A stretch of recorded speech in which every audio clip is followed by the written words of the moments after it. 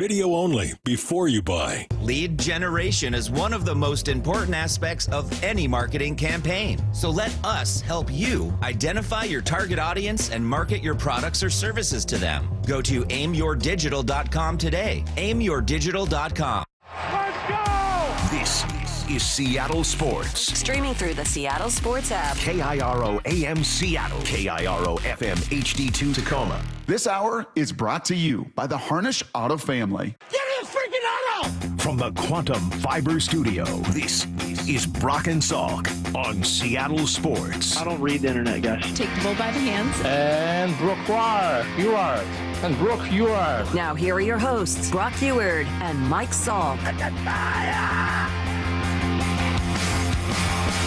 All right, let's go. Brock and Salk Show, Seattle Sports on 710, seattlesports.com, Seattle Sports app, podcast platforms, all of it, everywhere. You know, come find us. We need you. Man, Maura, I need your help, I think, right off the bat this morning. No talking to Lyle. I need help. I need you. Maybe need Lyle, too, but definitely you. I mean, you're a long-time trusted advisor, part of the show. I mean, how long have we been doing this now together? Over 3 years? Is that right? Since the Salk Show, probably. Yeah, like a little over it was 3 years, probably last September. So, like, you know, you're one of the people I feel most close to in the world. We work together every day.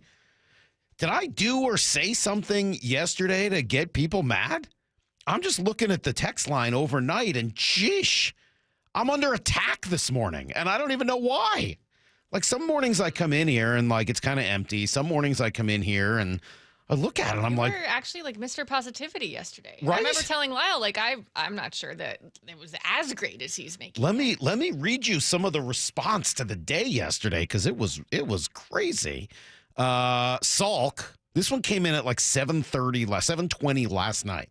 Salk, does knowing your career and your job and career will be over within 5 years concern you? Yeah. Why? Of course it would. Who wouldn't? Of course that would concern me.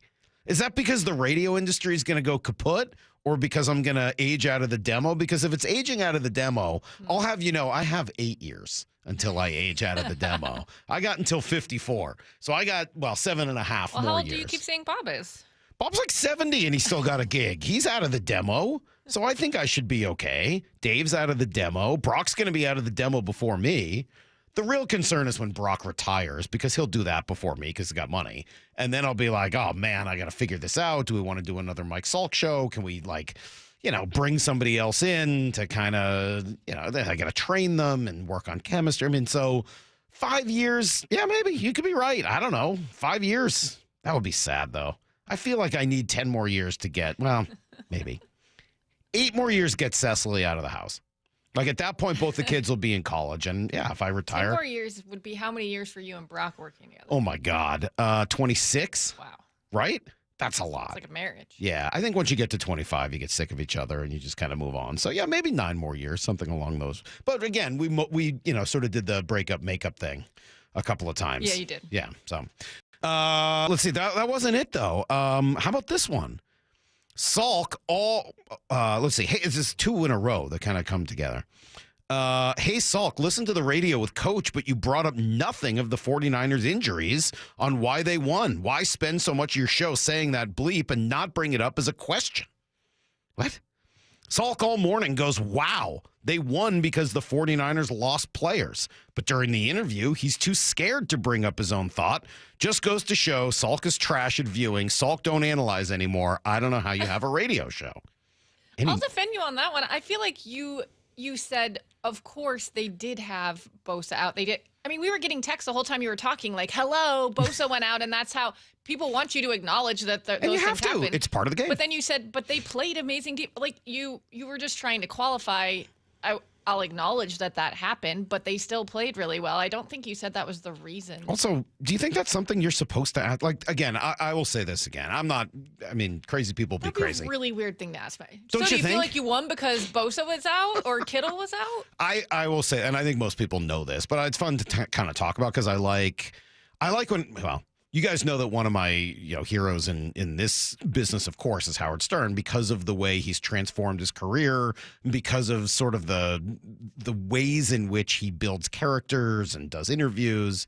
And one of the things I love on his show is when he kind of takes you behind the scenes of, here's how I do the show, here's what I'm thinking, here's what I'm trying to get across. And maybe I'm more interested in that than others because I'm in the business as well. But anytime he does that, I'm all ears. Like, oh, okay, yeah, I want to hear a little bit more about this. So I'll just tell you guys, like when we do those interviews, the goal for us, I think, is to have a conversation with the coach. Like it's not a chance just to test theories. It's not a chance to argue. It's a chance for them to tell their story, a chance to learn more about them, to learn about their thinking, to learn how it works to be the head coach in those situations. And it, changes from week to week. Sometimes you've got to ask really specific questions about things that happened in a game. Sometimes you do want to and as you get to know them better, learn more about the game of football. And I think I've learned a ton interviewing Pete Carroll over the years. And even the year I interviewed Belichick for a year, I found that I learned a lot from it, not necessarily about the Patriots or about how to conduct a great interview, because neither of those things ever happened, but just about the game of football. And if you could get him talking about the history and some of the concepts of the game, fascinating, right? Because that's who he is. He's one of the all-timers. I think that's sort of the goal as we interview coaches and managers and people along those lines, is to help understand what they're thinking. Not necessarily to get after them about whether or not I think there were injuries, which, by the way, was clearly a factor, but not the factor. Yeah, things changed when Bosa went out. Everybody has injuries. The Seahawks had injuries the first time they played. Yeah, and it was definitely a factor in that game. I mean, there is an element to where the 49ers are at, where they have... they've suffered a lot here over the course of the last year. We talked about it. Between the injuries they've suffered and some of the people that have walked out the door, Brock asked me, why did the Seahawks finally beat the Niners? Part of the reason is that the Niners aren't as good as they were. Well, they haven't beaten a team with a 500 record all year, or 500 plus record. From some angry Niners fans later. I took a trip over to the San Francisco sports radio scene, and a lot of them feel like Shanahan should have seen some of this coming with some of the aging and injury-prone players they have, and that he didn't properly set them up for this season. So he is under fire there. There's an interesting conversation about Shanahan to be had. I mean, again, if he was your head coach, I don't think you're moving on because of what a great offensive mind he is. But in a perfect world, and the perfect world does not exist, in a perfect world, Kyle Shanahan's an offensive coordinator and a play caller. It's what he's great at. I don't know that he's a great head coach. Seems to be good at it, but partly and maybe even mostly because of how great he is as a coordinator and a play caller. I'm not convinced he's a great head coach. Decent head coach. Great play caller and offensive coordinator. And I think you're seeing some of the effects of that. I think his decision-making in games is a little suspect. And I think part of that is because he's so consumed and so focused on what his offense is doing all the time. I think it's hard to do both. I think eventually one day, Mike McDonald will give up part of that. I'll tell you what, his decision-making, if you guys want to say one great thing about Mike McDonald, and there are others to say, but the one that stands out to me, I think more than anything else, is how good he's been in his decision-making during games. Challenges, fourth down calls, like all of those sort of 50-50 type decisions that coaches need to make during games. I don't know whether he's made the right play call every time. And obviously they haven't worked every time, nor do I expect them to. But his process, his thinking, his decision-making, man, I think it's been A+.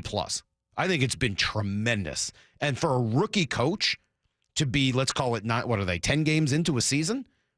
And to have made, at least to my eyes, and maybe you guys will quibble a little bit, but for the most part, having made no major errors of that nature, I think it's incredible.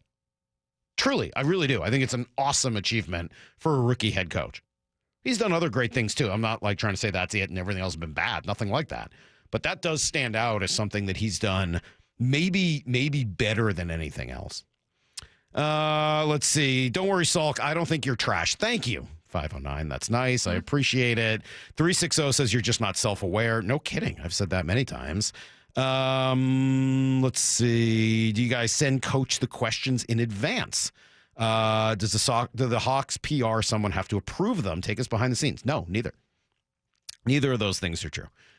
We do not send the coach questions in advance. We send each other the questions in advance. And then, they're sort of loose, right? I mean, you got to listen to what he's saying and follow up and be intrigued. But yeah, I usually have, I don't know, what would you say, 8 or 10 kind of notes. They're not fully formed questions. They're just to remind me of stuff I want to ask about. So I got maybe 8 or 10, usually for almost any interview we do, whether it's Mike McDonald or later today, the infamous John Gambadoro, Gambo from Arizona, Sports 98.7, the Arizona sports station. You can look up what those initials are for Arizona sports station. That's them. 98.7, the Arizona sports station. Yes, that's right. Names chosen by my good friend Ryan Hatch. Not necessarily what I would have chosen, but hey, that's what he decided to go with. And then he got promoted. Unbelievable. All right, let's come back. We'll give you guys everything you need to know, including a couple of Seattle legends who are going to be in the spotlight. It's next on Brock and Salk. When you're running the hurry up and don't have time for your favorite Seattle sports shows, listen to the podcast on demand. How about that? Unbelievable. Who would have thought? Every hour, every interview, every look behind the scenes. He is your new Seahawks head coach, Mike McDonald. We want to play a certain way, and you're just going to chisel away at it every day. Find us on SeattleSports.com, the Seattle Sports app, or wherever you get podcasts. All signs continue to point to it being the right hire. Never miss a minute of Seattle sports, the home of the Seahawks. Oh, could this vintage store be any cuter? Right? And the best part? They accept Discover. Accept Discover? In a little place like this? I don't think so, Jennifer. Oh, yeah, huh? Discover's accepted where I like to shop. Come on, baby, get with the times. Right, so we shouldn't get the parachute pants? These are making a comeback. I think. Discover is accepted at 99% of places that take credit cards nationwide. Based on the February 2024 Nielsen report. Shop early, save big, all month long during Black Friday build-up at Lowe's. Right now, get select pre-lit artificial Christmas trees starting at just $59.98. Don't wait to save. Shop these deals today, in-store or online, because Lowe's knows deals. Discount taken at time of purchase while supplies last. Selection varies by location.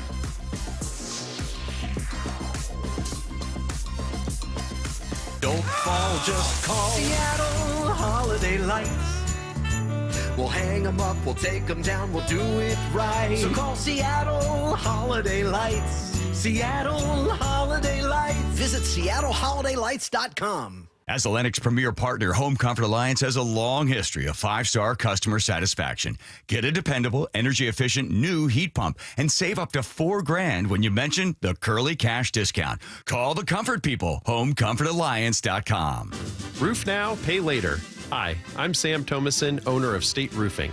Take advantage of our 0 down, 0 payments, and 0 interest for up to a year. We've partnered with leading lenders to make the replacement or repair of your roof affordable. Flexible financing options are available to take the worry out of an unexpected expense. Call us today at 866-ROOF-ROOF to schedule a free no-obligation estimate or visit us at stateroofing.com. That's stateroofing.com. State Roofing, the last roof you'll ever need. Guys, your testosterone level impacts your energy, libido, weight, and even ED. Schedule your free testosterone level check with the team at Revive Men's Health Seattle. Text the word BOOST, that's BOOST, to 65555 or visit ReviveMen'sHealth.com. Message and data rates apply. Message frequency varies. Text help for help and stop to cancel. ReviveMen'sHealth.com/privacy policy for how to opt in. Info will be used and ReviveMen'sHealth.com/terms of use for terms of service.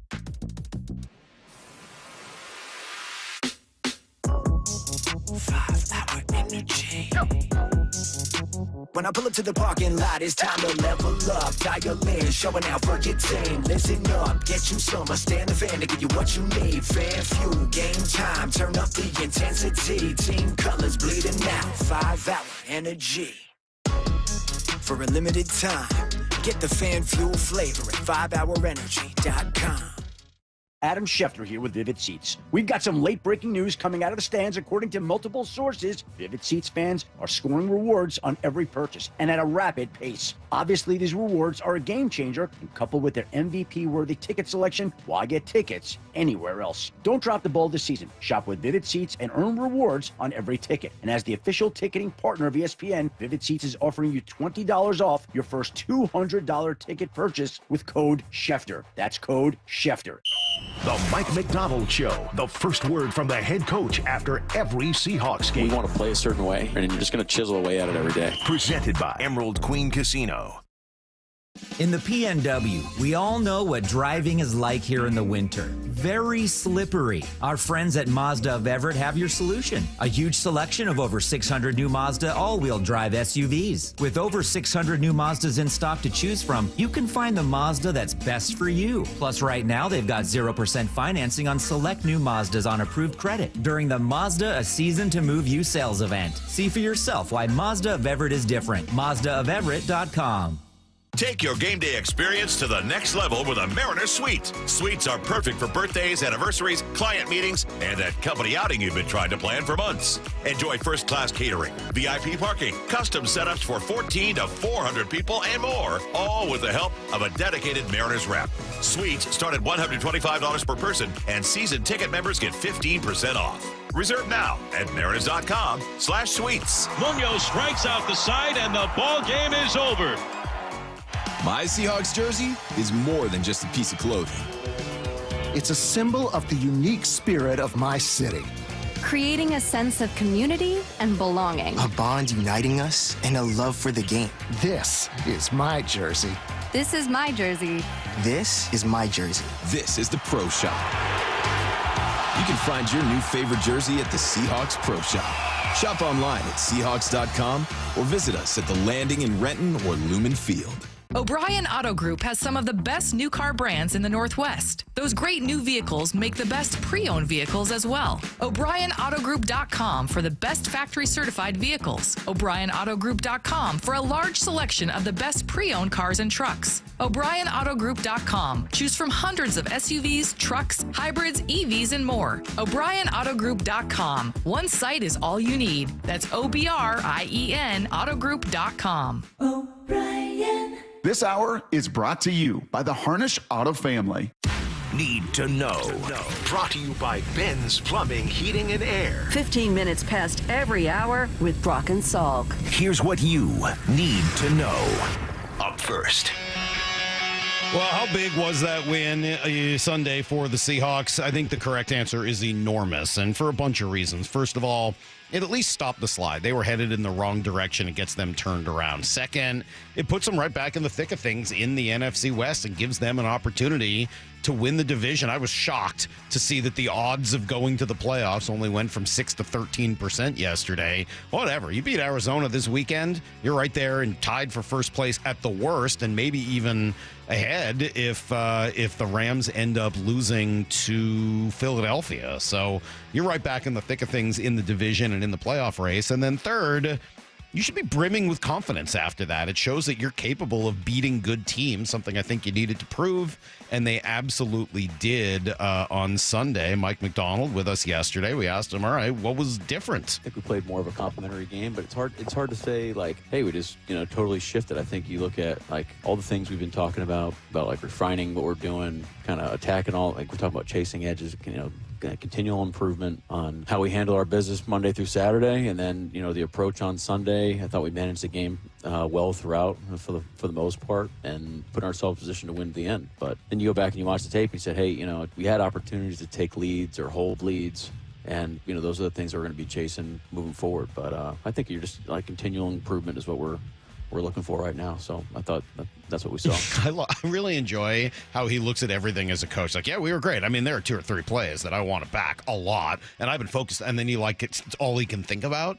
But at the end of the day, he played a really good game. And what they had on their offensive line did look different because of 40% difference in personnel. Getting Abe Lucas back out there, getting Oluwatimi in there. He was asked about Olu. Yeah, I think those stats are somewhat. I mean, for the most part, accurate in the past game. We got to shear up some of the stuff in the protections that we're doing, and that starts at center, and it starts as systematically as a coaching staff, and then it kind of trickles to the execution. So we got to look at that. But just like we said yesterday, talking about a guy that stayed ready since we had Connor come in and play center, and Olu stayed ready, started learning both guard positions and center, and was just a guy that was ready to go. And so when the opportunity came, he was prepared. And that's how you take advantage of those opportunities. Now, I wonder if learning the guard positions ends up helping him as well play center and just understanding a little bit of what everybody has to do. Anyway, you'll hear that whole interview coming up in 10 minutes. Not much of a mystery on Monday Night Football.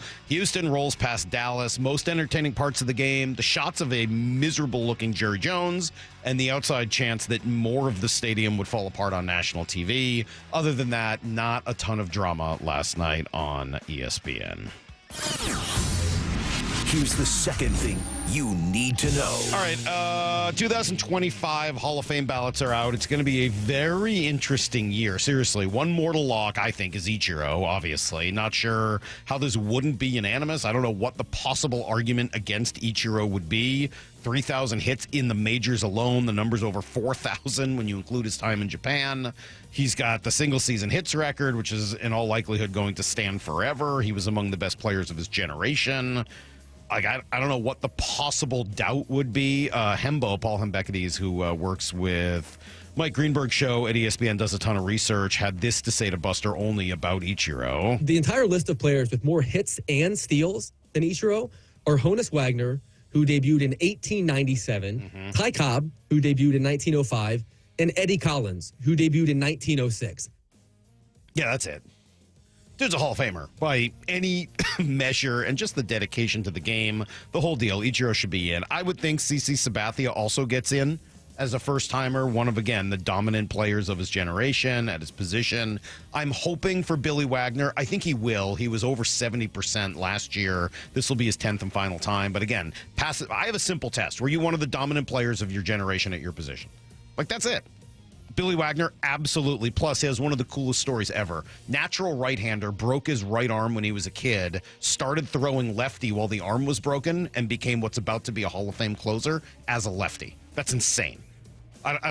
My mind can't comprehend that he did that. I thought he was amazing. Carlos Beltran, Andrew Jones, I guess both have shots here as well. And then the big question, Felix Hernandez. And I think it's a tough one. Would I vote for Felix? Yeah. Again, using my metric, was he one of the most dominant players of his generation at his position? Absolutely. Abso-freaking-lutely. He was. Now, there's some counting stats that are going to work against him. I don't know how much longevity Felix had, and it kind of fell apart at the end.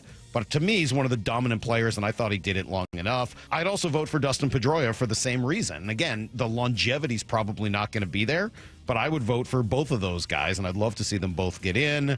Brian McCann, another fun name to watch, absolutely beloved by his teammates. I'd be shocked if he has a shot. Hopefully he'll stay on the ballot at least, but that's a guy that I know his teammates are just obsessed with. Here's the third thing you need to know. Maybe a little more baseball. Rookies of the Year announced yesterday in both leagues. Congratulations to Paul Skeens and Luis Gil. Gil? We're going with Gil, right? Or is it Heel? It's Heel. Heel. Luis Heel. A couple of young pitchers who win. Honestly, and here's why I don't mean any disrespect to Luis Heel, but I think the top three finishers in the National League all would have won in the American League. Maybe even the fourth. Skeens was unreal. No problems with him winning whatsoever. Jackson Merrill is a Rookie of the Year. I know he didn't win it, comes in second place. If he's in the American League, he is the Rookie of the Year. 26 home runs, an OPS over 800 after moving to center field, skipping AAA, coming up as a shortstop. Rookie of the Year. Now, unfortunately, Skeens was just insane. And Jackson Chourio would absolutely have a case as well. And if he's in the American League with 21 home runs and 24 stolen bags, yeah, that's a pretty good crop in the National League. Big question across baseball, of course. Will Juan Soto be returning to the National League? He's meeting, today with the Dodgers? Obviously, they have the cash to sign him if they want to. My prediction today, Juan Soto will remain a Yankee. The Yankees match whatever he is offered, and he decides to stay put in the Bronx. That's my guess. It's everything you need to know, and we do a quarter past every hour here on the Brock and Salk Show. I think that's a reason. Like, you can say the Mariners should do this, or every other team should be in it on Soto. You're right. They should. I think the Yankees will match whatever it is. I think, like, honestly, it's a fool's errand no matter what. Whatever you put out there, I think the Yankees will match it. I feel like it's going to be the Mets. I think the Yankees will match whatever the Mets do. Yeah, I just don't think Steve Cohen's going to get outbid. I think he's going to stay in. Well, maybe. I mean, Cohen certainly has the money. If he truly wants it, he could just keep going and going and going until the money becomes stupid, and maybe he will. But gut feeling, he likes it in the Bronx. He wants to stay there. And the Yankees will do what they often do. It's like, yeah, go out and see what the market is, and then we'll just pay you whatever that is and stay here. And I think when it's all said and done, that's how it'll end up working out. We'll see. All right. Hey, we got these new mugs here. We've been using normal mugs. Have you guys seen these? These are our new My Northwest mugs from mynorthwest.com. They're cool. They're black, sort of like a matte black finish, right? So when you start using them, they're great. But after now using it for the first day here today, and Lyle, I see you taking a drink from yours, a little bit form over function. A little bit. Good looking mug. Also? Well, they look good, right? And they feel nice. Mm-hmm. You got to love the way they feel. They have that sort of, I don't know, almost like a different kind of, like a dull ceramic instead of the sort of shiny ceramic. They feel nice. But they're too wide. They're really wide on top and then kind of short. So it's the same amount of liquid, but you get more surface area exposed to the room temperature air. So you're just cooling down your tea or your coffee a lot quicker. So, yeah, I would get busy working and my coffee would get cold every day. And Justin was thoughtful enough to give me this little, I don't know what brand this is, thermos coffee thing? Yeah, but I like that these mugs get washed by somebody else. So, like, I don't have to deal with it when I'm done. I put them in the dishwasher over here and they go away. And then I come back and take another one. In any event, this one, good mug. I mean, it feels nice and it, like, kind of has a good look to it, but I don't know. Everything's getting colder a lot. Cold tea. Yeah, a lot fast. And cold tea is disgusting. All right. You guys want to hear from Mike McDonald? He was pretty good yesterday. Very insightful as to what his team did and why they won and who was responsible. Stick around. You'll hear it next on Brock and Salk. Seattle Sports, your home for Wyman and Bob. Would you call this, considering the opponent, where the game took place, and basically what was at stake, was this the best defensive performance of the season? Yeah, I think so. Weekdays 2 to 7. It was amazing how they just executed and everything was just so tight. The margins were so tight. But for the most part, what I saw was guys winning their individual battles, and that they allowed one play over 20 yards. That's what happened. That was an impressive day for the defense. On Seattle Sports and 97.3 FM HD2. I don't feel so good. You do feel hot. Dayquil Kids will take care of that fever. What about my cough? Dayquil Kids has that covered. Will it make my throat feel better? Yes, that too. But will it taste good? Yep, Dayquil Kids comes in your favorite flavor. Purple? Well, yes, it's grape.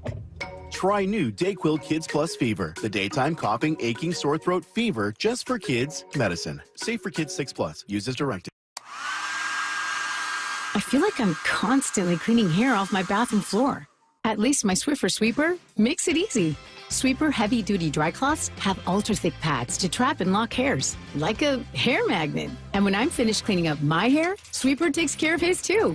Now the hair's gone, all thanks to Swiffer. Try Swiffer Sweeper heavy-duty dry cloths. I promise you'll love them or your money back. And also try Swiffer Sweeper Wet to make quick work of tough, sticky messes. At Sound Pain Solutions, some of the most difficult cases we see are patients suffering from failed back surgery syndrome. Bill is an avid golfer, but his pain got so bad he couldn't play and was considering surgery. My back was killing me. I could not play any more golf. I could not walk more than half a block. I did not want surgery on my back, and I researched many different ways of getting this fixed. Behind that was horror stories from my friends who had back surgery, but it wasn't worth it, and I just made conclusion to that. There's got to be another way. I'm Dr. Mark Shelley, a chiropractic neurologist at Sound Pain Solutions. We were able to get Bill back on the course without the risk of surgery. We did this using non-invasive, FDA-cleared procedures like non-surgical decompression, laser, pressure wave, and bioelectrical treatments. Now, Bill is back to playing golf and enjoying life. Schedule a free consultation to learn if you qualify for our non-surgical and drug-free treatment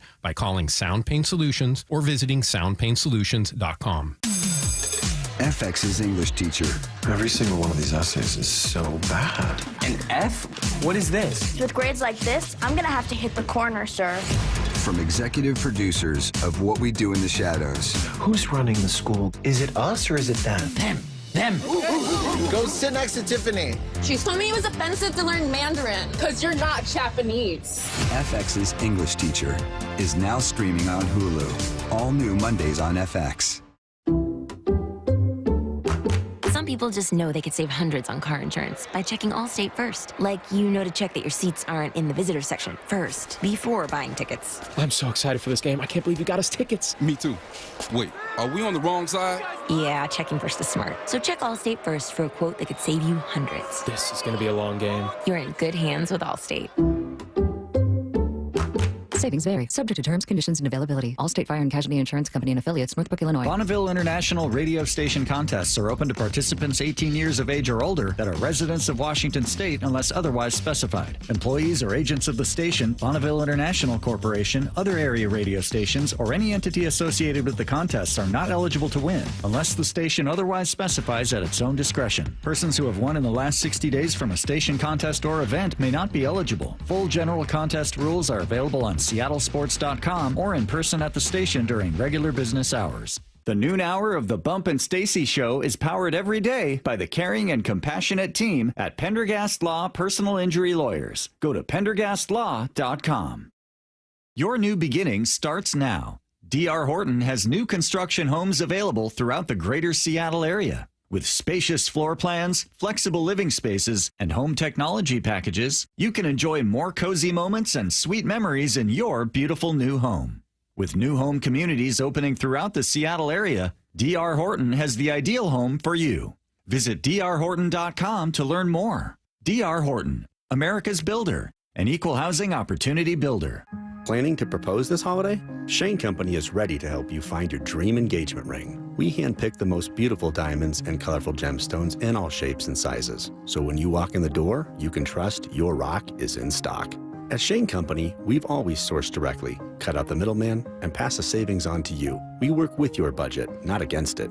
We'll also protect your ring for life with our free unmatched lifetime warranty. Come see us at shaneco.com and in-store. Shane Company, your friend and jeweler. The Harnish Auto family has always found ways to make a difference in our communities, and the need never stops, and neither does the Harnish Auto family. Hey, Brock Heward here. With the holidays approaching, we often think of those less fortunate. Food bank supply, well, it's at an all-time low, but we can help. Drop off non-perishable food items at any of the 6 Harnish dealerships this November for food banks from Everett to Puyallup. Visit Chevrolet, Buick, GMC, Subaru, and Volkswagen of Puyallup, or Chevrolet and Kia of Everett to donate today. It's a Harnish Auto family where people matter. This city is like none other. In Seattle, we ball out. Reno steps up, throws the slam. What a catch! We stand on business. Turns outfield. Got him under. We unite 12 as one. There he goes. DK. And we get loud. Touchdown! Seahawks! Really loud. Because this city lives for Sunday. Get your tickets for Seahawks game days at Lumen Field and experience what this city lives for. Visit Seahawks.com today. Brock and Salk's Rewind is presented by Toyota of Kirkland. Hey, let's go now. Let's go. The Mike McDonald Show. The first word from the head coach after every Seahawks game. It's a work in progress since the day you walk in the door. Presented by Emerald Queen Casino. Yes, sir! Coach, good morning. Congratulations. Nice win yesterday. Thanks. Yeah, good to see you guys. Nice to see you as well after the bye week and all that. What was different yesterday? What was different? Oh, man. I mean, it's hard to – I think we played more of a complimentary game, but it's hard to say, like, hey, we just, totally shifted. I think you look at, like, all the things we've been talking about, like, refining what we're doing, kind of attacking all – like, we're talking about chasing edges, continual improvement on how we handle our business Monday through Saturday, and then the approach on Sunday. I thought we managed the game well throughout for the most part, and put ourselves in a position to win at the end. But then you go back and you watch the tape and you said, hey, we had opportunities to take leads or hold leads, and those are the things that we're going to be chasing moving forward. But I think you're just like continual improvement is what we're looking for right now. So I thought that's what we saw. A bunch of game balls yesterday. And by the way, you've got just tremendous technique, spinning them, confidence, delivering those suckers.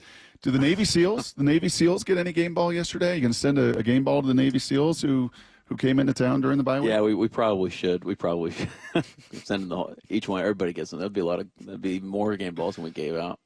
It was 5 game balls. That's a lot, but you use the term "clean your room." We used that in the presser yesterday. Is that a Navy SEALsism? Cleaning or clearing room. Yeah, clearing your room. Sorry, not cleaning. Cleaning and clearing. The next room. Is that a Navy SEALs? Your kids. That's different. Yeah, clearing the room. Is that a Navy SEALsism? May or may not be. Yeah, I like it. How big a deal was that last? We had Jay Glazer come on Veterans Day, which was awesome. Kurt Menefee came on as well. They had obviously been down with the SEALs in San Diego for their Sunday before Veterans Day. But I think it was Jay that hit on that you did bring those guys in and I know that's not new. You've leaned into that in the past, but that play a little bit of a role, or can you kind of talk through some of that with us? Well, I mean, it was just a great opportunity. I mean, it's just such a cool. I mean, how many times you get an opportunity to hang out with those type of people and learn from them and kind of share each other's worlds. So that was awesome, and our guys were great. I was really proud. Just like we had awesome questions and they were locked in, and I really felt like we grew as a team. I'm not saying some like critical turning point in our whatever, but it was I would say it was a significant experience, and it gives us some like we speak our language here, but now like you can put some context behind it and draw some parallels and connect some things on some concepts, some ideas about just kind of how we want to operate with our mentality. And yeah, I mean, it was awesome. It was awesome. I mean, there's no. I don't want to spend all morning on this, but just because you saying it kind of piqued my curiosity. What kind of questions did the guys have for the SEALs? Well, I think Jay hit it in his thing on Fox, but we at that point in time we were you go in with game plans and you have plans, and as a football team you want to win every game, and now you're hitting adversity. So what's the mentality? What's the talk like? What's the spirit? What's the thought going into the whole thing on? Hey, we thought it was going to go this way, but it didn't. And now you're talking about with these guys, if it doesn't go, there's no second chances in their world. So how do you ensure victory and win the fight, so to speak, when inevitably something's not going to go the way that you want it to go. Talking to Coach McDonald after a nice win yesterday, defense sure looked like it played well. I know you've talked a lot about communication. How was the communication for the defense yesterday? I thought they did a great job. We had there's a couple. It's funny you guys ask these questions, and it's like I want to be like, yeah, it was freaking awesome, but but then you watch the film. Then I'm like, well, there's two play. You think of the two or the three that you leave out there.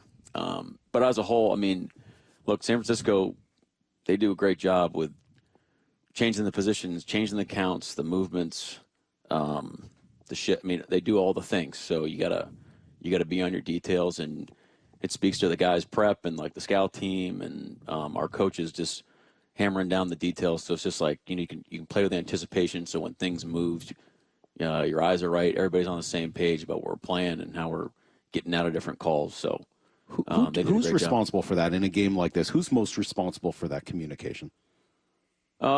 Safeties and linebackers for the most part. Yeah, safeties and linebackers. And are you allowed to? I mean, the green dot on defense, does that work the same way as it does on offense, where you can be in their ears up to a certain? Yeah, it clicks off at 15 seconds. And do you spend a lot of time communicating during that time with them? I don't know. I don't know how many other. I don't know what other coordinators do, but I like talking to the guys. And that's is that Ernest? Was he the green dot yesterday? He's probably tired of hearing about it. I'm always telling him to tell somebody else. Oh, interesting. In the huddle, hey, whatever. He's looking at me like, huh? But and then that goes all the way through to they're lined up, they're getting ready to go. You got 15 seconds left, and you're still in their ear saying, tell so and so to move over a gap or whatever it may be. It's a little different. Sometimes the play, it's just the cadence is a little bit different. It just varies. Uh-huh. So there's sometimes where they're out of the huddle at outside of 15 or inside of 15 seconds, you can't say anything. And then there's some where out of a TV timeout or a stoppage or whatever, when it starts at 40, then you might have an extra couple things if you want to get it to them. But Coach, I think you'll learn something about this market is the fans here love to get to know their players. And, and that's not unique in a lot of other markets, but there's like a great attachment. You saw that back in the day with all the Legion of Boom guys and all their personalities. Yeah. And I think this fan base just starting to get to know Ernest Jones a little bit. And obviously yesterday, 13 tackles, some awesome stopping power. Behind the scenes, who is he? Man, I think we're still getting to know him too. But I mean, he's like Cool Hand Luke, man. He's just like super, like he's just steady, poised, loves ball. He's just like we love guys that love football because we're going to do a lot of it, and if you love it, then like the process will kind of. We believe that if we do it right, we'll take care of itself, and you kind of grow throughout doing it. If you kind of resist the process and like football is not fun to you, and you're kind of like you like what football does for you, but you don't like doing football. This isn't a great program for you because we do a lot of it and we're constantly talking it all the time. And so he's one of those guys that loves ball and kind of wants to know the nuances and it's the game's slow for him. And then obviously we've seen what he's been able to do on the field and I think like this is hopefully just the beginning of it because there are some details that we're chasing on that he's just going to get a feel for like how we play certain plays might be a little different than how he's played it. And that'll just come with some more reps. But, yeah, he's a heck of a guy. We love him. I'm going to guess Spoon falls into that category as well. Spoon definitely falls into that category. I mean, he gets the game ball yesterday. But I mean, just every time you talk about him, I can just your demeanor almost changes. There's just something about him, huh? Yeah, I mean, talk about I'm on record with this, but just guys that have that type of spirit and enthusiasm and competitiveness. And that love the game and it makes sense to them and they can do the things that you can kind of layer and start to really have some have some stuff that you can give to offenses and we get a lot of guys like that, but Spoon, everybody loves talking about him and rightfully so, and he deserves people to talk about him. Were you in Baltimore with Earl at all? Yeah, that was 2019. And Earl. Unique character in his own right, but is there some similarity? Brock and I were talking about a little bit earlier today. Is there some similarity there with not just the speed, but just that love and sort of the way they affect their teammates? Yeah, well, those guys talk about two totally different personalities. Earl was like a savant. He just is. He was going into a completely new scheme that he hadn't played. But we were trying to do what he does so well and kind of put it into what we were doing. And but he was playing the post from 8 yards. I mean, he was doing some crazy things, but we never got the ball thrown over our heads. It was some of the stuff that he was able to pull off was pretty cool. But the common denominator there, love of the game, love playing football. When the lights came on, that 29, he was bringing it. The guy played incredible. He played with his hair on fire. How did the tape look this morning, Mike, with a couple of these guys that they got a lot more run than they've gotten all season long? Let's start with the guy next to Ernest. Let's talk about the rookie Tyrese Knight. How did that go for him? I thought he played well. It's a good start. Hey, you're a rook, man. We're not going to tell you how sweet you are. How about Abe and keep doing your thing? How about Abe and you had to show, before just on him, you had to have a lot of faith in him, right? I mean, you guys made a pretty we do. Of course, big we have move a lot of at faith linebacker. You had to have some real faith that he was going to come in and do that as a rookie. That's a fair question. But I'd also say we have even higher expectations. So hey, good start, great job. We won the game. Let's do it again. Keep building. They had a cool shot, Mike, on the TV of the first offensive drive, and Abe Lucas shot on that field like he did at Murphy back in the day in high school. He was ready and raring to go. How did he come out of it, and how did he play? I thought Abe did a great. For considering all the things, I thought he played a really, really good game.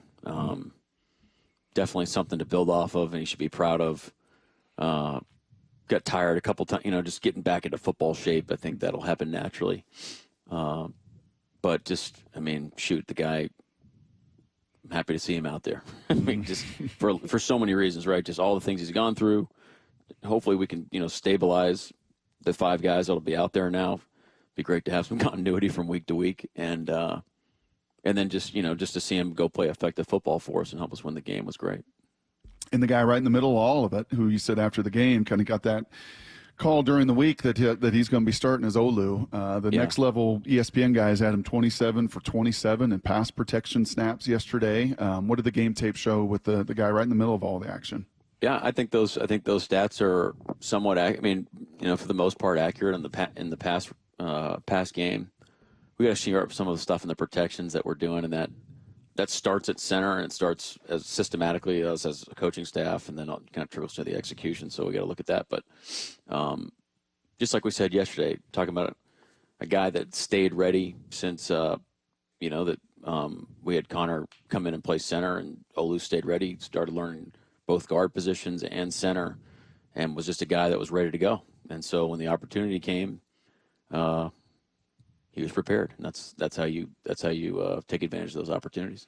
Talking about Abe some more and what he brings, the story is awesome, and just getting to see him, a guy everybody likes, back out there and playing again. From a football perspective, how does he make you better? Well, I think the first thing is just the guy's tough as nails, he's super physical, plays the way that we want to play up front, finishes plays in a dominant position. That's the first thing. Not that our other guys haven't done that, but that's the kind of Abe's calling card.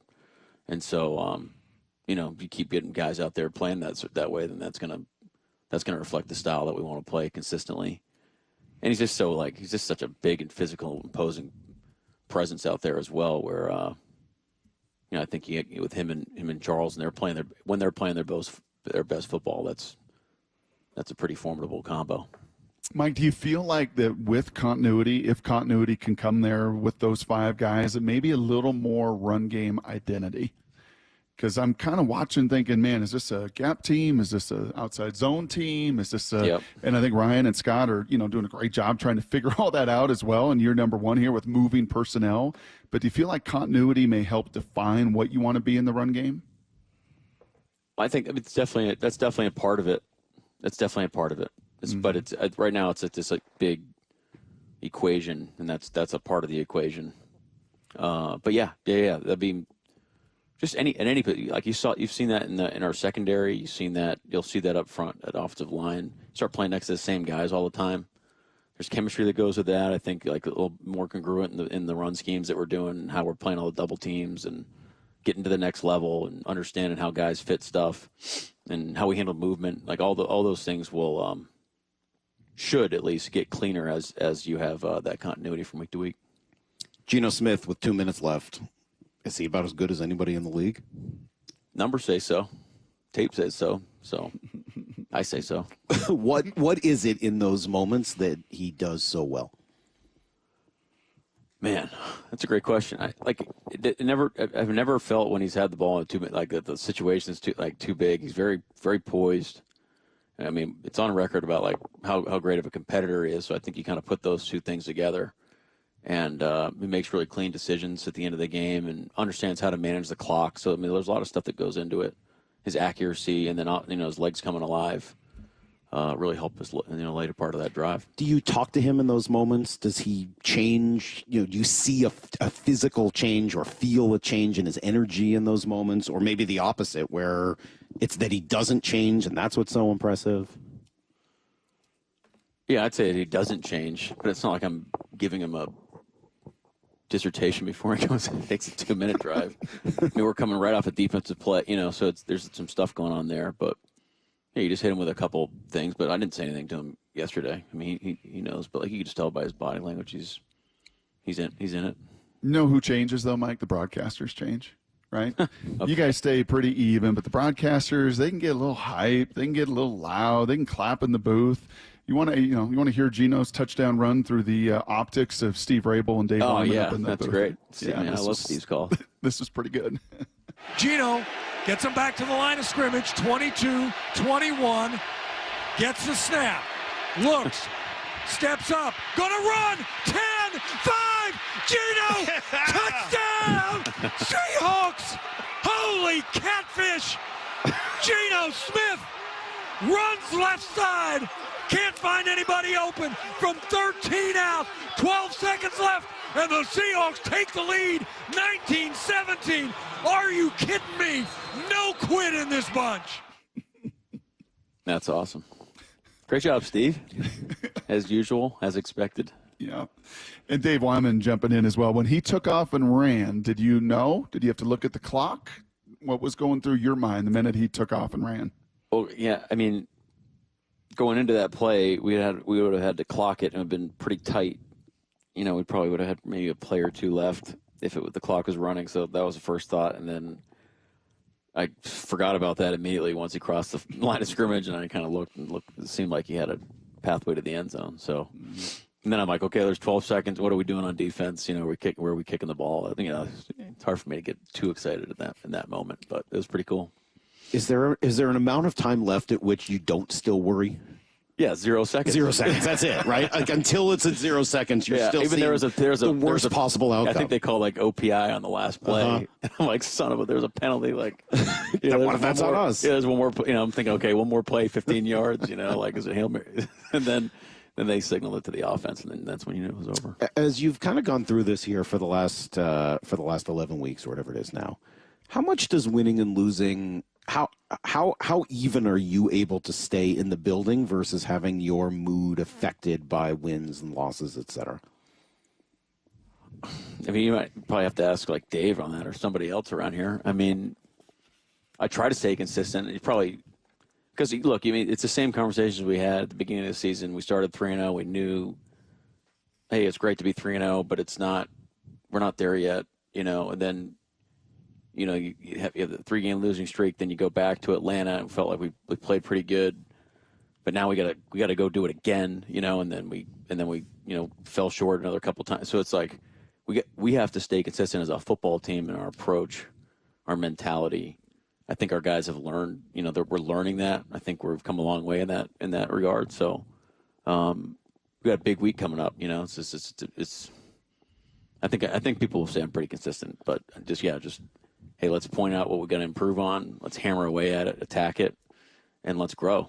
Because we got a great opportunity now. I think for at least to share a first place after this week. So, everything we want to do is in front of us. We got to go make it happen, though. Pretty cool. Hey, last thing real quickly here. Outside of D, did he come out of yesterday fairly healthy, Mike? Did Abe come out of that game okay? To my knowledge, yeah. I'm sure he's sore as heck, but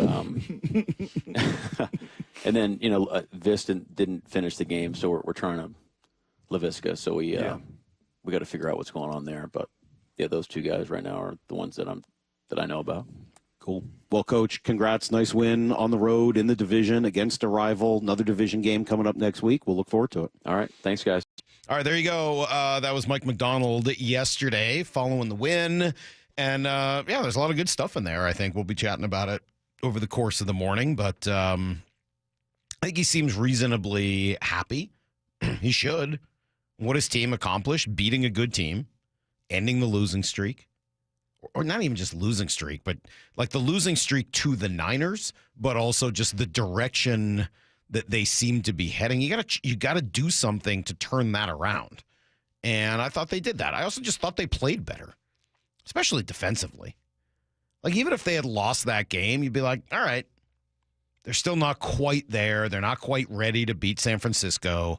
But defense for the second game in a row really looked like the type of defense that Mike McDonald was supposed to bring here to Seattle. That's a huge deal, right? Especially if you're not necessarily of the belief that they're going to win a Super Bowl this year. And I think that would be hard to think.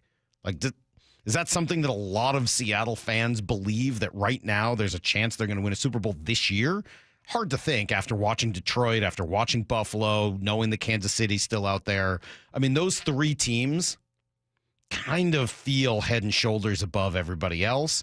And then there's another kind of second tier that's probably still above you as well. And you're part of a large group of teams in what is probably a third to fourth tier, depending on how you play down the stretch, right? You could maybe get yourself into that second tier, but you're probably not going to be in the same grouping with those three teams and maybe one or two others.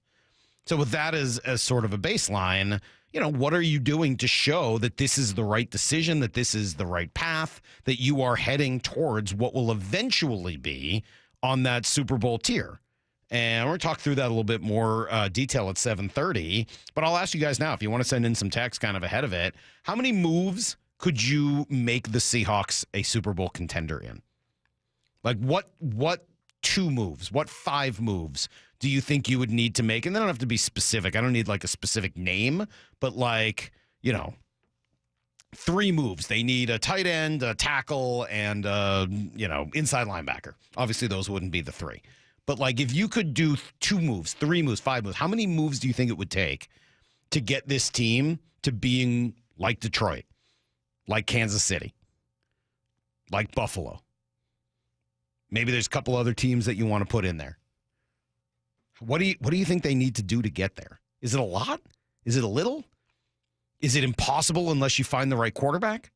Like, where are you on that? We'll talk through it a little bit more detail at 7:30. Up next, Brock and I both struck by one thing Mike McDonald said yesterday, and it may explain some of the, maybe inexplicable decisions the team has made here over the course of the last few weeks. We'll explain next on Brock and Salk.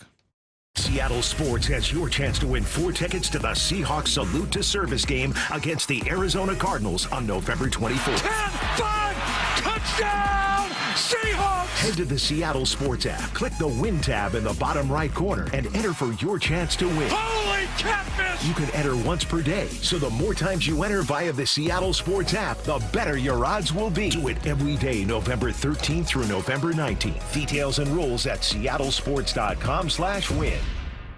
Cressy Garage Doors.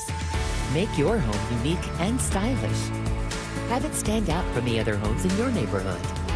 The #1 return on investment for your home. Cressy Garage Doors. Since 1952. Hey Seahawks fans, Tyler Lockett for Brown Bear Car Wash. We've got the perfect play for a spotless car. With the Unlimited Wash Club, you can keep your car game ready all season long. It isn't clean unless it's Brown Bear clean. I've always said, the car sales in the 1980s and 1990s, earned the rep that we have today. The concerns that consumers have because of what has happened in our industry in the past, they're warranted. It's our job to show them that that's not how business is done anymore, right? It's very different business. It's much more transparent. There's much more information that's available to people, and we're much more customer focused than I think the car industry was, 20, 30 years ago. I'm more focused on providing good customer service and relationships, because I think if you take care of people, money will always come. So I think just the philosophy and the focus for us has changed, where I was constantly chasing a paycheck, and now I'm just constantly trying to take care of customers and employees, because I know if I do that, then my paycheck will take care of itself. The LJ way is the Lee Johnson Auto family. Guys, your testosterone level impacts your energy, libido, weight, and even ED. Schedule your free testosterone level check with the team at Revive Men's Health Seattle. Text the word BOOST, that's BOOST, to 65555, or visit ReviveMen'sHealth.com. Message and data rates apply. Message frequency varies. Text help for help and stop to cancel. ReviveMen'sHealth.com/privacy policy for how to opt in. Info will be used, and ReviveMen'sHealth.com/terms of use for terms of service. You ever try fixing your car and realize you're missing that one part? Yeah, been there. That's why eBay's my go-to. They've got millions of parts, guaranteed to fit. I'm talking brake pads for when yours have seen one too many miles of stop and go. Oil filters, because you don't mess around with your engine care. Even got this cold air intake on my watch list. I might just go for it. To keep the ride cool and your DIY streak hot. Find all the parts you need at prices you'll love. Guaranteed to fit every time. eBay. Things people love. Eligible items only. Exclusions apply. At the Home Depot, we know you can't control everything, like when your guests arrive too early for Saturday college football. But you can control your grill. With the Traeger Timberline XL, you can watch the game, not the grill. Monitor your football feast from anywhere using the Traeger app. With the Timberline XL, you can bake, smoke, sear, fry, and saute. That's Desmond Howard level versatility. Huddle up, the food's done. Defend your game time with Traeger and the Home Depot. How doers get more done. At Fisher Investments, we may seem like other money managers, but we're different. What makes you so different than the rest of us? We ensure clients receive unparalleled service at every step of the relationship. Tell me more. Our investment counselors focus on service over sales, prioritizing clients' needs. How do you make money? We don't sell any commission-based products. We have a simple management fee based on the value of our client's portfolio. So we do better when our clients do better. What about client portfolios? We get to know each client, their finances, family, health, lifestyle, and more, and then we tailor a portfolio based on their specific goals and needs. Your clients really come first then, huh? Yes, we make them a top priority. Our goal is helping them achieve a comfortable retirement. Wow, maybe we are different. At Fisher Investments, we're clearly different. Learn more at FisherInvestments.com. Investing in securities involves the risk of loss. FX presents American Sports Story, Aaron Hernandez. Football is all I got. Everything's okay when I'm playing ball. You can't make mistakes, Aaron. People are watching you. From executive producer Ryan Murphy. Is there something that you want to tell me? You don't know the kind of thoughts I have. FX's American Sports Story, Aaron Hernandez. All new Tuesdays on FX. Stream on Hulu. Finding the right employee for your company is tough. One wrong hire can be a major setback. You're not alone if you face this. A recent survey by Robert Half shows nearly half of hiring managers readily admit to making a bad hire. Luckily, there's a solution. With Robert Half's specialized recruiter's experience, combined with our award-winning AI, you can have the right skilled professional in place quickly. We understand what it takes to build winning teams because at Robert Half, we know talent. Discover how we can help at roberthalf.com/talent. Let's go! This is Seattle Sports. Streaming through the Seattle Sports app. KIRO AM Seattle. KIRO FM HD2 Tacoma. Home of the Seahawks, Mariners, and everything Seattle sports. Give me a freaking auto! From the Quantum Fiber Studio, this is Brock and Salk on Seattle Sports. Brock Heward and Matt Marcus. Sorry about just Mike. Heward, not exactly Joe Cap there in the pocket. Now here are your hosts, Brock Heward and Mike Salk. Hi, buddy. Good morning, Michael. Did you gird your loins this morning? I always do. Good. Because Gambo's coming on. I know. I was just telling Lyle about Gambo. I was giving him some of the behind the scenes stories of Gambo, and yeah, what a character. Lyle's got some Gambo in him. Lyle's got, No, it is not. Yeah, some have said he's a young Gambo. I don't think so. No. He's a young Gambo. Come on, Gambo. Not it. Not the word I would don't use. do that, Gambo. I wouldn't do that to you, Gambo. No, I don't think so. No. I don't see that at all. No.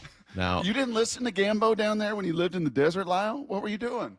No, I listened to him a little bit, and I knew some people that interned for him. I just didn't hear any of the stories, crazy I guess. Stuff? Oh, he's crazy. He's pretty crazy. So he's going to join Gambo, of course, of the Arizona Sports Station. Yes. The greatest initials in all of sports radio, the Arizona Sports Station. He will join us at 8:30 this morning. New Yorker turned Phoenician, who was... Morris sent out the email, Brock, to all the producers to let them know that we'd be having Gambo on, which I thought was good. So just to make sure nobody else reaches out, because I know everyone else will be clamoring to talk to Gambo this week. So thankfully, we've locked him down. So he's ours for this week. We've got him. It's hate week. Yes. I figured it was. If you want to hate the Cardinals, it's a good first start. So I don't want to hate on the Cardinals too much. They look pretty good. So we talked to McDonald yesterday, and as usual, the show ends immediately as soon as we're done. So we don't get much of an opportunity to talk about it. But through text back and forth and emails last night, et cetera, it was pretty clear that you and I were both struck by McDonald talking about guys who truly love ball. Yes. And it came up kind of naturally, organically, when we asked him about Ernest Jones and what he's seen so far from his new middle linebacker. Man, I think we're still getting to know him too. But I mean, he's like Cool Hand Luke, man. He's just like super, like he's just steady, poised, loves ball. He's just like we love guys that love football because we're gonna do a lot of it, and if you love it, then like the process will kind of. We believe that if we do it right, we'll take care of itself, and you kind of grow throughout doing it. If you kind of resist the process and like football is not fun to you, and you kind of like you like what football does for you, but you don't like doing football, this isn't a great program for you because we do a lot of it and we're constantly talking it all the time. And so he's one of those guys that loves ball. Yeah, and we have heard that, right, for a long time. And if you travel around 31 organizations, Salk, and you chat with all their GMs, I mean, just like any business, want to find employees that love what they're doing. It's why Lyle's a part of this thing. I mean, he just loves this medium. He loves radio. He can't get enough of it. He wants it all the time. He's texting me after the show, calling me every night. Like, he just can't get enough of this medium. Well, maybe calling you? Well, maybe he's got it. There's no way he's ever called you. No, I don't believe that for one second. There's no way a 26-year-old kid called you. No chance. We were at the dinner table last night. And do you know the New York Times thing, this like study from, I don't know, it was like 20 years ago that's like it's been like a long-lasting study. It's like 36 questions to fall in love. Do you know about this? No. Have you ever heard about this? No. Is this a longitudinal study? I think it is. I think it's a longitudinal study. But there's like 36 questions, and you learn about each other. You both answer the questions. And they're like, if you could have dinner with any person in the world, who would it be? It's those types of questions. I vaguely remember this being a thing a few years ago. Okay. Anyway, one of the questions was, do you rehearse what you're going to say before you call someone on the phone? And so we were talking about it at dinner last night, and our kids both looked at each other like, I've never called anybody on the phone. What do you mean? What do you mean call someone on the phone? What does that even mean? Oh, my gosh. How do you call someone on a phone? Like they were completely aghast at the idea that you would call anybody using a telephone. Yep. So, yeah, I don't know whether Lyle, Lyle's you don't calling call TJ. Do you guys ever call and talk, or is it all text? FaceTime. Maybe once or twice. No, I call people. You do? You do? You like to talk on the phone? It's fine.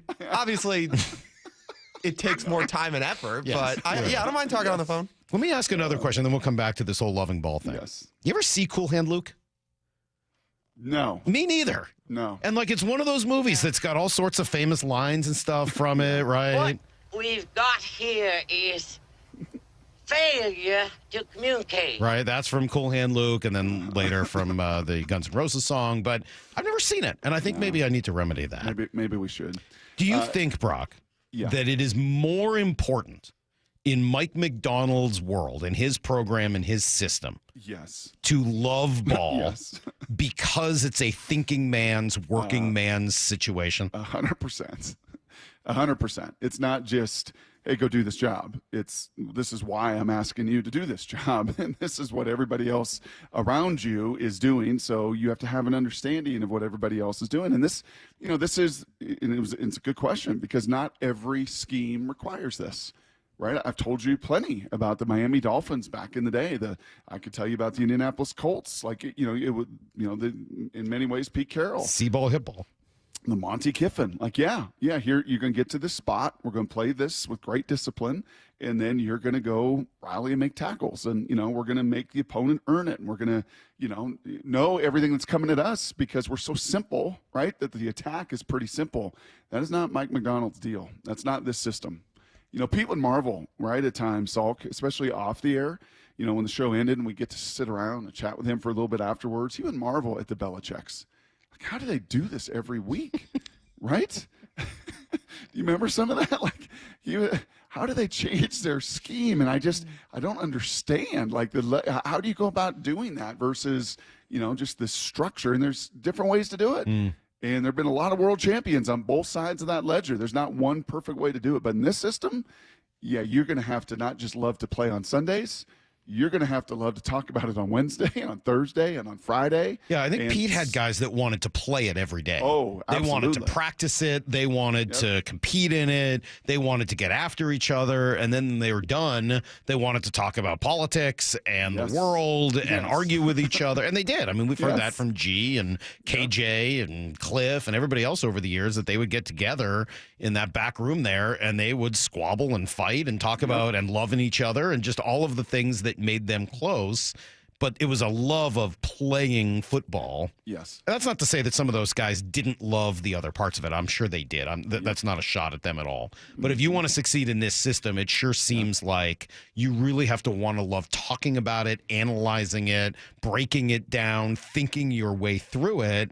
And by the way, you can't have 53 of those guys. No, but you can have a few. Yeah, you leading your have, team, and there's probably a couple of key spots. Yep. And I got to imagine that middle linebacker and safety are two of them. Yep. And I don't know that it's an accident that we've seen changes at those two spots. Yes. But I don't think Rayshon Jenkins is getting his job back. Do you?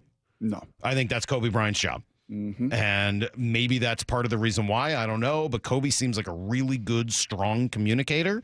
And I don't know whether that was necessarily Jenkins' strength. We'll see. Maybe I'm wrong, and maybe he comes back and takes a job back. But I got the sense he's been wally pipped. Oh, no, Dotson's not. Yeah, Dodson and Baker definitely aren't getting it back.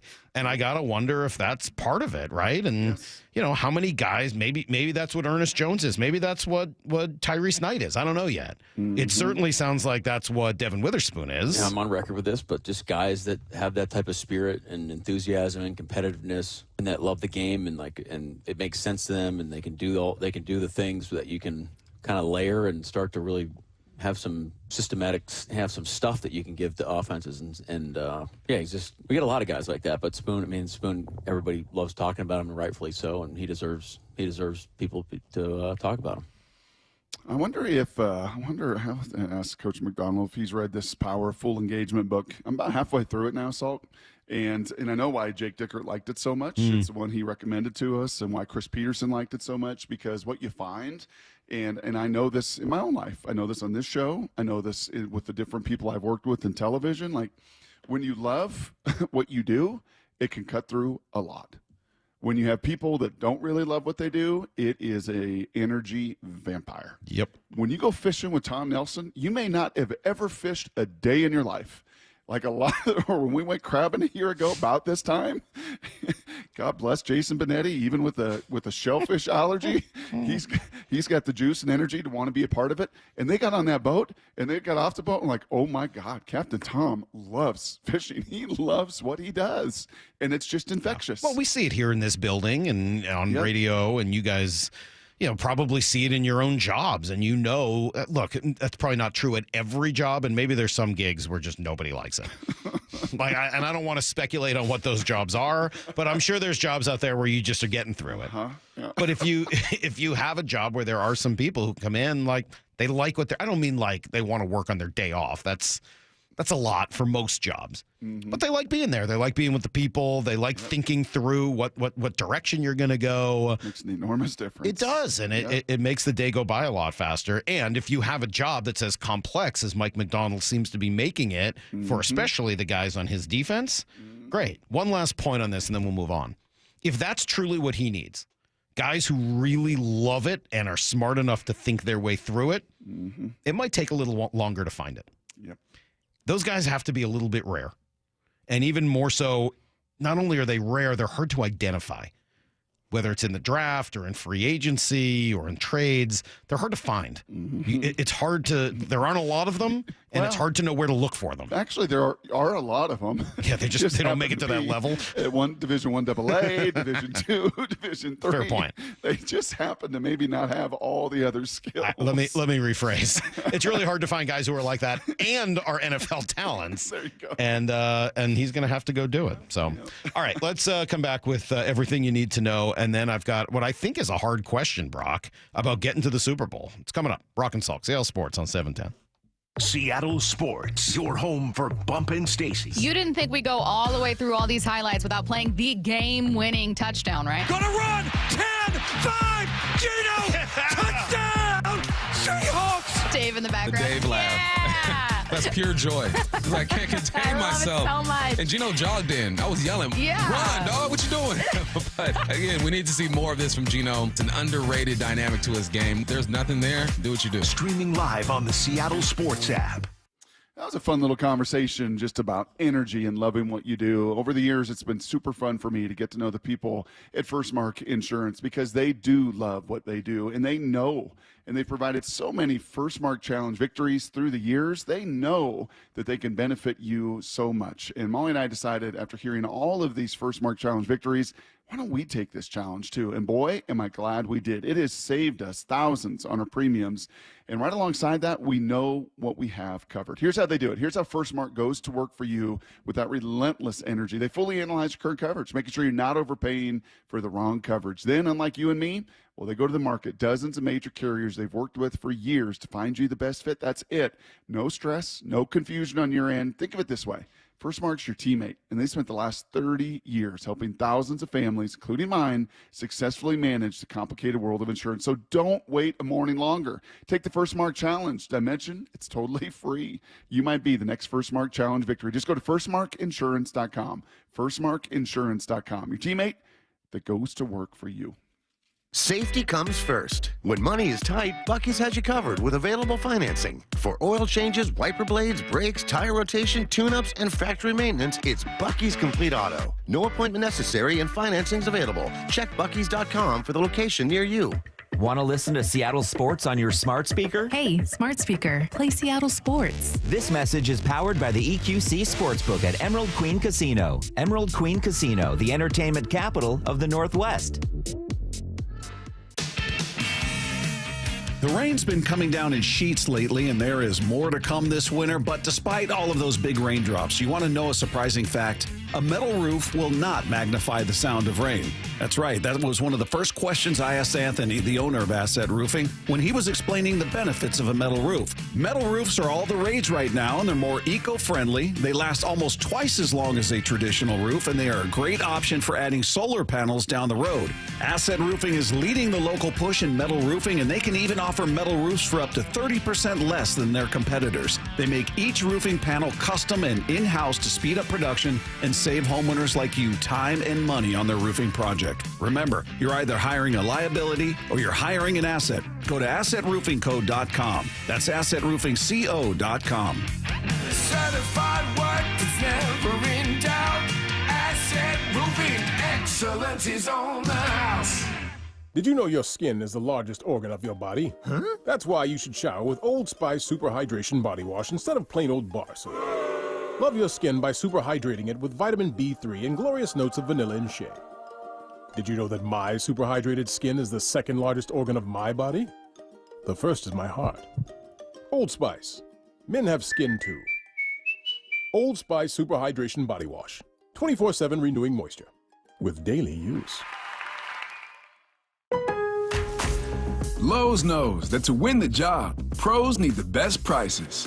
That's why only at Lowe's, MVP's Pro Rewards members can get a volume discount on eligible orders as low as $1,500 at the Pro Desk.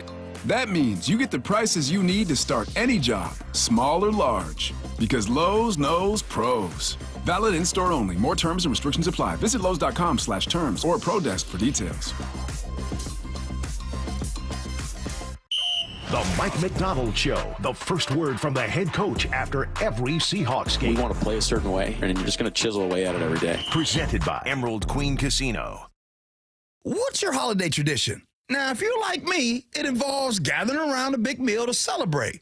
Well, what if there's no food on the table? Hey, it's G. Scott. This year, help someone less fortunate celebrate the holidays by supporting Nourishing Neighbors. The Nourishing Neighbors program provides grocery cards to the people who are the most impacted by food insecurity. So make a donation next time that you're at Safeway and help make sure everyone is welcome at the table for the holidays. Go to nourishingneighbors.com to learn more. Your business needs a network it can count on. Power's out. Comcast Business has you covered with Wi-Fi backup to help keep your business up and running, even when your power goes out. Everybody in the warehouse good? Lights are out, but the Wi-Fi's up. Let's power on. It's from the company with 99.9% network reliability. Break room, you good? Can't microwave my burrito, but Wi-Fi's fine. Let's power on. Power on with the leader in connectivity, Comcast Business, powering possibilities. Ask about Wi-Fi backup for your business or get started with reliable internet and advanced security for $49.99 a month for 12 months with a 2-year contract, plus for a limited time. Ask about an $800 holiday bonus prepaid card with a qualifying internet package. Don't wait. Call or go online to ComcastBusiness.com today. Ins 12/15/24. Restrictions apply. New customers only with 150 megabit per second internet and security edge. EcoBill and autopay required. Equipment, taxes, and fees extra. You gotta love football season, but when it comes to your windows and doors, you don't want any fumbles. Steve Rabel here, reminding you to trust locally owned Pella Windows and Doors of Western Washington to tackle your project. Their selection of windows and doors can't be beat, and they'll give you top-notch customer service with no trick plays. Right now, get 0% interest for 24 months with equal payments or 40% off qualifying installs. Schedule a free consultation with Pella Windows and Doors of Western Washington. Go to PellaPNW.com. Need to know. Brought to you by Ben's Plumbing, Heating, and Air. 15 minutes past every hour with Brock and Salk. Here's what you need to know. Up first. Well, how big was that win for the Seahawks? Well, we knew it was a must-win game, so obviously it was enormous, but for a few different reasons. One, Brock stopped the slide. Got them turned around, moving in the right direction. Two, it puts them back in the thick of things in the NFC West. And then third, they should be feeling pretty darn confident after that, like they're capable of beating good teams. Yes, and I think as big as any of those is what you just said about the NFC West. Kind of when you look at the playoff picture and what's going on in the league and where you stand in it, like you got to win this division. You're going to have to win this division. Yes. You know, the NFC North is pretty loaded, and Washington out there and Philly playing good ball in the East. The South is a disaster, but you've got to find a way to win it, and you've set yourself up to do so. And now it's 8 week. Now these Cardinals come to town. Now it's Kyler Murray and Marvin Harrison Jr. And I'll tell you what, man, they're not as hateable without Bruce Arians there. No, I know. And their running back is like the greatest dude ever. James Conner. James Conner. Yes, just an overcomer of cancer and just plays so stinking hard. Talk about energy giver and loving ball. And the team seems to kind of rally around him. And Kyler Murray, we'll talk to Gambo about this at 8:30, but seems like that guy's taking a step of leadership. I know. Who would have ever guessed? In the meantime, Seahawks getting players back, and it mattered. Olu certainly mattered on the offensive line. No one mattered more than Abe Lucas. Well, I think the first thing is just the guy's tough as nails, super physical, plays the way that we want to play up front, finishes plays in a dominant position. That's the first thing. Not that our other guys haven't done that, but that's a kind of Abe's calling card. And so, you keep getting guys out there playing that way, then that's gonna reflect the style that we want to play consistently. And he's just such a big and physical, imposing presence out there as well. Where I think with him and Charles, and when they're playing their best football, that's a pretty formidable combo. I like that phrase. Finishes plays in a dominant position. Oh yes. Right? I hear that almost every week. Do you? Oh yes. Is that like a common phrase? It's a common refrain, these days. Because you're looking like at what like a snapshot of what guys look like at the end of the play. Oh, yeah. Watch the end of that clip. What's going on? And there were a bunch of them floating around yesterday, and I know Baldy was highlighting Abe as well. Like, yeah, he likes pancakes. Yeah. And he tries to get those flapjacks, and he tries to put guys on their back, and it's pretty cool. Yeah, it's pretty cool to watch. Not a lot of mystery on Monday Night Football last night. Houston rolls past Dallas. Entertaining parts of the game, I guess, included shots of a miserable Jerry Jones and the outside shot that maybe more of a stadium would crumble on national television. Yikes. Other than that, not a lot of fun in Dallas with a lot of empty seats, and a lot of the ones that were full of Houston Texans fans in Big D. Here's the second thing you need to know. All right, 2025 Hall of Fame ballots are out, Brock, and fascinating year. One more to lock, I think, is Ichiro, right? He's going to get in. Maybe it'll be unanimous. I doubt it, but it should be close. There's no reason not to vote for him. 3,000 hits in the majors. That number's over 4,000 when you include his time in Japan, how late he came over. Single season hits record, obviously, that's going to stand forever. Among the best players of his generation, Paul Hembekides, had this to say about Ichiro to Buster Olney. The entire list of players with more hits and steals than Ichiro are Honus Wagner, who debuted in 1897, Ty Cobb, who debuted in 1905, and Eddie Collins, who debuted in 1906. That's about 15 seconds of a 2 minute and a half long clip where he goes through all of Ichiro's credentials. They're absurd. He's a Hall of Famer. Yes, insane. And by the way, had played a right field, had like a glove that was as big as him that he somehow carried around with him, and then an absolute bazooka. I mean, could just throw, and some of my favorite highlights are, frankly, his lasers from the outfield to just shoot guys down. Would Ichiro be the first Hall of Famer who'd be like, yeah, I'll play? I can play. Sure, absolutely. Yes. CC Sabathia will likely join him, I think, as a first-timer. Billy Wagner was really close in his 9th year last year, so this is his last chance. I think he gets in. He passes my eye test. I loved him when he was playing. I thought he was so fun to watch. Carlos Beltran, Andrew Jones, I guess, have a shot.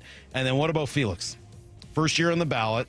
He'll stay on the ballot for sure. I don't think he'll get in year one. No. I don't know whether he ever gets in. It's a tough one. I would vote for him because my criteria for Hall of Fame is, were you one of the dominant players of your time? Mm-hmm. And he was. It didn't last as long as it should have, but Felix is one of the dominant players of his time. I'd vote for Dustin Pedroia for the same reason. Again, I don't know whether either of them lasted long enough to truly make the Hall of Fame, but they were among the most important and dominant players at their position during their time. I'd vote for both those guys. Yeah, when people know you by your nickname, too, that's a pretty good sign. The King or Petey? Yeah, the King. Gonna go with the King. And the Perfecto wasn't bad either. Yeah, Cy Young Award. I think he should be in the Hall of Fame. I don't think he'll get there this year. I don't know if he ever does, but he'd certainly have my vote. Here's the third thing you need to know. Real quick, Rookies of the Year announced yesterday in both leagues. Paul Skeens, Luis Gil, both pitchers. First time that's happened since 1981, I believe, was the Fernando Valenzuela, Dave Righetti season. All three finishers, top finishers in the National League, could have won it in the American League. Skeens was number one. Jackson Merrill would have been the AL MVP if he didn't play in San Diego. 26 home runs, OPS over 800. Jackson Churio also could have been the AL MVP, 21 home runs, 24 steals. So, yeah, the National League rookies, pretty good this year. Yeah, the AL guy from the Yankees, is that the one with that really funky neck tattoo over his Adam's apple? God, I forget. I think it is. Yeah. I think it might be. Yeah. I think it is. All right. That's everything you need to know. 1/4 every hour here on the Brock and Salk Show. All right, I got a question for you, Brock. Did you think about this at all last night? Because it's one that requires a little bit of thought. So if you didn't, I'll be quiet, during the break here, and you can kind of think through it yourself. All right. What would it take for the Seahawks to be Super Bowl contenders? How many things would they need to add or change in order to get there? Could you do it in one move, 2 moves, 3, 4, 5? And they got to be somewhat realistic. But, like, how many moves would it take, like in chess, in order to get this team to be a Super Bowl contending team? I think it takes 5, realistically. I think they need 5 moves to get there, but maybe you could do it in less. It's next on Brock and Salk. Blue 88 on Brock and Salk. Let's talk scheme, Brock. What was the biggest schematic change for the Seahawks? Every day at 7:45. Under center and get the ball out. And you get under there, and it's like, yeah, man, here's a 3-step, there's a hitch. Yep, there's 3-step, there's a slant. Yep, we're going to get in the gun, we're going to throw speed outs. They got back to some very, very basic stuff. Getting under center for 32, almost a third of the snaps, that's going to help you. Blue 88, answering 3 football questions as only Brock Heward can. All right, guys, it's Mike Salk here for my friends at Snoqualmie Casino and Hotel. Yes, and Hotel. How cool is that? For a fun night out, Snoqualmie Casino and Hotel is still the place to go and unwind, but now it's going to have a little hotel if you want to hang out and stay the night afterwards. It's going to be beautiful. Really excited to get out there. Plus, the gaming floor is going to be bigger. Restaurants are improving and expanding. It's going to just be awesome. Just a great, great scene. Go to snocasino.com for all the details. Still only 30 minutes from downtown. Seattle's closest is now Snoqualmie Casino and Hotel. Toyotathon is here at Toyota of Kirkland. To celebrate the event, Toyota of Kirkland has purchased $3 million worth of certified used and pre-owned vehicles on the lot ready for you to test drive and take home. The largest selection of certified used and pre-owned vehicles during Toyotathon can only be found at Toyota of Kirkland. Visit the wonderful team and beautiful showroom at Toyota of Kirkland today or online at toyotaofkirkland.com. Hey, are you looking to save on internet and mobile this holiday season? Well, good news. Xfinity is having a Black Friday sale. They have you covered with these great deals. Learn how to get your choice of a 5G phone on Xfinity. Plus, you can also get fast, reliable Xfinity internet with a line of Xfinity Mobile Unlimited for a great low price. So don't wait. Bring home a new 5G phone and get Wi-Fi speeds up to a gig on Xfinity Mobile. That's a big deal. Or should I say a gig deal? Now through December 3rd, ask how to get your choice of free 5G phone with an unlimited plus line. Plus, get Xfinity Gigabit internet with free Wi-Fi equipment for only $25 a month for 12 months with no annual contract when you add unlimited mobile. Go to Xfinity.com/Black Friday sale to learn more. Restrictions apply. Taxes and fees extra after promo. Regular rates apply. Gig Wi-Fi requires Xfinity Gateway. Xfinity Mobile requires Xfinity Internet. Gig speeds available via hotspots to Xfinity Mobile customers only. Reduced speeds after use of monthly data included with your data option. Actual internet speeds and data thresholds may vary. Traffic backups are inconvenient, but if your pipes are backing up at home, that's bad. There's only one cure for this pesky problem: the experts at Beacon Plumbing, Heating, Septic, and Mechanical. Trust them to clear your clogs. Stop freaking and call Beacon. 1-800-FREAKIN. At State Roofing, you can trust us to get your project done right because we prioritize quality and excellence in everything we do. Take advantage of 0 down, 0 payments, and 0 interest today, and don't pay until 2025. Call State Roofing at 866-ROOF-ROOF or visit stateroofing.com. Choose the right flooring for your home, right in your home, with Floor Coverings International. They bring the mobile showroom to you, loaded with samples of carpet, LVP, hardwood, laminate, tile, and more, so you can see the flooring in your light, not just in a store or on a screen. They handle every aspect of installation, ensuring your complete satisfaction. Visit FCIFloors.com and book a free in-home consultation. Floor Coverings International, the stars of flooring. So here's the deal with Mariners season ticket memberships. You've got 2 great options. With a Flex membership, you have the freedom to pick your seats, games, and number of tickets whenever you want. Or, if you like knowing where you're sitting all season long, go with a Reserved membership and lock in your seats from day one. Both plans get you access to exclusive pre-sales, year-round discounts, special event invites, and more. Check it out at mariners.com/25. Now Raleigh wins it in the 10th inning for the Mariners. Headed outdoors or on the water this weekend? Check in with Joey and Nelly on the Outdoor Line from 6 to 8 a.m. every Saturday on seattlesports.com. Post Malone presents the Big Ass Stadium Tour. 9-time Diamond certified and 16-time Grammy Award nominated phenomenon, Post Malone. His biggest headline tour, live at T-Mobile Park, June 26th.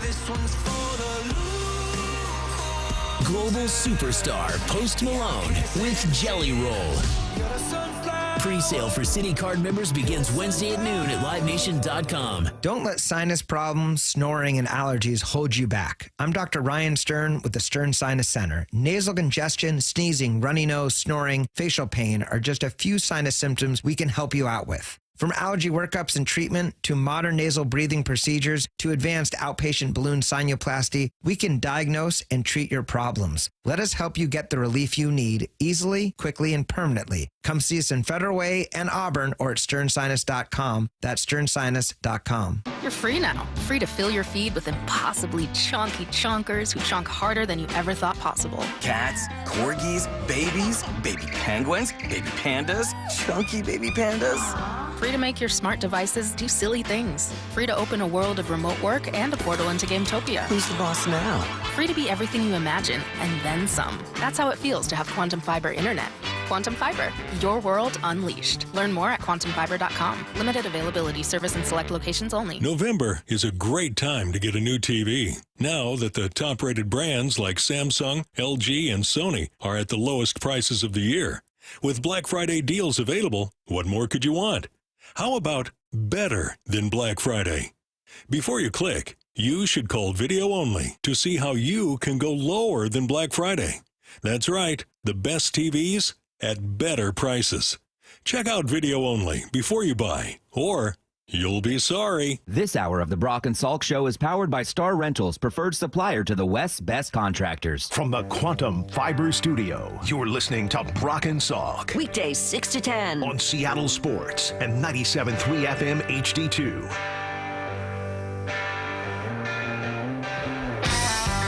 It's a good thing that I have such incredible powers of deduction. And I do. I mean, I could have been a detective if I had wanted to be. I always thought that maybe that would have been the right field for me because I got something in the mail, and I don't always look in the mail, right? The mail, what do you get in the mail? If the mail's like Lyle using a telephone, right? It's all junk. It's all catalogs that I'm never going to look at. Like everything, all my bills are all auto. So like I don't get any of that stuff. And like anything I get in the mail is probably junk. But I got something in the mail and looked at it, and it was pretty interesting. And it did require a little bit of deduction on my part. Okay. It's a save the date, but I'm not sure to who. It only says first names. There's no last names on here anywhere. Interesting. And you can't see the faces of the people who are going to get married. So I had to do a little digging. So it's a save the date for someone named Haley getting married to somebody named Dylan. Oh, interesting. Just Haley and Dylan. Haley and Dylan. Haley and Dylan. And it says save the date, and it's got the date on here, where it's going to be.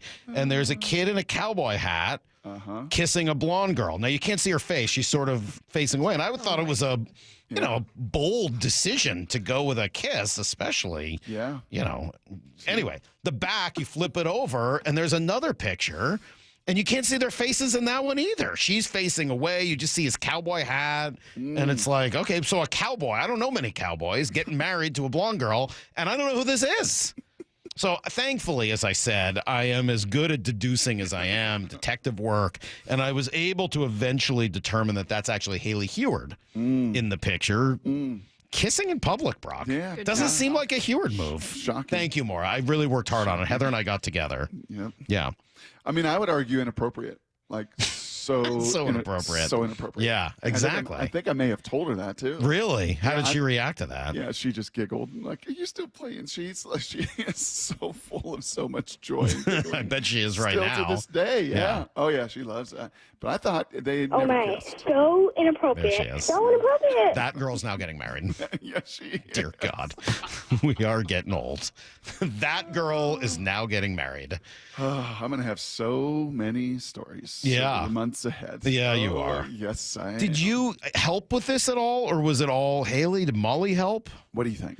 Well, I don't know, because I will say I was surprised by another thing. And again, I probably shouldn't put this on the air. Oh boy. And I should also note, jokes aside, somewhere on the back of the save the date was a wedding website that had their last name. So it was on there, and I was able to go to it. And the photos section of the wedding website has like 15 absolutely gorgeous photos of Haley and Dylan.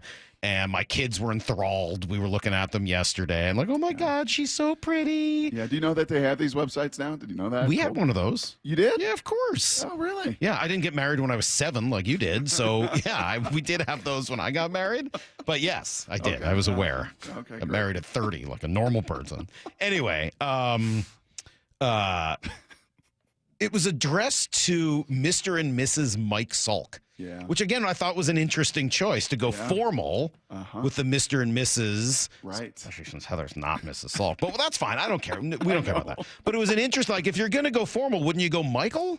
But no, it was like a Mr. and Mrs. Mike. So that was kind of an interesting call there. I kind of liked it. What I take from this is I'm never sending you anything.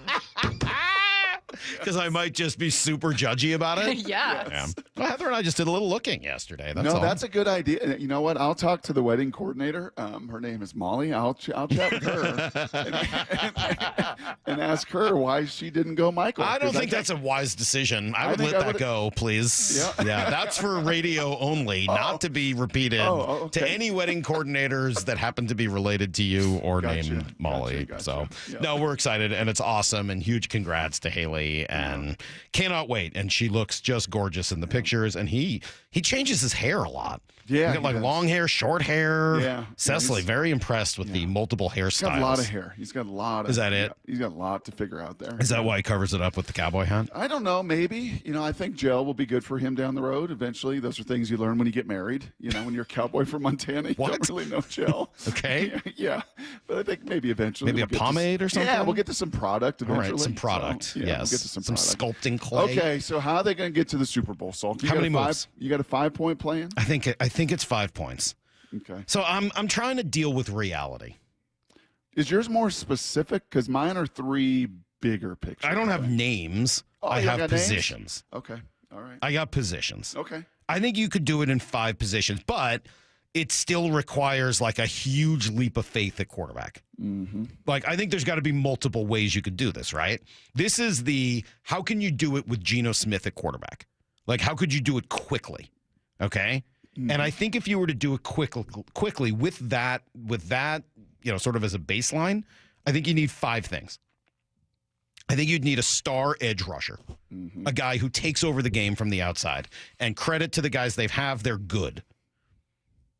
if Boye Mafe was your second best pass rusher, I think you'd have a Super Bowl kind of defense.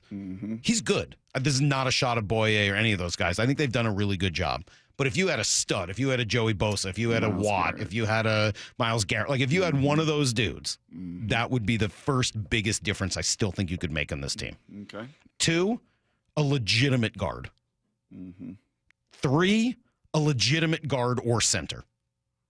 I think you need 2 guys on your offensive line. 2 of the 3 inside. Yeah, and I think you can get away with 1 more, right? But I think you probably need 2 if Abe Lucas is healthy. I think you still, like, in order to be a good running team and do what you want to do, you probably need an edge rusher, 2 interior linemen, and then maybe it's only one of these other 2. So maybe you could do it in 4 moves.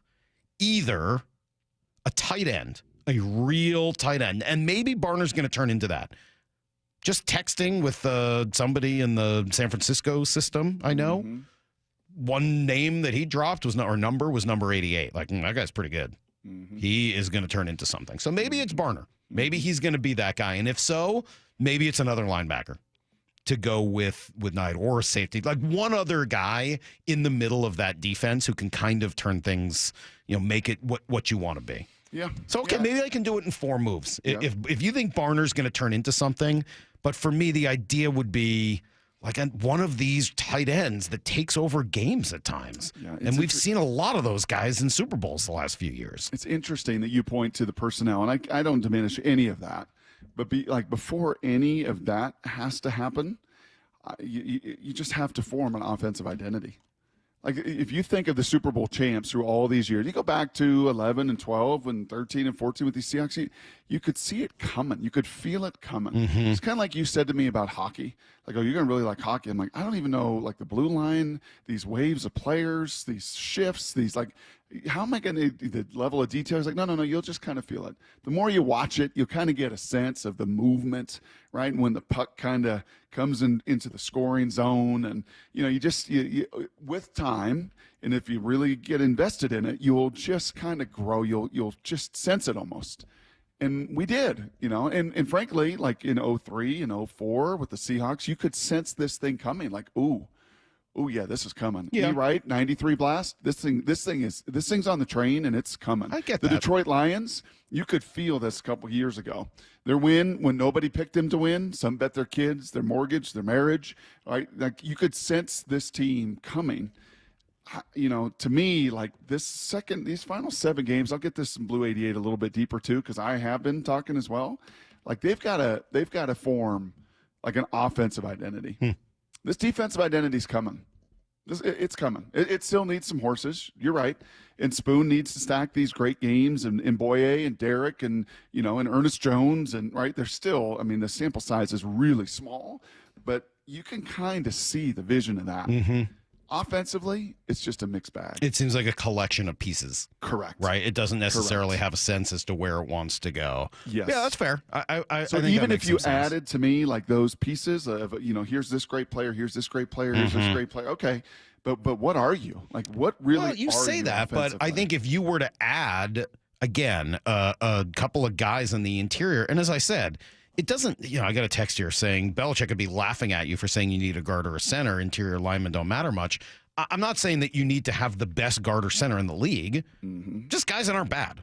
That's funny that texter said that because New England had a lot of really good players. Right? In their line. Yes. Seriously. Who then went and I didn't say elsewhere you pay, this guy says, you don't pay big contracts. money for those positions. That's right. I didn't say you pay big money for them. You just need guys that are, how about a league average guard and center? Yeah, how about Oluwatimi's 80-something grade in PFF I'll take that. yesterday? That would be great. You think that made a difference in the middle of things on Sunday in San Francisco? It made a huge difference. Yes, it did. So yeah, no, I guess that's where I look and say if you were to have a few of those things, yep, you'd still have question marks, right? But if Geno plays the way he has, I would think with a little bit more time, some of those bizarre interceptions he's thrown would kind of go away. And you'd allow him to do what he does at the ends of games. Maybe you could win a Super Bowl with him. Oh, a little more time. You want him to get paid, do you? You and Sherm, huh? Same page. I don't necessarily want that. Yeah, Again, I'm not convinced you can do all of this. Yes. But how about winning at home, too? You know, like how about making Lumen Field once again a really difficult place? Because in my lifetime, last 20-something years of being around this and watching it, most of these Super Bowl teams, again, you could feel it coming in 03 and 04 and 05. That 05 NFC title game against Carolina was the loudest venue until, the 13 NFC championship game against those 49ers. And, like, you have to make your home a miserable place for the opposing teams to come in and play. And to have lost your last 4 at home, like, that's got to just stop. That's got to end. You've got to cultivate and create a home field advantage. So mine are a little bit bigger. I don't mind the nitty gritty. I think you're right personnel wise, but just a couple things, like, you want to see this thing turn. I don't disagree with you. Obviously, those things would be tremendous. I think this past week made me think a lot about personnel. It did. Yeah, because you take one guy. You take Nick Bosa off that San Francisco D-line. Not just that. But you see the impact. Yes, you do. How fragile these NFL rosters are. Look at how many different people played for the Seahawks. Yep. They weren't the same team that played the Niners a few weeks ago. Literally, they had different human beings on the field. Different human being at center. Different human being at right guard. Right tackle, rather. Excuse me. They weren't rotating at right guard. Different human being at safety. Different human being at corner. Different human being at both of your defensive tackle positions. 2 different linebackers. Like, you start adding 6, 7, 8, 9 different guys. Yep. Of course the result is going to be different. Doesn't mean they're going to win, but the result's going to be different. Oh, by the way, take out the tight end for San Francisco. Take out their edge rusher, who's a stud. Did the wide receiver play in that game or not? I don't remember. When did he get hurt? Ayuk. I think Ayuk played in the first game. Okay, take Ayuk off the field as well. Yep. I know you get McCaffrey back, but of course those things are going to make a difference. Yep. So if you want an identity, I agree with you, Brock. But don't you think getting a couple of legitimate linemen added to what you've got would help you form one? Well, like sometimes it would come from personnel. One game, 60 minutes, we saw what 2 legitimate linemen added to this line look like. Quite a bit. You watched Abe Lucas's reps versus, now add a guard. Yep. And what does it do for your running game inside? And, again, they only had 65 rushing yards from non-scramble plays. How much does that change things? So, I don't know. Maybe these 2 things are actually pretty closely tied together. Maybe even a little bit more than we would think. A couple of texts. Haley and Dylan are the young couple from Modern Family. What a great couple. I guess that's true. Lyle and I were just talking about that. Yeah. I was like, I didn't realize. I thought maybe they had sent me a wedding invite. What was the other one here? Still time to disinvite Salk. And then also, poor Haley worked so hard on those save the dates, and here Mike is ripping them apart. As a 2025 bride myself, I would be devastated. I'm not ripping them apart. Stop. Come on. Did you feel like I was ripping them apart? Was I ripping them apart? No, I didn't feel like you were ripping them apart. Okay, thank you. You should have heard me when she decided to put a kissing picture on there. Yeah, that must have been too much for you. Are you going to talk about that at your wedding speech? Maybe, but I guess that's what the kids are doing these days. So let me ask you an important question. You do realize they're going to kiss when they seal their marriage, yes, right? Okay. Yes. Before Blue 88, which is coming up in less than a minute. Yes. Do you want to do the wedding speech with me? Like, I mean, we spend so much time talking together. Do you want me to, do the wedding speech with you Blue 88 style where, I ask you questions about Haley and you answer them as only Brock Heward can? Would you like that for your wedding? Because I think... Do you want us to get Big Voice Guy to set it up for you guys? Yes! This is the wedding speech as Brock Heward answers 3 questions about Haley as only he can. Get to Blue 88. This is Brock and Salk's Blue 88. Blue 88! Blue 88! We take you to the field as Brock Heward breaks down 3 football questions as only he can. Now here's your hosts, Brock Heward and Mike Salk. Can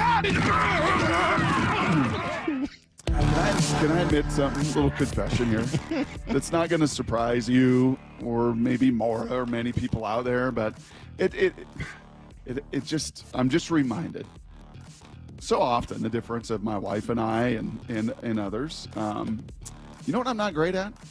I'm not great at vision for what's to come or thinking about these things months from now. Right. I just trying to pronounce all the names on this Kansas defensive roster. Like I'm trying to find three good football. Like I just live like in this day to day. I get that. And I have not. You mentioned the wedding speech. I'm like, oh my God, I have to give a wedding speech. I got to give a wedding speech. I haven't even thought for a second about that. How many other Brock Heward partners will be there? Oh, that's a great question. Not many. No, not many. Tessitore going to be there? No. Poor Joe Tessitore. Danny be out there. Not that many radio partners, Salk. Just you and me, baby. No, I know that. Basically, you and me. All right. Question number 1 for you, Brock. Pro Football Focus had their grades for the Seahawks on Sunday. What'd you see? Speaking of which, being in the moment, why don't I put my Ebenezer's on? Get those on. Yeah, look at the picture that I took of this. The grades met and matched the eyes. A lot of what we saw, and the success that we saw over the course of that game played out. So the highest graded Seahawks in Week 11 versus the 49ers, the highest graded gold medal, Jackson Smith and Jigba. Not surprised. Unbelievable game. 8.2, man. The dude has just played. And I don't know, maybe it's just confirmation bias, but doesn't he look like he's playing so much faster and with so much more urgency? He's number 1. You got text galore. You're just chuckling at me. Thanks. Really funny. Yeah. Silver medal was Olu.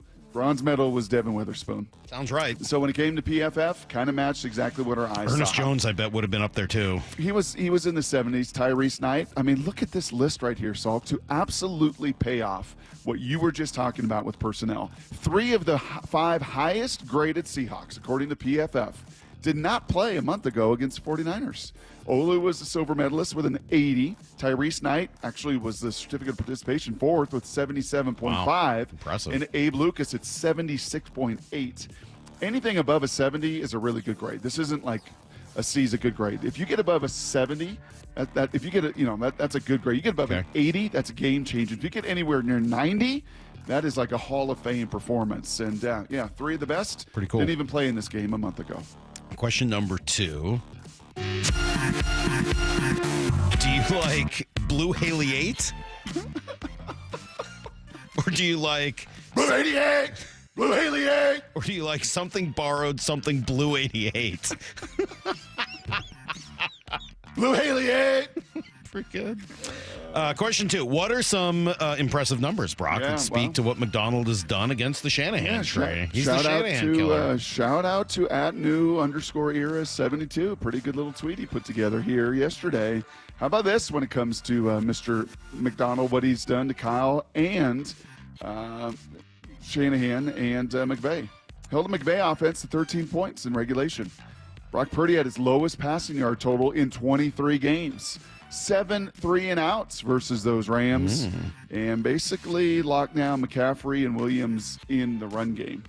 This guy was brought here to add the horsepower to compete with those guys, to compete with all the shifts and personnel groupings and motions and substitutions and all of their tight formations and all of the illusion of complexity. And you know what he's done? He's hit that illusion of complexity with the reality of complexity.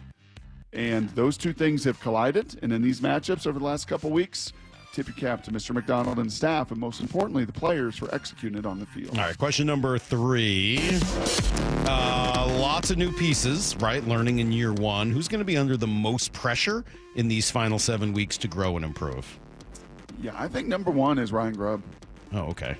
I was thinking players. I know. I texted you that the other day during the game of just like, man, you got to find a way to win this, or that kind of eye is going to, in the microscope, is going to get a little sharper, a little brighter. The eye of, what is it again? Sauron. How do I spell that? Sauron, I think. Sauron. Sauron. That's how I would spell it. Sauron. What's that from again? Lord of the Rings. Okay, Eye of Sauron. That eye is going to focus on him a little bit more, especially as this defense takes hold a little bit, Salk.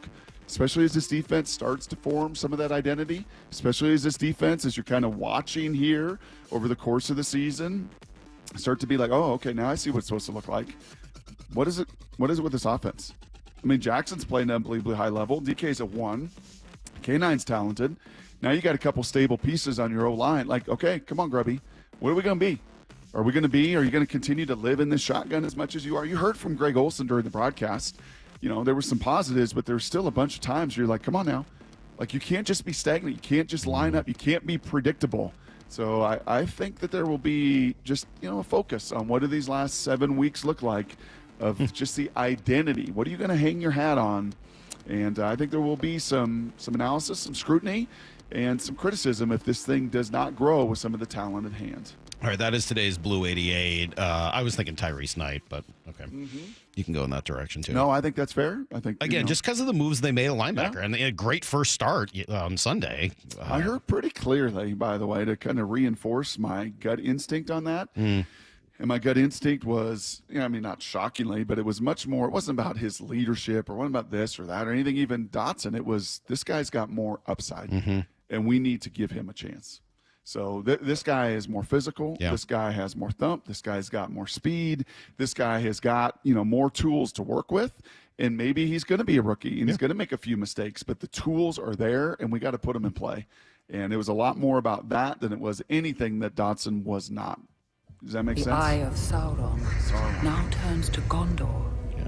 That's how you pronounce it, bro. You got that? No, say it one more time. Sauron. The eye of Sauron now turns to Gondor. Do you think you can pronounce it like that? What the heck is Sauron? Is that Kate Blanchett saying it there? I think it is. What is Sauron? Yeah, that's Kate Blanchett's version of it. What does that even mean? What is Sauron? What is Sauron? She almost rolls the R there. Very hard to do. Let me guess. There will be a couple of Here's the Thing messages left about the wedding and about the save the dates. If you don't know about Here's the Thing, Thursdays at 8 o'clock, we take your messages. You got to download the Seattle Sports app. Course, you can always text APP to 866-979-3776, and we'll send you back a link to download that. And once you do, you can leave us little voice messages. Maura puts them together on Wednesdays after the show, and we play them for you Thursday mornings. And generally, they're making fun of us, but they can be about other things as well. Something tells me the save the dates will be a part of it. Did you have live music at your wedding? We did not. DJ? DJ. Couldn't afford the live band. Yeah, I wanted Huey Lewis in the news. That was my goal. Was that your goal? But we didn't think we could charge the guests, so we ended up just going with a DJ. Interesting. Yeah. Interesting. Molly really has got this crush on this DJ guy. I bet. Out of Idaho that does these mixes. DJ Khaled? No. He's not out of Idaho? Here's another one. No, this guy's now that good. you know him, why don't you get DJ Khaled to do the wedding? Yeah, probably not. Yeah, probably. No? In Kalispell, Montana? Yeah, so pay for it. Get him one of those private planes, Brock, and get DJ Khaled to Kalispell. Okay. I mean, it seems like a perfect fit. Yes. Yeah. No, we went very cheap with a lot of things at our wedding. That time of life did not really have a lot of cash on hand. A lot of means. You know what the best thing we did to save money was flowers from Whole Foods. Oh. Yeah, don't even get into flowers. Flowers are a lot. Don't even get started on Whole Foods flowers was definitely the way to go. Not get me started. All right. You want to go in the Wayback Machine? We're going to use the names Earl Thomas, Richard Sherman, and Russell Wilson next on Brock and Salk. This is Seattle Sports. Steps up, gonna run, 10, 5, Gino, touchdown, Seahawks, holy catfish, Geno Smith. I was out there smiling on that last drive. Like, I walked on the field. I mean, I just kind of felt like angels in the outfield. Like somebody just rubbing my shoulders the whole time. 12 seconds left, and the Seahawks take the lead. 19-17. Are you kidding me? No quit in this bunch. We are the home of the Seahawks. Your business needs a network it can count on. Power's out. Comcast Business has you covered with Wi-Fi backup to help keep your business up and running, even when your power goes out. Everybody in the warehouse good? Lights are out, but the Wi-Fi's up. Let's power on. It's from the company with 99.9% network reliability. Break room, you good? Can't microwave my burrito, but Wi-Fi's fine. Let's power on. Power on with the leader in connectivity, Comcast Business, powering possibilities. Ask about Wi-Fi backup for your business or get started with reliable internet and advanced security for $49.99 a month for 12 months with a 2-year contract. Plus, for a limited time, ask about an $800 holiday bonus prepaid card with a qualifying internet package. Don't wait. Call or go online to ComcastBusiness.com today. Ins 12/15/24. Restrictions apply. New customers only with 150 megabit per second internet and security edge. EcoBill and autopay required. Equipment, taxes, and fees extra. I don't want to dig up my yard if I don't have to. That's why I hired O'Neill Plumbing. They're Seattle's trenchless plumbing pros. All rooter, all trenchless, always professional. O'Neill Plumbing since 1917. Hey Seahawks fans, Tyler Lockett for Brown Bear Car Wash. We've got the perfect play for a spotless car. With the Unlimited Wash Club, you can keep your car game ready all season long. It isn't clean unless it's Brown Bear clean. How was your drive to school? Let me tell you, I had to get my iced coffee first. I just can't seem to put it down. My favorite rapper just announced a tour. My phone was buzzing like crazy. I'm so excited. I had to text all my friends right then to talk about it. Then, someone started calling me and... Let's try that again. I turned my phone off right away. I never drive distracted. Visit StopTextStopWrecks.org. A message brought to you by the National Highway Traffic Safety Administration, Project Yellow Light, and the Ad Council. What's that sound? That's the sound of Downy Unstoppable scent beads going into your washing machine and giving your clothes freshness that lasts all day long. There it is again. It's like music to your ears, or more like music to your nose. That freshness is irresistible. Let's get a Downy Unstoppables bottle shake. And now a sniff solo. Nice. With Downy Unstoppables, you just toss, wash, wow, for all-day freshness. If you worked in aircraft manufacturing or aircraft painting at Boeing, semiconductor or printed circuit board manufacturing, or other industries where hazardous chemicals or solvents were used, your children may be entitled to legal damages. Birth defects have been linked to toxic chemicals and solvents used in these industries. If your child was born with brain or spinal cord damage, organ or limb deformities, blindness, cerebral palsy, genetic damage, or other issues, and you're a past or present aircraft manufacturing or painting, semiconductor or circuit board worker, contact Weinstein-Cajano now, toll-free at 1-866-99-TOXIC. Your children may be entitled to legal damages. If you are a past or present worker in aircraft manufacturing or aircraft painting at Boeing, semiconductor or printed circuit board manufacturing, or other industry worker and your child has a birth defect, call toll-free 1-866-99-TOXIC. Your call is confidential. 1-866-998-6942. That's 1-866-99-TOXIC. Message authorized by Weinstein-Cajano, 600 University Street, Suite 1620, Seattle, Washington. Guys, your testosterone level impacts your energy, libido, weight, and even ED. Schedule your free testosterone level check with the team at Revive Men's Health Seattle. Text the word BOOST, that's BOOST, to 65555, or visit ReviveMen'sHealth.com. Message and data rates apply. Message frequency varies. Text help for help and stop to cancel. ReviveMen'sHealth.com/privacy policy for how to opt in. Info will be used, and ReviveMen'sHealth.com/terms of use for terms of service. Welcome to Staples. Help! My family's in for the holidays and I need gift ideas. That's why we're here. Staples has amazing deals on everything you need. Photo gifts, laptops, and gaming systems. Even custom holiday cards and shipping solutions to send gifts to the family that can't make it. Perfect! Have anything for Uncle Frank? I love him, but the guy is never quiet. Noise-canceling headphones. For you. You get it. Unwrap huge holiday savings at Staples. And right now at Staples, save up to $350 on select computers. Ends 12/28, in-store only. Febreze. So my home is also my office. And before I can focus, every room's gotta be clean. That means tidying up and spraying my Febreze Air Mist. Ooh, that's fresh. Febreze Air Mist scents are all high quality. They fight any weird funk, and they give my air an instant boost of freshness. So not only does my home smell good, I feel good too. After I Febreze, it's time to start my day. Breathe happy, Febreze, la la la la la. Let's go! This is Seattle Sports. Streaming through the Seattle Sports app. KIRO AM Seattle. KIRO FM HD2 Tacoma. Home of the Seahawks, Mariners, and everything Seattle sports. Get his freaking auto! From the Quantum Fiber Studio, this is Brock and Salk on Seattle Sports. Brock Ewert is my hero. Jay Buhner just punched me in the kidney. We're going to see you on the interview. Doesn't really work that way, Sherm. This is a show that has my name on it. It kind of does, though. Now here are your hosts, Brock Ewert and Mike Salk. Hello! You know, when we built this station, Brock, and all those years ago, we built this station.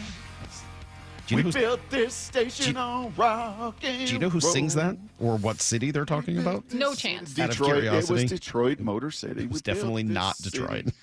We built this city No, on that's rock Starship talking about San Francisco. Doggone it. Yeah, you were close. Starship, formerly Jefferson Starship, formerly Jefferson Airplane. There you go. Very slick. All right, enough. We always would talk about the current and the future rather than looking too deeply into the past. Yes. But let's take a couple of minutes and break our own rule and look into the past. And we'll talk for a moment here about 3 former Seahawks, Earl, Sherm, and Russ. And it's really barely about Sherm. It's actually really more about Gino, to be honest. It just came on Sherm's podcast. This is Gino talking to Richard Sherman about his final drive. And he's talking about how he was, having fun. He's he's locked in, etc. And then he says this. Somewhere in the third quarter, I looked over to their bench and I saw KJ standing over there. I was like, what the? You know what I mean? I'm like, man, we got to beat these boys. And I saw KJ. It just kind of pissed me off a little bit. He's a Seahawk, man. He shouldn't have those colors on. But am I missing something here? I feel like I'm missing something. I was totally confused by that. Really? He's mad at KJ? Yeah. He joined the enemy. He's actually mad. I think it's an in-game fired up like, oh, and you shouldn't be a Niner either. That's right. I just want to be clear. KJ wanted to coach here. The Seahawks weren't interested, so he took a job with a team that was. Mm-hmm. Who are you mad at? Your coach? Your general manager? The Seahawks? I don't think he's mad at him right now. Who are you mad at? He's mad at the circumstances, and it just doesn't feel right, right? I felt the same way. When they had a little shot of him on the sidelines at the end of the game, and I saw KJ standing next to the D coordinator, I'm like, yeah, I don't know. It just doesn't feel right. KJ's a Seahawk. I get it. I mean, I get it. You got to go work. KJ's a man who wants to work. You got to go work for the enemy. I get it. I get it. You got to, got to feed your family. I get it. The irony of saying it to Sherm, though, is what really got me. And Sherm chuckling like, oh yeah, he is.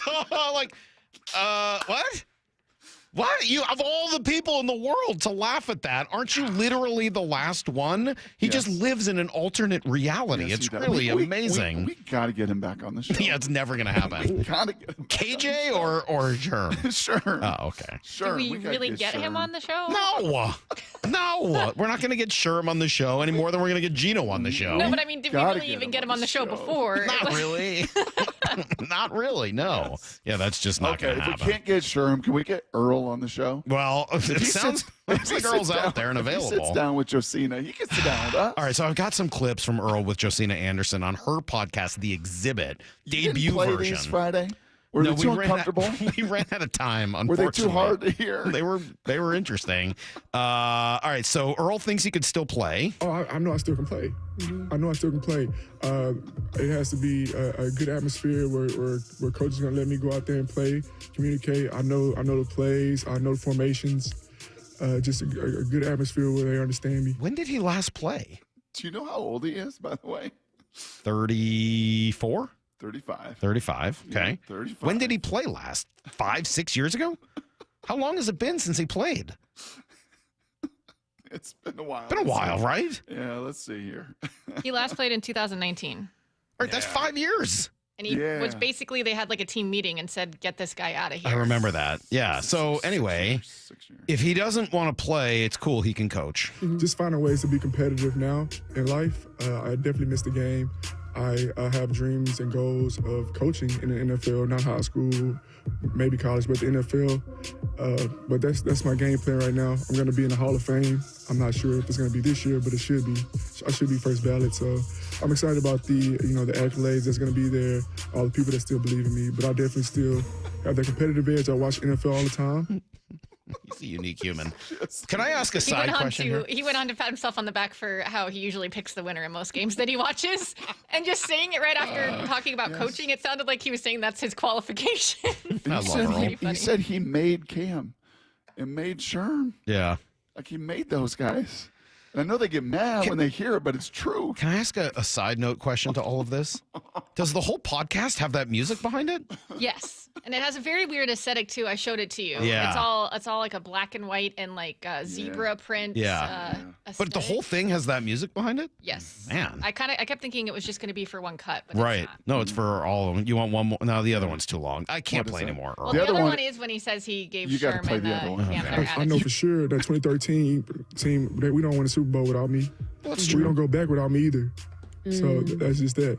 You know, is that something that you would protest or I wouldn't have a protest problem it. with I it, wouldn't loose protest leaf it. over? I wouldn't protest it. I just know that I'm a first ballot Hall of Famer. Like, you know, I came in with Eric Berry. Eric Berry is a good safety. Who else they got? Who else they got this decade is like that? Nobody. I went like way out there past these guys. Whoa. Like Sherm got his attitude for me. Cam got his attitude for me. Like every time they get mad at me for saying these things. That's why I don't like to go into detail about these They things. do? That's shocking. Why would they get mad at that? That's so weird. That dude is something else. He really is. He really They is. get mad at me for saying that I made them. Yeah, that's weird. Who would have ever seen that coming? Speaking of weddings, I think his wedding pictures are still. He was a king with a crown. With a crown. And a cape. And a crown. And a cape. And a cape. Kings have to have a cape. Any good king has a cape, Brock. I think we all know that. Yeah, Earl's an interesting character, man. But but I don't want to delve too deeply into some of that. I hope Earl's okay. I think that's always sort of been the thought around Earl Thomas. And I'm glad to see him surface, and that's really, I guess, the good news there. I'm going to work to get him on this show. Earl? Yes. We can't get Sherm. I'm going to work to get Earl on this show. Okay. Yep. I'm going to work some back channels. Sounds Uh-huh. interesting. I think he was telling Josina he doesn't have an agent anymore, and he's doing all this stuff himself, trying to get out there. It's so surprising that's not working. if you could get a hold of him, it sounds like he's trying to do some media. Yep. I'm going to do it. I still follow his wife on social media just because of that whole thing when it happened. She was tweeting all about it, and it's just sort of stuck Are they on still my married? timeline. I don't think so. Okay. She's a character too, that's for sure. Yes. She's a character. Last thing here. Russell Wilson's 4-0. Our boy's 4-0, dude. Russell Wilson is 4-0. Yep. 4-0. Yeah. And it's the most Russell Wilson way imaginable. He is playing with the greatest defense. He is kind of throwing deep balls, running around, doing his Russ thing. He's not throwing for a ton of yards or anything like that. Yep. He's playing Russell Wilson ball. Yes, he is. And he's really good at that. Yep. And kudos to Mike Tomlin. And kudos to the organization. Yeah. Right? The new, and they knew it, and I think a lot of us knew it. Like this would be the fit. This would be the one spot if you're going to resuscitate that career. And he wants to get to the Hall of Fame. Like if he wants to kind of get back on that path, here is the one spot to do it. Total structure, going to keep you in your spot, not going to let you go crazy.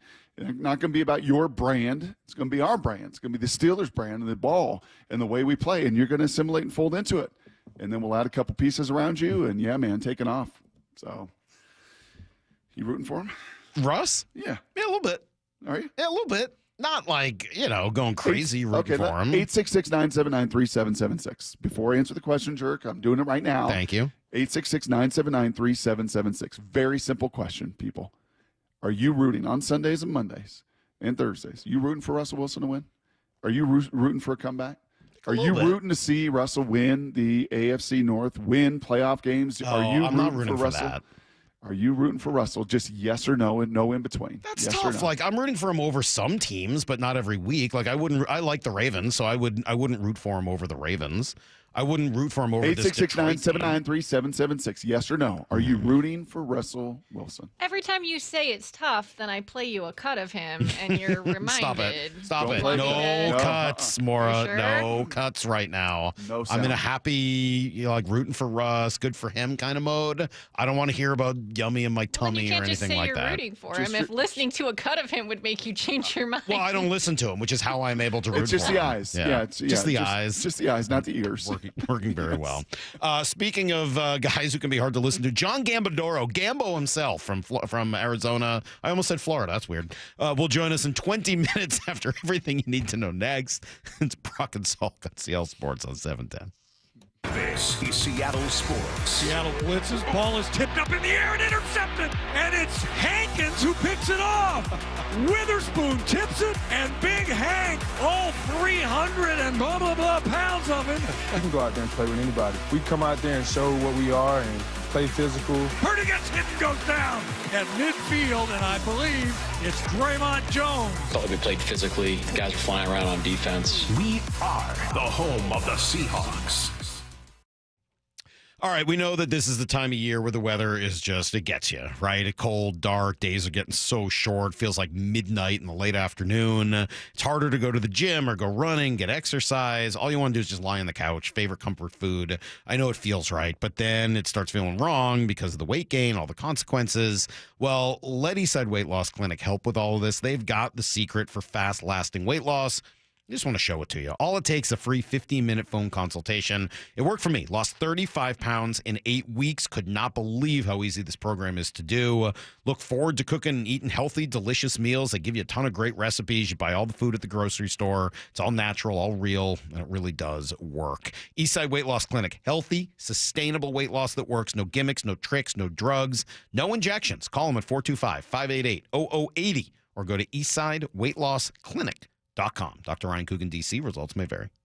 Hanging up your lights can be a tangly mess. Leave it up to us and save yourself the stress. We'll install our lights, they're custom fit to you. We do residential and commercial too. So call Seattle Holiday Lights. We'll hang them up, we'll take them down, we'll do it right. So call Seattle Holiday Lights. Seattle Holiday Lights. Visit SeattleHolidayLights.com. I've always said, the car sales in the 1980s and 1990s, earned the rep that we have today. The concerns that consumers have because of what has happened in our industry in the past, they're warranted. It's our job to show them that that's not how business is done anymore, right? It's very different business. It's much more transparent. There's much more information that's available to people. And we're much more customer focused than I think the car industry was, 20, 30 years ago. I'm more focused on providing good customer service and relationships because I think if you take care of people, money will always come. So I think just the philosophy and the focus for us has changed, where I was constantly chasing a paycheck and now I'm just constantly trying to take care of customers and employees because I know if I do that, then my paycheck will take care of itself. The LJ Way is the Lee Johnson Auto family. Hey, are you looking to save on internet and mobile this holiday season? Well, good news. Xfinity is having a Black Friday sale.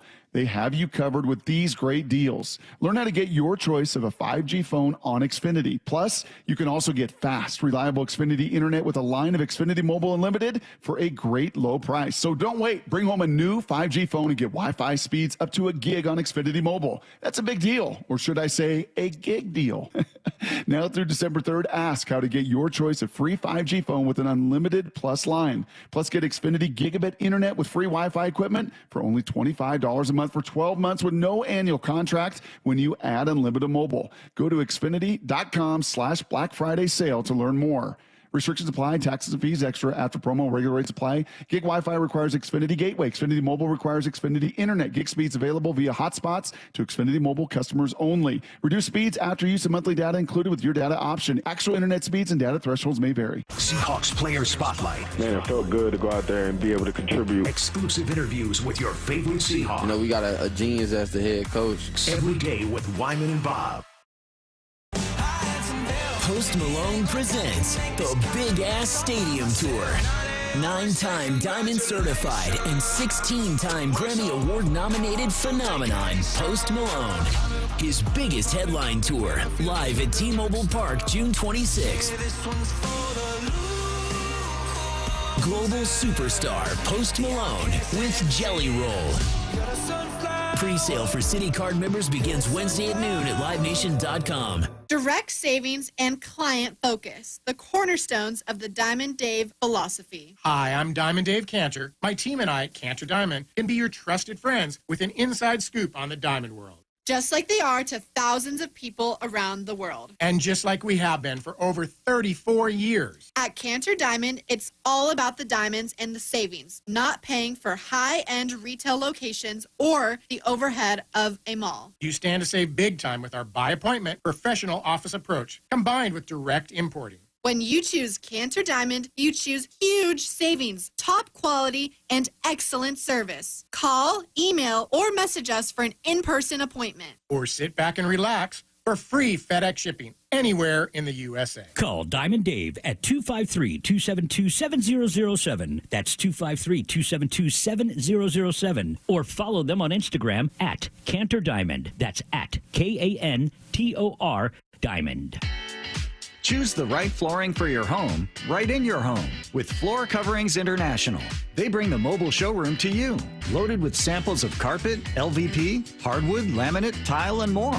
So you can see the flooring in your light, not just in a store or on a screen. They handle every aspect of installation, ensuring your complete satisfaction. Visit FCIFloors.com and book a free in-home consultation. Floor Coverings International, the stars of flooring. Need to know. Brought to you by Ben's Plumbing, Heating, and Air. 15 minutes past every hour with Brock and Salk. Here's what you need to know. Up first. I would say more people said yes than no, Brock. More people rooting for Russ than not.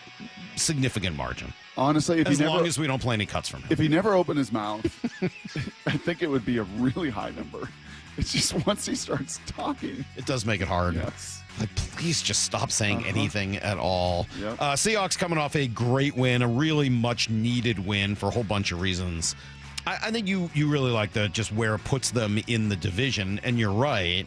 But you needed to stop the slide. You were going in the wrong direction, and that needed to change. And then maybe even more, a part of that, like, you needed some confidence. You needed to show that this team was capable of doing what it did on Sunday. Mike McDonald, we asked him yesterday, all right, what was different in this game? I think we played more of a complimentary game, but it's hard to say, like, hey, we just, totally shifted. I think you look at, like, all the things we've been talking about like refining what we're doing, kind of attacking all, like we're talking about chasing edges, continual improvement on how we handle our business Monday through Saturday, and then the approach on Sunday. I thought we managed the game well throughout for the most part, and put ourselves in a position to win at the end. But then you go back and you watch the tape and you said, hey, we had opportunities to take leads or hold leads, and those are the things that we're going to be chasing moving forward. But I think you're just like continual improvement is what we're looking for right now. So I thought that's what we saw.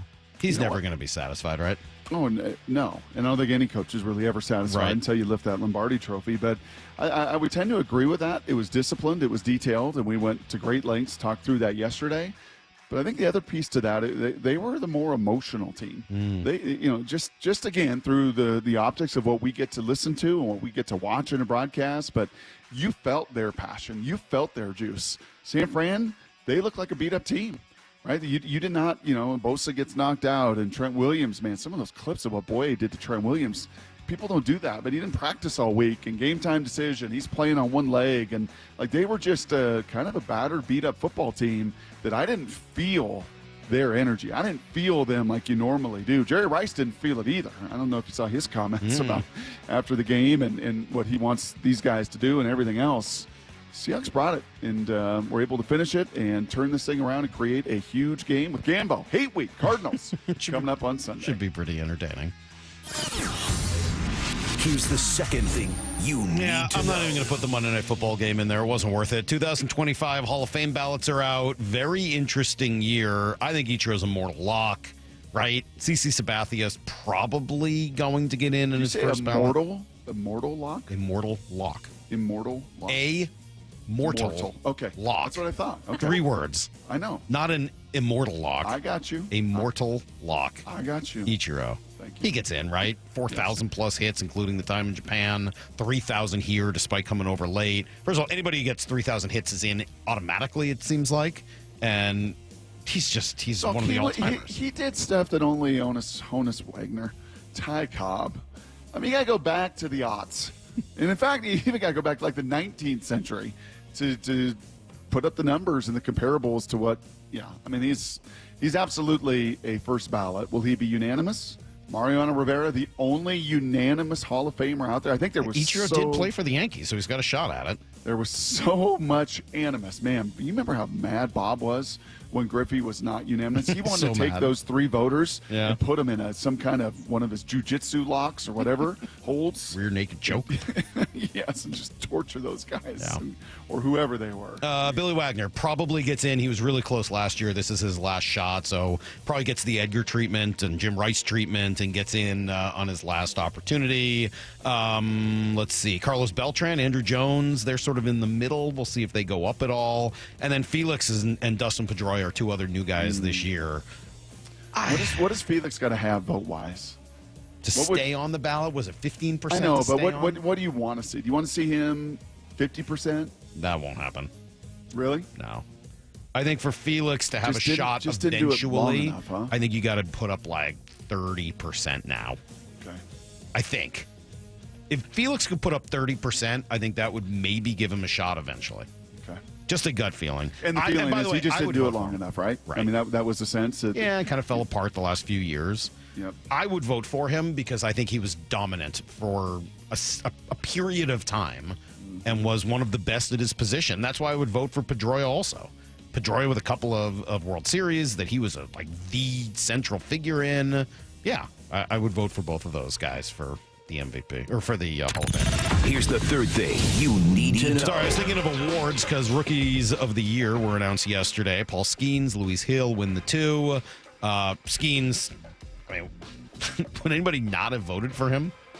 I know. A bunch of people voted for Jackson Merrill, and he deserved it. Jackson Merrill was unbelievable. In any other year, he's probably the MVP. But Skeens, come on.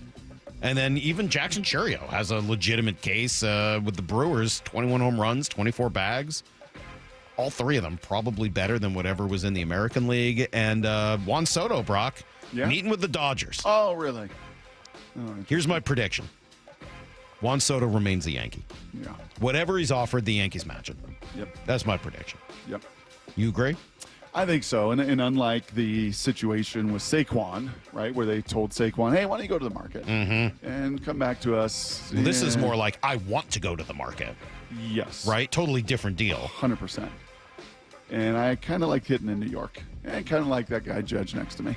And kind of liked a lot of those components. So, yeah. Not a bad place to be a lefty. No. Not a bad place to hit lefty. Nope, All right. nope. That's everything you need to know. Quarter past every hour here on the Brock and Salk Show. So Skeens was really excited about that, huh? He did not show a lot of emotion. Goodness. No. Oh, some of these baseball guys are just. Well, what happened, Lyle? He was asked, what his level of excitement. What was the question? Yeah, he was asked about winning the award, and he just went, pretty cool. Yeah, that's cool. I mean, what were you expecting, Brock? A whole dissertation? I don't know. Like, it's meaningful. It's been a hell of a journey for me, from the Air Force Academy, being a catcher, to LSU, to, being the number 1 pick. And yeah, it's been just an incredible ride. Maybe he didn't anything. Maybe Just he give me- didn't like something that happened with one of those guys or on MLB Network or How about something like that. How about just anything? How about just anything other than it's cool? Okay. Thanks. Yeah. I think I would have taken that from Sherm. I mean, there have been some worse things done over the years between players and hosts that they don't like. So, yeah, absolutely. He only needs 5%, by the way, to stay on the ballot. Thank you. I screwed that up. Only 5% to stay on the ballot. All right. We're going to talk to Gambo. Are you sure this is a good idea? We haven't talked to Gambo in a while, but let's go to Arizona. I'm jumping on with them after the show. Oh, you are? Yeah, with Wolf. Oh, geez. Doug and Wolf. I'm going to jump on with them. It's a big It's deal. not Doug and Wolf anymore. I'm sorry. Luke. Luke and Wolf. Luke and Wolf. I'm Luke's sorry. good. Yeah, Luke is Don't good. sell Luke short. Lipinski's I'm not really going good. to. He's It Cool sounds like Hand you Luke. already did. No, he's Cool Hand Luke. You've never even seen Cool Hand Luke. The Cards are in first place, Salk. I know. They Bizarre. parted the Red Sea down there. They are in first place. Does and Kyler anybody Murray's care? a leader. We'll ask Gambo next on Brock and Salk. This is Seattle Sports. You don't have to scramble out. Throws back inside. JSN makes the catch, first down. Inside the 35-yard line. Pops up off the ground. I love to show up for my team. Whenever they ask, whenever they need me, I'm there. And a handoff to Walker. He goes left side, and he's going to get in. Touchdown, Seahawks. Great drive by the Hawks. I thought we took a step forward today. Felt like the guys battled out there. We knew how much was at stake, man. We're trying to turn our season around. We are the home of the Seahawks. Well, the holidays are here. Thanksgiving is next week. We often look forward to gathering with family and friends this time of year. And the common thing about these gatherings and these holidays is they likely involve a lot of food. But what if you didn't have enough? What if you didn't have any food? Hey, Brock Heward here, and we really do need your help. Food bank supply is at an all-time low, which is leaving many in a state of food insecurity. And this month, the Harnish Auto family is working hard to once again make a big difference, hosting a market-wide food drive to help families in need. So if you can, please grab some non-perishable food and just drop it off at any of the 6 Harnish dealerships. They'll take that food along with a bunch of food from their own employees and take it all to the local food banks. And if you're thinking about a new vehicle, well, I cannot recommend the Harnish Auto family enough. Not only do they give back to their community and walk their talk, but they give their customers the best car buying and ownership experience around, and my family knows it firsthand. So go visit Kia of Everett, Chevy of Everett, Chevrolet Buick GMC of Puyallup, Volkswagen of Puyallup, or Subaru of P-Town as well, and drop off your food drive donations today. It's the Harnish Auto family, where people matter. Cressy Garage Doors. Make your home unique and stylish. Have it stand out from the other homes in your neighborhood. The #1 return on investment for your home. Cressy Garage Doors. Since 1952. I don't want to dig up my yard if I don't have to. That's why I hired O'Neill Plumbing.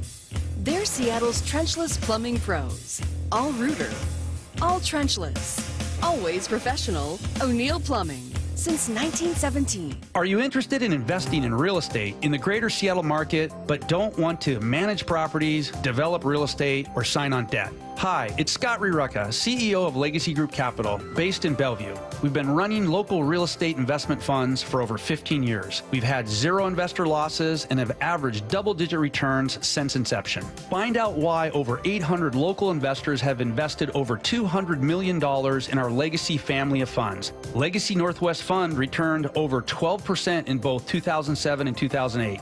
Are you looking at diversification opportunities, especially with what's happening in the market this year? Get in touch with us today. Legacy's family of funds has a limited opening for new investors right now. Call 425-635-4700 or legacyg.com. That's legacyg.com. This is not investment advice. Investment performance based on average return of LOF1, LOF2, and LSF from 2007 through the date of calculation and after deduction of fees and expenses. Legacy family of funds investments are available to accredited investors only. The holidays are a magical time to get engaged. At Shane Company, we're here to help you create your dream engagement ring in just 3 easy steps. Choose a setting that speaks to your style. Compare diamonds and colorful gemstones in all shapes and sizes. Then personalize it with a decorative crown and special engraving. Or choose a perfectly preset ring that's ready to go. At Shane Company, you'll find everyday competitive prices, a no-pressure environment, and an unmatched free lifetime warranty. Shane Company, your friend and jeweler. This city is like none other. In Seattle, we ball out. Gino steps up, throws the slant. What a catch! We stand on business. Turns outfield. Got him on him. We unite 12 as one. There he goes. DK. And we get loud. Touchdown! Seahawks! Really loud. Because this city lives for Sunday. Get your tickets for Seahawks game days at Lumen Field and experience what this city lives for. Visit Seahawks.com today. We are Seattle Sports, the home of the Seahawks, Mariners, and everything Seattle sports. Watch your favorite show live at seattlesports.com.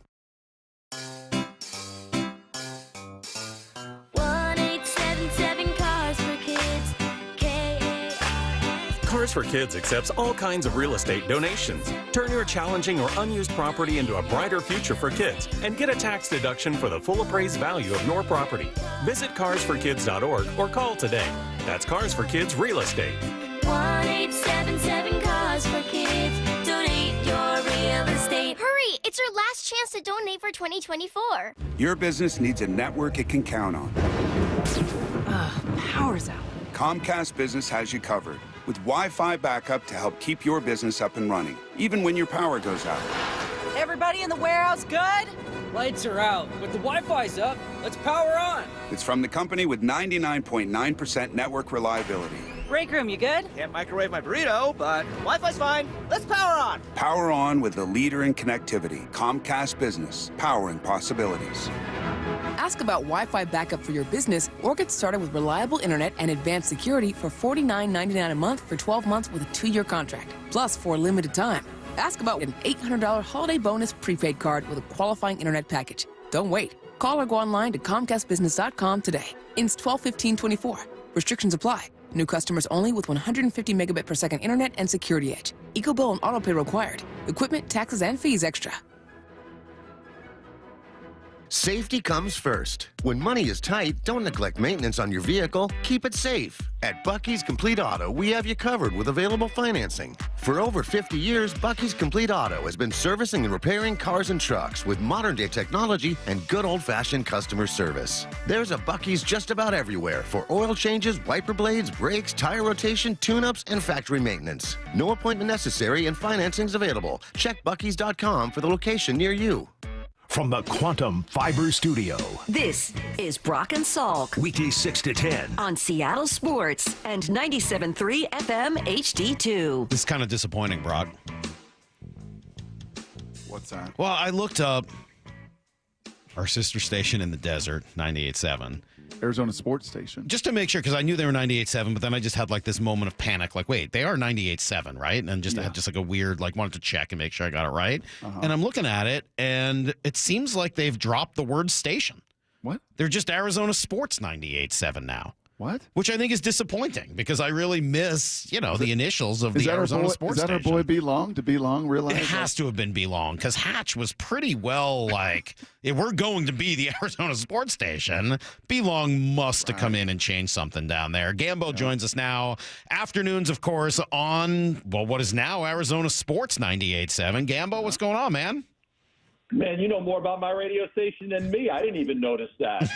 Really? We love the old name. I don't know anything, man. I don't know how to press a button. I don't know how to turn off my mic.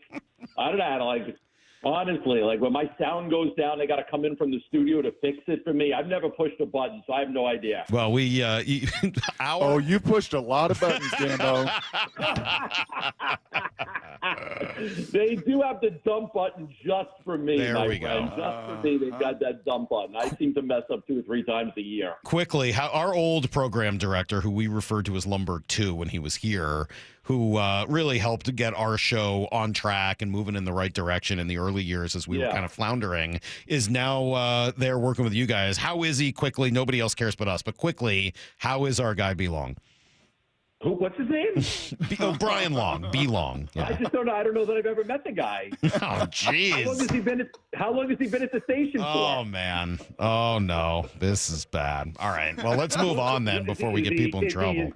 Is he in programming or sales? Oh, my gosh. Wow. Oh, my gosh. Wow. Shots hey, Gambo, before also we get to Cardinals, Kyler Murray, Gannon, all this hate week, you're stirring it up. You push buttons, what you do. Do you guys still play that sounder of Salk? Every time I jump on with you guys, you got that old sounder of Salk sounding like a cat or something like that. When he's calling the cats. When he's calling, we kind of call that our cat call. Like when he's, what is it? I don't know about that. Yeah. How was that for an impression, Brock? Was that pretty good? You still play that, though? You still make fun of my partner? Yeah, you guys still doing that? We play that every once in a while. Jeez. Yeah, we still play that, of course. Why would you make fun of me? That's terrible. I can't believe the things I'm hearing here this morning. Just awful. Just awful.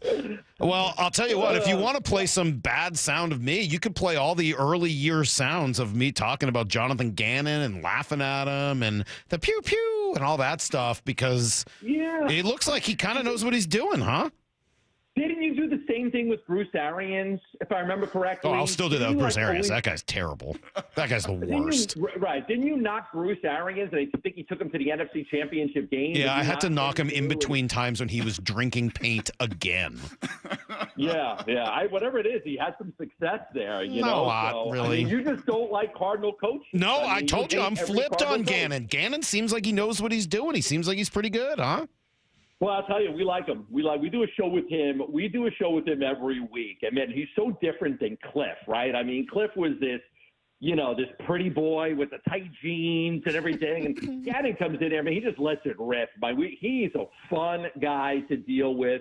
He's a good leader of men. He's done a really good job with this football team to get them where they are. I mean, guys, they're missing so many key players. No B.J. Ojulari, no Bilal Nichols, no Darius Robinson, no Dennis Gardeck, no Justin Jones, no Jonah Williams. And this team's in first place? Are you kidding me? You just named 8 people I've never heard of, so that doesn't sound like it's that big a deal. Right. Yeah. Well, this whole roster, like if you go around the country and you ask people to name Cardinal players, they can name 3: Kyler Murray, James Conner, and Budda Baker, and then that's it. They can't name any more than 3. Yeah. James Harrison, I guess. So how is he Marvin doing? Harrison Jr. rather. How honestly, how are they in first place? How is he doing it? Murray's mature. Remember we had Kelvin, you guys may remember this. We had Kelvin Beacham in studio a couple of years, 2 years ago. We actually had the anniversary of it just recently. And it was like, hey, what does Kyler Murray, it was actually a year and a half. What does Kyler Murray have to do to get better? And he's like, grow up. He's got to grow up. He's got to be do you remember that? Yeah. Yes. He's got to be a leader. He's got to be a leader. He's got to be more mature. I mean, here's a player on ripping Kyler Murray for not being mature, ripping Kyler Murray for not being a growth. Guys, in the last year and a half, it's been this transformation since Gannon came in. The guy's the first one here. He's the last one to leave. We've had players on. Yeah, his Lambo's the first one in the building. He has dedicated himself to working out here, to rehabbing here, to organize trips during off-season to California with his teammates. So it's this transformation of Kyler Murray into a mature quarterback who could actually sit in the pocket and read a defense now, Brock. He could sit in the pocket and go through progressions instead of just looking at DeAndre Hopkins and focusing on one guy. And if that guy's not open, bailing, he can now sit in the pocket and make several reads before going to a check down. It's been an incredible transformation of how good he's been. Do you think that is due to his relationship with Gannon and the new coaching staff and what they've done with him?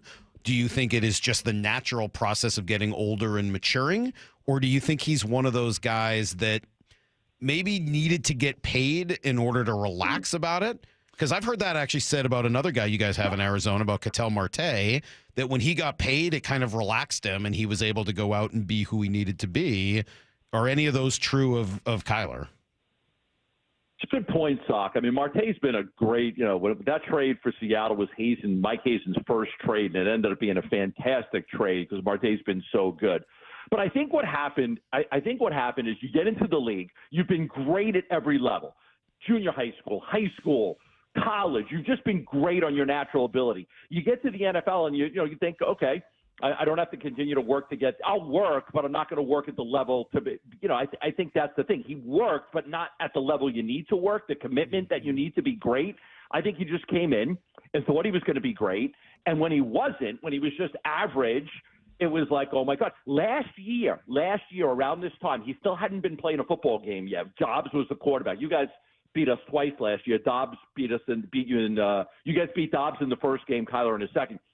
We went into the season talking about whether if the Cardinals ended up with the number 1 pick from either them or the Texans, if they would draft Caleb Williams or Drake May. Because we didn't know what we had in Kyler Murray. He had been here for 5 years, and we weren't sure what we had. He was one of those Jay Cutler-type quarterbacks where, he's not good, but he's not great, but he's not terrible. You didn't know what you had.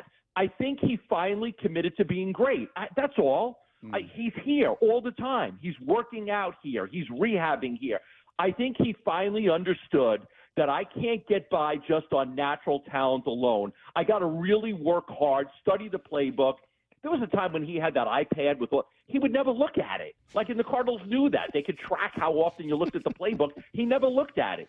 He committed himself. I really think it's as simple as that. Who's the heartbeat, though? Is Connor the heartbeat of this whole deal? And Budda, your guy Budda, I know you love him, so do we. I mean, Budda is, he's the heartbeat. There was a lot of talk like if the Cardinals were doing poorly, would they trade him at the deadline this year since his contract's up and he's a free agent. He's playing the best football of his career. I've never seen him. I mean, he's been great. He's never not been great. He's playing at a level right now, just snuffing everything out, and his tackling is unreal. So he's the heartbeat of the defense because they're missing everybody. And then Connor's the heartbeat of the offense. I think Connor being here and showing you, look, he helps Kyler too, how to prepare as a professional in the locker room, interviews, all of that stuff. So Connor's been great. And then look, Trey McBride's emergence as one of the best tight ends in the NFL has been terrific too. So, they're a good football team, guys. We're shocked. Bernsey picked them to win 11 games. I picked them to win 9. And we're looking at it now. We thought we were crazy because everybody in the league thought they'd win 6 or 7. They're a good football team. Are they a great football team? No, but they're a good football team. How far away are they from being I mean, like, what do you think they end up at? Are you sticking with 9? Are you going ahead of that? Like, where do you think they end up? I got 9. I got 9. I mean, I think, listen, Seattle will find a way to lose a stupid game. I'll go Bears on December 26th. Don't you guys usually lose a dumb game every year that blows your chance? Who'd you lose to last year? Was it Mason Rudolph and the Steelers? They already lost this year to Daniel Jones and the Giants. I don't know how much dumber you can get than that.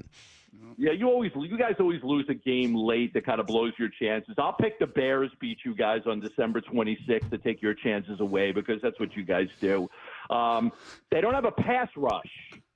They can't get to the quarterback. So that's their negative. They need to go draft somebody or sign a free agent. They just don't have anybody who can rush the passer. Now the double rainbow guy, Gambo's with us, by the way. If you don't know the voice, the one and only Gambadoro, down there at the Arizona Sports If for some Station. reason you think we're talking about New York sports, we're not. No. We're actually talking about Phoenix sports with a guy from New York. That's all. Giovanni Giuseppe Italo Gambadoro. Let's get it right. Best.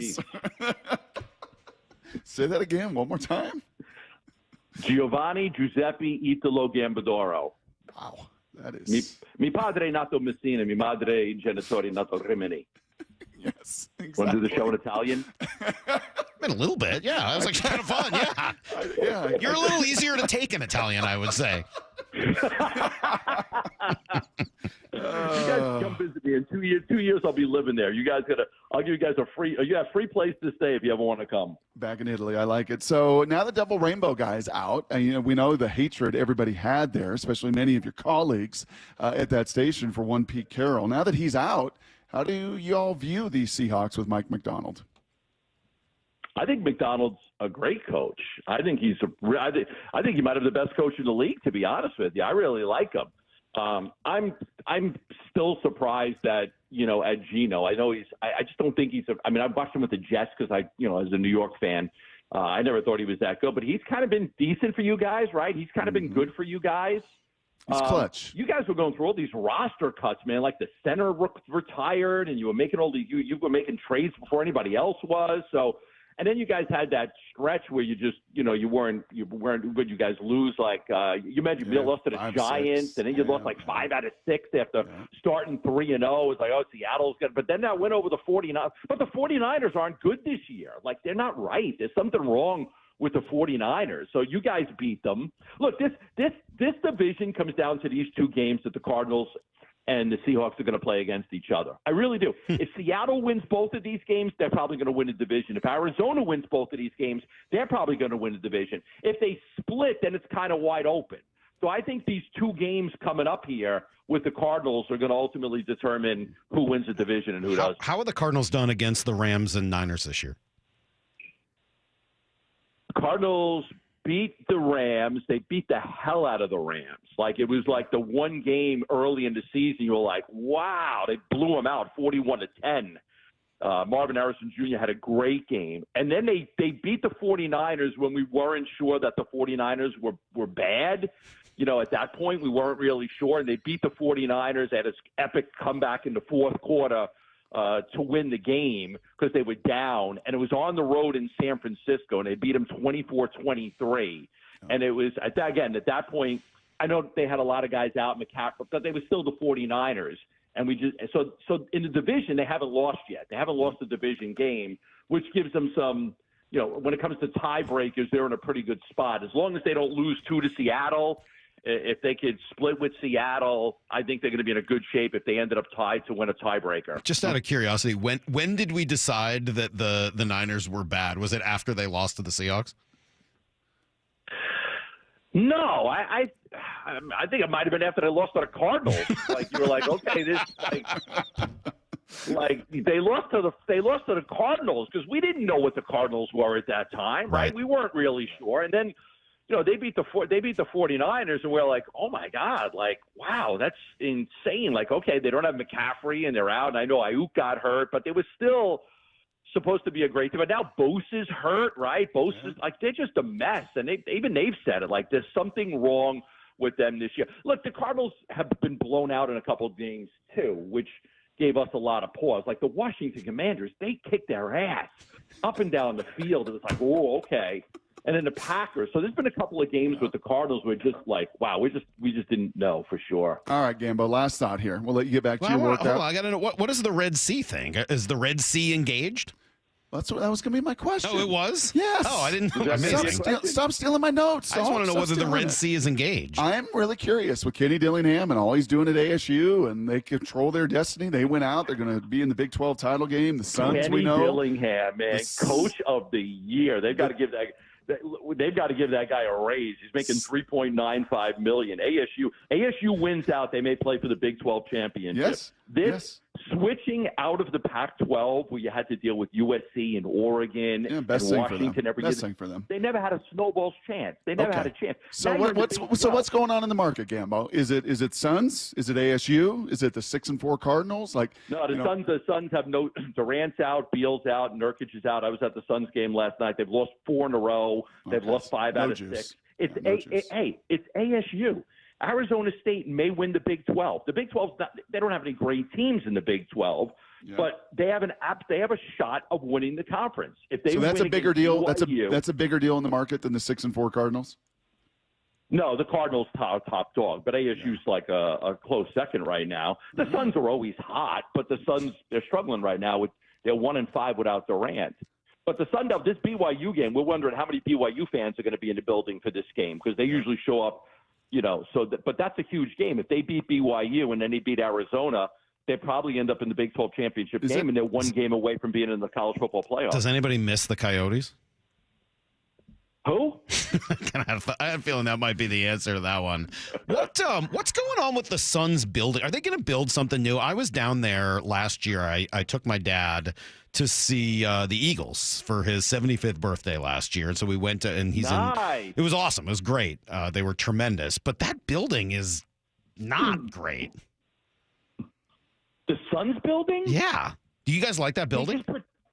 They just put $250 million into it. They did a complete renovation right before Robert Sarver left and Matt Ishbia took over. They put like the Diamondback Stadium is one like, okay, that thing's falling apart. Like they can't open and close the roof. The AC doesn't work. The plumbing's terrible.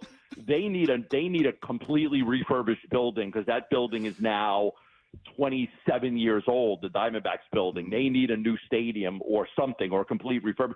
The Suns Arena, they just redid the whole thing. They just a couple of years ago. They put like $250 million into it. So I don't know. I don't think they're gonna. You know how it's like. I don't think you're going to get a new building. I think the only thing you're going to get if you're going to use taxpayer money to help you is you're going to get to refurbish the place. And they just did that a couple of years ago. That's interesting. Honestly, and I wasn't saying it to take a shot. I thought it felt more like Key Arena than Climate Pledge. Like it just felt like dated in there. And it was too bad because the Eagles were great. The sound wasn't awesome. Maybe it's better for a basketball game than it is for a concert. Probably. Yeah, I took my wife to see Elton John at Chase Field, so the Diamondback Stadium. Yeah. So their host, we have so many avenues. So the Coyotes' old arena in Glendale, they host concerts. Yeah. You got the Suns Arena, they host concerts. You got Chase Field, they host concerts. Like we got like 5 different venues that host concerts. So it's amazing. But I understand what you're saying. I mean, that building was built, they used to play at the Madhouse on McDowell and, in the 90s. And then they built this stadium in downtown Phoenix. But just recently they put a ton of money into that building to make it. I think it's pretty decent. But if you didn't like it, you didn't like it. All right. Well, good stuff. Hey, what's your workout today, Gambo? What are we doing? I know you're a psychopath. What do we got today? Probably just a 4-mile run today. Okay. And then abs. We gotta get our couple hundred sit-ups in every day. You got a 6-pack?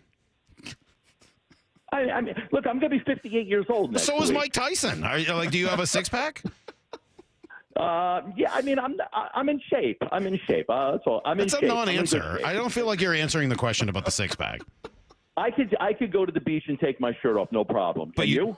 No, absolutely not. I'm a hairy, disgusting beast. I'm awful. Yeah, nobody wants to to see beach. this. Yeah. You go to the beach. You're gonna go in the ocean. You're gonna go in the ocean. I don't go in the ocean. That's disgusting, man. I don't want to go where all the fish and sharks and everything else is. How'd the orcas doing over there? I love the orcas. The orcas are good. We've reached the dam so they can get the salmon. The orcas were killing some seal the other day. They were getting after it. They were like feeding right in the Gambo, sound. thank you. We appreciate you every time. There you go. Bye, Gambo. See you later, buddy. All right, boys. Take There you go. All right. There is John Gambadoro, and I'm not going to try to say the whole name in Italian, but that was pretty impressive. He joins us from what is no longer the Arizona sports station. I'm shocked by this. You have 4 names?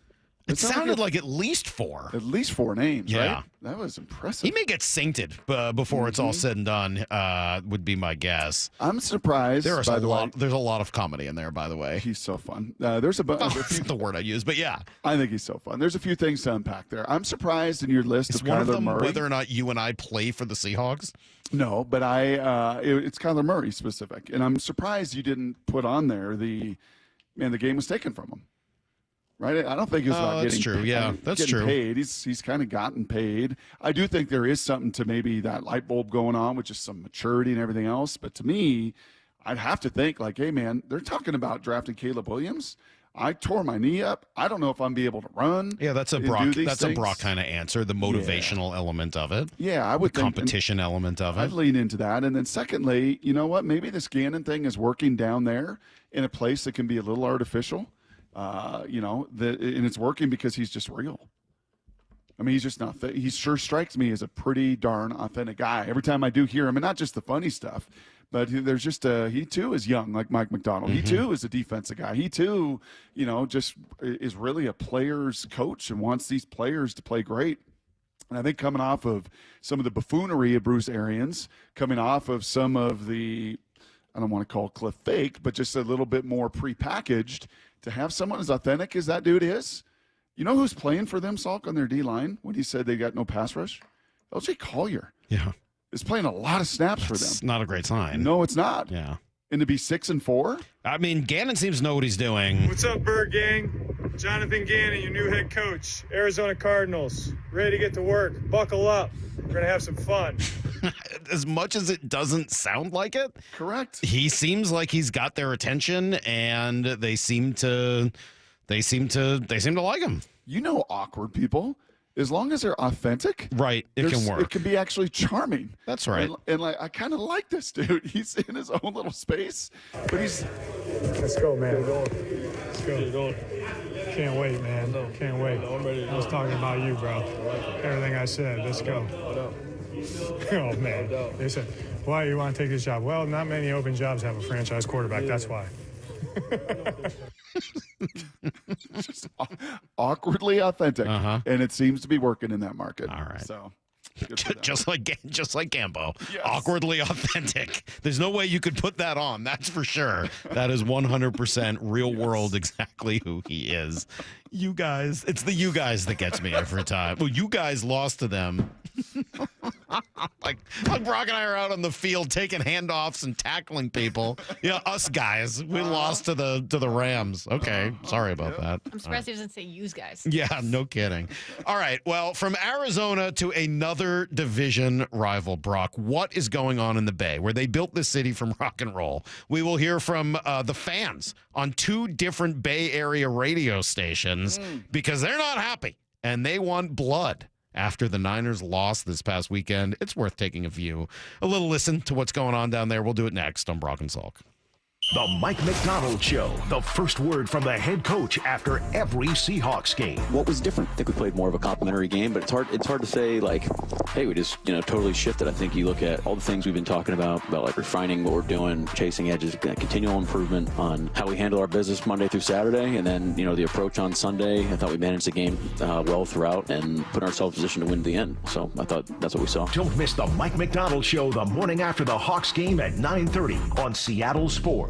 Hey, Brock Ewart here with my buddy Dave Taylor from First Mark Insurance. You know, Dave, I love sport. You love sport. And I love sitting with coaches and hearing their game plan each and every week. What are the keys to a First Mark Insurance game plan? It's a great question, Brock. I think there's really 3 keys to a great game plan with us. Number 1 is we want to make sure that our clients have the correct coverage for their unique specific needs. So that's number 1. Do you have the right coverage? Number 2, once we have the right coverage, are we getting that coverage at the most competitive price possible?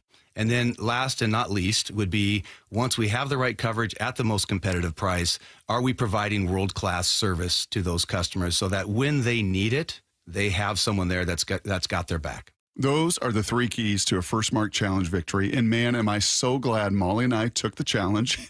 We are one of so many through a decade plus of being a First Mark Challenge victory. You can too. Just simply go to firstmarkinsurance.com, firstmarkinsurance.com. Have you considered surgery or even joint replacement? Hey, it's Dave Wyman, and before you make that decision, see Dr. Mark Wagner, MD, at Seattle Sports and Regenerative Medicine. Why? Because he gives it to you straight. Dr. Wagner said my right knee needs replacement, and I appreciate his honesty and expertise. My left knee is fine right now, but the minute it isn't, I'm heading to Dr. Wagner for his expert opinion. I want to avoid another surgery, and I've heard so many patients rave about results from their 90-minute outpatient stem cell procedure with Dr. Wagner. He's a board-certified Seattle physician with over 30 years of experience and has performed more than 20,000 stem cell procedures using a person's own stem cells to regenerate cartilage in their own joints. People with severe osteoarthritis, even bone on bone, are back doing what they enjoy without pain and without surgery. Whether it's a shoulder, hip, elbow, ankle, wrist, or knee, before choosing surgery, see Dr. Mark Wagner first. Go to drmarkwagnermd.com. Hey Seattle, Jaden Schwartz for Techline Roofing. Call Techline Roofing and trust the team I trust. With the strongest warranty in the business, Techline Roofing has you covered. That's TEKLINE roofing.com. Trust Techline. Want to listen to Seattle sports on your smart speaker? Hey, smart speaker, play Seattle sports. This message is powered by the EQC Sportsbook at Emerald Queen Casino. Emerald Queen Casino, the entertainment capital of the Northwest. If you worked in aircraft manufacturing or aircraft painting at Boeing, semiconductor or printed circuit board manufacturing, or other industries where hazardous chemicals or solvents were used, your children may be entitled to legal damages. Birth defects have been linked to toxic chemicals and solvents used in these industries. If your child was born with brain or spinal cord damage, organ or limb deformities, blindness, cerebral palsy, genetic damage, or other issues, and you're a past or present aircraft manufacturing or painting, semiconductor or circuit board worker, contact Weinstein-Cajano now, toll-free at 1-866-99-TOXIC. Your children may be entitled to legal damages. If you are a past or present worker in aircraft manufacturing or aircraft painting at Boeing, semiconductor or printed circuit board manufacturing, or other industry worker and your child has a birth defect, call toll-free 1-866-99-TOXIC. Your call is confidential. 1-866-998-6942. That's 1-866-99-TOXIC. Message authorized by Weinstein-Cajano, 600 University Street, Suite 1620, Seattle, Washington. At aimyourdigital.com, we'll help you target the right audience, build your leads, and crush your quota. Take your business to the next level. Our digital marketing strategies help grow awareness of your product or service, all while building trust in your business. Our approach involves leveraging multiple tools and strategies to deliver exceptional results that are customized to your unique business needs. Don't wait to run out of sales leads. Keep your business growing. Get started with aimyourdigital.com today. If you have unfiled taxes or are in debt to the IRS, this is important news. Did you know the IRS has programs specifically designed to help people struggling with tax debt? Powerful tax assistance programs that can save you thousands if you qualify. No one knows these programs better than the experts at Optima Tax Relief, America's most trusted tax resolution firm, A-rated by the Better Business Bureau. Their award-winning team of tax attorneys and licensed professionals have resolved over $1 billion of tax debt for their clients. One call to Optima can start the process, helping to end your worries about wage garnishment, asset seizure, and other IRS actions. Make sure you're getting the best options to solve your tax problems. Call the experts at Optima today for a free confidential consultation. Call 800-343-6460. 800-343-6460. 800-343-6460. Optima Tax Relief. Some restrictions apply. For complete details, please visit OptimaTaxRelief.com. Let's go! This is Seattle Sports. Streaming through the Seattle Sports app. KIRO AM Seattle. KIRO FM HD2 Tacoma. Home of the Seahawks, Mariners, and everything Seattle sports. This hour is brought to you by Muckleshoot Casino Resort. Give me a freaking auto! From the Quantum Fiber Studio, this is Brock and Salk on Seattle Sports. I don't read the internet, guys. Take the bull by the hands. And Brooke, you are. And Brooke, you are. Now here are your hosts, Brock Eward and Mike Salk. All All right, we've been to the desert. Let's go from there to the Bay. No guest. But after the Seahawks beat the Niners, which, by the way, according to Gambo, means Niners aren't good anymore, which just cracked me up. You can say that that's not what he meant, but it seemed like that's sort of what he meant, don't you think? Like, I mean, the Seahawks beat the Niners, but the Niners aren't even good. I mean, they're 5-5. They don't look right. They don't look right, but just the way he said it was funny. So let's hear what they're saying down in the Bay, because they've been riding high on top of this division here for a little while. We'll start with KNBR. Here's two of their hosts, Murph and Marcus, talking about the Niners. And frickin' Geno Smith scrambles in for a touchdown as the Niner D collapses without Nick Bosa, we should mention. Yes. Without Nick Bosa. And, dude, we're staring at a Seattle Seahawks 20, San Francisco 49ers 17 final score. No call. No, not calling it in to Roger Goodell. No victory song. Instead, bro, I got to go ahead and call it right now. Season's toast. Oh, I mean, you were talking yesterday about how the season has essentially turned into literally a piece of bread that's been in the toaster too long. It feels like they're getting toasted. They're 5-5. And we're at a point now where we've seen this team now blown fourth quarter leads to every single team in their division. And that's just straight up unacceptable. I am occasionally reminded of what sports radio is like elsewhere. Yes. Where after 10 games and 5-5, everything's over. Gotta have a take. But the callers certainly had their say as well. Well, for the callers, I feel like we might need the stylings of one Alanis Morissette. Oh, we do? That day. Oh, I thought it was going to be, isn't it ironic? Oh, Alanis. Yeah, Brock's favorite. Yes. Wow. I think it literally, I was so surprised by, I think first and foremost, I think it might have been the worst offensive game plans I've ever seen out of a Kyle Shanahan team. We seemed so not ready to attack them. Our play calling was just atrocious. I mean, if Brock doesn't make some scrambles in the early going, we got nothing. Okay, well, that's one. This is just KMBR for now. We'll get to 95.7 The Game in a minute. Here's another KMBR caller. This is Barry. When Shanahan lost that Super Bowl game by getting away from the run and passing, my wife said to me, he is the most overrated coach in football. I'll give you another example. He stands around looking at his chart all the time. He shows no passion, unlike the Detroit coach. And look where Detroit's going now.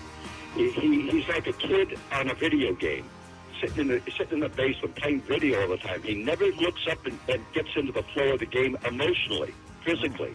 He's an intellectual guy, and it doesn't work anymore. It's not working. Intellect no longer works in the NFL, Brock. And it's because he doesn't adjust, according to Jose. You're making a game plan counting on those players being there. Okay, if those players are not there, if KIRO is not in there, if Bosa is not in there, then make adjustments. And he refuses to do so. And it's a narrative that has been going on over and over and over, and he has lost 2 Super Bowls because of it. Okay? Where was Mason yesterday?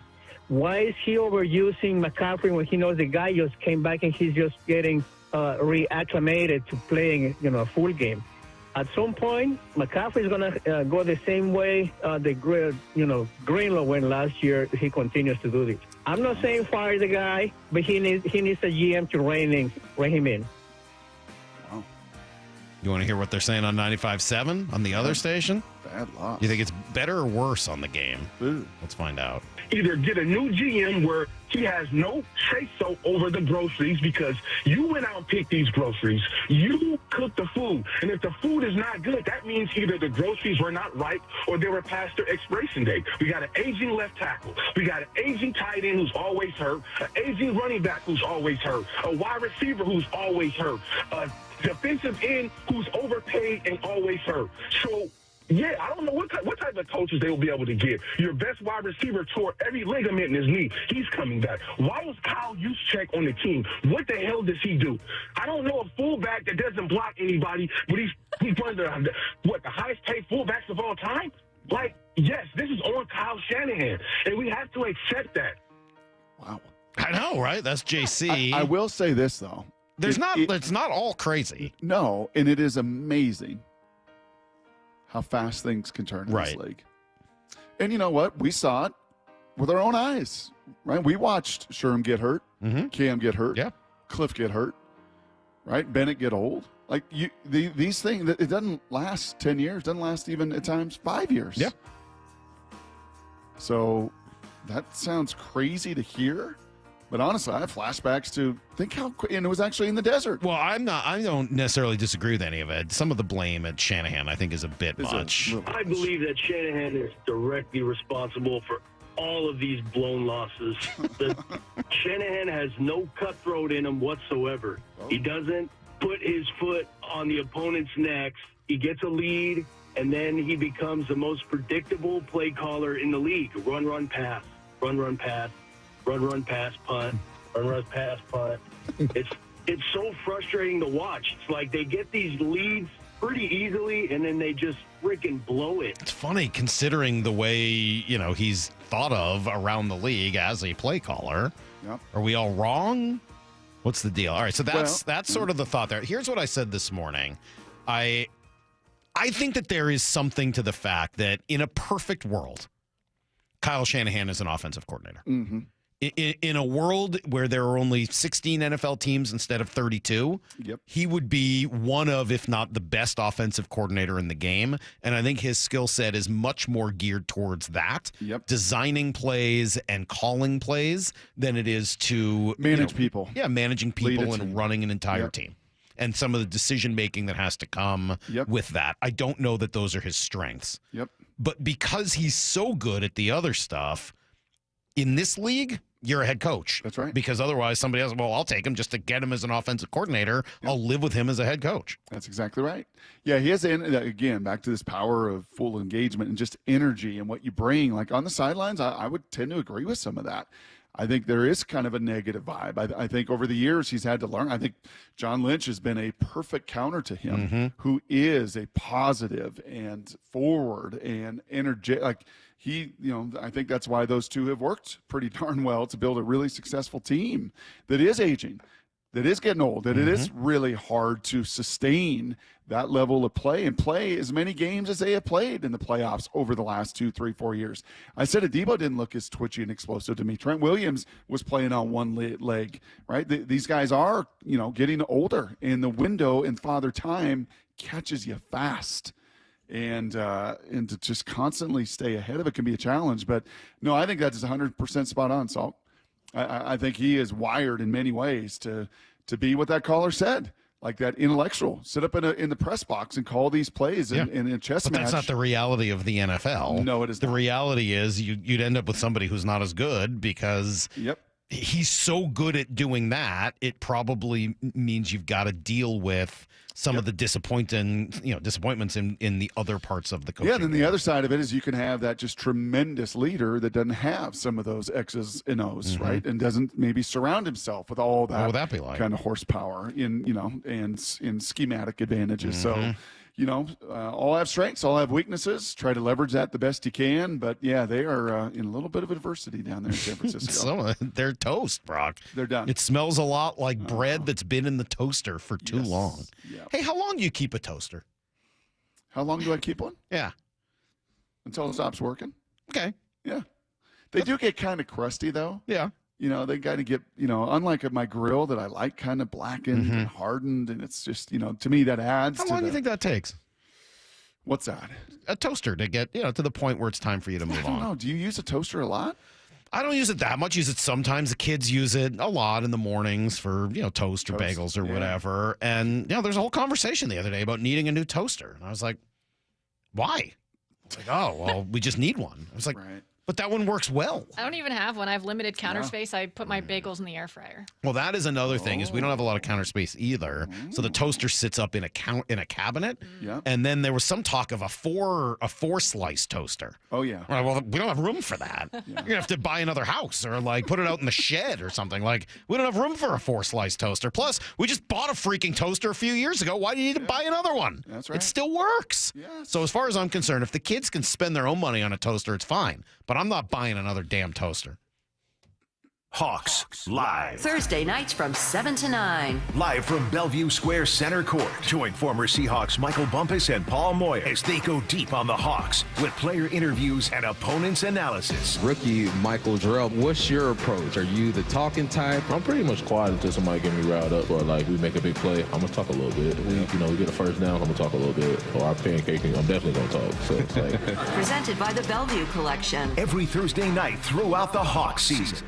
All right, Mike Salk here. Let's talk homeowners. Maybe some thoughts, right? You guys could save a lot of money by getting your roof replaced right now during what is generally a slower season for roofers. Riverside Roofing is the spot. They're open and available. They'll work quickly to take advantage of some whatever dry days we have and get your roof replaced quickly. Yeah, we got storms. I got a bomb cyclone coming today to Western Washington, and that will do damage to homes. So if you have a leak or you've noticed some shingles blowing off, save money and replace your roof right now with the roofing company you can trust.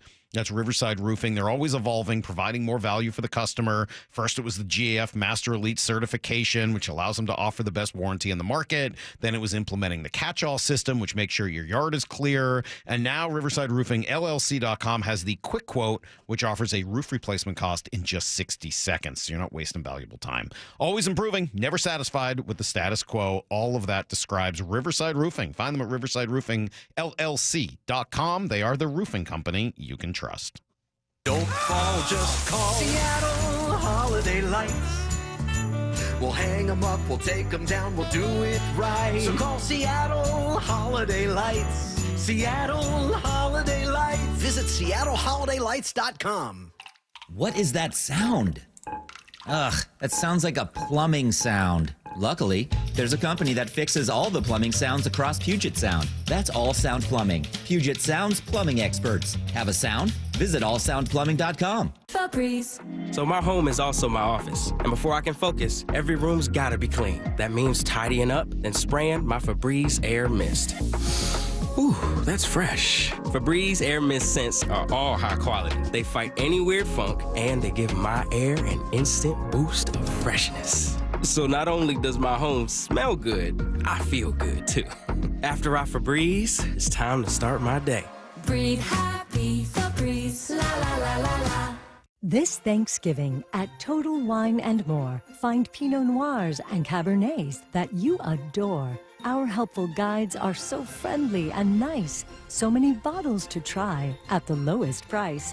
So gather with friends as you sit down to eat. Grateful for all who made Thanksgiving complete.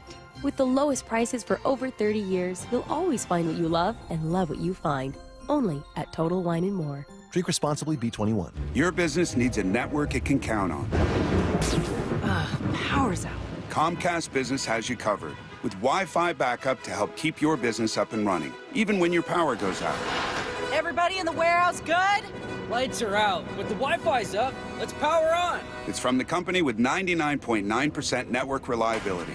Break room, you good? Can't microwave my burrito, but Wi-Fi's fine. Let's power on. Power on with the leader in connectivity, Comcast Business, powering possibilities. Ask about Wi-Fi backup for your business or get started with reliable internet and advanced security for $49.99 a month for 12 months with a 2-year contract, plus for a limited time. Ask about an $800 holiday bonus prepaid card with a qualifying internet package. Don't wait. Call or go online to ComcastBusiness.com today. Ins 12/15/24. Restrictions apply. New customers only with 150 megabit per second internet and security edge. EcoBill and autopay required. Equipment, taxes, and fees extra.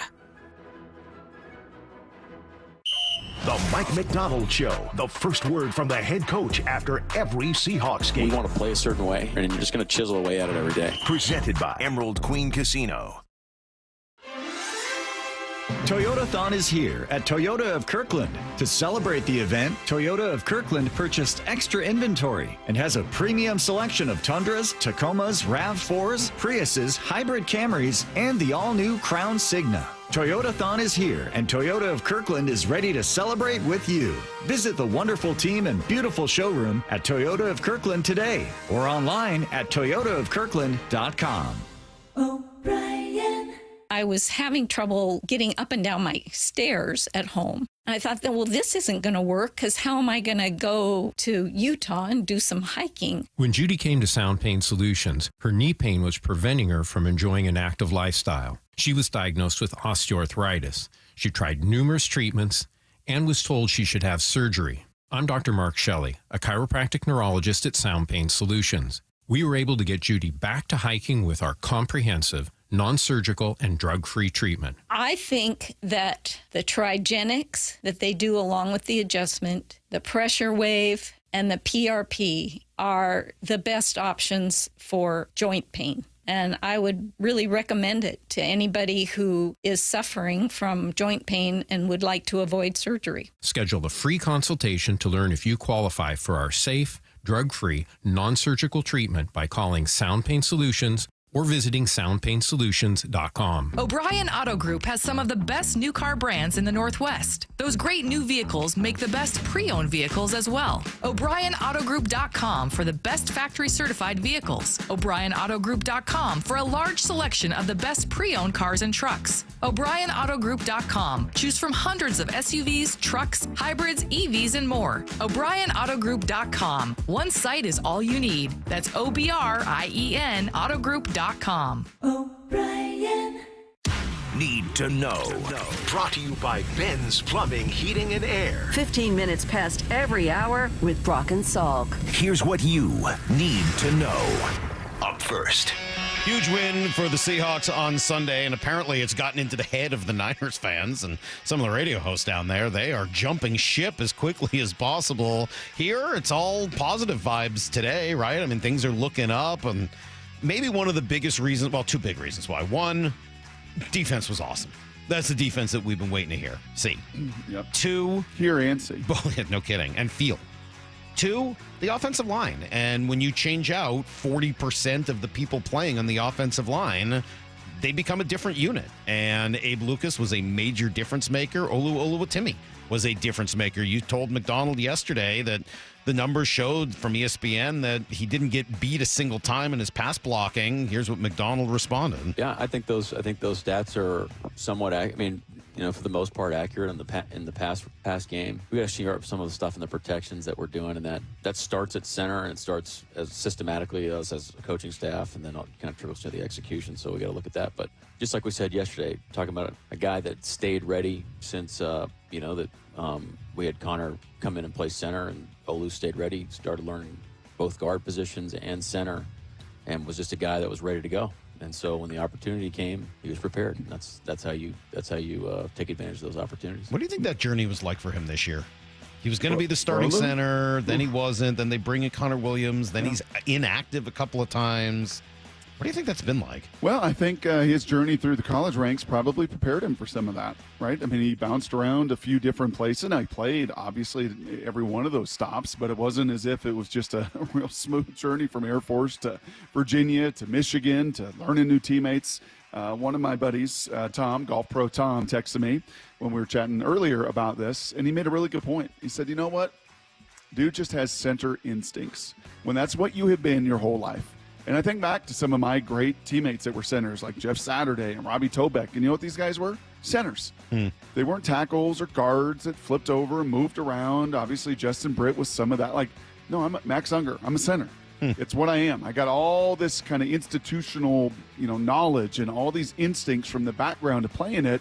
So when I get thrown in the fire midweek, someone retires, I can step into that fold. He did it pretty darn seamless. Yeah, and that's twice he's now stepped in, and maybe he just plays better than his numbers. Chasing than, or maybe he's just better when he actually gets to play in games. Well, He does seem to stand out each time. Another part of the conversation, and this took place later, it was just what we've seen with the defense and Ernest Jones specifically and what he's brought to the middle linebacker spot. In his press conference, he was asked whether or not they've talked about re-signing him. Well, I mean, so, John and I we're talking every day about our team and direction we want to go short and long term. So I can tell you that we're really excited about Ernest, and I hope there's an opportunity for him to be here for an extended period of time. But when that pops up and that opportunity, if and when, not sure right now, but he's definitely one of our type of guys, so we're excited to have him. Hopefully he's here for a while. Tell you what else, getting moving on from Baker and Dotson getting picked up and center retiring. There's some millions of bucks there that been kind of nice little additions to I think that bottom line, that cash, right? Cash is king. And I think some of these moves have also added a little more cash to that budget. All right, sounds pretty good. Here's the second thing you need to know. Baseball Hall of Fame ballots are out, and so we'll see what it looks like this year. There's some pretty good names. I mean, Ichiro's going to lead the list for obvious reasons. 3,000 hits in the majors, over 4,000 when you include his time in Japan, single-season hits record.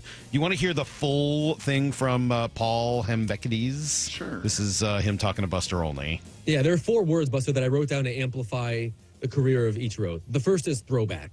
The entire list of players with more hits and steals than Ichiro are Honus Wagner, who debuted in 1897, Ty Cobb, who debuted in 1905, and Eddie Collins, who debuted in 1906. That's the list. The second word I wrote down, Buster, is unbreakable. His 262 hits in 2004 broke George Sisler's record that had stood for 84 years, and Ichiro's 10 consecutive 200-hit seasons will stand until the end of time. Yep. The third word I wrote down is sniper, which of course references his throwing arm. During his 11 full seasons in Seattle, he had 97 outfield assists, which was tied for the major league lead. Buster, he made only 9 throwing errors in those 11 seasons. He was a sniper. The last word I wrote down is durable. He played 1,911 games across the 2001 through 12 seasons, more than any player in the majors, and accounted for 98.3% of possible games. No other member of the 3,000 hit club debuted after the age of 23. Buster Ichiro debuted at 27 and totaled 4,367 hits if you loop in the ones from Japan. There is no question that Ichiro should be a unanimous Hall of Famer. Wow. It's a pretty compelling case. Really? I don't know what else you would need to say. Don't need to add anything to that. Felix Hernandez, probably not quite as compelling because of the lack of time spent, and some of those counting stats won't be as high. I'd vote for Felix. I don't think he'll get in. I'd vote for him because he was one of the dominant players of his time. See, you're doing what you always do, Saul. Gosh, you just piss me off with this. Me? Yes, it's a footballization of baseball. Like you bring football into baseball. It's its own sport. Okay? How did I do that? Because football, their Hall of Fame, that's fine. Terrell Davis, you were the greatest in that short little window. You can make it in. That's not baseball, Mike. I know. There's an element of Mike, longevity. it's not baseball. I just always have felt this way about Hall of Fame. Like, are you one of the best players of your generation? Yes. That's the Felix NFL. was one of those. This is the MLB. Well, I think that's how it should be in MLB. Here's the third thing you need to know. Don't you try to trick me into saying the MLB like some sort of noob. It's not going to happen. Did you see the breaking news, by the way? The breaking news? The breaking news. No. Big surprise. Adam Schefter tweeting it out. Joe Douglas. Yeah, Joe Douglas fired.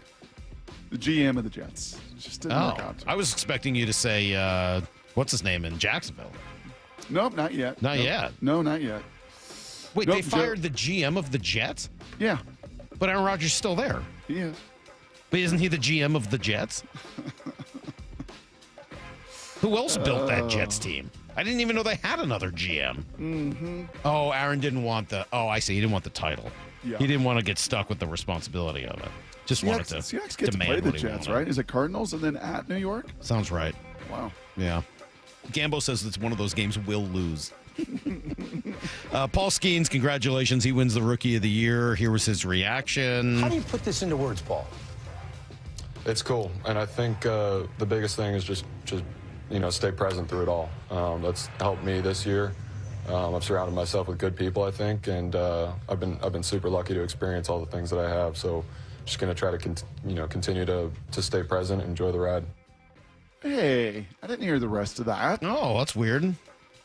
Did you glue that together Didn't to make glue him anything sound together. smarter? More just put it in here. That was the MLB Lyle? Network cut that I found online. Because the one that I heard was it's cool, and then his girlfriend was Yeah, it was me laughing that and glued it together, giggling. not maybe the social media cut you saw that someone edited. Ah. Doggone, social media gets me. It's all the amazing how time. often you get caught with these things. It's really unbelievable. I am done on social media. Hey, come join me. It's fun. All right, that's everything you need to know. 1/4 every hour here on the Brock and Salk Show. But I watched it with my own eyes. Oh, I watched it. Must have been real. No, I did watch I watched them on- Donald Trump and Taylor Swift hanging out together. It doesn't make it real. Did you see that? I did. What do you think of the Trump dance going everywhere? What is the deal with that? I don't know, but it's everywhere. It's like across all the sports. Really? And John Jones and UCF the other night on time. Yeah, it's like his little dance. Really? Yeah, there you go. I don't know that I really understand exactly what it is. I have to get that one down before June 28th. It's time for the first I don't think it's very father-daughter hard. dance. Brock and Haley do the Trump dance together. Yes. Wow. That'll make for an interesting wedding. You don't do that. That father-daughter dance. Do you have a song picked out yet? No, I think that'll be. I got a couple ideas. As I said, I'm not great at the vision of this stuff. I'm more day to day. Right. Maybe after the football season ends, got a little more margin. Maybe I'll start thinking. I watched the movie the other day that has the first dance that Heather and I danced to at our wedding. Was from the movie L.A. Story, which is one of my favorites. Steve Martin movie. You ever see that movie? Steve Martin movie? Yeah. It's so good. It's really just clever and sweet and romantic. But it kind of starts off with Charles Trennett. Trennett, doing his version of Lemaire, and Pretty good. It was great. Have you seen Father of the Bride?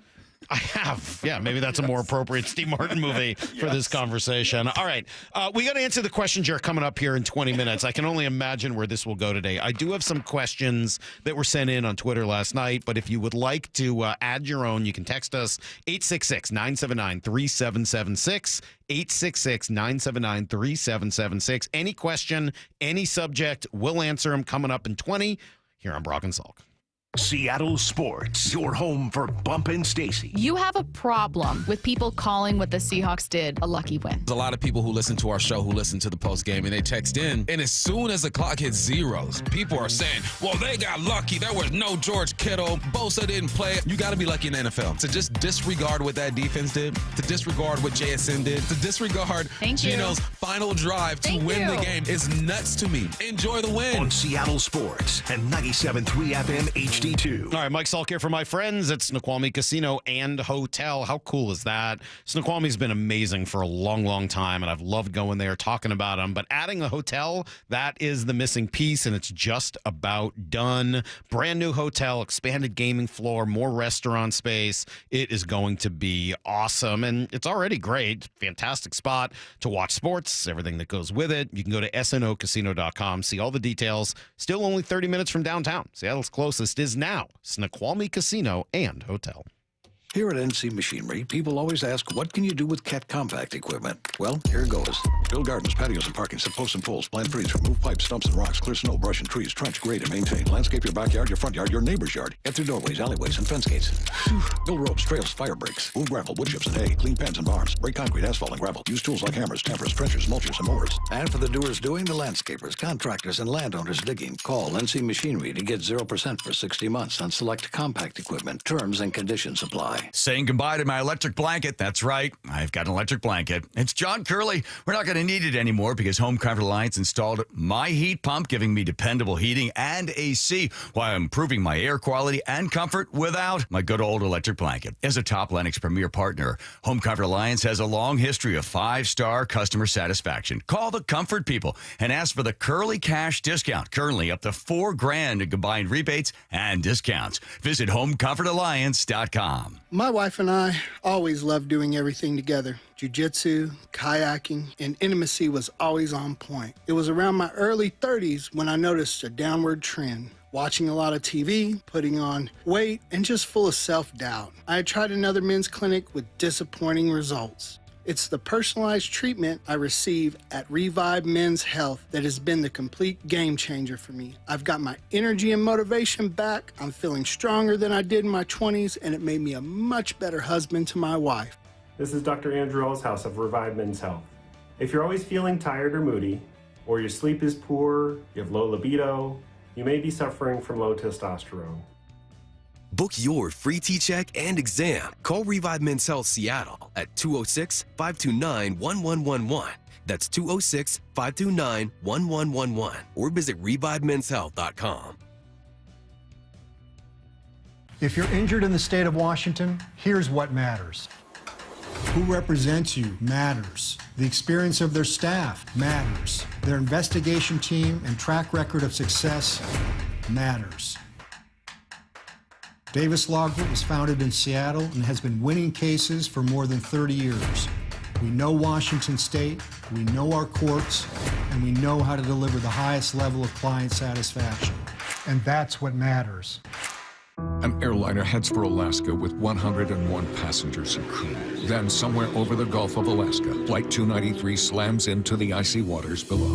Even if all 4 engines quit, it just doesn't fall out of the sky. No bodies were recovered. Loved ones had no closure and were left to wonder. What happened to Flight 293?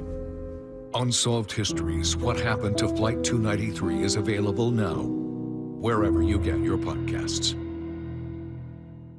Subscribe to the Seattle Sports YouTube page to find new and exclusive content from your favorite shows and personalities daily. Just head to YouTube, search Seattle Sports, and click subscribe.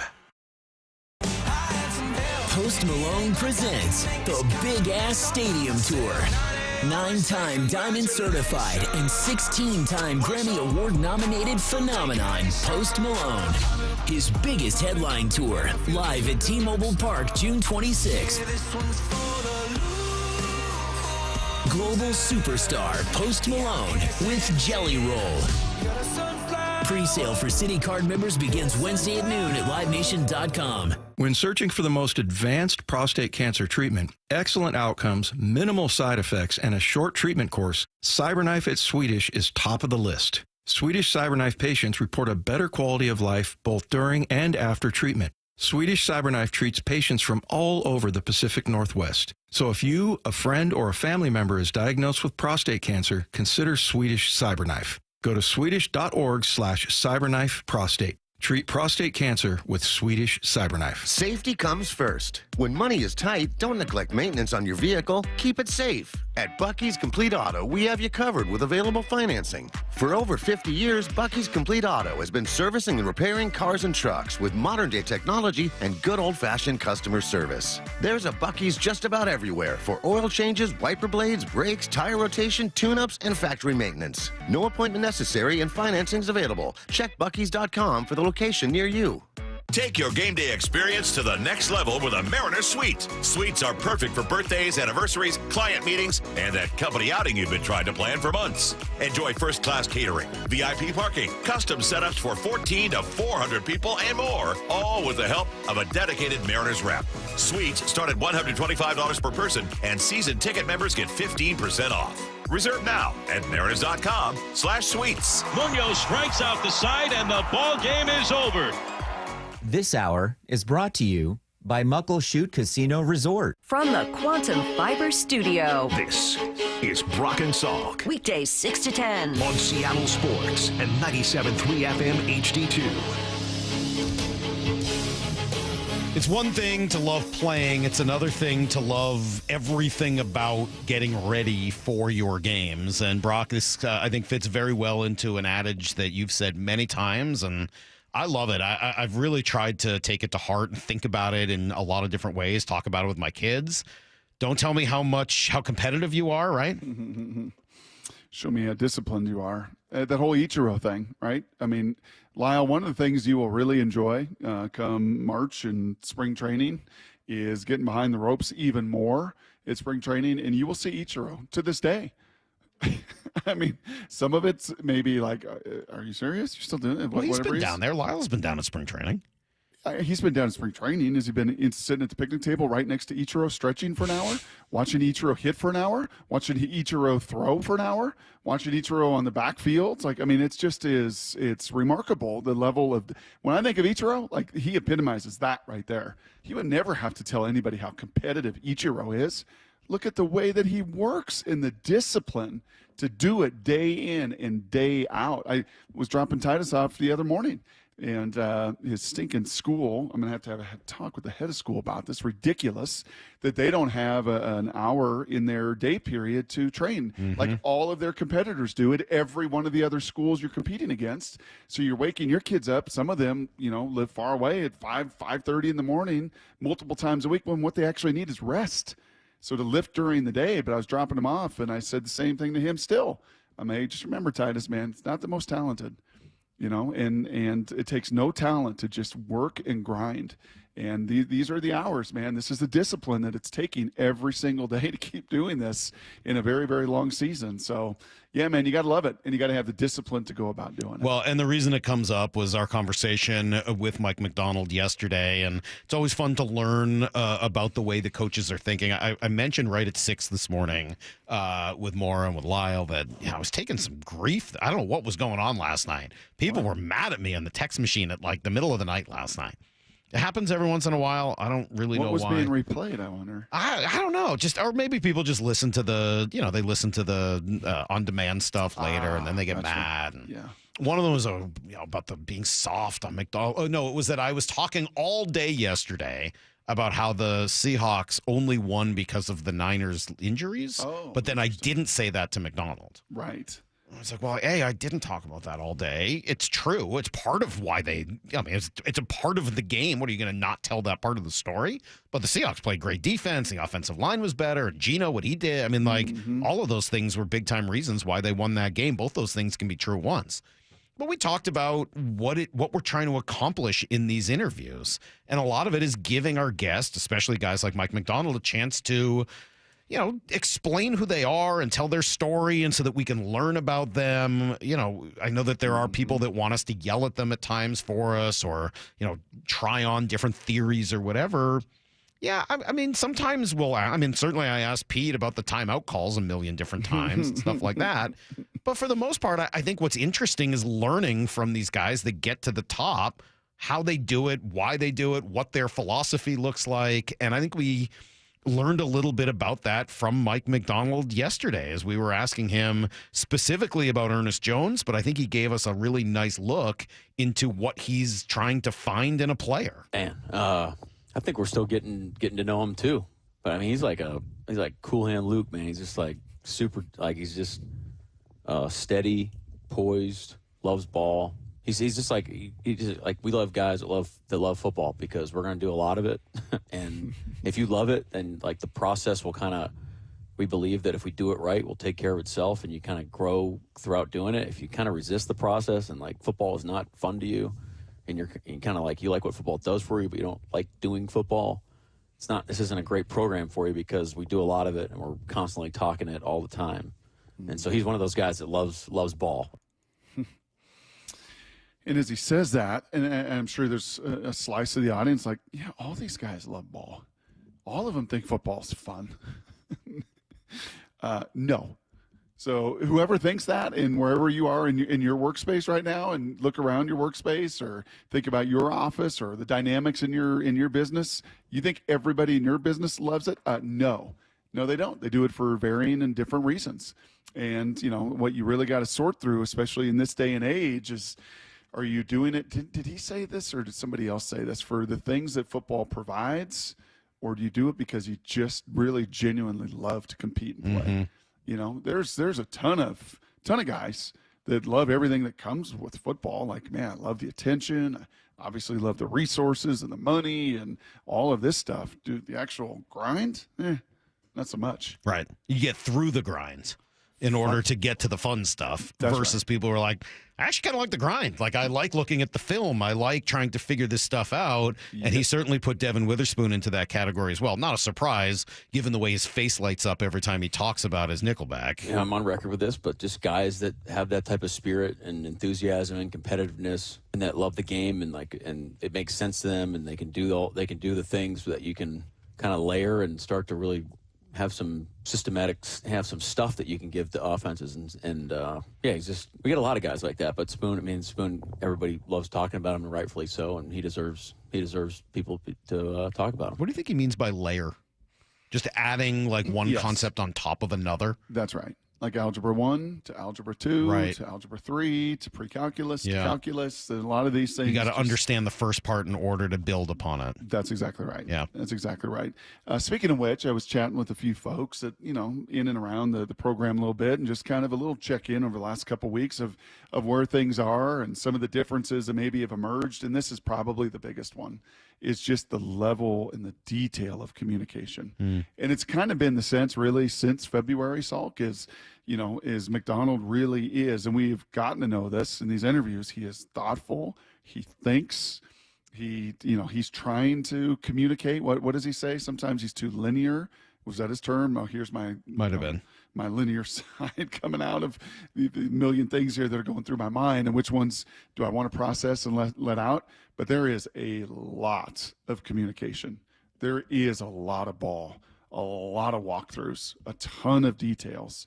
And I think some of it is not a surprise from a guy who did mid-season exit interviews. Correct. Again, something that I have never experienced in my career, and don't know how many people really do that. But it's maybe not a surprise that you've had to sort through some of these additions, right? Some of these free agents that you kind of took one-year flyers on to fill some holes, that they had some background, not great. Yeah.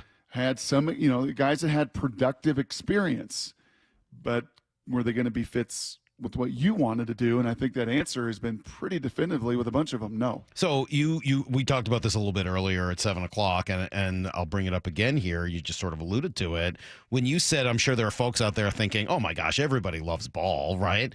I don't know whether that. I think at this point people know. I think they know that not everybody is obsessed with it, that there are guys who maybe have other interests in life. Mm-hmm. What I think might be more, what more people might be more inclined to say is, well, doesn't every team need guys like that? Mm-hmm. Doesn't everybody want teams or players that are obsessed with ball? That can't just be a Seahawks thing. Everybody has to want guys that are obsessed with it and love football and want to work hard at it. No. And I'm sure some of that is true. I'm sure everybody wants players like that. Yeah. Nobody would say no to a player that is obsessed with it. The more work you do, the better off you're likely to be. I don't think anybody says no. But if this scheme is as complicated and complex as it's supposed to be, and does involve so many layers, maybe it is more important to Mike McDonald than it might be to somebody else. Not that the other coach wouldn't want it, but that they could maybe find other ways to get what they need without it. Yeah, he dropped a little line in there that I think is kind of important in this with Spoon, that just, there are a bunch of little nuggets in there. But when he just said it makes sense to him. Like all of this makes sense to him. You know what never made sense to me, Salk? One subject matter in school. My whole life. Really? One subject matter. Yeah. And now I didn't go through all of the courses that you did in philosophy and some of those things. Not one subject matter? No, there's one subject matter. Only one. Okay, I was only like, man, one. None of the subjects in school made any sense to you? No, They all it's a good all thing did. you didn't become a doctor. That would have been a disaster. No, they all did. Organic chemistry, biology. That never made any sense to me. Love those things. They made sense to me. Anything with memorization made total sense to me. Yep. Even calculus made sense to me. Do you know what? I couldn't grasp it. I mean, I just couldn't. And I'll admit it now. Okay, it was the one class I had Literature? to cheat. No, I had to cheat in was physics lab in the summertime. Physics is so hard. And I told the guy next to me, I'm like, I'm really sorry about this. This is like a foreign language. I cannot grasp. F equals MA? My mind just could not, in this lab especially, I just could not, it just couldn't compute. And there's some guys, football-wise, that this scheme and what you're asking to do, just like, can't do it. I can't do it. I can't see it. The game, it just does not make sense to me. And making sure they draft and scout and a new level of, hey, man, for all the background that John had and all the culture he has and all the personnel guys and all that continuity, well, he's going to be, and they're going to be tasked with finding kind of different dudes, than that they're going to have to fit into, not wholesale different, but, I think you're seeing, the acquisition phase and the free agency didn't cost them huge. Right. And a lot of them were kind of 1 year kind of flyers, but there's going to be maybe a little sorting out process with the exact kind of dudes. And as we said earlier, those guys are hard to find. They really are. Yes, they are. Because it's hard to know. First of all, there aren't as many of them, and second of all, it's hard to know where to look and how to ferret that out. Right. Yep. I mean, you're not going to see that at the combine. You're not going to see that with their running and jumping or any of that. Yeah, maybe how hard they train is part of it, but some of that is natural ability. That's right. You're not going to see it necessarily in an interview where they're coached by. The first round picks in football, you really don't know. And it's what makes this league so topsy-turvy and why one team doesn't have the recipe for it and the science behind it, and assemble all that talent. This is Brock and Sox. Answer the question, jerk. Keep asking questions. Come on, I'll answer them. Come on, I'm here. I'm going to answer your questions, dang it. Answer my question! The question, jerk! Well, don't just stand there. Answer the question, jerk! It's fun sometimes doing a topic twice in a day. It goes a little deeper. Yeah, I think when we first started doing this in this business 16 years ago, whatever it was, we felt like that was a really hard thing to do. Like, well, how do I do it a second time? And right. Now I feel like I almost enjoy that. Like, oh, okay, well, now that we've talked about it once, you almost get to a second, I don't know, different thoughts, different conversation about it. Sometimes I enjoy those more. Yep. So if you have to listen to 9:30 or 7 o'clock, if you're going back later, maybe listen to 9:30. Maybe it was better. Maybe we should have done 9:30 at 7 o'clock. More people. Maybe more awake. Maybe. You guys are just getting reps. Yeah, it's reps. Thank Time you, on Maura. task. Yeah, we're More practicing. time on task. Brock and I just need a little practice. Yep. All right, let's see what we got from the people today. Answer the question, Jerk. Mostly, I will say, from X, more so than from text. But okay. Best Christmas movie you can watch over and over during the holiday season. Oh, Die Hard. Yeah, Die Home Alone, which Salk has never seen. Yeah, Die Hard, not a Christmas movie, so obviously not putting that in there. Oh, okay.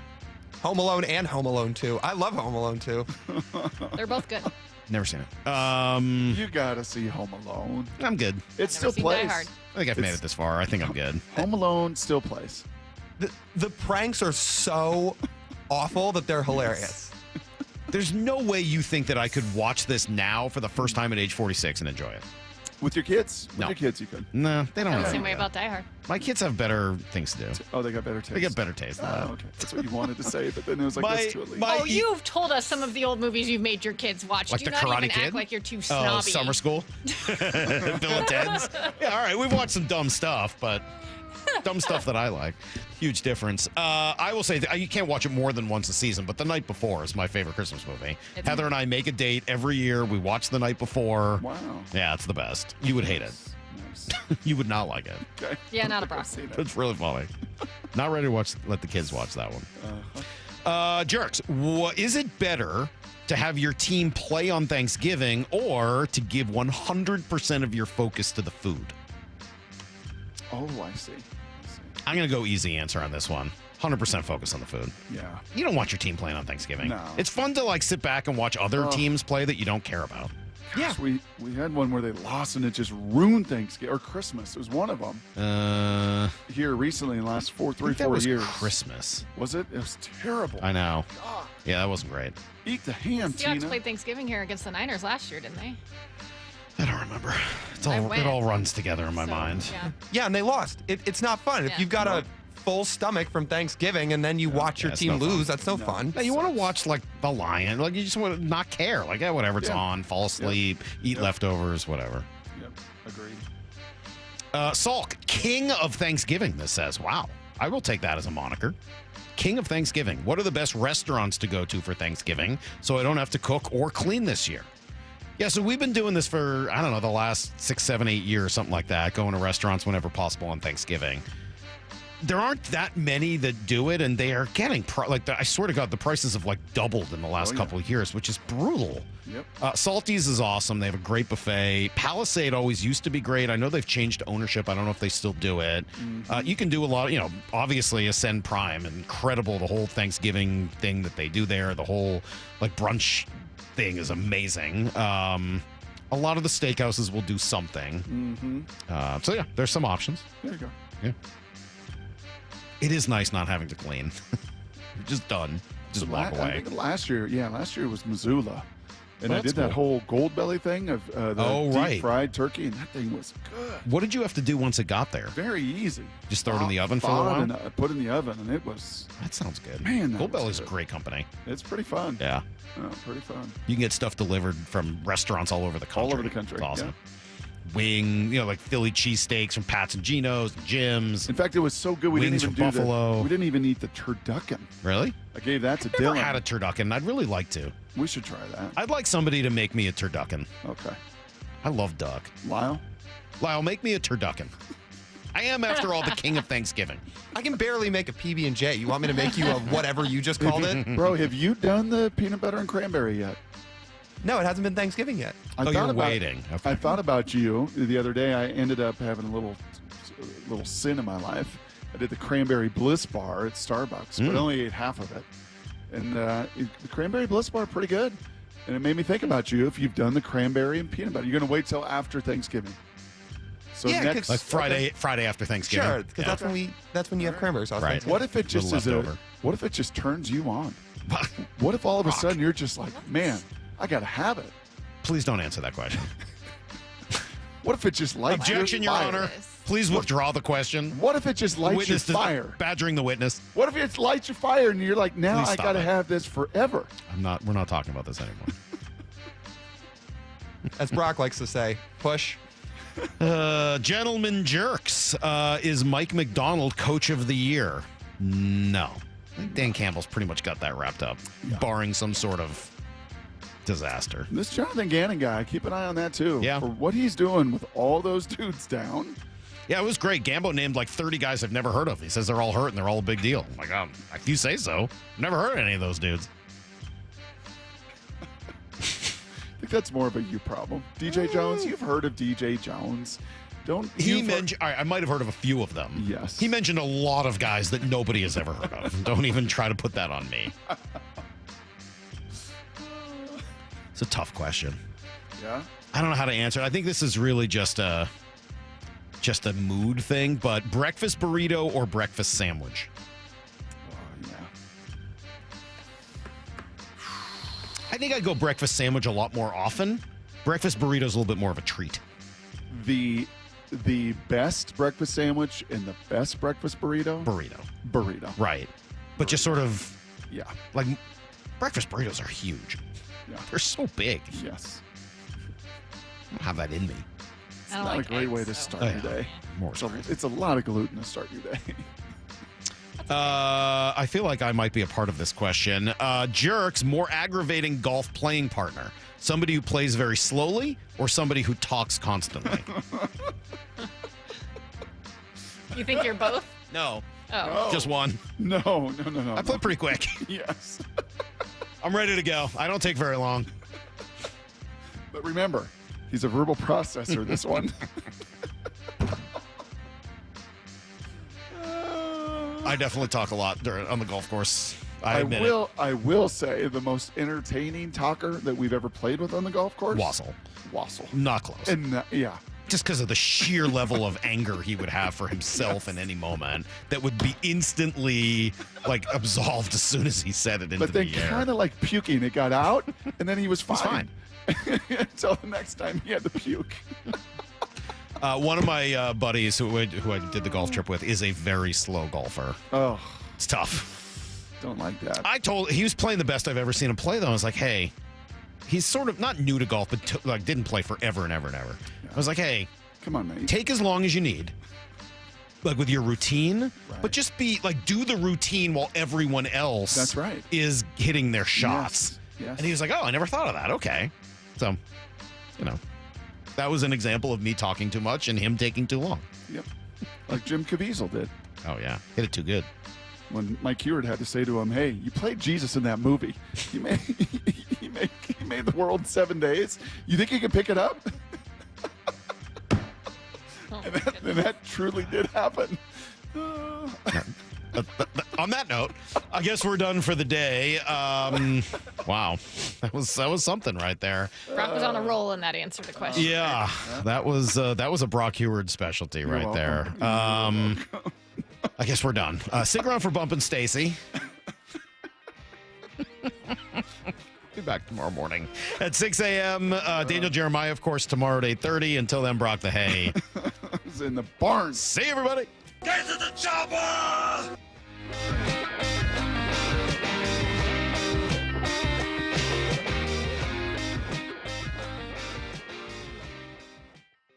Seattle Sports, your home for Bumpin' Stacy. You didn't think we'd go all the way through all these highlights without playing the game-winning touchdown, right? Gonna run! 10, 5, Gino! Touchdown! Seahawks! Dave in the background. The Dave laugh. Yeah. That's pure joy. I can't contain I love myself. it so much. And Gino jogged in. I was yelling, Yeah. run, dog, what you doing? But again, we need to see more of this from Gino. It's an underrated dynamic to his game. There's nothing there. Do what you do. Streaming live on the Seattle Sports app. Hey, Seattle. Jaden Schwartz for Techline Roofing. Call Techline Roofing and trust the team I trust. With the strongest warranty in the business, Techline Roofing has you covered. That's TEKLINE roofing.com. Trust Techline. Have you tried the dining district at the Bellevue Collection? Grab lunch with friends, meet up for happy hour, and stay for dinner and beyond. You can sample international flavors and local favorites from talented chefs. Try a new cocktail on a rooftop bar or watch the game with friends. And explore the lively nightlife scene. The dining district at the Bellevue Collection, where your taste adventure begins. Learn more at BellevueCollection.com/dining district. Your business needs a network it can count on. Power's out. Comcast Business has you covered with Wi-Fi backup to help keep your business up and running, even when your power goes out. Everybody in the warehouse good? Lights are out, but the Wi-Fi's up. Let's power on. It's from the company with 99.9% network reliability. Break room, you good? Can't microwave my burrito, but Wi-Fi's fine. Let's power on. Power on with the leader in connectivity, Comcast Business, powering possibilities. Ask about Wi-Fi backup for your business or get started with reliable internet and advanced security for $49.99 a month for 12 months with a 2-year contract, plus for a limited time. Ask about an $800 holiday bonus prepaid card with a qualifying internet package. Don't wait. Call or go online to ComcastBusiness.com today. Ins 12/15/24. Restrictions apply. New customers only with 150 megabit per second internet and security edge. EcoBill and autopay required. Equipment, taxes, and fees extra.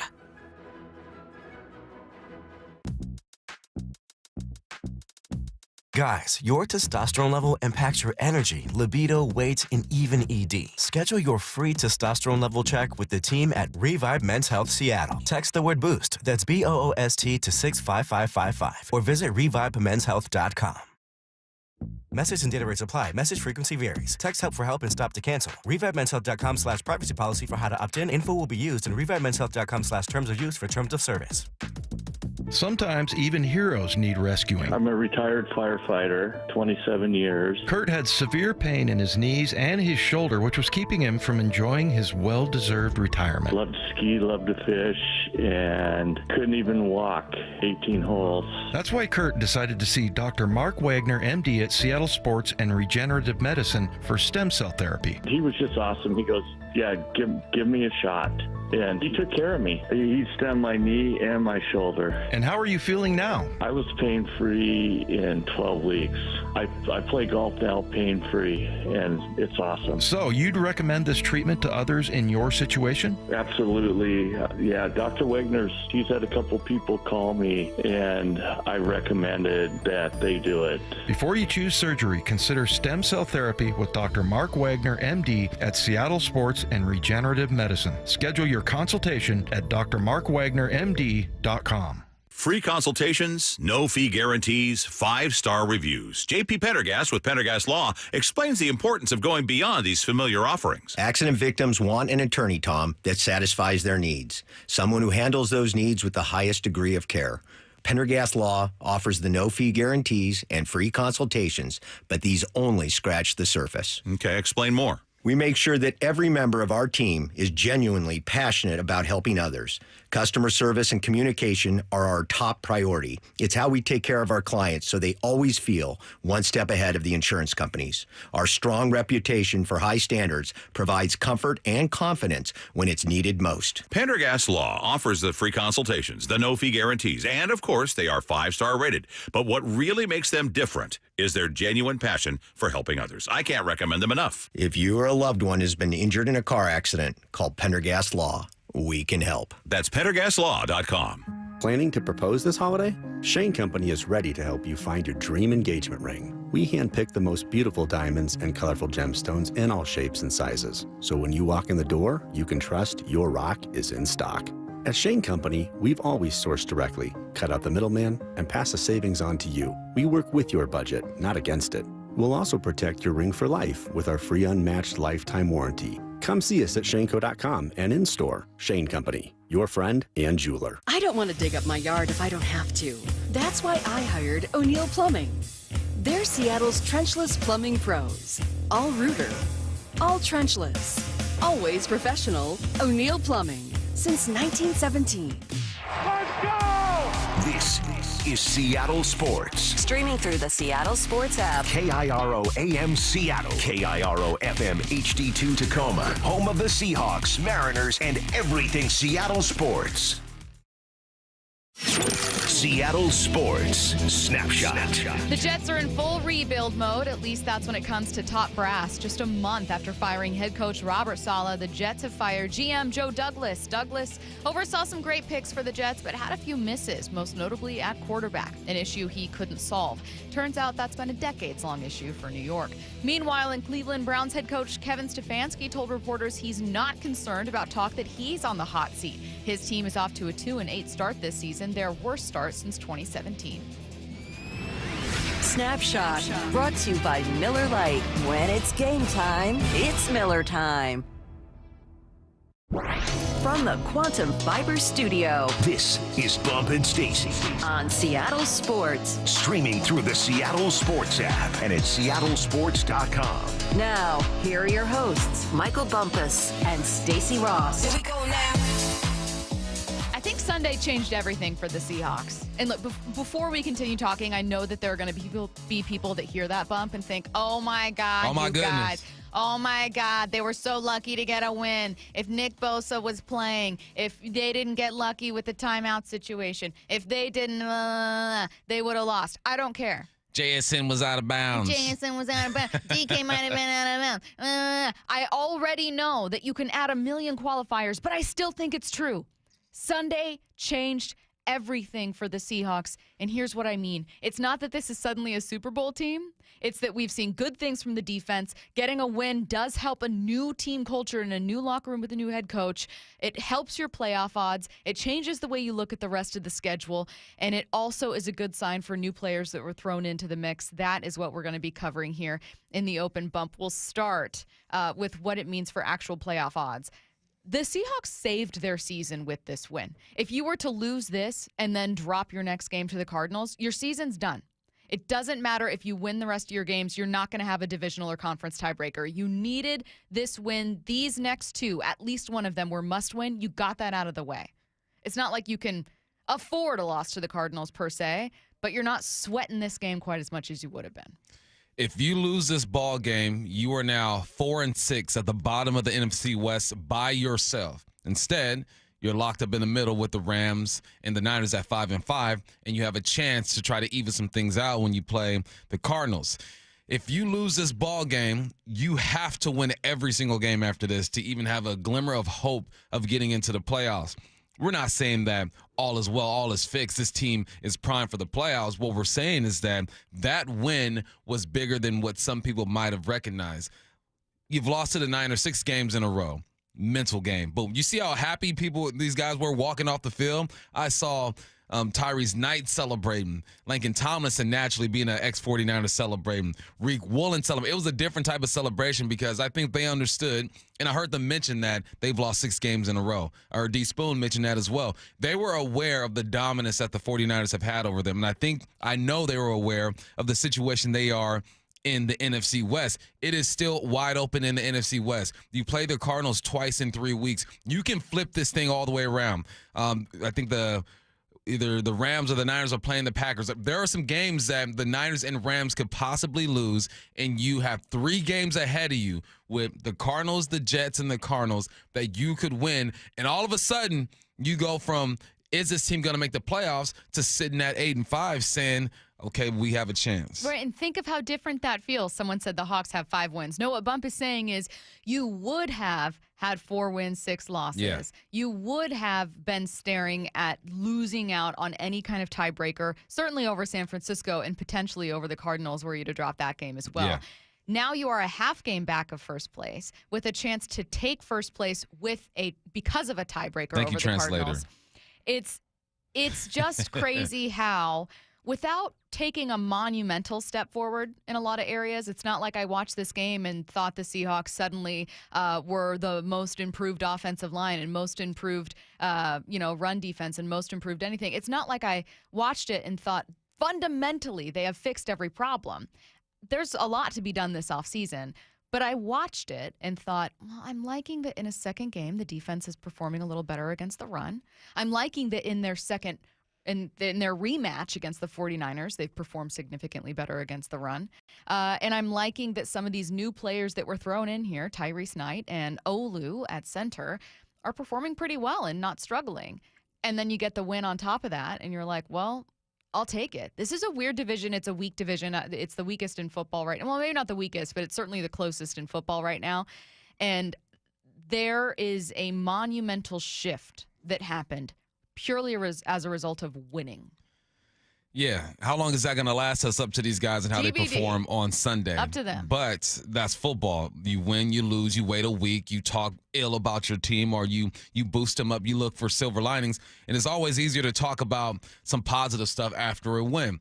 Here are some positives for the Seahawks in the red zone up to this point this year compared to last year, because Mike McDonald has been brought here to change this defense and hopefully add to the culture that Pete Carroll has established for 14 years. But defensively in the red zone, all right, up to this year, they're allowing 55% of touchdowns to be scored. Last year was 60%. They're better in the red zone this year so far up to this point. Scoring, they're 1 point better. Last year, they were giving up 24 points. This year, 23 points. The key number is 20. When they hold teams to 20, you win ball games. It's hard to do. Only 9 defenses in the NFL are holding teams to 20 points. You look at their next opponents. The Arizona Cardinals averaging 23 points per game. They have been held to 24 times. They lost 3 of those. The Jets are averaging 18.5 points per game. They've been held to 26 times, lost all 6. The Rams, 23 points per game, held to under 26. They lost 5 of those. The Bears, 19.4 points per game, held to 20 or less 6 times. They lost 6 of those. Minnesota, 24 points per game,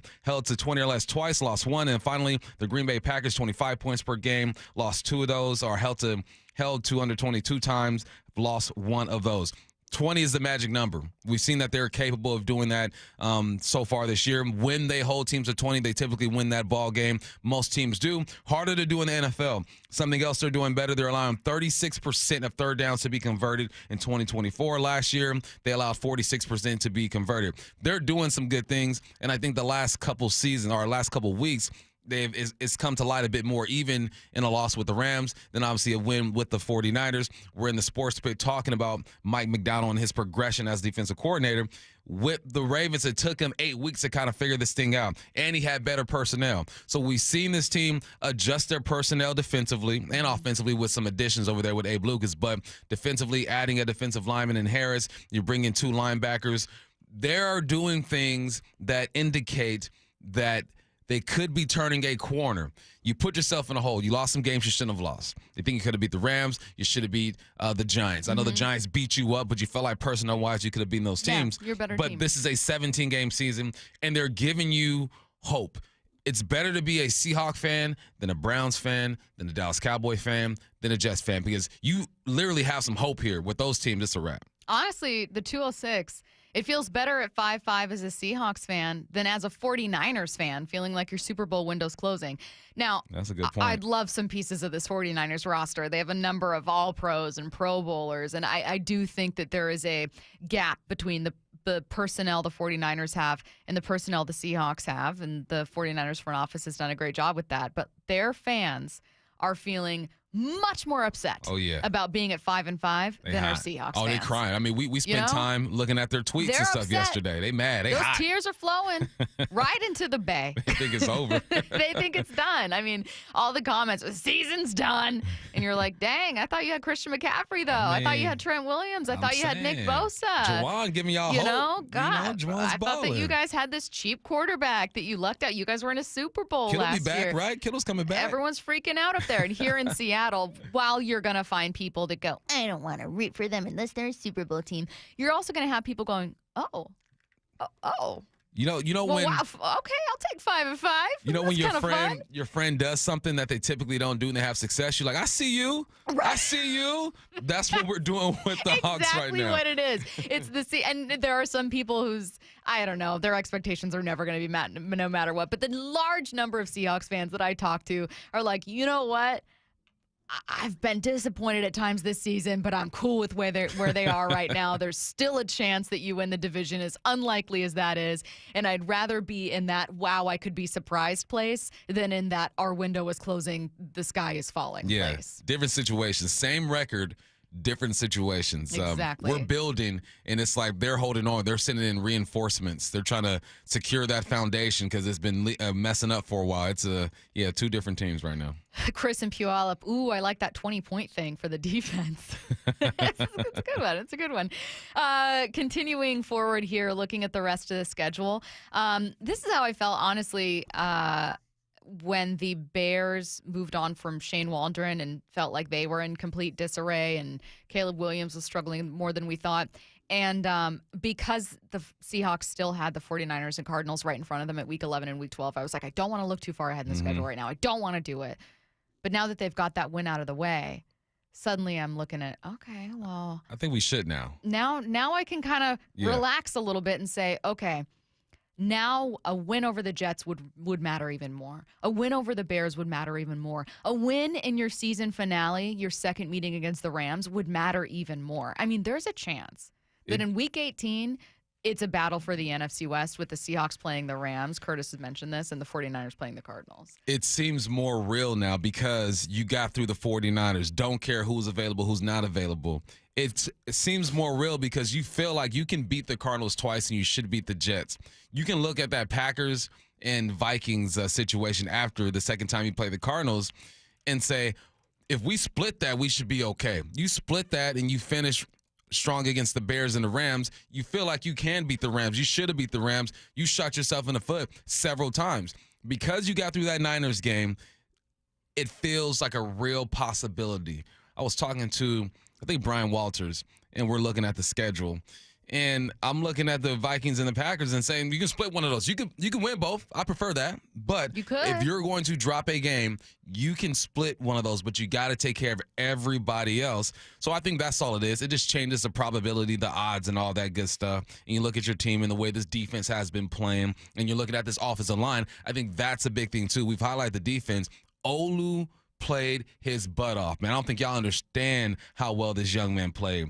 Abe Lucas, for the 42 snaps he was in there, played his you-know-what off. They're not going to see a pass rusher like Nick Bosa for the rest of the season. That Vikings defense is good. They're going to hit you in different ways. Flores got those guys going, but you're not going to see a D-line or one specific D lineman or a linebacker like Fred Warner for the rest of the year. Doesn't mean it's going to be easy, but individual talent, you're not going to see that. But the Vikings do have a very good defense. Curious to know if you guys, like Bump and I, felt that there was a big shift in the season momentum with that win over the 49ers. If you're someone who's like, honestly, I don't, and here's why, then text in, let us know why, 866-979-3776. And if you felt like there was something different, that there's something different in the air because of this win, also let me know why. Here's what Mike McDonald felt was different. I've never gotten into they're our buddy. Oh, just kidding. That's Jake Dickert. Let's see. Oh, I don't have this one in here. Okay, well, Mike McDonald said that it felt like their most complete game, at least since that win over the Atlanta Falcons. And I think that that's true. And I feel like it's easy to overlook that because, frankly, at times the offense felt like it could go nowhere in this game. Like there were times when they'd get a great opportunity or great field position and I'd go, I don't feel too confident right now. I really don't. They can't get the run going. You know, Geno has this ugly interception. It's not going anywhere. But, 24, 48 hours removed, you look back and you go, okay, this was actually a pretty complimentary game of football. And going back to the Falcons game, it's all about when you play teams and how they're playing. Remember Kirk Cousins threw for like 500 yards a game or two before that, and you're looking at all their weapons that they have on the offensive side. Kyle Pitts, Drake London, Mooney's balling, Bijan Robinson, Algier in the backfield as well.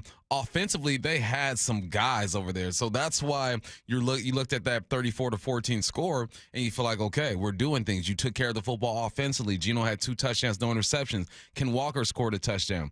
This definitely was the most complete game since then, and you still turn the football over with Geno throwing that interception. Now we're looking at the offense and saying, can you keep up with this defense? Can you make 2 or 3 more plays? Can you score 10 more points and help this defense out? Because it feels like they have better personnel and they're understanding their assignments. I'm watching the film on defense, and it's all making sense. All the gaps are there. You got Spoon getting to the box playing like he's 200-plus pounds. You have Ernest Jones doing what he does, and Leonard Williams continues to have himself a good season. He's having a Pro Bowl type of season, and no one really recognizes it because the numbers are going to tell you that. You got to watch the film. He's having a Pro Bowl type of season. You put yourself in this hole, and it's hard for people to look at this record, this 5-5 record, and be optimistic if you're on the outside looking in. But if you live this every day like we do, you see the improvement. You get through the Niners. Now the rest is wide open. From the 206, the difference I saw was opposing receivers not being, all caps, wide open. I actually think the pass defense has been okay this year, but I agree with the 206 in that there are memories I have of recent Seahawks defenses. Even last year prior, that absolutely was the case. They'd find these little soft spots in the zone. You'd be like, oh, my God, what was supposed to happen here? Where is everyone? What's going on? Constantly find this little open triangle of space. Let's see. Someone else said, I feel like there was a momentum. This is 253. I feel like there was actually a momentum shift during the Rams game. I could see that. I mean, I think that if you, quite frankly, if you were to get the point after your early touchdown and win 21-20, we'd all be talking. This exact same conversation would have happened heading into the bye. We'd be like, they're making the turn. They held the Rams to, under 100 rushing yards or whatever it was. They're making the turn. Yep. You make the field goal. AJ doesn't get held, and Geno throws an interception. Geno doesn't try to force one in the back of the end zone. I mean, they're always the crew, the pre-halftime and post-game crew. We always try to break it down to what are the 4 or 5 most significant plays that affected this ball game. Clearly, when you play in a game, typically you're playing 60-plus plays on both sides of the football. There are things that happen throughout a game that influences it, but there are major plays that kind of swing things. And when you give up 103-yard interception return for a touchdown, you're not supposed to win that game. That one mistake, and then you talk about the PAT, then we could feel different about this team. But, the same way we talk about that game with the Rams, the Niners are doing that with this last week. Oh, if only this play. Oh, if only that play. But that's the NFL. The only team blowing fools out right now are the Detroit Lions. Everybody else, you got to play 4 quarters. 12s, it's time to get loud. The Seattle Seahawks are back home this weekend, and today is the last day you can enter to win 4 tickets to watch them take on the Arizona Cardinals at Lumen Field this Sunday, November 24th. All you need to do is open the Seattle Sports app and click the Win tab to find out how. If you don't already have the app, just text the word app, APP, to 866-979-3776, and we will send you a link to download. Let's get to headline rewrites. Extra, read all about it. Headline rewrites. We must make headlines. The real story behind the headlines in today's news with Bump and Stacy. Headline number 1, biggest news in the NFL today. The Jets have fired GM Joe Douglas following the team's 3-8 start. This comes a month after Robert Saleh was fired. What's the real headline? There are consequences to never solving a quarterback problem. Joe Douglas has been GM bump since 2019. He's got a 30-64 record. Now, that's obviously a problem, but the GM's job is to draft talent, acquire talent, make the team better. He's got some great draft selections. Quinnen Williams, Garrett Wilson, Sauce Gardner. But you never found your quarterback. Not only did you miss out on a couple high picks, like Mekhi Becton at 11 overall, but Zach Wilson, number 2 overall. Aaron Rodgers in free agency, even if that was Woody Johnson really wanting Aaron, you never found a quarterback, and ultimately that's what sank you. I feel all of that. He's never had a double-digit winning season since 2019. The most they've won are 7 games. I feel that. He has made some good draft picks, but you went and got the quarterback that every team that thought they were a quarterback away from winning a Super Bowl wanted. You went and got Aaron Rodgers. So I understand the firing, I think, is justified, but I also think that he hasn't found a quarterback. Well, who else was he supposed to get during the offseason? No one else was available that was the quarterback to put you over the top, and it's not working. So I think that there's a bunch of other people who are involved in the decision-making. Ultimately, it comes down to the GM, but the roster is there. You supposedly have the quarterback that's going to take you there. I think there are more issues than just firing the GM, but he has missed on a lot, but he has hit on a lot. Who put this roster together? He did. And you just named 4, 5, 6 guys who are ballers. Didn't even mention Will McDonald, who had 8 sacks. Jermaine Johnson was a Pro Bowler last year. So what's the deal? I like the roster. You got to start looking at the guys who are the day-to-day type of dudes because he's done his job. I know he's walking away, and whoever inherits this roster, if they do get a quarterback or maybe Aaron taps into the fountain of youth, you're going to, on paper, walk into a good situation. I had the Jets defense on fantasy football. I was telling everyone to take Breece Hall in fantasy football for those reasons, because on paper, this should have been a much better team. I think that there's an argument to be made that, oh, well, he built up a team that might have been great like a year or two ago, primarily because Aaron Rodgers, even prior to him, getting hurt or being acquired by the Jets, was kind of struggling in his final season in Green Bay. But I think that where Jets fans are where Cowboys fans are right now, which is, you can fire the head coach, you can move on from a coordinator, you can change up the quarterback, you can do whatever you want. What if the biggest problem is the guy at the top? I don't think it is. Headline with the Jets? I think that's how some Jets fans feel. That roster is crazy. That roster's crazy. And then Aaron Rodgers, he was supposed to save the day. Yeah. Everyone wanted. When they picked Aaron Rodgers, everyone thought they were contenders. And he's getting fired because Aaron Rodgers is playing like crap. So do you think the problem is that Aaron Rodgers is underperforming what Aaron he absolutely Rodgers is should the be, or that problem. he never should have been acquired? Aaron Rodgers is the problem. I think acquiring him made sense. I thought they would be better. But Aaron Rodgers is the problem. I mean, I thought they'd be better too. But I'm just saying there's a lot of people talking about Woody Johnson on Twitter saying that, like, oh, we've always struggled. Look at Sam Darnold. Look at Zach Wilson. Look at Aaron Rodgers. Look at Mark Sanchez. Look at Fitzpatrick. Look at any guy that this team has brought in. Pennington, last one. I think that when you have an organization that struggles for decades to solve one or two problems, people just assume, well, this starts at the top. Yeah, I mean, it's his responsibility. He's always the first head to fall. I will agree with you that this season, Aaron Rodgers has been the reason. He's crumbled this team. Yes, I will agree with you. The culture's jacked there. up. It already was jacked up, and Aaron Rodgers comes in with his BS. He doesn't show up for practice. He's playing like he's 50 years old. There's young bulls all around him, man. It's unfortunate. Maybe Woody Johnson shouldn't have gone after him. Headline 2, the Cowboys had metal fall from the ceiling at AT&T Stadium on the same night they were blown out by the Texans 34-10. What's the real headline? Cowboys fans wish they too were falling from the ceiling. Man. How you spend all that money? You got stuff falling from the ceiling. You know? You can't even close the curtains, but you got stuff falling from the ceiling. It would be like going into someone's really expensive house and then you like lean into the wall or fall into it and it like broke the wall, like a hole in the wall. You'd be like, wait, what? What is this fake? The Cowboys are in a horrible place. 5th straight loss. They've been outscored 172-70. They trailed by 20-plus points in all 6 home games. I saw this stat and it was crazy. The Saints have scored more touchdowns in Dallas than the Dallas Cowboys have scored themselves. That is nuts. The Saints in one game scored more touchdowns than the Dallas Cowboys have been able to do at their home. It is getting sad over there in Dallas. It's not sad, but it's just getting pathetic. I'm tired of seeing them on TV all the time, hyping them all up. What do you do in this situation? Des Bryant, former Cowboy, the catch, he caught that football. He said that he would fire everybody and start all over. But here's the thing. You can fire everybody, but as long as Jerry is still there, things ain't gonna change. Would you trade Michael Parsons? I don't think you can. You need a staple on that defense. And he's so young, man. Well, what's weird is like you have these young stars that in theory, like Micah Parsons, you just paid Dak. You've got CeeDee Lamb, who you just paid too. Mm-hmm. Like in theory, those would be some really good pieces to bounce back in 2025. But clearly, you've got issues everywhere. Are you really ready to rebuild? Did Jerry? You think Jerry's ever said we're rebuilding? No. Never, right? He never thinks he's out of it. No. Headline rewrites. Headline 3, the Dodgers are reportedly meeting with free agent Juan Soto today. What's the real headline? Yeah, the Dodgers are just that girl you don't want or that guy you don't want your girl around.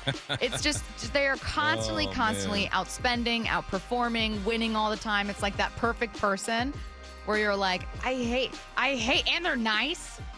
You know what I mean? They're having fun. And they're having fun, and they're like really polite and sweet to you. Shut up, Dodgers. God, you win all the time. You get everything you want. Did you imagine being a pitcher and your first 5 batters, you're going Shohei, Soto, Mookie, Freddie, Teo if he resigns? That's 169 home runs between that group last year. OPS of 914. That is ridiculous. Dodgers go get Soto. Mike McDonald is doing what he came here to do. We'll explain next. Blue 88 on Brock and Saul. Let's talk scheme, Brock. What was the biggest schematic change for the Seahawks? Every day at 7:45. Under center and get the ball out. And you get under there, and it's like, yeah, man, here's a 3-step, there's a hitch. Yep, there's 3-step, there's a slant. Yep, we're going to get in the gun, we're going to throw speed outs. They got back to some very, very basic stuff. Getting under center for 32, almost a third of the snaps, that's going to help you. Blue 88, answering 3 football questions as only Brock Heward can. Hey, what are you doing up on the step stool? About to clean these light fixtures. The whole family's coming over. And if there's even a speck of dust in the house, my abuela will find it. Here, I got a Swiffer duster to help with that. A Swiffer what? A Swiffer duster. It has this cool extendable handle that reaches 6 feet to get high and low, with fluffy dusters that easily trap and lock dust. So no more step stool? No more step stool. Easily trap and lock dust from hard-to-reach places with the Swiffer duster. Love it or your money back. Everywhere you look, things are getting more expensive. So at Consumer Cellular, we're lowering the price for those 50 and up. Now you can get unlimited talk, text, and data for $30 a line when you buy 2. That's just $60 a month for 2 unlimited lines. So if you're 50 and up, make the switch and save. Come on, you've earned this. Call 1-888-FREEDOM or visit consumercellular.com today. Requires 2 lines of service, age validation, and credit approval, subject to system and area limits, taxes, and other fees apply. If you're looking for an Affordable Care Act health insurance plan, you have good timing. It's the open enrollment period, and there's an easy way to search, Health Markets. At healthmarkets.com, you can see a list of ACA plans available to you in your area. If you have questions, or when you're ready to choose a plan, there are licensed insurance agents ready to help you apply. See how easy it can be to find your next health insurance plan at healthmarkets.com. Health Markets Insurance Agency, Inc. is licensed as an insurance agency nationwide except in Massachusetts. Lowe's knows you want to get even more value for the holiday. That's why as a MyLowe's Rewards member, you get new member deals on holiday decor, tools, and more. And you earn points when you shop. More points equal more rewards to help you save on holiday and more. Not a member? Join for free today at Lowe's.com/MyLowe's Because Lowe's knows deals. Program subject to terms and conditions. Points are awarded on eligible purchases. See Lowe's.com/terms for full details. Subject to change. Safety comes first. When money is tight, Buc-ee's has you covered with available financing. For oil changes, wiper blades, brakes, tire rotation, tune-ups, and factory maintenance, it's Buc-ee's Complete Auto. No appointment necessary and financing's available. Check Buc-ee's.com for the location near you. What is that sound? Ugh, that sounds like a plumbing sound. Luckily, there's a company that fixes all the plumbing sounds across Puget Sound. That's All Sound Plumbing. Puget Sound's plumbing experts. Have a sound? Visit allsoundplumbing.com. If you worked in aircraft manufacturing or aircraft painting at Boeing, semiconductor or printed circuit board manufacturing, or other industries where hazardous chemicals or solvents were used, your children may be entitled to legal damages. Birth defects have been linked to toxic chemicals and solvents used in these industries. If your child was born with brain or spinal cord damage, organ or limb deformities, blindness, cerebral palsy, genetic damage, or other issues, and you're a past or present aircraft manufacturing or painting, semiconductor or circuit board worker, contact Weinstein-Cajano now, toll-free at 1-866-99-TOXIC. Your children may be entitled to legal damages. If you are a past or present worker in aircraft manufacturing or aircraft painting at Boeing, semiconductor or printed circuit board manufacturing, or other industry worker, and your child has a birth defect, call toll-free 1-866-99-TOXIC. Your call is confidential. 1-866-998-6942. That's 1-866-99-TOXIC. Message authorized by Weinstein-Cajano, 600 University Street, Suite 1620, Seattle, Washington. Seahawks Player Spotlight. Man, it felt good to go out there and be able to contribute. Exclusive interviews with your favorite Seahawks. You know, we got a genius as the head coach. Every day with Wyman and Bob. Seahawks Insider. Brought to you by Pacific Lamp and Supply. Now here's Maura Dooley. Right tackle Abe Lucas played Sunday for the first time since last December after having off-season knee surgery. He played 70% of the snaps as the Seahawks ease him back in. He talked to Wyman and Bob yesterday about the continuing process of returning from that injury. I'm not at risk for getting injured again. It's just something I have to, like you said, continue to recover and rehab from. I mean, I don't think a lot of people realize muscle injury or tendon injuries, whatever it may be, they take a lot of time to heal. And sometimes for, I guess, somebody who's not in sports, the best recovery is to really not do anything. I can't really afford that. You know, I have to heal and continue to strength train training and football training and all that stuff. So it takes a little bit of time just to reacclimate everything. But I'm in a good spot with it, and I'm continuing to get better. And I'm able to play on it, and that yesterday's game proved that, and so we're going to build off of that. The Seahawks Insider is brought to you by Pacific Lamp and Supply. For the latest on the Seahawks anytime, go to seattlesports.com. What's your holiday tradition? Now, if you're like me, it involves gathering around a big meal to celebrate. Well, what if there's no food on the table? Hey, it's G-Sky. This year, help someone less fortunate celebrate the holidays by supporting Nourishing Neighbors. The Nourishing Neighbors program provides grocery cards to the people who are the most impacted by food insecurity. So make a donation next time that you're at Safeway and help make sure everyone is welcome at the table for the holidays. Go to nourishingneighbors.com to learn more. 1-877 Cars for Kids.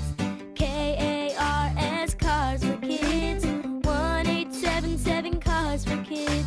Donate your car today. Donate today at carsforkids.org. That's cars with a K. Your car can be picked up as soon as the next day. Receive a tax deduction and vacation voucher. 1-877 Cars for Kids.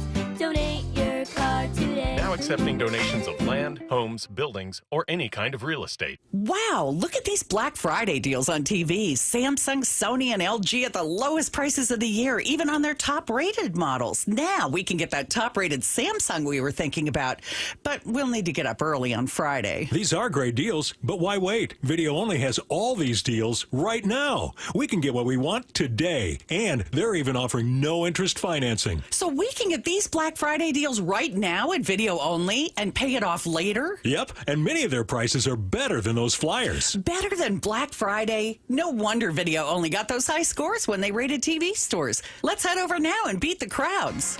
At Video Only, you won't find huge stores with refrigerators or dishwashers, but you will find the best deals on the best TVs, sound bars, and home theater systems. Shop around, but then make sure you visit Video Only, because if you don't, you'll be sorry. In South Center, Bellevue, Linwood, Federal Way, and Tacoma. Video Only. From the Quantum Fiber Studio. This is Bumpin' Stacy. Weekdays 10 to 2. On Seattle Sports and 97.3 FM HD2. God, I like this text from a listener so much. I think I'm going to make it our next segment. I just think it's so interesting, and it's about how to build a team and build a franchise. We're going to get to that in 15 minutes. Good job, 360.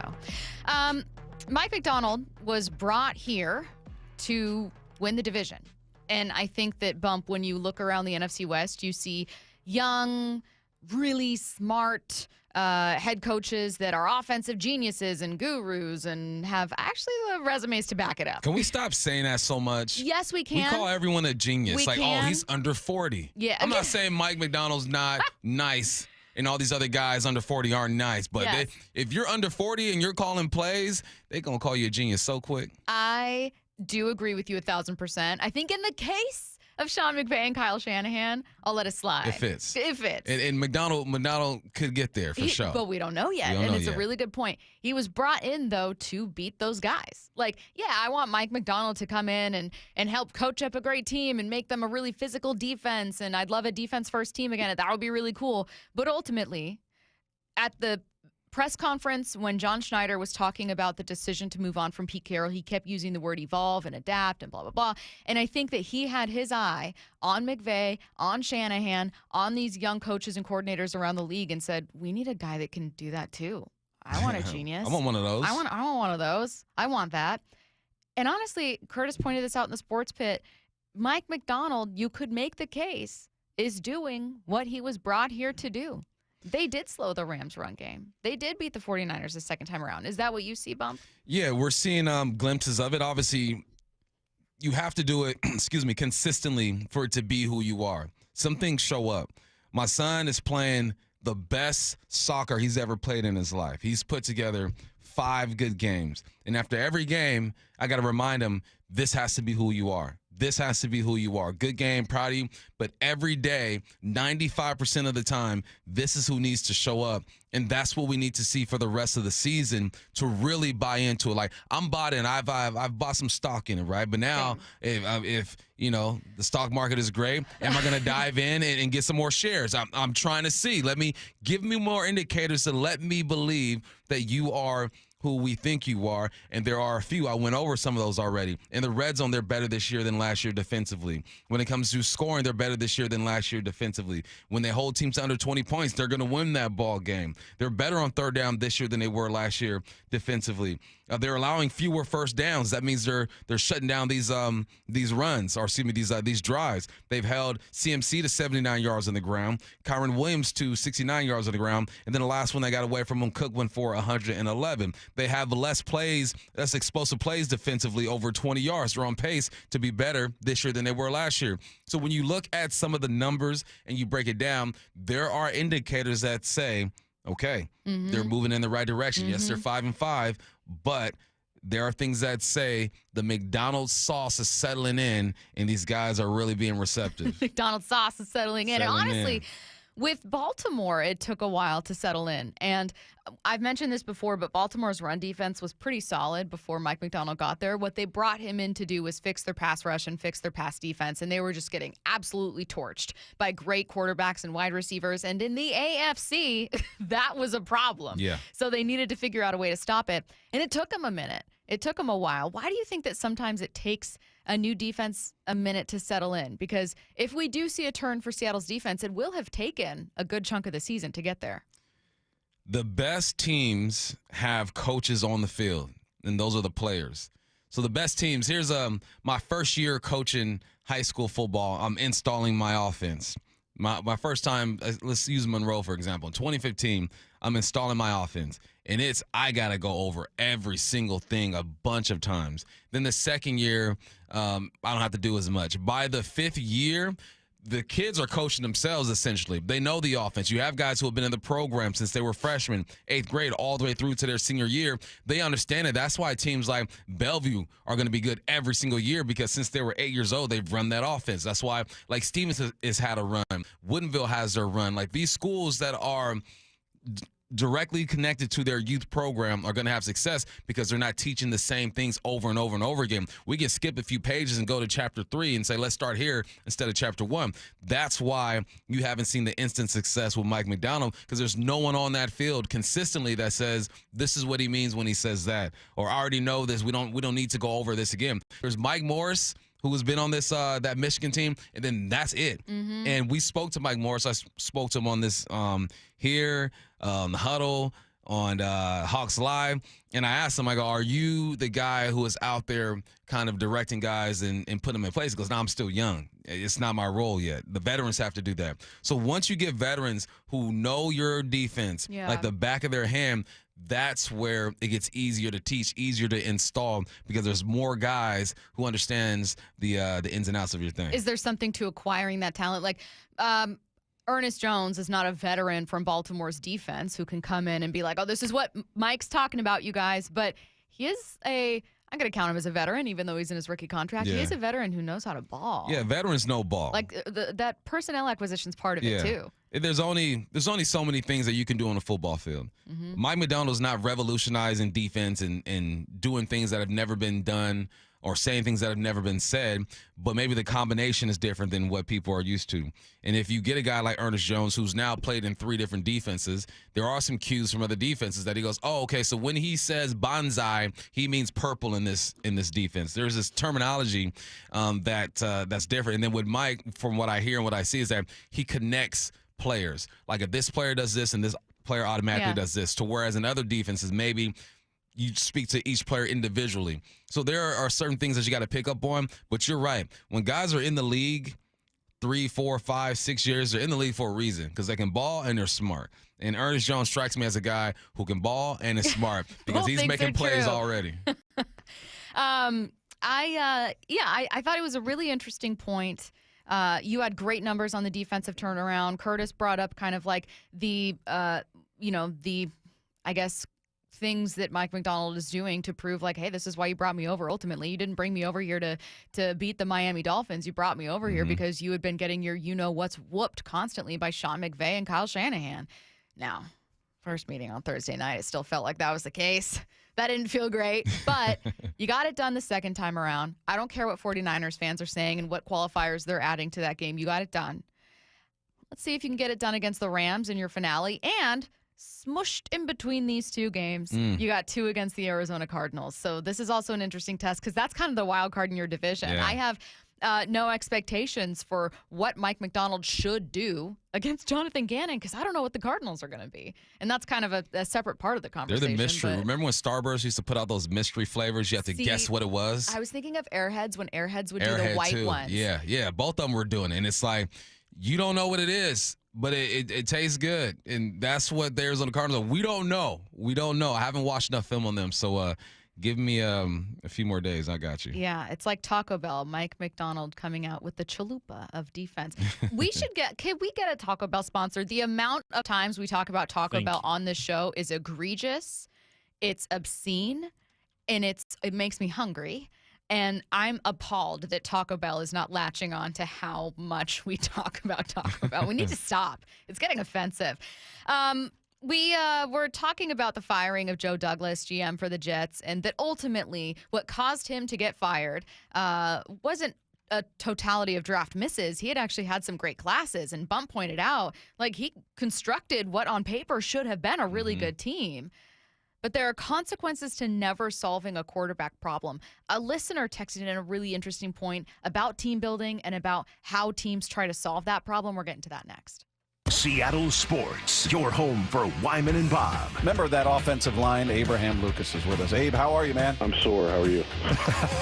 Were there butterflies and nerves like it's opening day of the season, or how did that feel going out there? There's usually some nerves and some butterflies that come with it. I mean, I think that's pretty typical for most folks, but I was prepared. I was prepared as I could be. Over these last couple weeks, I was confident going back out, and I was really just excited to be back out there doing the thing. On Seattle Sports and 97.3 FM HD2. Emerald Queen Casino, the entertainment capital of the Northwest. The best place to watch all your favorite sports. Featuring wall-to-wall viewing screens, 6 windows, and 30 kiosks. Be there at emeraldqueen.com. Emerald Queen Casino, the entertainment capital of the Northwest. Miss anything from the Brock and Salk Show? Remember, you can always catch the show on demand on seattlesports.com, the Seattle Sports app, or wherever you listen to podcasts. This message brought to you by Ascend Hospitality Group, Famous Dave's, Ascend Prime, and Stanford's. The holidays are a magical time to get engaged. At Shane Company, we're here to help you create your dream engagement ring in just 3 easy steps. Choose a setting that speaks to your style. Compare diamonds and colorful gemstones in all shapes and sizes. Then personalize it with a decorative crown and special engraving. Or choose a perfectly preset ring that's ready to go. At Shane Company, you'll find everyday competitive prices, a no-pressure environment, and an unmatched free lifetime warranty. Shane Company, your friend and jeweler. I don't feel so good. You do feel hot. Dayquil Kids will take care of that fever. What about my cough? Dayquil Kids has that covered. Will it make my throat feel better? Yes, that too. But will it taste good? Yep, Dayquil Kids comes in your favorite flavor. Purple? Well, yes, it's great. Try new Dayquil Kids Plus Fever, the daytime coughing, aching, sore throat fever just for kids medicine. Safe for kids 6+. Use as directed. What was that? That is business phone bliss with the Ooma Cloud Phone System. It handles all our voice, video, and messaging needs. You sound very... Calm, I am. Ooma has everything I need to run my business more efficiently, like virtual receptionist, call routing, and video conferencing. And it starts at just $19.95 per month per user, plus taxes and fees. Ooma. Nice. Find your business calm at ooma.com/radio. Home ownership. At Progressive, we know it's part of the American dream. It's winds blowing across a fruited plain, and also your new fire pit, which subsequently sets your gazebo ablaze. It's hard-hitting football, and an even harder-hitting price estimate from your general contractor. That's a star-spangled bummer. It's also round-the-clock protection when you bundle your home and auto with Progressive, which can help keep the American dream of home ownership alive and kicking. Get a quote at Progressive.com. Progressive Casualty Insurance Company, affiliates, and other insurers. Not available in all states. Everywhere you look, things are getting more expensive. So at Consumer Cellular, we're lowering the price for those 50 and up. Now you can get unlimited talk, text, and data for $30 a line when you buy 2. That's just $60 a month for 2 unlimited lines. So if you're 50 and up, make the switch and save. Come on, you've earned this. Call 1-888-FREEDOM or visit consumercellular.com today. Requires 2 lines of service, age validation, and credit approval, subject to system and area limits, taxes, and other fees apply. At aimyourdigital.com, we'll help you target the right audience, build your leads, and crush your quota. Take your business to the next level. Our digital marketing strategies help grow awareness of your product or service, all while building trust in your business. Our approach involves leveraging multiple tools and strategies to deliver exceptional results that are customized to your unique business needs. Don't wait to run out of sales leads. Keep your business growing. Get started with aimyourdigital.com today. For Down Territory, going inside the game with Michael Bumpus. I like this. More quarterbacks should start doing this. Every day at 11:15 and 1:15 on Bump and Stacy. What does the Seahawks jersey mean? It's football. Drops back, has time, loads up, throws. It's intercepted. Does he keep his feet in? He does! Seahawks ball! It's community. The stands are rocking right now. Nobody has left this place. It is pandemonium. It's Seattle. This is your jersey. This is the Pro Shop. The Seahawks Pro Shop has the largest selection of Seahawks jerseys. Come try one on at the Landing in Renton or at Lumen Field. Hey, are you looking to save on internet and mobile this holiday season? Well, good news. Xfinity is having a Black Friday sale. They have you covered with these great deals. Learn how to get your choice of a 5G phone on Xfinity. Plus, you can also get fast, reliable Xfinity internet with a line of Xfinity Mobile Unlimited for a great low price. So don't wait. Bring home a new 5G phone and get Wi-Fi speeds up to a gig on Xfinity Mobile. That's a big deal, or should I say a gig deal.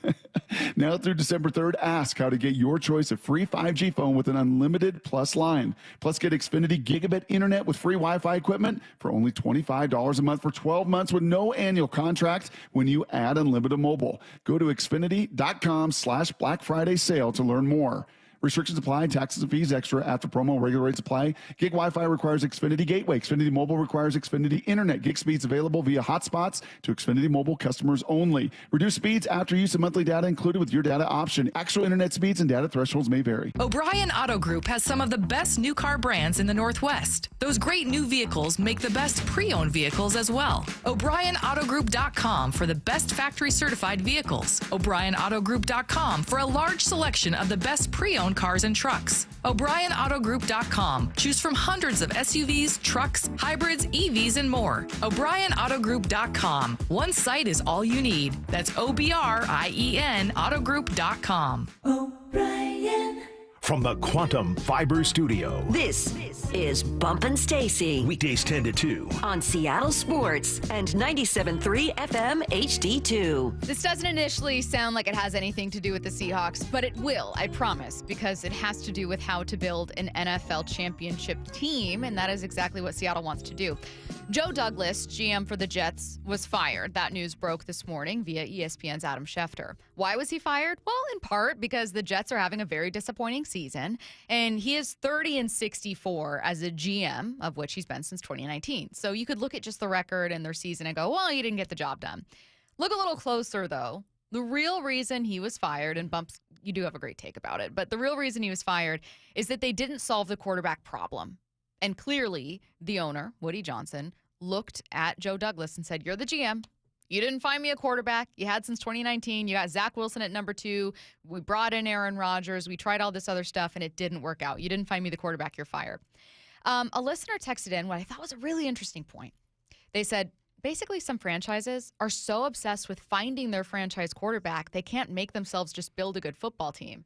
And then my brain started going at 100 miles per hour, and I thought, I love conversations about how to build a contender because you've done this. Look around the league. Mm-hmm. You can find a couple different approaches teams have taken. Yeah, you look at the Lions. They built a team and went and got a veteran quarterback. You look at the 49ers. They kind of stumbled into their situation. You bring over Jimmy, who was winning ball games. Mm-hmm. Jimmy was winning games but couldn't stay healthy. So then you draft a quarterback for insurance policies, and he gets banged up, and the guy that you expected to run practice squad is now your starter for the foreseeable future. You look at the Baltimore Ravens. I feel like they had a defense set already, and then they went and got a quarterback with their last pick in the first round. You go to the Buffalo Bills, same situation. Defense built already, but then you had a high draft pick. You go and get Josh Allen. Who else up there? And Pat Mahomes. here's what people don't realize about the Chiefs. Yes, the Chiefs didn't win a Super Bowl until Pat got there, but they were a good football team. Really good. I mean, you had what's his name? Goodness gracious. Alex Smith was balling before Geno did his thing. They're getting like 11 wins. You got a couple running backs. Larry Johnson was balling. Priest Holmes over there. You got the human joystick. Like, they were a good football team, but they needed something to get them over the edge. So with them, culture was established. We're a winning ball club, but we're just missing a quarterback. The tough part about teams like the Jets, where you have no culture, you have no quarterback, but you have some talent. You just want to rush the process. And I don't think getting Aaron Rodgers was a rush process. I thought it was perfect. I thought it was a match made in heaven. Aaron Rodgers can handle the New York media. He's coming into this team with a bunch of youngsters. He can teach them, but it was flawed from the beginning because when he decided not to show up to training camp, this thing started to feel a bit different. So I think that it's tough for a team that is struggling. You have the first pick, the first 10 picks for a reason. You are struggling. It is tough for them to look at all the holes on their roster and see this shiny new Heisman candidate that's about to be available for a draft pick and not go and get it. Because typically that's what's going to win you ball games. A defense has not won a Super Bowl since maybe the Seahawks back in the day. Other than that, your quarterback wins you your Super Bowl with complementary pieces. So I understand how people look at the situation, and they might be right. That texter, they are so fascinated with finding that quarterback, because when you have that high draft pick, you're not going to pass up Caleb Williams. You're not going to pass up Jaden Daniels. You need one of those. So it's a catch-22, honestly. It's really, really fascinating because there are teams that are really dominant where I said, well, would you call this guy a franchise quarterback? I think people would hesitate, right? We've had the Jared Goff conversation a million times. Even though he's really good. He's way better than he gets credit for. But I don't think people put him on a pedestal the way that they do Josh Allen, Joe Burrow, Lamar, Patrick Mahomes. And the Lions built by using those really high picks, number 2 overall, number 10 overall, number 8 overall, on guys in the trenches, Aiden Hutchinson, Penei Sewell. I think what this listener might also be getting at is that quarterbacks can be overdrafted. Yeah. That there could have been a great option for the Jets at number 2 overall. And instead they took a guy who had a great pro day. Because they knew how important, you know what I mean? Like, so I do think there's a truth to that. Like, I think there's truth to your point about, like, ultimately it's been a minute since we've seen a team win a Super Bowl on the backs of their defense. Like, ultimately, the defense might get you there, but it's having the franchise quarterback that takes you over the top. Right. But even with that being considered, there are teams that leap when they shouldn't. Yeah. And the quarterback spot is where you leap. Look at, remember Malik Willis? Liberty. We're talking about him going high because of his draft day. I ain't watched no Liberty games. No. Nobody knew about him until not a single one. It's time for draft, because they are fool's gold at its finest. Because you need one of those. You mentioned Zach had a beautiful. We talk about throws. Oh my God, he was rolling to the left side and threw it across his body. And goodness gracious. All right, well, there's no linemen out there. There's no linebackers. Can he lead men? How is he in the classroom? There are so many things, but you have to get lucky, because how many times have we seen guys get drafted in any position and it just don't work out? It just doesn't work out. Most draft picks aren't going to work out, but the spot where you need to shine the most is at the quarterback spot. So it's easy to get influenced by what you see in a pro day. That's why watch the dang film. You know, we watch film. We knew coming into this year, Stacey, Caleb was going to hold the ball too much. We knew it because we watched the film on him. We knew coming into this year, Jaden Daniels was probably going to be one of the more mobile quarterbacks because we watched that film. Forget the pro days. Pro days are so overrated. Combines are so overrated. Watch the dang film. And even then, you could think you have your guy. You can have him all figured out. But then he gets to the NFL and things just don't pan out. Yeah. I just think it's like a perfect example of whether or not we overvalue quarterbacks is knowing that the Seahawks have, you know, big question marks with their run defense, knowing the Seahawks have had for over a decade one of the worst offensive lines in football. If I said, hey, the Seahawks have pick number 4, who are you taking? There's going to be a good chunk of fans that go, well, is Shedeur available? Yeah. You know? Even though you need some line help. Because it's so intriguing. Yeah. It's so intriguing. And I completely understand the temptation that so many GMs, like Joe Douglas, felt looking at pick number 2, knowing you had other holes, knowing you needed other things, but also knowing that the most important position to your sport is available there. It's fascinating. It's hard not to. I know. ESPN's Brady Henderson joins us next. The Mike McDonald Show, the first word from the head coach after every Seahawks game. What was different? I think we played more of a complimentary game, but it's hard to say, like, hey, we just, totally shifted. I think you look at all the things we've been talking about like refining what we're doing, chasing edges, continual improvement on how we handle our business Monday through Saturday, and then, the approach on Sunday. I thought we managed the game well throughout and put ourselves in position to win at the end. So I thought that's what we saw. Don't miss the Mike McDonald Show the morning after the Hawks game at 9:30 on Seattle Sports. Build better benefits for your employees with the MBA Health Trust. The Master Builders Association of King and Snohomish Counties offers quality and affordable health benefits for local construction businesses. Learn more at mbahealthtrust.com. Want to listen to Seattle sports on your smart speaker? Hey, smart speaker, play Seattle sports. This message is powered by the EQC Sportsbook at Emerald Queen Casino. Emerald Queen Casino, the entertainment capital of the Northwest. So here's the deal with Mariners season ticket memberships. You've got two great options. With a Flex membership, you have the freedom to pick your seats, games, and number of tickets whenever you want. Or if you like knowing where you're sitting all season long, go with a reserved membership and lock in your seats from day one. Both plans get you access to exclusive pre-sales, year-round discounts, special event invites, and more. Check it out at mariners.com/25. Now Raleigh wins it in the 10th inning for the Mariners. I've always said, the car sales in the 1980s and 1990s, earned the rep that we have today. The concerns that consumers have because of what has happened in our industry in the past, they're warranted. It's our job to show them that that's not how business is done anymore, right? It's very different business. It's much more transparent. There's much more information that's available to people. And we're much more customer focused than I think the car industry was, 20, 30 years ago. I'm more focused on providing good customer service and relationships because I think if you take care of people, money will always come. So I think just the philosophy and the focus for us has changed, where I was constantly chasing a paycheck and now I'm just constantly trying to take care of customers and employees because I know if I do that, then my paycheck will take care of itself. The LJ way is the Lee Johnson Auto family. Hey, Bob Stelton here, preparing for another stressful holiday season, and this year I am prioritizing my well-being. That's why I went to my local Johnson Fitness and Wellness store. Their equipment is made for more than just a workout. It's made for better sleep and mental breaks. And their massage chairs, not just for relaxation, they're made for recovery, stress relief, and lowering blood pressure. The experts at Johnson Fitness and Wellness are here to get you through the holidays with flexible financing, white glove delivery, and treadmills, bikes, and ellipticals up to 50% off. Check out johnsonfitness.com or one of the 3 Seattle locations today.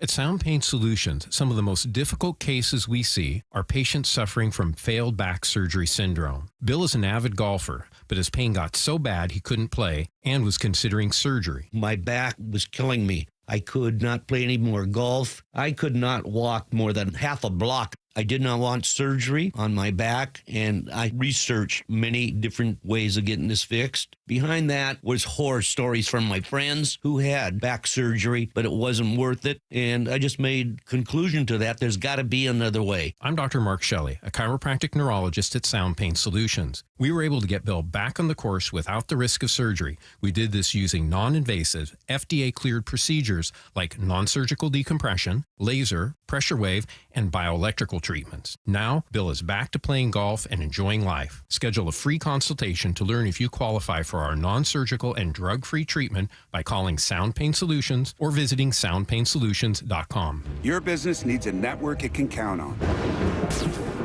Power's out. Comcast Business has you covered with Wi-Fi backup to help keep your business up and running, even when your power goes out. Everybody in the warehouse good? Lights are out, but the Wi-Fi's up. Let's power on. It's from the company with 99.9% network reliability. Break room, you good? Can't microwave my burrito, but Wi-Fi's fine. Let's power on. Power on with the leader in connectivity, Comcast Business, powering possibilities. Ask about Wi-Fi backup for your business or get started with reliable internet and advanced security for $49.99 a month for 12 months with a 2-year contract, plus for a limited time.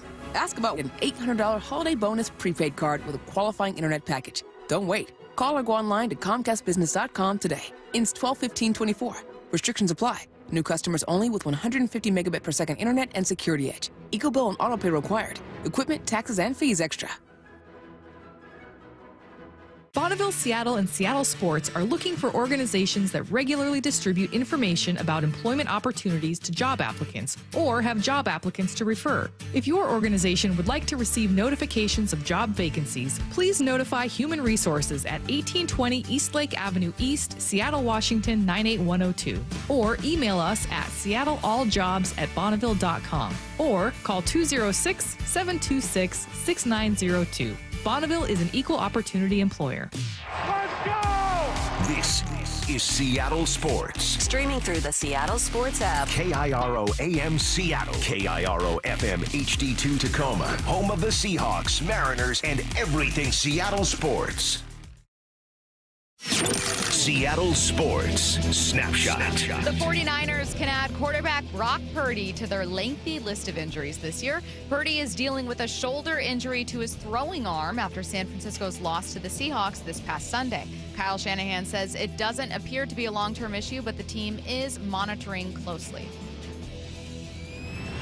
Snapshot, brought to you by Miller Lite. When it's game time, it's Miller time. This hour is brought to you by Floor Coverings International.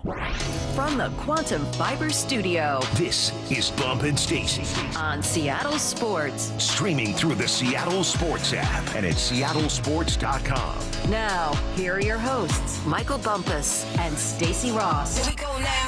Talking Seahawks with ESPN's Brady Henderson. He joins us now in the Emerald Queen Casino Sportsbook Hotline. Brady, happy to have you. Bump and I were just talking about how important this win was over the 49ers in terms of a momentum shift for the season. Curious as to whether you feel that shift and also just how important was this win, Brady?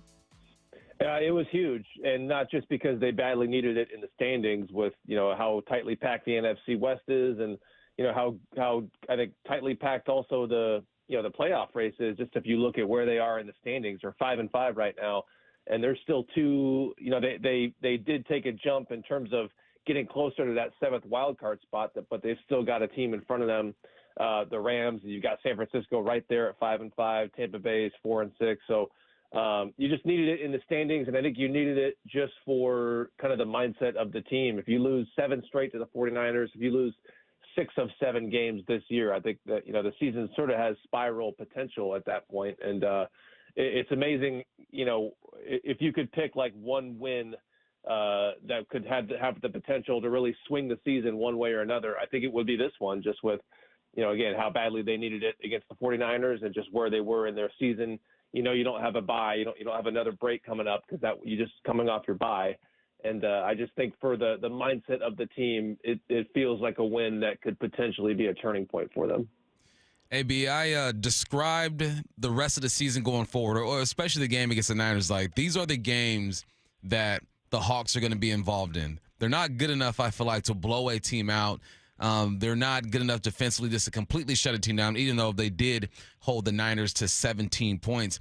Do you think that's the identity of this team? Just like win the ugly ones. No matter how it looks, no matter who balls, who doesn't, just win the ugly ones. I think it's got to be, because at least offensively, I don't think they really have much of an identity. I'm sure they went into the season wanting it to be the run game and, to control the clock, play really tough defense, be really good on special teams, and win that way, but they still haven't been able to really run the ball. And, I think in that game on Sunday, Ken Walker had the touchdown run, but I think it was only, as I pull up the stats right now, it was 94 yards rushing, 4.1 per carry. And that wasn't like some of the games we've seen this season where they're chasing a big deficit and they sort of shift into, drop back mode. That was just, you just couldn't get a ton. They got enough, but you couldn't get a ton running. So, yeah, I agree with you. And I think especially in that game, they weren't going to blow the 49ers out. That felt like if they were going to win, it was going to have to be one of those games where you just hang with them and try to outlast them and, just make a put together a drive at the end. And that's exactly what happened. So, yeah, it just doesn't feel like, they're built to really blow teams out. And I don't think they have there's not a game on the schedule that looks like, maybe aside from the Jets game next week, because the Jets are totally in a free fall, but they've got a tough schedule. I think it's the 9th hardest, according to our stats people at ESPN, over these, final half season. And so, Yeah, I agree with you. In the absence of an obvious alternative identity, I think that's what it is you just got to play these ugly style games. And you've got a pretty good quarterback at the end of those games who can do what he did on Sunday. And, if you keep it close, you're going to have a chance. Hey, Brady, you tweeted out on the day of the game, per ESPN research, all 20 of the Seahawks points came with Nick Bosa on the sideline. Now, you're a reporter who's interested in stats, and so, of course, that's why you're posting that. Like, hey, this is interesting. It's an interesting little note about the matchup. But what do you make of arguments that try to add a lot of qualifiers to wins? Like, oh, well, if Nick Bosa was out there, the Seahawks might have lost. Because that's kind of a debate that I've seen going on in the days since this win.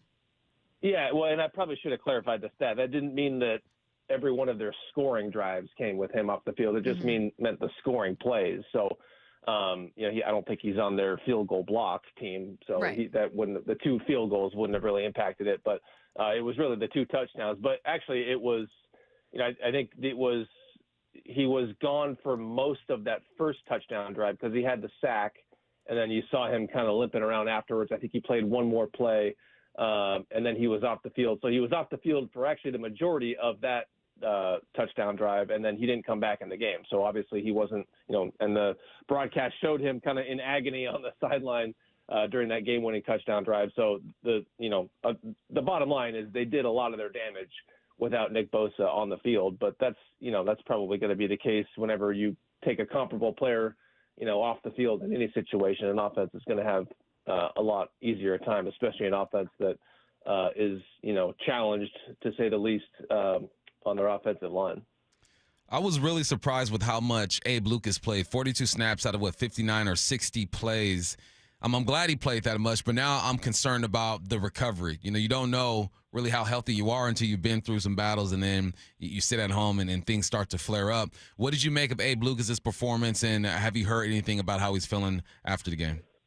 Yeah, the only update we got was that he was feeling, pretty sore, according to Mike McDonald, which is, pretty much what you would expect considering he hasn't played since last December. But, yeah, the plan definitely going in was to mix in Mike Jarrell there at right tackle. And I think McDonald said that going into that last drive, he was right around, what they had in mind in terms of, a snap count. So, and he ended up playing that final drive was 11 plays. So, maybe you're talking 10, 11 more plays than what they had anticipated. But, I thought he kind of looked like what you'd expect him to look like. Just, he's a difference maker for them. I think you're going to feel that more so over the rest of the season as opposed to right away, just because there's going to be some rust to knock off. I know he gave up the 1 sack. It looked to me like he was expecting help from Charbonnet there, and I think Charbonnet kind of I don't know if he got the help he was expecting on that play. So I thought the bigger story, at least in that game, was how well Oluwatimi played at center.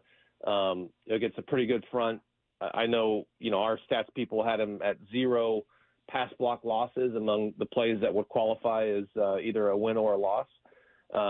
So he did pretty well. And then you consider that, he didn't find out that he was starting until the middle of the week. So that was an encouraging, again, you can't really make too much of one performance, but that was a pretty encouraging start for Olu back in the starting role at center. Speaking of him not finding out he was starting until the midway point in the week, in hindsight, a couple days removed, how crazy is it to just kind of look back on Connor Williams' retirement? That was shocking to me. I'm not nearly as well connected, certainly anymore, not in the building reporting. You are. Were you shocked by it? Was this a surprise? What was your reaction to that Connor Williams news?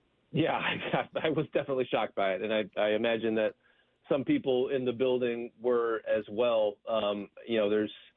I don't know if we're ever going to get the entire full story on what happened. I just think that if a guy walks away in the middle of a season, when he's a starting role on a team that is still, in a playoff race, then you just got to figure that there's something going on there, potentially something serious. So beyond I just don't think it's a situation where he woke up and said, I don't really feel like playing football. I would imagine that it would take something pretty significant for a guy to walk away from a team like that. So it was pretty surprising. I know that, McDonald did say that, they had given some thought to moving Connor Williams to guard and putting Oluwatimi in at center. And so, I guess it's possible that Olu, for at least a time, thought that he was going to start at center.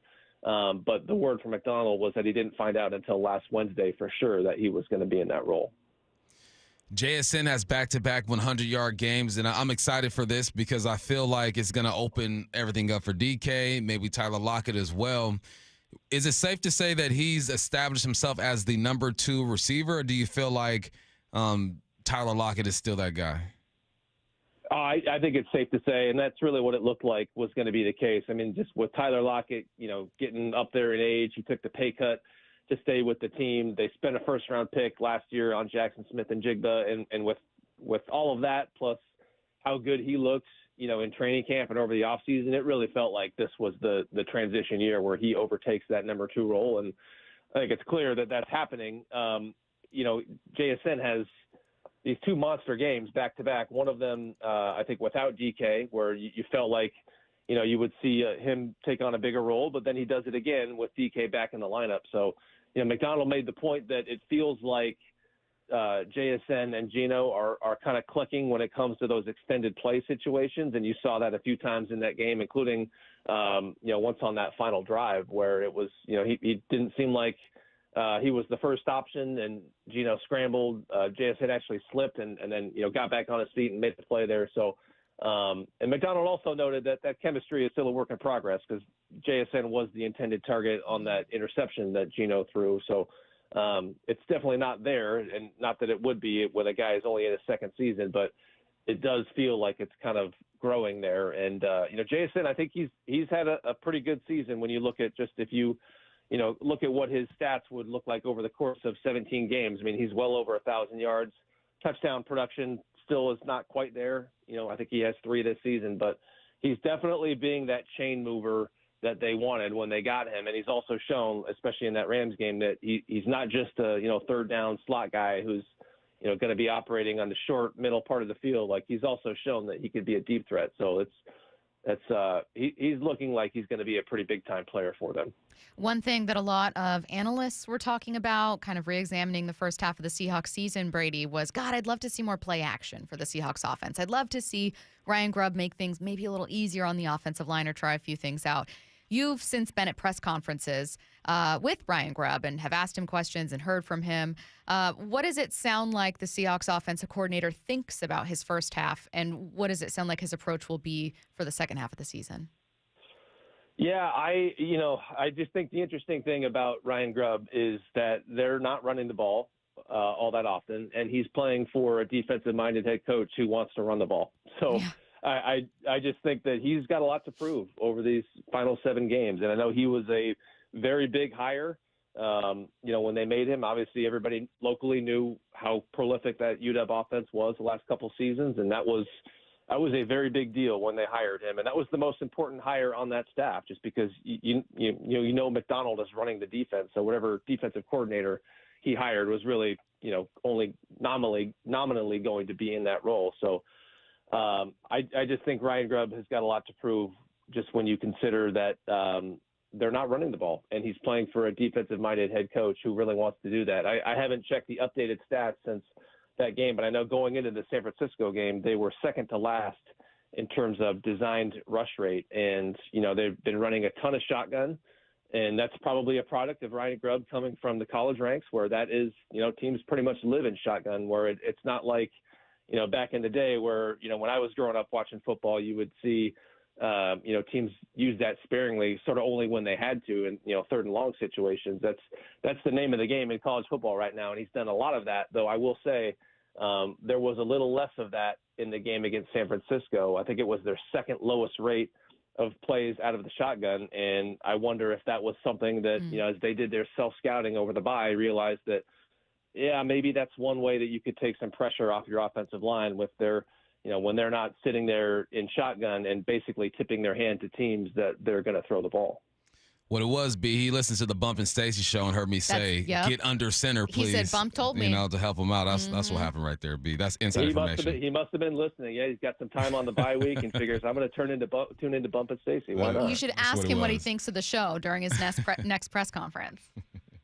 I will. Yeah, I'll maybe I'll tell him to call in at some point. Hey, there was a time, B, when I was looking at the tight end position, and I thought to myself, okay, They're getting more involved. They're doing some things. Noah Fant was looking pretty good. He gets banged up. And then you rely on A.J. Barner and Farrell Brown. Russell was out last week. I think that's a spot that can help the run game. And I watched them contribute to the run game, and it seems like they just aren't physical enough. Has there been any mention of the tight ends and how they can contribute to the run game? Yeah, I mean, I don't know if I've heard anybody with the team totally speak on that, but I think it's totally a fair point, and I can't remember who it was that was on the station on one of the shows, and I think he made that same point too. I don't know if it was Brian Baldinger or somebody else, but yeah, making the point that they don't have kind of the blocking presence at that position that maybe they've had in recent years, and that was the reason, not the big reason, that was the reason they signed Farrell Brown in free agency, knowing that in their minds he was one of the, I think they said one of the 2 or 3 best blocking tight ends in the NFL. And so, yeah, I mean, I think part of the issue with their run game is that they're just not giving themselves enough chances because they've been behind in some games. They have been behind the sticks a lot, and that is kind of the counterpoint to the idea that, or to the, the reality that Grubb is not running the ball all that often, is they really have been, their hand has been forced a lot. I haven't checked the updated stats since this last game, but going into that San Francisco game, their average distance needed to convert on third down was 8.9 yards, which was easily the highest in the NFL. And it so happened that their average distance to convert on second down was also 8.9 yards. So that reflects just how often they have found themselves behind the sticks early downs, whether it's penalties or just negative plays. And so that is kind of the caveat to the whole idea that they're not running the ball that often. I think there's also a case to be made that they've been in a ton of situations where if you're running the ball, then you're just banging your head against the wall because you're not giving yourself a chance to convert. He is ESPN's Brady Henderson. Make sure you're reading his work at ESPN.com. Great reporter covering the Seahawks. Thanks, Brady. Thanks, Big. You got it. Thanks for having me. See you. See ya. 12s, it's time to get loud. Seattle Seahawks are back home this weekend. I want to get that home field advantage back bump. You know what I mean? I hope so. I mean, this weekend, I think the Cardinals don't travel too well, right? This should be a good one. One of the weird things, isn't it, that like the Cardinals can tend to win here and the Seahawks tend to win up? Yeah. Back to this read. The Seattle Seahawks are back home this weekend. Today's the last day you can enter to win 4 tickets to watch them take on the Arizona Cardinals at Lumen Field this Sunday, November 24th. All you need to do is open the Seattle Sports app and click the Win tab to find out how. It's on the bottom right-hand corner. If you don't already have the app, just text the word app, A-P-P, to 866-979-3776, and we will send you a link to download. Every time I say text the word app, A-P-P, I also think of appetizers. I think of Appalachian State. Wow, 2 very different things. 4 down territory. Let's go. This is 4 down territory. Going inside the game with former Seahawks and Coug wide receiver Michael What's your Bumpus. favorite appetizer? My favorite Pretend that anything's appetizer. at your disposal, like any classic appetizer. I'm basic, man. Some chicken tenders. You are basic. Basic as heck. Matt Curtis, are you also basic? Mozzarella sticks. Mozzo sticks, basic. Chicken wings, basic. All of you are basic. What's yours? I love a dip. I love a dip. I love I do love a brie, Curtis. I do love a brie. First down. How are we seeing the Seahawks develop their young talent? A lot of it is out of necessity or circumstances, but I was just looking over snap counts and I saw some names that we typically didn't see. Elevated from the practice squad, Ty Okada, 25 defensive snaps. I was watching the film. They're down in the red zone. I'm like, who's 25 running around there? Ty Okada. He had 5 special team snaps as well. He's part of that 3 safety package that they put in there. Obviously, Tyrese Knight, roster moves. They drafted him last year. They said, you go ahead and get it. He's developing 51 snaps, the most that he's gotten all year. Also, Kobe Bryant playing a bigger role. The last 3 games, he's played in 100% of these snaps. Let's go, Those Kobe. snaps are going to help him later on in his career. And then you got Jared Reed, who just came back, only had 5 snaps on defense, but 43 on special teams. Then also you have Cody White. I thought Cody was going to get more offensive burn, but he only got 4 snaps there, 14 snaps on special teams, still more than what he typically gets when guys are healthy. And then you have A.J. Barner. He's played in 88% of the snaps the last 2 games. Last but not least, Olu. 4 games this year. He played in before this week, he played in 4 snaps the whole year, then played in 100% of the snaps against the Rams. Obviously, we know that. But no, it's the names really, the Ty Okadas, the A.J. Barners, who's out of there out of necessity, Noah Fant being banged up, and the Kobe Bryant, who I look at and realize that it may be out of necessity, it may be because guys are banged up, but these reps are going to make them just better football players, and we're seeing that out of Kobe Bryant. Need to see a bit more out of A.J. Barner in the run game. Second down. What is JSN doing that will only benefit him as the season goes on? When I coach receivers, if you are facing a zone defense and you can diagnose what's going on, especially if you're in the slot where you have to play off of a few more players on the outside, you're typically just going up against the corner, you're peeping the safety in the slot, you're looking at the outside backer or the nickel and the safety. It just happens quicker. And if you can identify who the flat defender is, right? I always tell my guys, read the triangle. You read the corner to the safety to the furthest guy outside on the second level. That's typically who's going to be lined up over you, inside, on the outside of you. Read that triangle, read the flow. So if it's a cover 3 or a cover 4, the guy who's lined up over JSN in the slot, who is statistically the best slot receiver in the game right now, if he can figure out what he's going to do, if he's a fast flower to the flat, slow to the flat, if he's going to hook up, if he can figure that out, you take him where he wants to go. That's what I tell my guys. If you know he's going to the flat on your release, you take him to the flat. Escort him to the flat, even though you are going to get vertical, because his thought process is, man, I can't get beat there. Okay, I'm going to show you I'm going to beat you there. Actually, I'm not. I'm getting vertical. Or if you have a guy who's aggressive protecting the inside because you got a safety rotation down, that's going to help. He wants to stay inside. Okay, my body language is going to take you inside, make you I'm going to threaten what you're trying to take away, but then I'm going to continue on with my day. That's what JSN has done the most over the past 2 days. He's taking players where they want to go. That means the game is slowing down. I'm sure it hasn't been extremely fast for him. He is a first-round pick, but he's starting to understand this offense and be more comfortable being creative in his route running. It's very fun to see. That's fun. Do you kind of miss those like mind games part of football? Once you figure a dude out or a defense out, oh my goodness. We are the influencers in football. They're the original influencers. Yes. Third down. What area of improvement from last year will have a domino effect on the defense? So last year, the Hawks allowed 143 rushing first downs. That is the most in the NFL. If they can cut down on that, we just got that stat from Brady about their third downs and all that good stuff. If they can cut down on that, 8.9 yards per third down, and then I'm flipping my stats anyway. They can cut down 143 rushing yards or rushing first downs per game.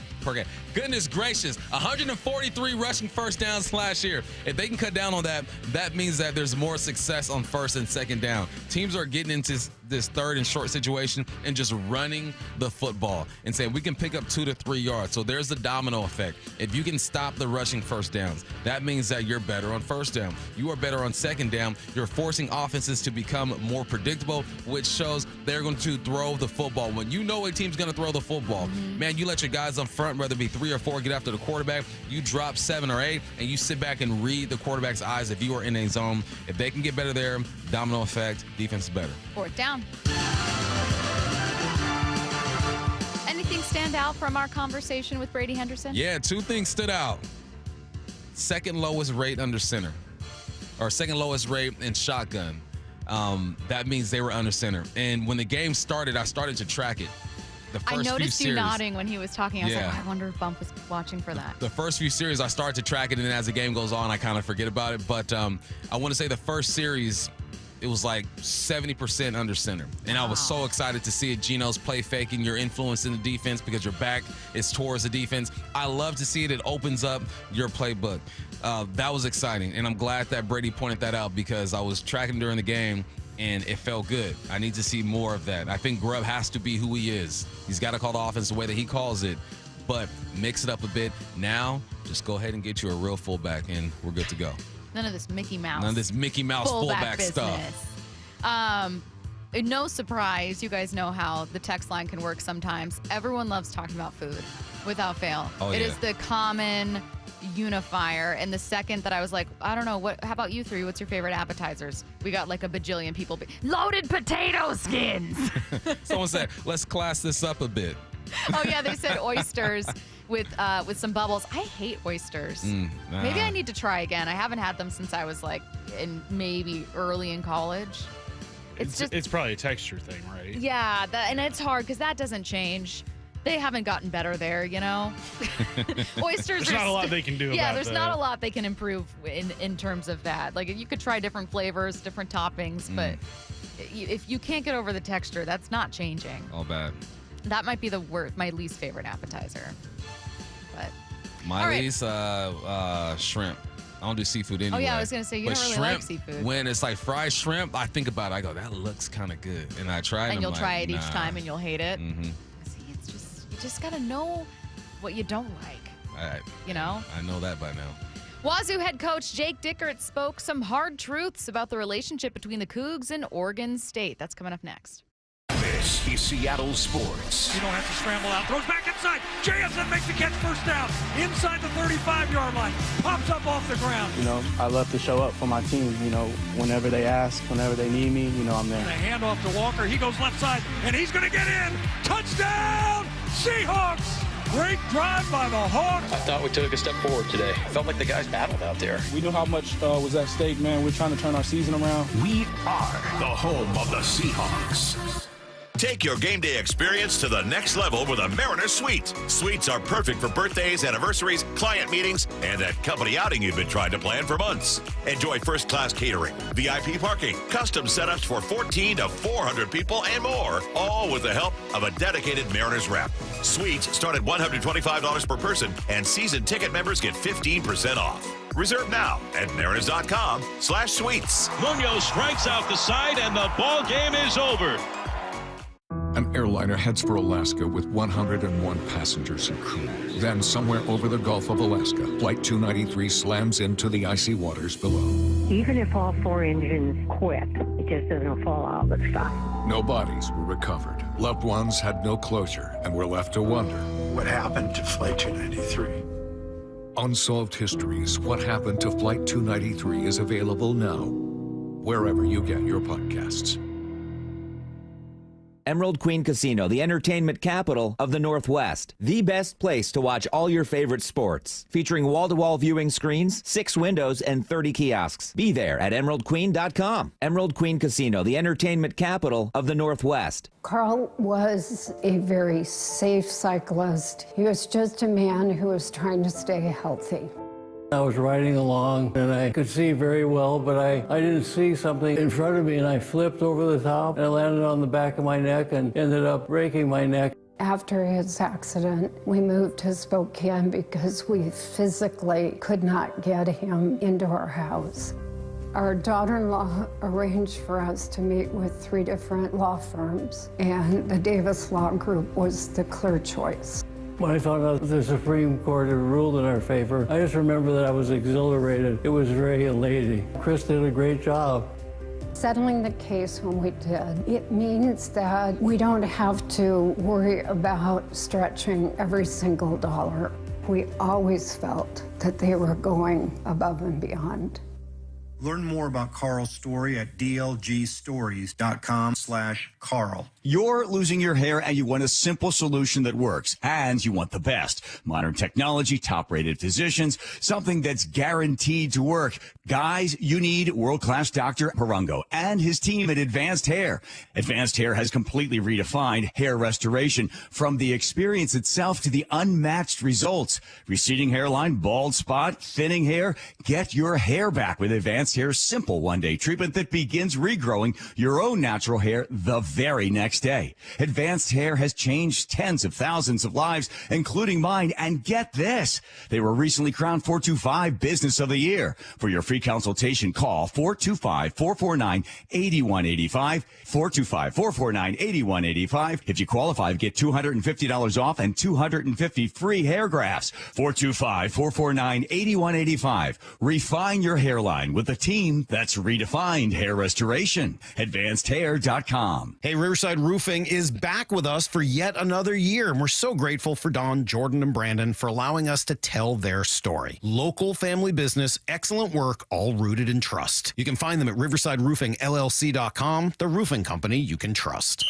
The Mike McDonald Show, the first word from the head coach after every Seahawks game. We want to play a certain way, and you're just going to chisel away at it every day. Presented by Emerald Queen Casino.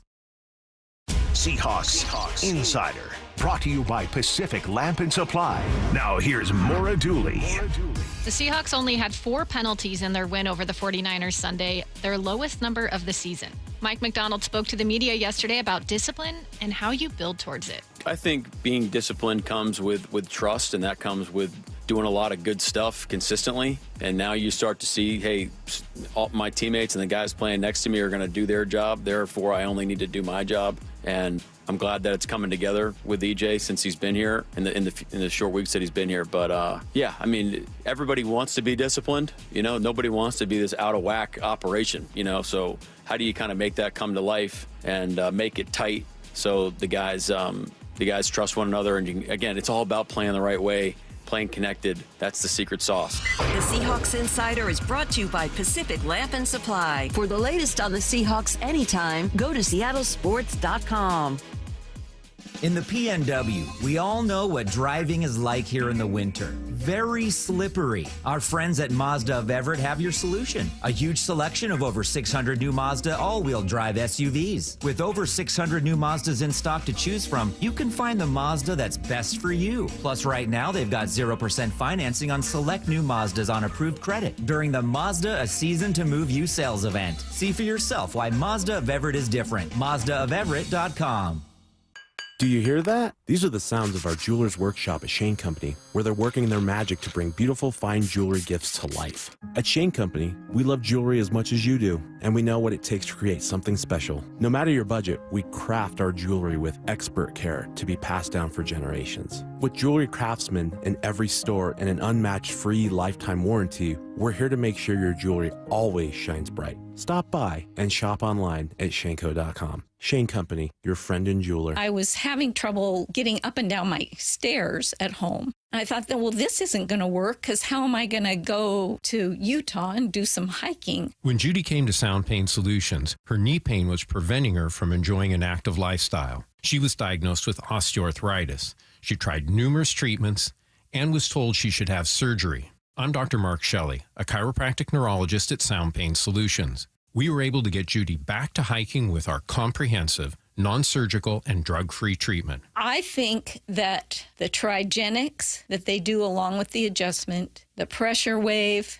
and the PRP are the best options for joint pain. And I would really recommend it to anybody who is suffering from joint pain and would like to avoid surgery. Schedule a free consultation to learn if you qualify for our safe, drug-free, non-surgical treatment by calling Sound Pain Solutions or visiting soundpainsolutions.com. This hour is brought to you by Floor Coverings International. This is The Timeline with Bump and Stacy. Brought to you by 1-800-DUI-AWAY. It is The Timeline.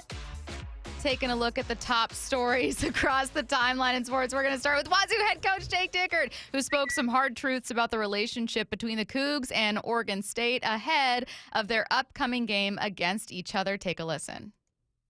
So they're our buddy. Oregon State's not our buddy, right? You know what I mean? They would have left us as fast as we would have left them. You know what I mean? It just is what it is. It's one of our biggest rivals now. That's the way I've looked at it, and that's not bulletin board material. I just hope they would say it the same way. Let's go compete. We've been waiting to compete with these guys, right? So they've dealt with a lot of adversity. We've dealt with a lot of adversity. I think it's going to be an energized. It's going to be a great, obviously their stadium's going to be packed. I think there's going to be a lot of Cougs there, So, I think it's an energizing football game. That's what I mean by that. And to know that this is going to be an opponent that we're going to play for a long time, let's go do it because all the ones I've been in my 4 years here, have been heck of ball games. You know, I got to be honest. I don't know who would possibly be upset about Jake Dickert saying this. Oregon State. Who's Lots upset? of folks. Why are they upset? Why would Lots anyone be of upset? folks. I really liked this quote. And as you know, Pump, I'm no Coug.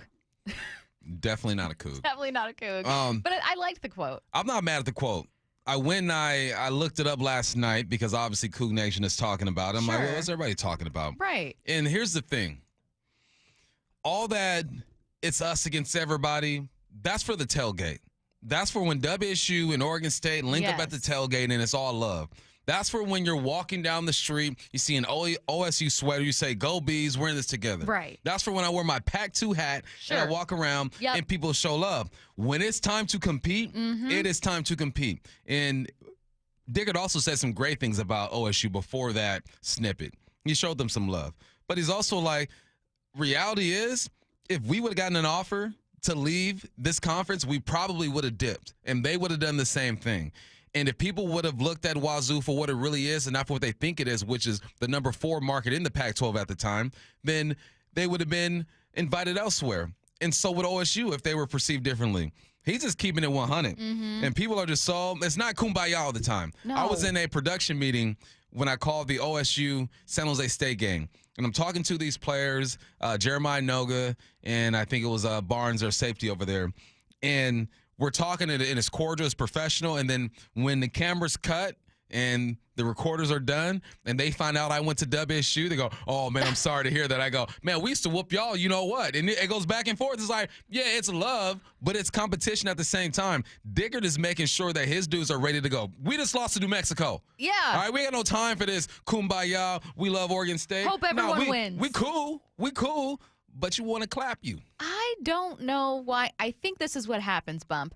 I think that when people pity someone, and I think that there are a lot of football fans across the country that feel bad for Oregon State and Washington State in the situation in which they have found themselves because it's not an enviable one. So I think there's a lot of people that fairly feel bad.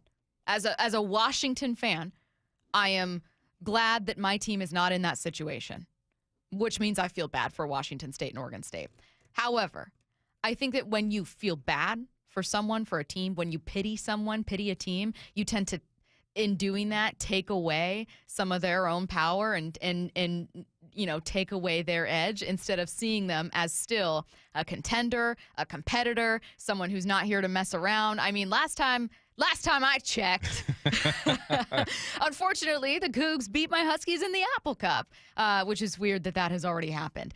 So this is a team that, like, yeah, I feel bad for them, but, like, I don't think that means you shouldn't fear them, and I don't think it means that they should go around pretending to be friends with everyone and pretending to be the friendly underdog and, like, a plucky little team. They're here to kick your you-know-what. Love, but you the ops this week. Yeah. Let's get it. It's what it's got to be. Next up, I like this story. Former Packers and Seahawks running back Eddie Lacy shared a funny story about the time Mike McCarthy was monitoring his iPad usage away from the Packers facility. When I'm off of work, what I like to do is play video games and watch cartoons. Well, what I didn't know is the coaches had the ability to see our iPad usage and how much film we're watching outside of the building. So coach called me into his office and he asked me about my iPad usage. He said, "How much do you use your iPad?" And I was like, "Every day when I'm in the building." And so he says, "How much do you use it at home?" And I was like, and he was like, 0. And so he already knew the answer before you answered. He knew the answer, yeah. But you didn't try to lie to him, though, either. Oh, I didn't lie. I was like, and then he was like 0. And so he pretty much fussed at me. And like I said, outside of football, like when I get home, like football is no longer a priority. So James comes up to me and he's like, "Bro, it's not a big deal." Like, James Starks, James Starks. He comes up to me, he's like, "Bro, it's not a big deal. Like when you're at home, do whatever you normally do. Just turn the iPad on." And pick a video, pick a long one preferably, and just make sure the light stays on. So long story short, my iPad usage went from 0 to 100%. He was still playing those video games. You know he was. When I coach high school ball, we could monitor how much film these kids were watching as well. Yeah. So we get together into practice, and I'm talking to these kids, and I'm showing kids love. Little Bobby watched 2 hours of film this week. Good job, Bobby. We used to tell them, like, you go home, 20 to 30 minutes of film. We're not trying to take over your lives, but watch 20 to 30 minutes of film.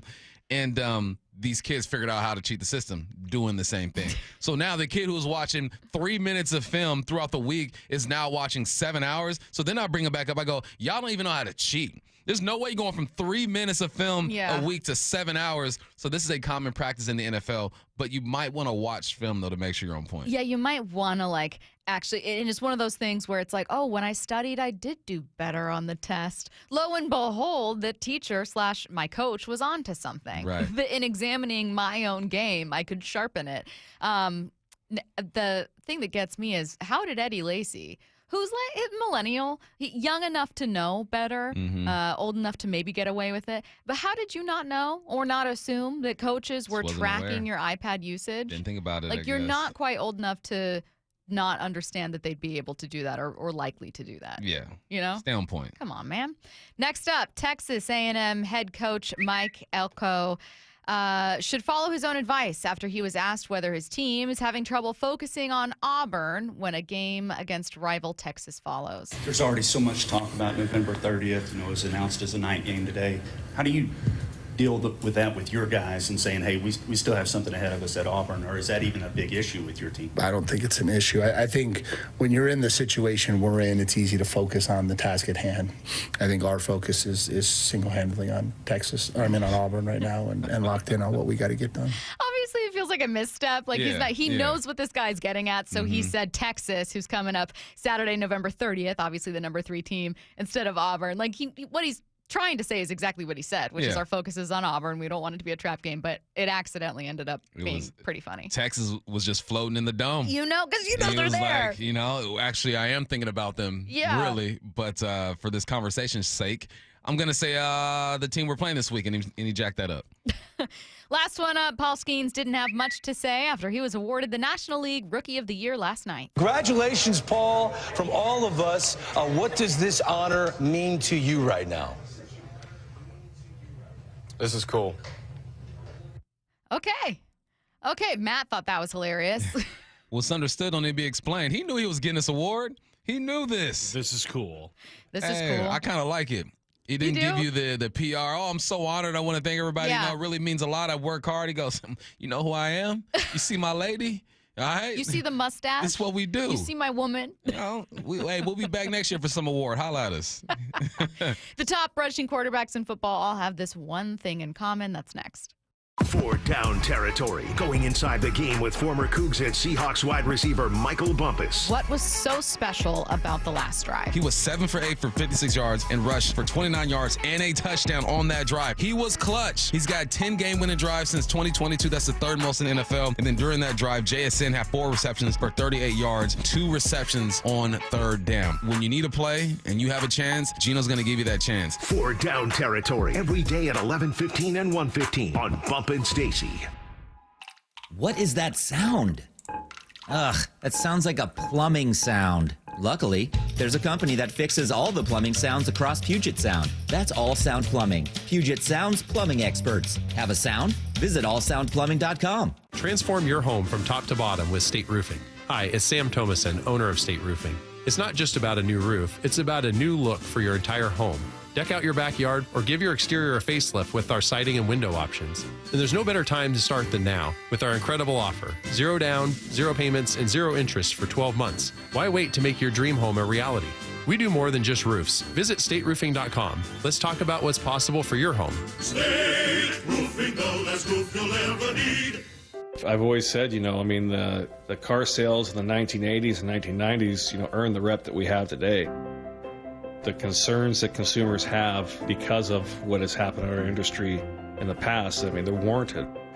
It's our job to show them that that's not how business is done anymore, right? It's very different business. It's much more transparent. There's much more information that's available to people, and we're much more customer focused than I think the car industry was, 20, 30 years ago. I'm more focused on providing good customer service and relationships, because I think if you take care of people, money will always come. So I think just the philosophy and the focus for us has changed, where I was constantly chasing a paycheck, and now I'm just constantly trying to take care of customers and employees, because I know if I do that, then my paycheck will take care of itself. The LJ way is the Lee Johnson Auto family. If you worked in aircraft manufacturing or aircraft painting at Boeing, semiconductor or printed circuit board manufacturing, or other industries where hazardous chemicals or solvents were used, your children may be entitled to legal damages. Birth defects have been linked to toxic chemicals and solvents used in these industries. If your child was born with brain or spinal cord damage, organ or limb deformities, blindness, cerebral palsy, genetic damage, or other issues, and you're a past or present aircraft manufacturing or painting, semiconductor or circuit board worker, contact Weinstein Cajano now, toll-free at 1-866-99-TOXIC. Your children may be entitled to legal damages. If you are a past or present worker in aircraft manufacturing or aircraft painting at Boeing, semiconductor or printed circuit board manufacturing, or other industry worker and your child has a birth defect, call toll-free 1-866-99-TOXIC. Your call is confidential. 1-866-998-6942. That's 1-866-99-TOXIC. Message authorized by Weinstein Cajano, 600 University Street, Suite 1620, Seattle, Washington. Stream every Seattle sports show with the Seattle Sports app. Brought to you by Fred Hutchinson Cancer Center. Get new videos, podcasts, and articles on the Seahawks and Mariners from your favorite Seattle sports personalities daily. Cougs versus everybody. Let's go. Lots of communication. Here we go. Set your mind right with the right intentions. Let's go get it. The Cougs are back on the road this Saturday as they face off with Oregon State at Corvallis. Kickoff is set for 4 p.m. with coverage beginning at 2. You go into any local restaurant, bar, whatever it is, you're going to see a Coug logo, and it means something to everybody here. It's all on your home for Cougar football. Catch the game this Saturday on AM 770 KTTH and the Seattle Sports app. Subscribe to the Seattle Sports YouTube page to find new and exclusive content from your favorite shows and personalities daily. Just head to YouTube, search Seattle Sports, and click subscribe. In the PNW, we all know what driving is like here in the winter. Very slippery. Our friends at Mazda of Everett have your solution. A huge selection of over 600 new Mazda all-wheel drive SUVs. With over 600 new Mazdas in stock to choose from, you can find the Mazda that's best for you. Plus, right now, they've got 0% financing on select new Mazdas on approved credit during the Mazda A Season to Move You sales event. See for yourself why Mazda of Everett is different. MazdaofEverett.com. When searching for the most advanced prostate cancer treatment, excellent outcomes, minimal side effects, and a short treatment course, CyberKnife at Swedish is top of the list. Swedish CyberKnife patients report a better quality of life both during and after treatment. Swedish CyberKnife treats patients from all over the Pacific Northwest. So if you, a friend, or a family member is diagnosed with prostate cancer, consider Swedish CyberKnife. Go to swedish.org/CyberKnifeProstate. Treat prostate cancer with Swedish CyberKnife. Hey, Brock Ewart here with my buddy Dave Taylor from First Mark Insurance. So glad, so thankful that Molly and I made the call. Had heard so many First Mark Challenge victories, we needed to take that challenge. What does happen from your perspective when that caller, when that email, when that person reaches out to you for a First Mark Challenge victory? That's a great question. So there's several steps we go through in the process. The first step is we're going to gather information, find out all we can about that client and what their needs are. The next step is we will go out to the market. We have dozens and dozens of carriers that will compete for the business. At the end of that process, we will then bring those findings back to the customer, show them what we found, and who the eventual winner was in that competition. And it may be who they're with. It might be, yes. And sometimes that's the best we can do is recommend they stay where they are, but maybe modify a few coverages to put them in a better position. So go take that challenge today. Go be the next First Mark Challenge victory. It costs you nothing, and they will be there with you every step of the way. FirstMarkInsurance.com. FirstMarkInsurance.com. From the Quantum Fiber Studio, you're listening to Bumpin' Stacy. Weekdays 10 to 2. On Seattle Sports and 97.3 FM HD2. NFL heavy show today. The Ringer's Danny Kelly joining us in about 15 minutes. Before we get to it, Bump, you were looking at the top rushing quarterbacks in all of football. The top 5. You guys can probably guess who those guys are. Maybe not in order, but I'm sure you can guess who they are. They all have something in common. What is it? They're all contenders. They're all playoff bound, and they are contenders. So let me read you off who these young men are. Stellar young quarterbacks who can run. At number 1, of course, you got Lamar Jackson, 584 yards and 4 touchdowns. Is that a touchdown column? Nope, that's the big column. So he has 2 touchdowns. After that, you have Jaden Daniels, 482 yards and 4 touchdowns. You have Jalen Hurts, 417, 11 touchdowns. You got Kyler Murray, 371 with 4. And then you have Josh Allen, 316 and 5. The reason why I bring this up because there's an evolution going on with the quarterback. Yeah. No longer are the guys who are 6'6", who stand in the pocket, sought after. If there's a guy who fits the bill and is leading the country in passing, of course they're going to take a look at him. But you even look at the quarterbacks who are projected to go high this year. You got Cam Ward, who's mobile, Shedeur Sanders, who's mobile, the kid from Oregon, who's mobile. Yeah. Even Beck, the Georgia quarterback, is mobile. They're not runners, but they are mobile. And the reason why this caught my eye is because a lot of us in the pre-halftime and post-game show and some of our colleagues have been asking for Geno to run the football a bit more. That final drive, he rushed for 20-something yards on his feet, picked up a first down and the winning touchdown. Remember the first week of the season? He scored a rushing touchdown and broke the ankles on the safety from the Denver Broncos. He has it in him. And then this morning, I'm driving to work and I'm listening to First Take, and it was either Woody or Marcus Spears or someone on that show, and it said, Geno's a statue. It was Shannon Sharp. Geno's a statue. Yeah, Geno's a statue. I don't know how they're letting him get loose. I go, well, Shannon, clearly you do not watch a lot of Seahawks football because Geno has shown that he is mobile. I'm not asking Geno to become one of the leading rushers in the NFL when it comes to, the quarterbacks. But I am asking him to do a bit more of what Brock Purdy does. And what Brock Purdy does is if there's nothing there and it is 3rd and 3, I'm going for it. I'm diving for that first down. That's what I think this offense needs. We're talking to Brady Henderson from ESPN, and we're talking about how they got to win these ugly games. They got to win the close ones. And how do you do that? Quarterbacks rush for first downs. They throw for touchdowns. You make some miraculous plays because that's just who they are. They don't have the personnel, the cohesiveness to compete with the Lions just straight up. You're going to have to, you're going to have to make a play or two. You're going to have to scramble. So I looked at those quarterbacks, and they are contenders. They are in the mix, and it's because one, Lamar Jackson is the most mobile quarterback of all time. And Jalen Hurts, that offense is built around him being mobile. But the other guys are just, they take the opportunity when it presents themselves. Well, exactly. And that makes an offense and a player more dynamic. I mean, you look at what Lamar means for Derrick Henry's career, what Jalen Hurts has been able to mean for Saquon Barkley. Poor Saquon, though, getting jacked on those touchdowns at the one. Poor Saquon. But what Kyler Murray's been able to do for his offensive weapons. Same with Josh Allen, who's been able to overcome at times not having an elite run game because it's just Josh Allen, and then they'll just find stuff and make it happen. Now, all of these players are young players. Right. How do we factor Geno's age into trying to ask him to be a bit more mobile? You don't. Yeah. It's all about opportunity. 425 says it's hardly ever 3rd and 3 for us. True. Good the point. average is 3rd and 8 or something like that. But first down, nothing's there. Scramble for 5. 2nd and 5 now. Second down, 2nd and 8, which is another average situation. Scramble for 3 or 4. I'm just saying that is a dynamic that you should use. Geno's 34 years old. You know when to get down, dog. You know when to do this. I'm not saying one-on-one with a guy, you break down, try to give him the little shimmy, shake, spin move and all that. No, sir. Play your game. You play your game. But use your legs. Your legs are an option, and I think that he forgot that. And I hope that the coaches over there in VMAC right now are telling Geno, look, we don't need you to run to win, but we might need you to run to extend a couple drives here and there. So keep that in your back pocket and keep your eyes down the field. Once you start doing that, what are defenses going to do? They're going to start eyeing you, not spying you because he's not fast enough to be spied, but they're going to start looking at you. And when you take off, you put them in that gray area. Do I attack? Do I drop into my zone? What do I do? You can manipulate the defense a bit more.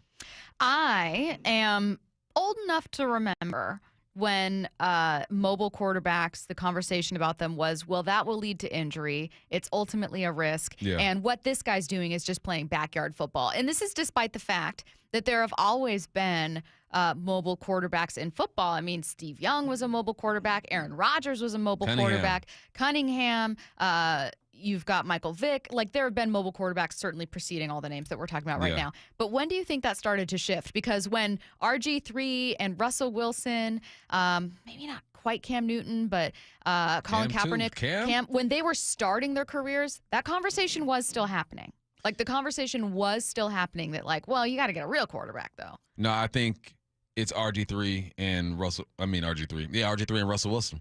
I think that era ushered in a change. Made it okay to look for a quarterback to do some things like that. Michael Vick did it because he wasn't studying the playbook and he was a special and was running all over folks. But it was just Michael Vick. So now teams are going out and they're looking for quarterbacks. You cannot just be a statue anymore. You got to be able to run. You look at any quarterback that's been drafted within the last 5-6 seasons, they can move a little bit. It's a new era. So, Gino, you got to keep up with the young folks. You know what the young folks are doing now? They're wearing baggy jeans now. Yes, baggy jeans are back. Oh. I ain't about that life, though. See, I have tried. I am right there with my Gen Z kings and queens, and I'm sure they're looking at me going, look at this old lady wearing baggy jeans. You look young, man. They're probably the thing is, I was like, she's you guys, in college. See, when I was young, the things that were in style were so uncomfortable. I'm like, you guys don't even know how lucky you are. The Ringer's Danny Kelly joins us next. The Mike McDonald Show, the first word from the head coach after every Seahawks game. What was different? I think we played more of a complimentary game, but it's hard to say, like, hey, we just, totally shifted. I think you look at all the things we've been talking about like refining what we're doing, chasing edges, continual improvement on how we handle our business Monday through Saturday, and then, the approach on Sunday. I thought we managed the game well throughout and put ourselves in position to win at the end. So I thought that's what we saw. Don't miss the Mike McDonald Show the morning after the Hawks game at 9:30 on Seattle Sports. An airliner heads for Alaska with 101 passengers and crew. Then somewhere over the Gulf of Alaska, Flight 293 slams into the icy waters below. Even if all 4 engines quit, it just doesn't fall out of the sky. No bodies were recovered. Loved ones had no closure and were left to wonder. What happened to Flight 293? Unsolved Histories, What Happened to Flight 293 is available now, wherever you get your podcasts. Are you constantly dealing with a runny nose, nasal congestion, or stuffiness? Always having to clear your throat or coughing? I'm Dr. Ryan Stern with the Stern Sinus Center. Rhine-Air is a simple, non-invasive procedure that can significantly reduce your symptoms. This long-lasting treatment is available here in my office. In a clinical study, 88% of Rhine-Air patients experience a significant reduction in their symptoms. We're proud the Stern Sinus Center was recently named a nationwide center of excellence. Schedule your appointment in Auburn or Federal Way or go to sternsinus.com. My friends swim no matter the season, but my moderate to severe plaque psoriasis can sometimes take me out of the moment. Now, thanks to Skyrizi and Clear Skin, count me in. With Skyrizi, Risankizumab Riza, a prescription-only 150 milligram injection for adults who are candidates for systemic or phototherapy. 3 out of 4 people achieve 90% clear skin at 4 months. Don't use if allergic to Skyrizi. Serious allergic reactions and an increased risk of infections or a lower ability to fight them may occur. Before treatment, your doctor should check for infection and tuberculosis. Tell your doctor if you have an infection or symptoms such as fever, sweats, chills, muscle aches, or cough, or if you plan to or recently received a vaccine. Thanks to Skyrizi, there's nothing on my skin, and that means everything. Ask your doctor today about Skyrizi, the #1 dermatologist-prescribed biologic in psoriasis, and visit skyrizi.com or call 1-866-SKYRIZI to learn more. Have you recently tried to get a loan to buy a piece of real estate? Are you tired of dealing with banks, credit unions, and their endless guidelines? Wouldn't it be nice to go back in time when we had common sense lending? Hi, I'm Scott Rureka, CEO of Legacy Group Capital based in Bellevue. We are one of the largest local private portfolio lenders in Washington. We've helped thousands of home buyers and real estate investors reach their financial goals by leveraging the Legacy Common Sense borrowing platform. What that means is we lend our own money, we make our own decisions. If your deal makes sense, we'll get it done. Whether you're purchasing a new piece of real estate or refinancing an existing loan, bridge loans, construction, or regular home loan, it doesn't have to be as difficult as banks and lenders make it. If you're trying to grow wealth through real estate acquisition, come talk to the experts in private lending. Call 425-635-4700 or LegacyG.com. Legacy Group Capital, your common sense lender. LegacyG.com. Upgrade your furnace or heat pump with Home Comfort Alliance, and for a limited time, save up to $4,000 in combined rebates, or enjoy 12 months same as cash, no interest financing on a new Lennox system. Call the comfort people. HomeComfortAlliance.com. At 65 years old, Brian has a rather demanding hobby. My biggest passion is snow skiing, and I ski between 70 and 80 days per year, and I ski instruct at a private resort in Montana. Needless to say, that can be a bit tough on the joints. When this knee started to bother me, I thought, I'm doomed. That's when Brian decided to see Dr. Mark Wagner, MD, at Seattle Sports and Regenerative Medicine for stem cell therapy. If I did yard work or skied a few days in a row, I was fighting swelling and pain and no sleep and all sorts of problems, and that has absolutely gone away. So are you back on the slopes? I mean, I had a 14-day stretch with clients where I skied every day and had no problem. It was fine. It was just like, I felt like new. So I'm guessing you would recommend this to others. Oh, I already have. I've told everyone that'll listen. Whether it's a shoulder, hip, or knee, before you choose surgery, consider stem cell therapy with Dr. Mark Wagner, MD, at Seattle Sports and Regenerative Medicine. Schedule your consultation at drmarkwagnermd.com. It's really, truly a miracle.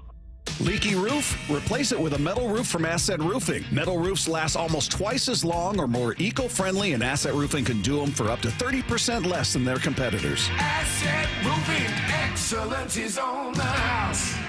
What's your holiday tradition? Now, if you're like me, it involves gathering around a big meal to celebrate. Well, what if there's no food on the table? Hey, it's G-Scott. This year, help someone less fortunate celebrate the holidays by supporting Nourishing Neighbors. The Nourishing Neighbors program provides grocery cards to the people who are the most impacted by food insecurity. So make a donation next time that you're at Safeway and help make sure everyone is welcome at the table for the holidays. Go to nourishingneighbors.com to learn more. Let's go! This is Seattle Sports. Streaming through the Seattle Sports app. KIRO AM Seattle. KIRO FM HD2 Tacoma. Home of the Seahawks, Mariners, and everything Seattle sports. Seattle Sports Snapshot.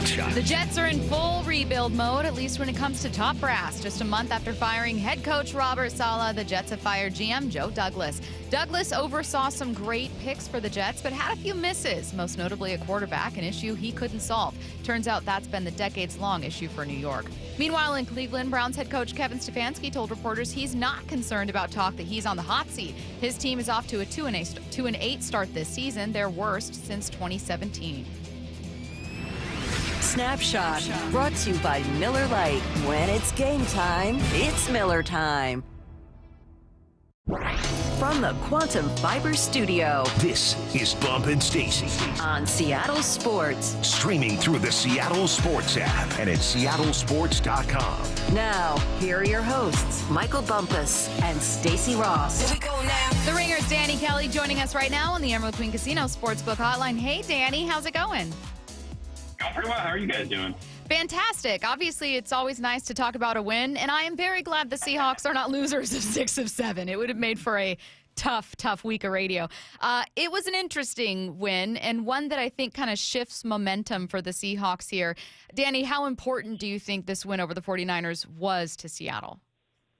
I mean, it was a game changer in a lot of ways. I think people were kind of ready to pack it in and call this like a lost year. I think if they would have lost that game, I think if Geno hadn't made that drive down the stretch, it maybe potentially changes the outlook for him going forward in the future, even though I don't believe that would be the right way to do it. But I think it could have changed perceptions a little bit. And so for a lot of reasons, it was a really, really important win. And, you know, Geno getting the game-winning drive there, I think kind of like changes the perspective I'm sure a lot of people have about him. So I was like really, really encouraged, obviously, that now they're in the playoff hunt still. Offensive line has been an issue for us, as you know, and everyone else who watches football knows. But Abe Lucas was back, and then Oluwatimi on that at that center spot. What differences did you see in the Seahawks offensive line? Well, I mean, I think from the very beginning, they were getting a pretty good push in the run game, which has been an issue all year. Obviously, like short yardage and things like that have always been kind of a struggle this season. So getting Oluwatimi in there, I think that was kind of a nice boost. He played a lot better than I was expecting or hoping. So happy with that. Hopefully he can continue to build on that. I think, you know, obviously getting Abe Lucas back, he was rotating in, but, you know, just getting him back in there, I think it improved the pass rush. Obviously, you know, take it with a grain of salt because Nick Bosa was missing for big chunks of this game. But overall, I thought the offensive line performed really well. And that would be such a key thing if these guys can kind of come together second half of the season or down the stretch of the season, because I think when Geno has time, man, he can really pick apart a defense. And so, you know, obviously having that offensive line start to perform a little bit better, you know, could have a massive, massive impact on this team.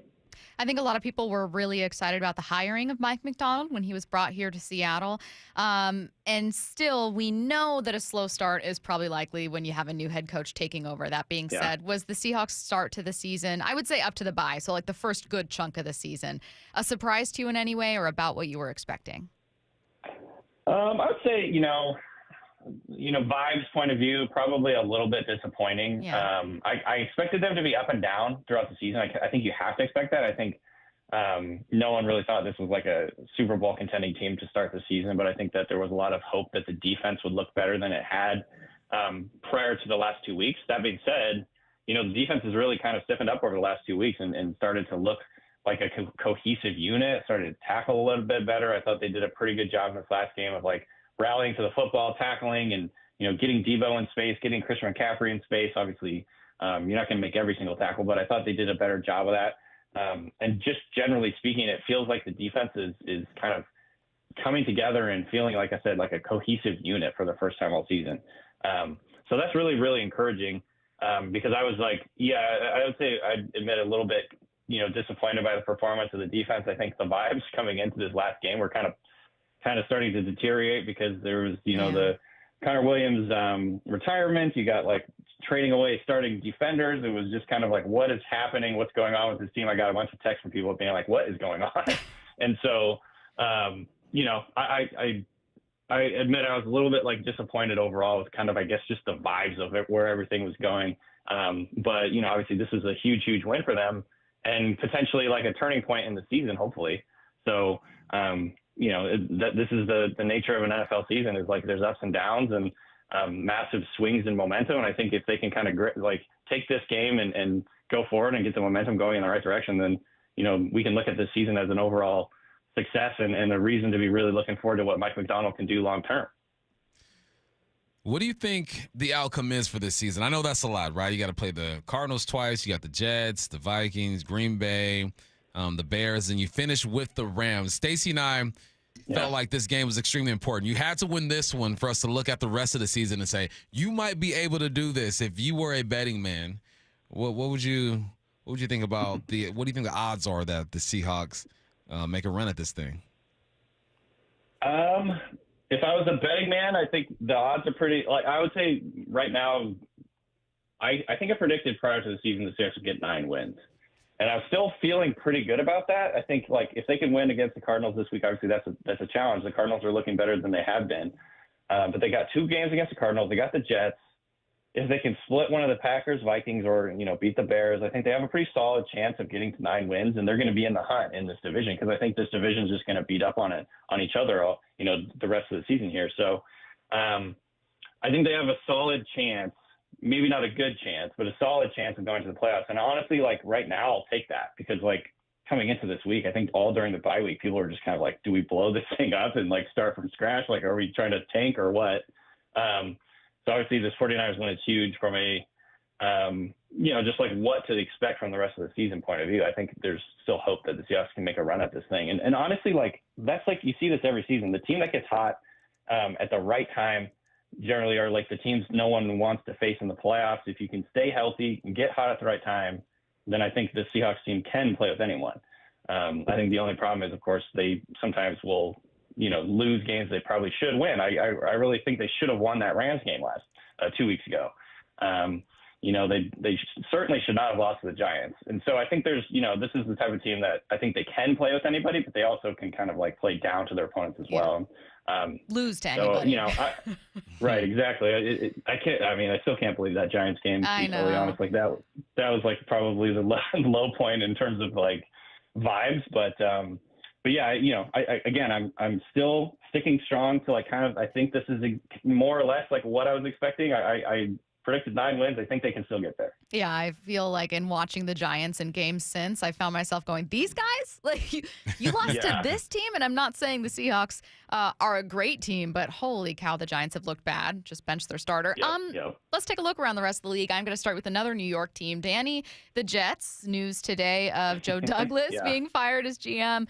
Bump and I were debating earlier, why do the Jets look like they do this year? Because I don't know about you, but I was so sold on the hype. I thought Breece Hall would have a big season. I thought they'd have a sneaky good run game. I thought the defense would be spectacular. And the defense is solid, but this team is just not good. What's been the problem, and was moving on from Saleh and Joe Douglas the right move? Yeah, I think like anytime that you have a season where basically it's all on the line, and I think if you look at like the moves over the last couple of years, bringing in Aaron Rodgers, like trading for and acquiring the different offensive linemen that they got, trading for Devontae Adams, like you add them all together, it's like basically this is like a do or die season for the Jets, and obviously they're dying. Like the 3-8 right now, like the vibes are terrible. I do kind of think it makes sense for them to kind of like, start from scratch, GM, coach, and kind of like, they're getting a head start on that over next year, which is kind of nice. You don't want to wait until the end of the season and like have the GM do things that are trying to save their job or whatever. I think the problems with the Jets, like honestly, this is easy, but it starts kind of with Aaron Rodgers. The issues that they're having are like, to me, they were very like predictable, but also like I didn't see it. Also, I'm kind of one of those people too that I predicted the Jets would go to the playoffs. They've played way below expectation. I think they've played way below their talent level. But I think to me, the long and the short of it is like Aaron Rodgers' inability to move is a huge issue for this offense. It's like the beginning and the end of why they can't do anything. It's because number one, he doesn't want to get hit. He has the lowest time to throw of his passes in his career, and one of the quickest in his career, the quickest and one of the quickest in the NFL. I think like there's like only a handful of quarterbacks getting rid of the ball quicker. And that affects, obviously, your ability to create explosive plays in the pass game. Like, if you look at his pass charts, it's like all around the line of scrimmage, all within 5 yards. It's just putting a lot of pressure on the skill players to make plays and do things after the catch. And, again, that also affects the run game because he doesn't want to be bootlegging out. He doesn't want to be moving around. They don't want to create misdirection with, like, the quarterback. So it's like it's really affecting all aspects of the offense. I think that's a huge reason why this offense has really struggled so much. And why the run game is kind of like completely falling apart this year is because just what Aaron Rodgers can do moving around and the types of runs they do when he's changing so many plays at the line of scrimmage. I just think it all kind of starts and ends with Aaron Rodgers, unfortunately, for the Jets. That was my perspective as well. I look at the Jets and I see talent. There's talent everywhere. Yeah. But I feel like Aaron Rodgers limits you on offense like you described perfectly. And he's killing your culture. He's not a team guy. He's like a me first type of dude. And when you have all this young talent, you need a nurturer in there as well. If you put any other top 5-6 quarterback on this team, on the Jets, I think they're contenders. Would you agree or disagree? Yeah, I agree. And honestly, like Aaron Rodgers has played worse than I even expected. I think because there was times during the Green Bay era with Aaron Rodgers where he was like really falling off. I've kind of compared it to like a symphony, like when everything is working together really well and everybody's playing the same tune and playing on the same sheet or whatever, like the Aaron Rodgers offenses can look amazing. And that's what happened when he won 2 MVPs. But when something is off, when people aren't on the same page, like it kind of completely falls apart and sounds and looks like crap. So I thought they'd be able to get it together a little bit more, but I guess I underestimated how difficult it is to get that whole offense finely tuned together.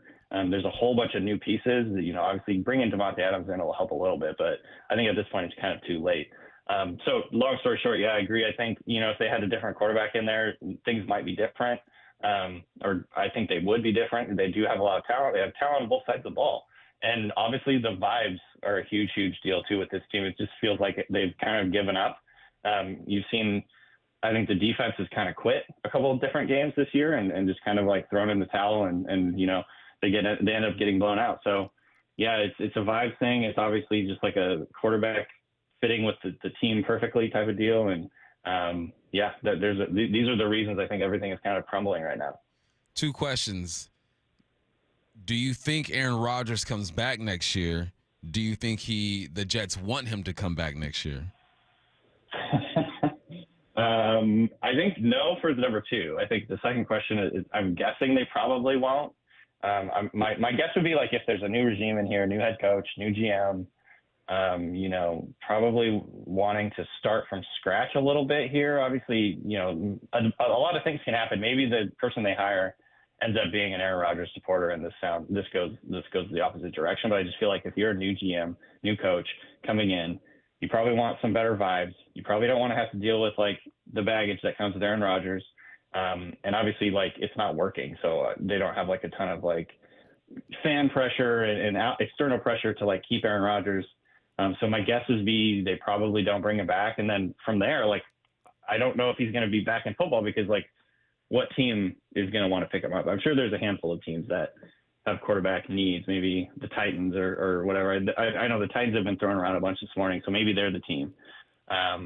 But you know, again, there's just a lot of baggage with Aaron Rodgers, and we've seen that happen like in the multiple, probably like 5 or 6 years in a row. There's just like a lot of baggage, and you know, kind of like the Belichick thing. It's like, you know, why did no teams hire Belichick?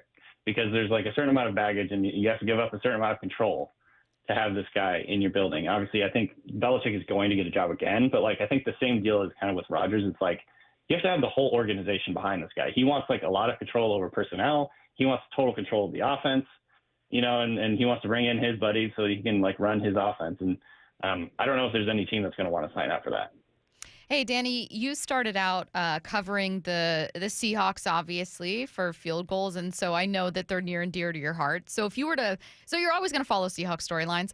Are there any other storylines around the league that you found yourself especially fascinated by this year? Like, I cannot get over, for instance, how weirdly unlucky Joe Burrow has been. Like, statistically, these great games, and he keeps losing. And it was such a good Sunday night matchup. And I was like, there's no way he'll lose again. Yeah. And he did. What about you, kind of looking around the league? Is there something where you're like, man, I can't stop thinking about this team or this player? I mean, I think, like, the Lions, to me, are one of the most interesting teams, and not just because they're like the best team, maybe, but like just because of the vibes around them, the way that they play. Like I feel personally, and I've said this for a couple of years actually. I think they remind me of the peak era, like Legion of Boom era Seahawks, where you know they just like the way they play, the way they rally around their coach, the way they rally around each other, the competitive style that they offer. Like they just kind of like a buzzsaw type of team.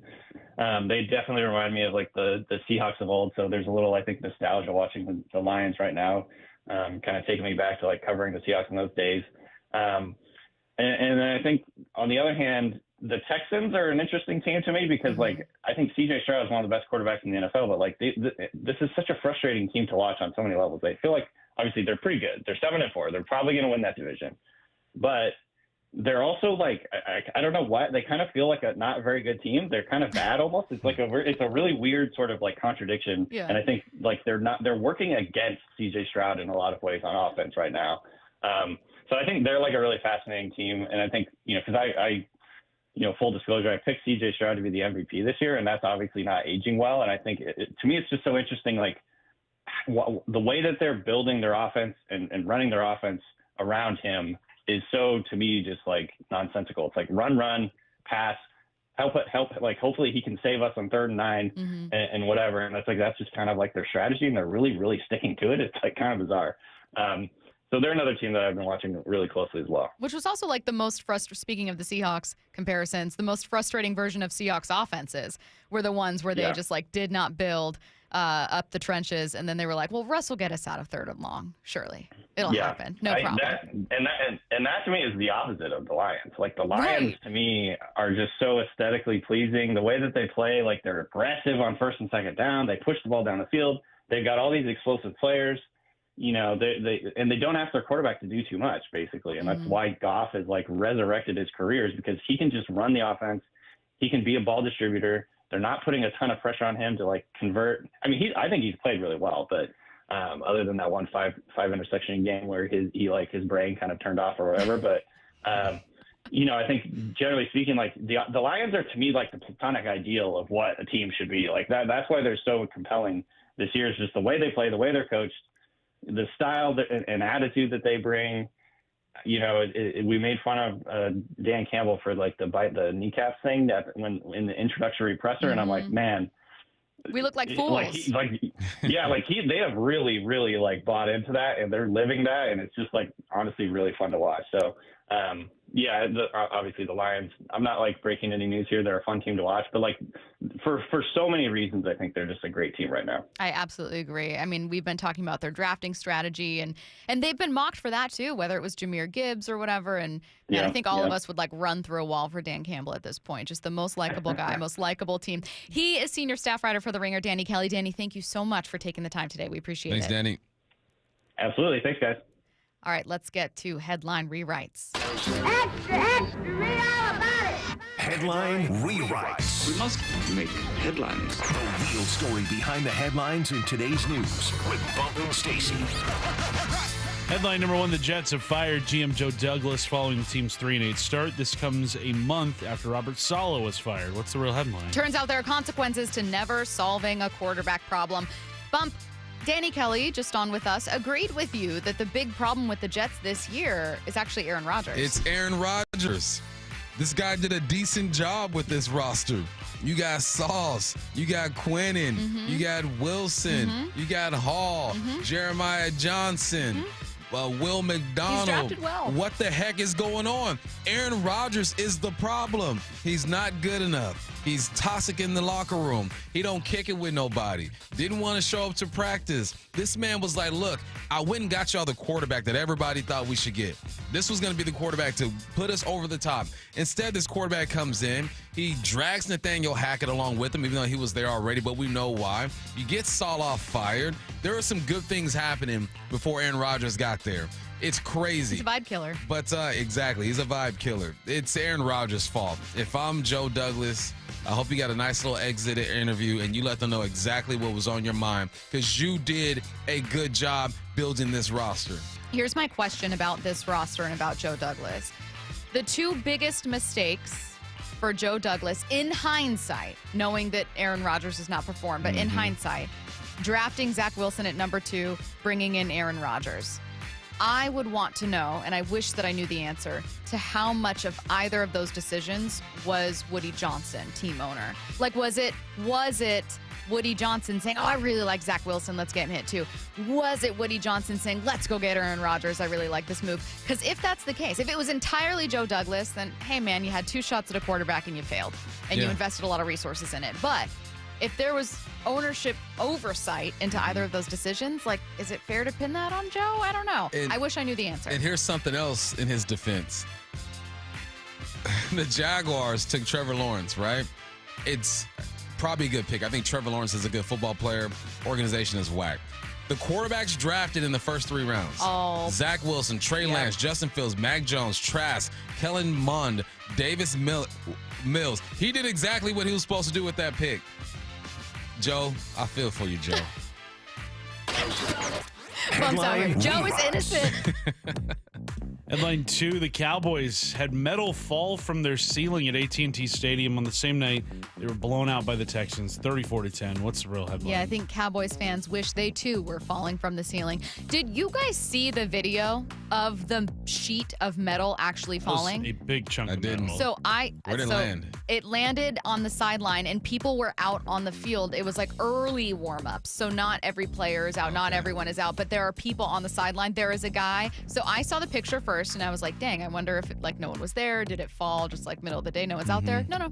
There are people out there, and it falls, and it kind of like sways a little bit, and it lands right next to some employee standing on the sideline. And I'm thinking, like, the lawsuit that would have entailed. If this were 15 years ago and that thing fell, I would have laid it right next to it. You got me? Where'd it come from? Back in the day when running over full speed. Back in the day when me and moms was struggling, we used to be driving. She'd be like, "Man, I wish one of these Mel trucks would just hit us right now. We'd be so rich." God, I just wish this USPS vehicle would just back into us. Give us a little tap. You Just know? give us a little tap. Yeah, man, I would have laid right next to that piece of metal. I don't know if you would have survived it. That piece of metal looked like it was a Final Destination stuff. It wouldn't hit me. If it didn't hit me, I'm just going to run and lay next to it smart. like it did hit me. Okay, gotcha. You're going to suddenly, my back. They're like, sir, you're not bleeding at all. No, I am. Give it a minute. Just give it a minute. Yeah, that could have been really bad. Imagine that happening during the game. I can't believe I'll show you the video during the break. I'll find it. Headline Rewrites. Headline 3, the Dodgers are reportedly meeting with free agent Juan Soto today. What's the real headline? Dodgers are officially the guy you don't want your girl around. Mr. Steal Your Girl. Mr. Steal Your all-star player is what they're becoming. Got money, got a nice little environment in LA. Could you imagine being a pitcher and seeing Shohei, Soto, Mookie, Freddie, and Teo? No thanks. First 5. I'll pass. Good luck to you. 169 home runs within that group last year. It almost feels like cheating. My son was playing FIFA last night against my other son, and my one son he's better than all of us. He picked a team in like Saudi Arabia, and the players are like 50s overall. Then I didn't know my other son picked like an all-star team with the best players on the team, and I'm talking crap to my older son. I go, "Oh, Kobe's getting you." Yeah. What? He goes, "Dad, look at his team." And I saw the team, and it was like Pele, it was Ronaldo, Messi, like all the best on the team. And I go, "Kobe, that's cheating." Yeah, you can't pick those. That's what that would feel like with this lineup right here. That team would never exist that in real life. situation. Yeah, crazy. Only the Dodgers are about to if they do manage to get Soto. It's crazy thinking their number 5 guy would be a guy that would be a cleanup hitter on any team. Nuts. On any team in the league, that would be their best guy. And they're like, okay, so do we plug him in at 6 maybe, or have him at 9 for fun just because it would be funny? And you still got like Will Smith over there. You still got Muncy. Yeah, man. Let's go ahead and get Soto. Let's repeat this thing, man. Let's get it. Geno Smith told Richard Sherman he had a motivating factor in the Seahawks win over the 49ers. That's next.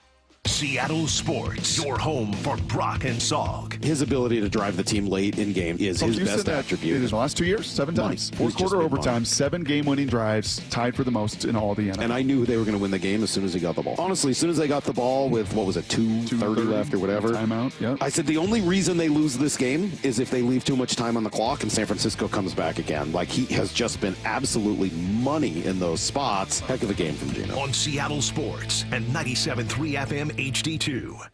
Want to get rid of clutter and reclaim your space? John here with Happy Hauler, Seattle's eco-friendly junk removal.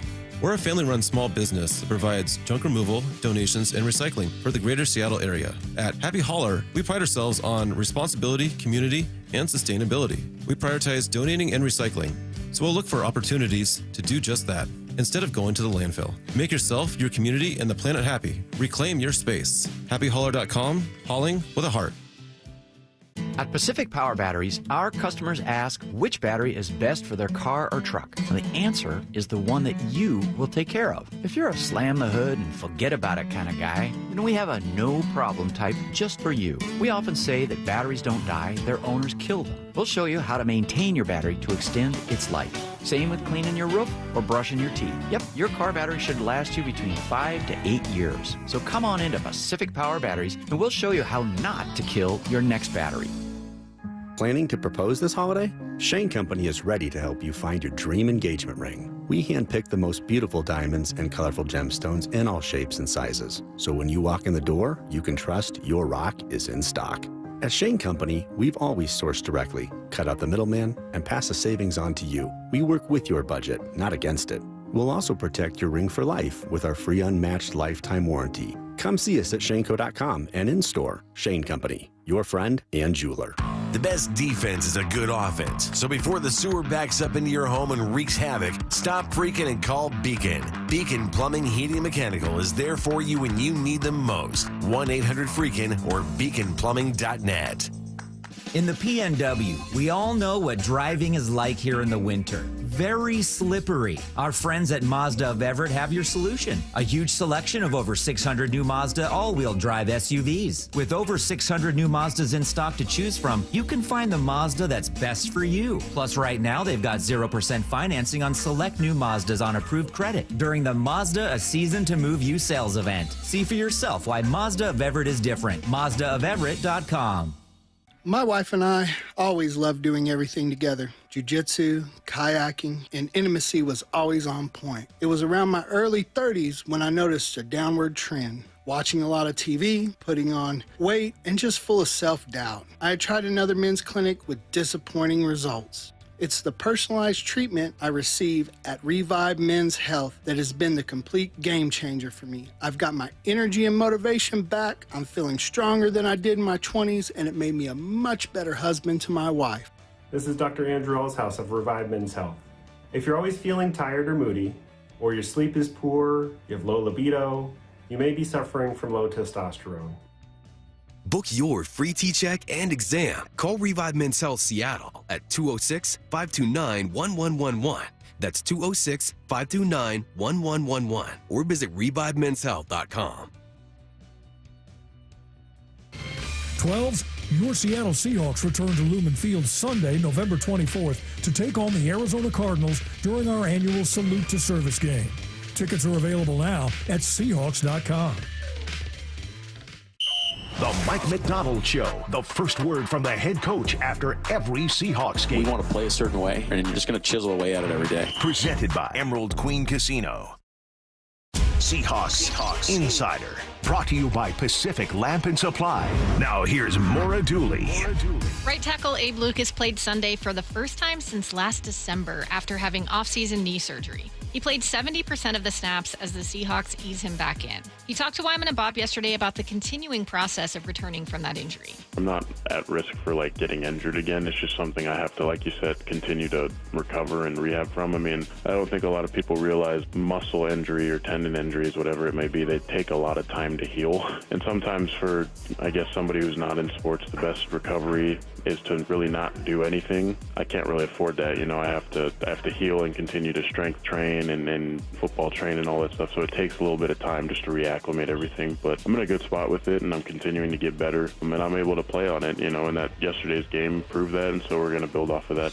The Seahawks Insider is brought to you by Pacific Lamp and Supply. For the latest on the Seahawks anytime, go to seattlesports.com. Your new beginning starts now. D.R. Horton has new construction homes available throughout the greater Seattle area. With spacious floor plans, flexible living spaces, and home technology packages, you can enjoy more cozy moments and sweet memories in your beautiful new home. With new home communities opening throughout the Seattle area, D.R. Horton has the ideal home for you.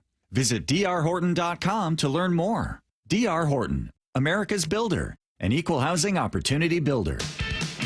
Now that the rain is here, I remember my conversation with Anthony, the owner of Asset Roofing, about metal roofs. And not only are metal roofs not loud when it rains, they're more eco-friendly, last twice as long, and Asset Roofing can do them for up to 30% less than their competitors. You can find out more at assetroofingco.com. That's assetroofingco.com. Certified work that's never in doubt. Asset Roofing, excellence is on the house.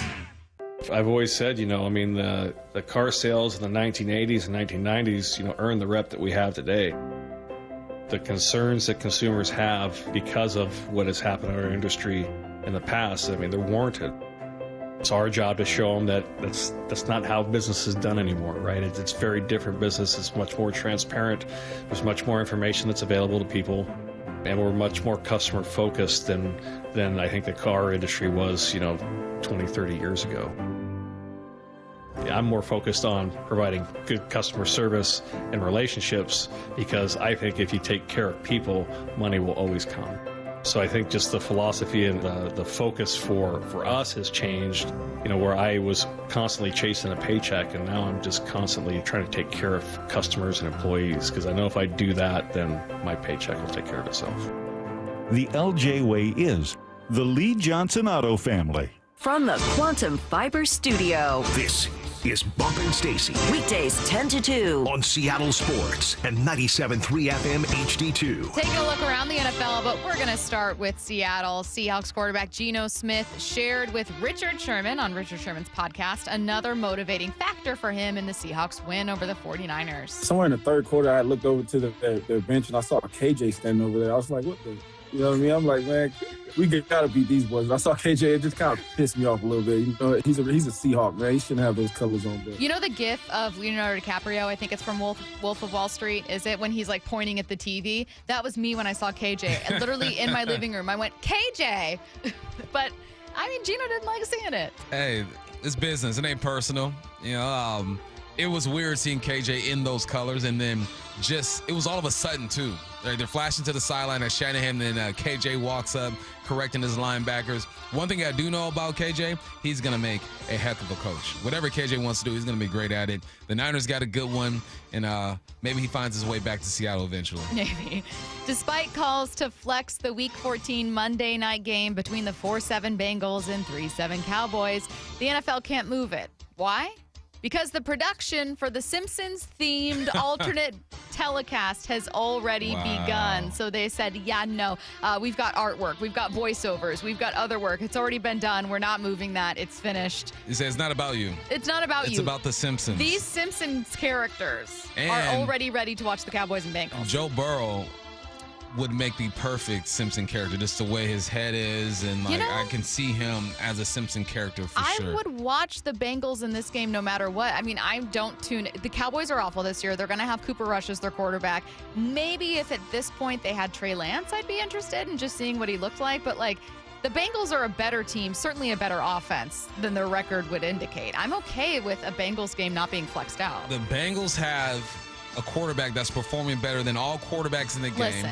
They have a defensive lineman that leads the league in sacks. What they don't have are enough wins. So you're going to get a game. What you need to be worried about is which Cowboys are going to show up. The Bengals they're going to be entertaining. They're in a lot of games. The Cowboys are the ones who might make this thing a dud and get blown out. Via the 33rd team, the Bengals have, you've already mentioned, the league leader in passing yards, the league leader in receiving yards, the league leader in sacks, and a 4-7 record. Yeah. Should people be having conversations about Zach Taylor as head coach? Is that a coaching thing? Why?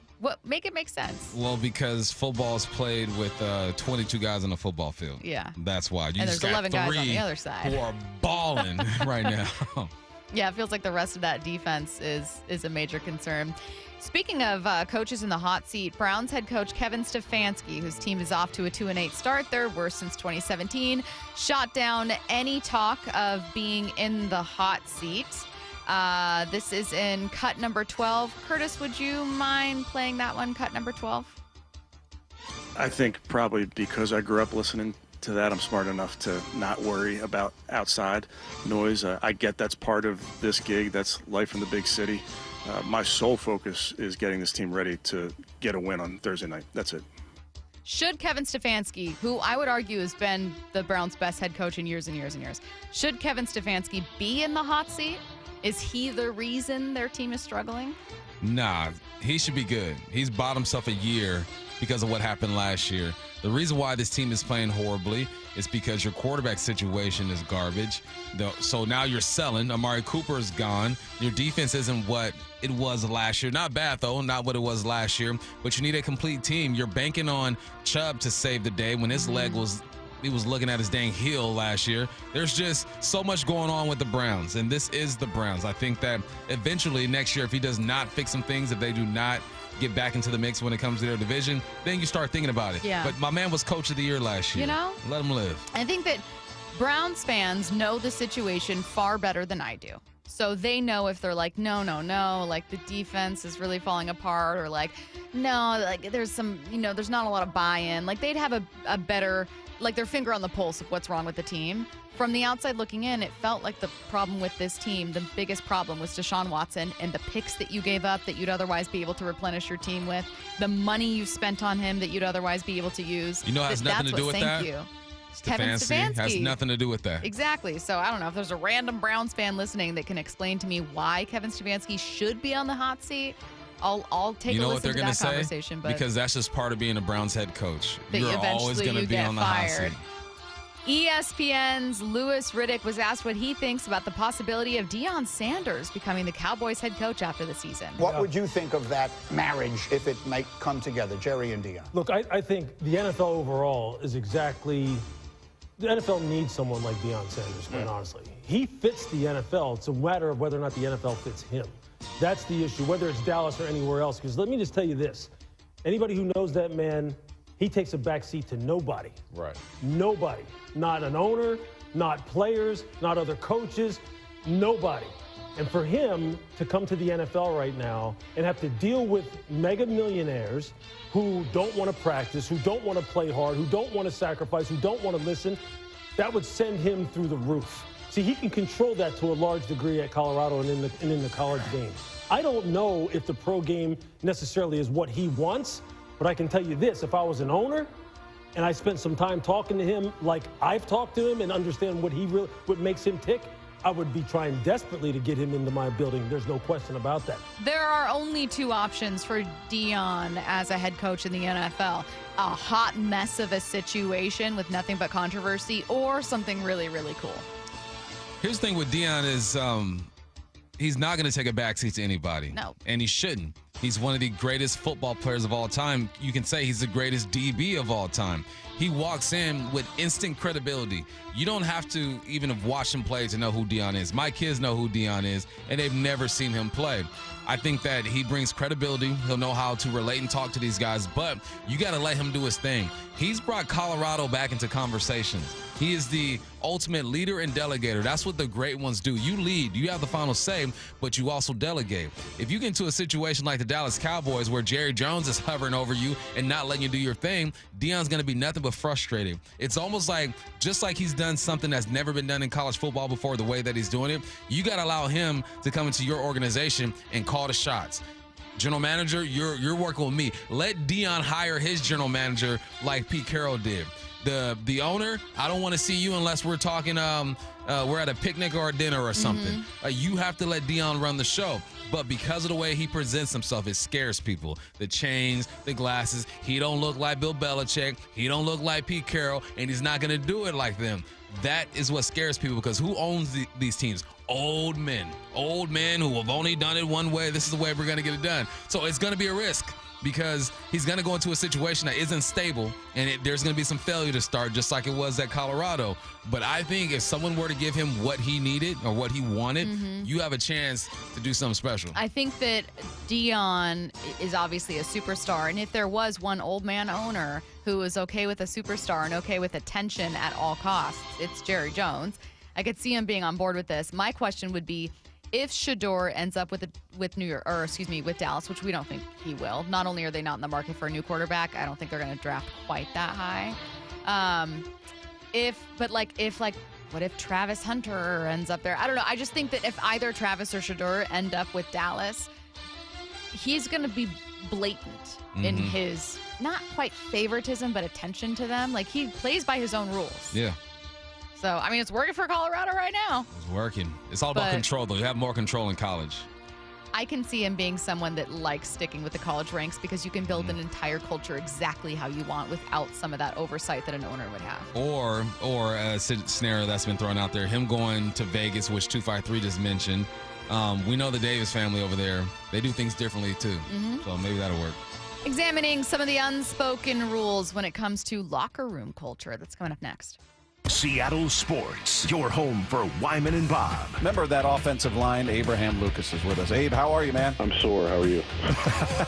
Were there butterflies and nerves like it's opening day of the season, or how did that feel going out there? There's usually some nerves and some butterflies that come with it. I mean, I think that's pretty typical for most folks, but I was prepared as I could be. Over these last couple weeks, I was confident going back out, and I was really just excited to be back out there doing the thing, On Seattle Sports and 97.3 FM HD2. Hey, Mike Salk here, and we got some exciting news at the station. Riverside Roofing and 710 have renewed our partnership into a deal that will carry us into our 8th calendar year working together. A big thank you to Don, Brandon, Jordan. Not only are those guys terrific roofers and businessmen, but even better people. And I've been fortunate to get to know them, text them back and forth, playing golf together. Just truly awesome people. And all that matters when choosing who you want to work with. People want to work with people they like. And most importantly, they want to work with people they can trust. And that's Riverside Roofing. You've heard me say it for years now, and you'll continue to hear it for a whole lot longer, because it's true and it works. We've had people text into the show. They say, Salk, you told me I could trust them, and you were right. If you have an upcoming roof replacement, they need to be your first call. Again, big thank you and congratulations to Riverside Roofing. You can find them at riversideroofingllc.com, and they are the roofing company you can trust. That's riversideroofingllc.com. At Fisher Investments, we may seem like other money managers, but we're different. What makes you so different than the rest of us? We ensure clients receive unparalleled service at every step of the relationship. Tell me more. Our investment counselors focus on service over sales, prioritizing clients' needs. How do you make money? We don't sell any commission-based products. We have a simple management fee based on the value of our client's portfolio. So we do better when our clients do better. What about client portfolios? We get to know each client, their finances, family, health, lifestyle, and more, and then we tailor a portfolio based on their specific goals and needs. Your clients really come first then, huh? Yes, we make them a top priority. Our goal is helping them achieve a comfortable retirement. Wow, maybe we are different. At Fisher Investments, we're clearly different.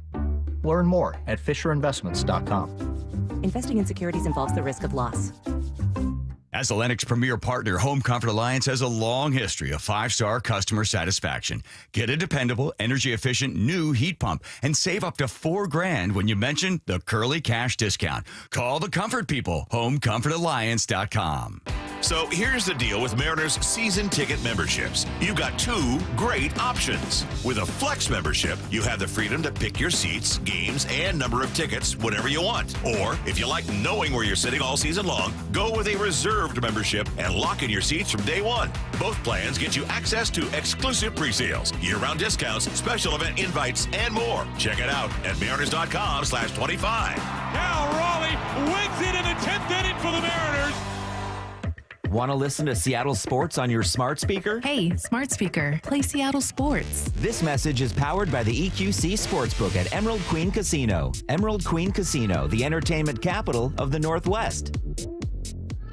This year's ratings of the best TVs just got published, and Samsung, LG, and Sony scored the highest. Also, they warned about the poor performance of the bargain brands promoted at some stores. So where can you get the best deal on the top-rated TVs? At the club? Online? Nope. At Video Only. They've got their better than Black Friday deals on right now. Don't be sorry. Check out Video Only before you buy. The Mike McDonald Show. The first word from the head coach after every Seahawks game. We want to play a certain way, and you're just going to chisel away at it every day. Presented by Emerald Queen Casino. In the PNW, we all know what driving is like here in the winter. Very slippery. Our friends at Mazda of Everett have your solution. A huge selection of over 600 new Mazda all-wheel drive SUVs. With over 600 new Mazdas in stock to choose from, you can find the Mazda that's best for you. Plus, right now, they've got 0% financing on select new Mazdas on approved credit during the Mazda A Season to Move You sales event. See for yourself why Mazda of Everett is different. MazdaofEverett.com. You gotta love football season, but when it comes to your windows and doors, you don't want any fumbles. Steve Rabel here, reminding you to trust locally owned Pella Windows and Doors of Western Washington to tackle your project. Their selection of windows and doors can't be beat, and they'll give you top-notch customer service with no trick plays. Right now, get 0% interest for 24 months with equal payments or 40% off qualifying installs. Schedule a free consultation with Pella Windows and Doors of Western Washington. Go to PellaPNW.com. My Seahawks jersey is more than just a piece of clothing. It's a symbol of the unique spirit of my city. Creating a sense of community and belonging. A bond uniting us and a love for the game. This is my jersey. This is my jersey. This is my jersey. This is the Pro Shop. You can find your new favorite jersey at the Seahawks Pro Shop. Shop online at Seahawks.com or visit us at the Landing in Renton or Lumen Field. Hey, it's Mike Salk here for my friends at Snoqualmie Casino and Hotel. Yes, I said and hotel. If you're looking for a fun night out, Snoqualmie Casino and Hotel is just the place to go. Whether it's Vista Prime Steak and Seafood with their reimagined happy hour or Falls Buffet as well. The breathtaking views of the Snoqualmie Valley and Mount Si. You can find all the details at snocasino.com. Seattle's closest is now Snoqualmie Casino and Hotel. Only 30 minutes from downtown. Seattle's closest, Snoqualmie Casino and Hotel. From the Quantum Fiber Studio, you're listening to Bumpin' Stacy. Weekdays 10 to 2. On Seattle Sports and 97.3 FM HD2. I thought this story was really interesting. It has nothing to do with Seattle sports yet. It will in 1 second. And you guys are going to like it no matter what, because I swear, this is the kind of conversation that anyone can fall into. So here's what happened. It has to do with the 76ers. Joel Embiid, everyone knows who he is if you aren't a huge NBA fan. He is an amazing player. He's a 7-footer superstar from France who won MVP last year and who plays about 65% of his games. Yeah, far and away their best player. He is reportedly not always all in. He doesn't show up on time for meetings. According to a report on ESPN by Shams Charania, he is like rarely seen in the building up until warmups, just like not super actively involved. So what happened is another player, Tyrese Maxey, who they also hope to be a superstar. He's younger, and he's kind of fallen into this leadership role, which is really cool to see. But a team meeting was called by Kyle Lowry. And in this meeting, Tyrese Maxey, Joel Embiid's teammate, basically confronted him and said, hey, you're late for everything, and it's affecting the locker room, it's affecting other players and the coaching staff, and you need to show up on time. So there's this other part of the story where Shams writes that Embiid accepted the messages but stated he's sometimes confused about what the 76ers are attempting to execute on the court. I don't know what that means, and that's another conversation that I'm trying to figure out what Joel is even saying there. But this is what it made me think of. You have to be careful with how you build your team, a conversation that we've had countless times, but also who you build your team around. And it made me look back on how the Seahawks were built and just become thankful in hindsight that some of the guys that they built around ended up being guys that really prided accountability and being on time and whatever you want to say about attitudes or egos or personalities or anything. That was a team that held each other deeply accountable. Is that just something that, like, so when you first heard this story, I turned to you and Curtis and I was like, is this an NBA thing? Like I feel like this would be more rare in the NFL. Oh man, let me go back to the start. Okay. Maxey calling this man out is warranted. Maxey is dropping 27 points a game right now. Maxey is part of the future of this NBA team. Joel Embiid will fizzle out before Maxey just because Joel's 7 foot tall, 300 pounds. His body is just going to wear out. He has all the right in the world to call out Joel Embiid. Joel's response, I don't know what we're trying to execute on the court. Maybe if you spent more time with the team in the facility, you would get an understanding of what they're trying to execute on the court, whether that be personnel or strategy. So now back to your question. It's important who you build your team around. Your other question, sorry. Is this more likely in the NBA? Yes, it is. It is more likely in the NBA. NBA players have so much influence on a basketball team. Your best player is damn near a coach and kind of a GM. Your best player is going to get a phone call when you're going to make a move and say, hey, just to let you know, we're going to trade this player. In the NFL, I mean, the quarterback is there, right? You would hope so.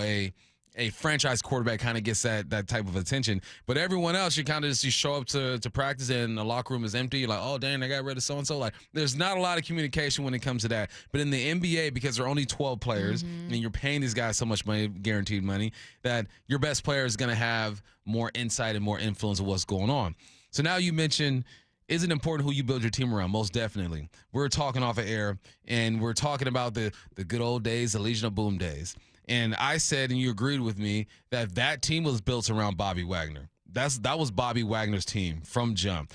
And they got lucky with Bobby Wagner because Bobby is just a good human being. He's not going to show up right before warmups. He's not going to be in and out and do the bare minimum. You heard the stories about Bobby. Bobby's the first one in. Him and Russell Wilson, they're competing to see who's going to be the first guy in the building and the last guy out. That's not the approach Joel Embiid is taking, but that doesn't surprise me because he doesn't play in back-to-back nights. He has a whole bunch of load management going on. I understand why they're doing it, but if you can't have one area of your life be kind of 60-40 and expect everywhere else to be a hundo, it leaks into everything. So who you build your team around is important, and how you build your team is important. It sounds like, we know that the Sixers have built their team around Joel Embiid because there's only like 3 or 4 other players in the world like him, and he's MVP. He's special. But if he doesn't buy in to what's going on, why would he expect anyone else on that team to do so? That is what made the situation here in Seattle special, because Bobby was bought in, Sherm was bought in, Earl, Cam, Cliff, Mike, all those dudes were body, and you need 11 on one side of the football on one side of the ball in football. Basketball, you need 5. Yeah, and I'm not saying that Joel Embiid is a toxic personality per se. And I don't think that's what this report was saying. And during the break, I said, I don't think he's toxic. And you were like, I think the report's hinting at a selfishness as opposed to a toxicity. And I think that's true. And that you can get away with that at any level of sports, but in the NBA a little bit more, you can get away with being selfish, and it's kind of lame to see. But ultimately, I feel like an important ingredient to greatness is people that push themselves. If I'm on a team and the best player on that team shows up before I do and leaves the facility after, I want to push myself more. And I know Joel can be like, well, who cares if I'm late to meetings? I'm outscoring you. Who cares if I'm late to meetings? I'm still playing like an MVP. You know what I mean? There is a level that, if you're a superstar, you just get away with it. And it's annoying, but it's the truth. Some people are built different and they play by their own rules, and a team lets them get away with it. It's lame, but it is what it is. I'm glad that it was called out, because I think that if you're a 76ers fan, which I'm not, I don't care, but you certainly want your team to win it all. And I think that that's part of how you get there. That's part of how the Seahawks got there. Any team, if I look at some of the best teams in the NFL, in the NBA, you're going to find hard workers and people who are immensely talented and also care deeply. Yeah. I just don't know if you're going to find. I'm trying to think of someone who maybe the NBA is where you can be the most selfish. You can be. It is a team sport, but if you have 3 individuals on that squad that can get it done, you can go some places. And like we've mentioned, the superstar in the NBA team is more than just a player. He's an influencer. He's part coach. He's part general manager. They've given you this power, and some people exercise it correctly, like a LeBron. I'm gonna tell you, I'm not a LeBron guy, but he plays my squad, so I support him. Like a D Wade back in the day, like a Steph Curry right now. There are plenty of examples of guys exercising that power correctly in a way that's conducive to winning championships. If Philly does not get to the Eastern Conference Championship this year, it's all for nothing, and it will make sense because of things like this. Love you, Bump, says the 206. I think the Legion of Boom D was built more around Thomas being the best single high safety. Bobby was a great leader, so I like the thought process. The scheme was built around your safeties. But yes, but no, I'm not talking scheme. Exactly. I'm not talking scheme. If you want to talk scheme, then that's a whole different conversation. I'm talking about who was the leader on this squad. Who did people rally around? It was Bobby's team from jump. Schematically, it's cover 3. Wrong? Yeah.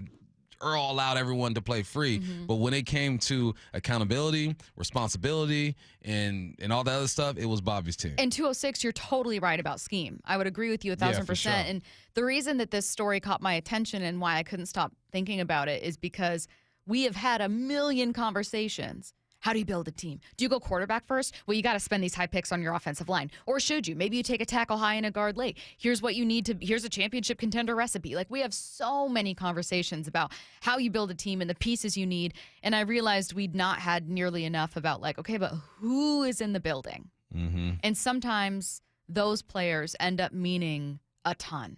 And making that team what it is. And sometimes it's a player you don't expect.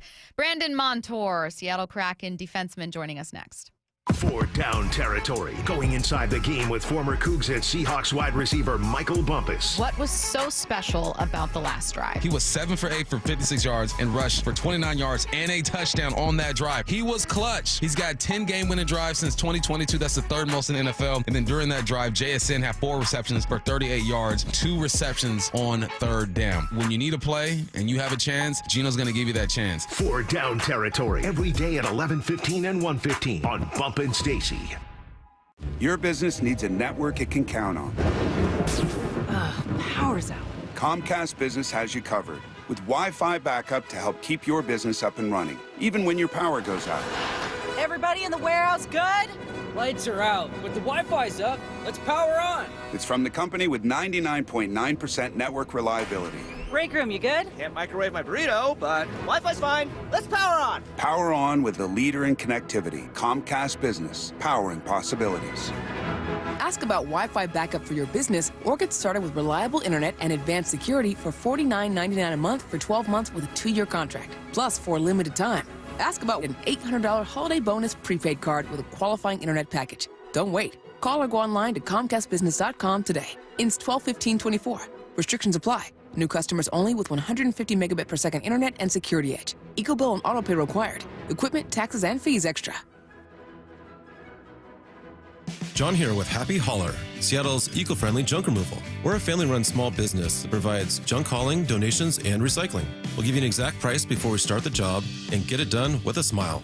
HappyHauler.com, hauling with a heart. I'm Bradley Johnson with 1-800-DUI-AWAY. Let's talk about hockey. Don't you love a sport where it's almost fair game to throw off your gloves and bare knuckle it in that gray area? Hockey brings excitement, intensity, passion, often drinking. It's like a party with a puck.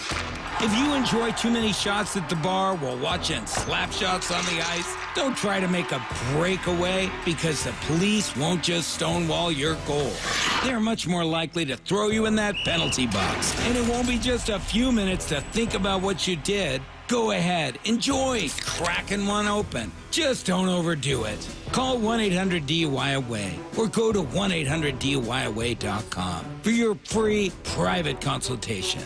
Hockey is one of the only sports where you can wrap around the goal and there's no out of bounds. But the roadway is a different story. Call 1-800-DUI-AWAY. 1-800-DUI-AWAY! Between his hobbies and decades of work in a boatyard, Philip had put his body through a lot. I'm an avid fly fisherman and an avid skier. It takes its toll. Not to mention one other thing. I had a near-fatal motorcycle accident. Absolutely obliterated my lower left leg again. Philip couldn't live with the pain anymore. So he decided to see Dr. Mark Wagner, MD, at Seattle Sports and Regenerative Medicine for stem cell therapy. Listening to all these radio spots, I said, what do I got to lose? What was your experience like with Dr. Wagner? What I was so impressed with Mark about is that how often you have a surgery like this, and the guy calls you the next day to see how you're doing. I can't say enough good things about the guy, honestly. And how are you feeling now? I have no pain, none. Zero. Wow. So would you recommend stem cell therapy to others? I'm a fan, believe me. I'd recommend it to anybody. Before you choose surgery, consider stem cell therapy with Dr. Mark Wagner, MD, at Seattle Sports and Regenerative Medicine. Schedule your consultation at drmarkwagnermd.com. Why choose a Sleep Number smart bed? Can I make my side softer? Can I make my side firmer? Can we sleep cooler? Sleep Number does that. Cools up to 8 times faster and lets you choose your ideal comfort on either side. Your Sleep Number setting.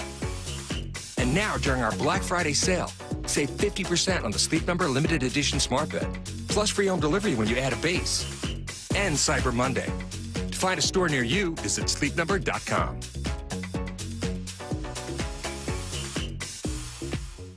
Everywhere you look, things are getting more expensive.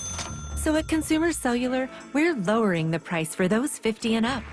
Now you can get unlimited talk, text, and data for $30 a line when you buy 2. That's just $60 a month for 2 unlimited lines. So if you're 50 and up, make the switch and save. Come on, you've earned this. Call 1-888-FREEDOM or visit consumercellular.com today. Requires 2 lines of service, age validation, and credit approval, subject to system and area limits, taxes, and other fees apply. Your new beginning starts now. D.R. Horton has new construction homes available throughout the greater Seattle area. With spacious floor plans, flexible living spaces, and home technology packages, you can enjoy more cozy moments and sweet memories in your beautiful new home. With new home communities opening throughout the Seattle area, D.R. Horton has the ideal home for you. Visit drhorton.com to learn more. D.R. Horton, America's builder, an equal housing opportunity builder. Increase leads and get more customers. We create tailored digital marketing strategies that deliver results. So on your next campaign, aim higher. Go to aimyourdigital.com and get started today. aimyourdigital.com. Let's go! This is Seattle Sports. Streaming through the Seattle Sports app. KIRO AM Seattle. KIRO FM HD2 Tacoma. Home of the Seahawks, Mariners, and everything Seattle sports. This hour is brought to you by Mazda of Everett. From the Quantum Fiber Studio. This is Bump and Stacy. On Seattle Sports. Streaming through the Seattle Sports app and at seattlesports.com. Now, here are your hosts, Michael Bumpus and Stacy Ross. Here we go now. Again, one-timer Montour scores! The hat trick for Brandon Montour. Hey, what do you say? What a moment for Monty. and it's 7-1 Seattle. Kraken defenseman Brandon Montour joining us now on the Emerald Queen Casino Sportsbook Hotline. Hey, Brandon, how's it going? Hey, guys. How you guys doing? We are fantastic. Happy to have you on and get to know you a bit more, signing a 7-year deal with the Kraken this past offseason. But I got to start with that hat trick, your first career hat trick. How'd that one feel? Yeah, it was good. It was, as a defenseman, I think it's not obviously, something that I tend to kind of have as a goal, but it's nice when you can kind of contribute and, score a few like that in one game. So it was a cool moment. What's it like when you do something like that? Do you get back to your phone and it's just all blown up with text messages? What was that part like? Yeah, I mean, I think it's like I said. I mean, as cool as in a moment as it was for me. Again, not really planning on or trying to do that necessarily.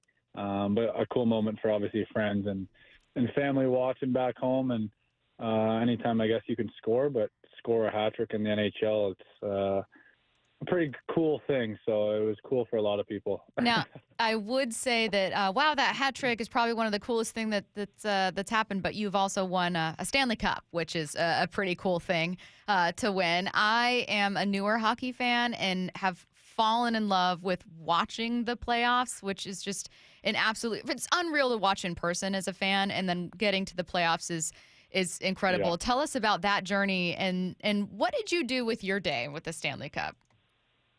Yeah, I wish every year you could kind of fast forward to that type of hockey. I know it's obviously there's a bunch that goes into a season and to get to the playoffs, but experiencing it and having a taste of being to the finals, 2 years in a row, I kind of just want to fast forward essentially to get to that point. But it's totally different. It's totally different than the season. The hockey picks up. It's every little thing matters each day. Obviously the magnitude, not just the hockey world, but just sports fans in general tune in, as like you were just saying. That's what you tune into. So that's what it's about. That's what we're striving to do. I'm, fortunate enough to, like I said, been there 2 years in a row. We won this past year and got to bring the Stanley Cup home to family and friends and kind of spend the day back home where kind of my parents live and where we kind of grew up. So it was a really cool day. You only get one day with the cup. So as slow and as long as the day was, it was short and sweet. And obviously you'd like to have it more than one day, but that's the rules. You obviously you mentioned winning a Stanley Cup, and when you have the success you had in Florida, I would assume the fans become just a bit more knowledgeable about the game, right? You've been there for a while. Here in Seattle, there's a whole bunch of new fans, and when you watch the games, any kind of sport, the commentators will say things like, well, this crowd really is in tune with what's going on. They're knowledgeable about the game. Do you have that feeling about the Kraken fans yet? Well, yeah, no, for sure. I mean, I know it's still early, and I haven't experienced, many games yet. But even just being a hockey fan and being so far in Florida, not playing Seattle a lot, but like I said, being a hockey fan and seeing Seattle come in and seeing it as a sports city and seeing how well kind of the Kraken, draw, any hockey fan can see that. So the excitement was there from the start.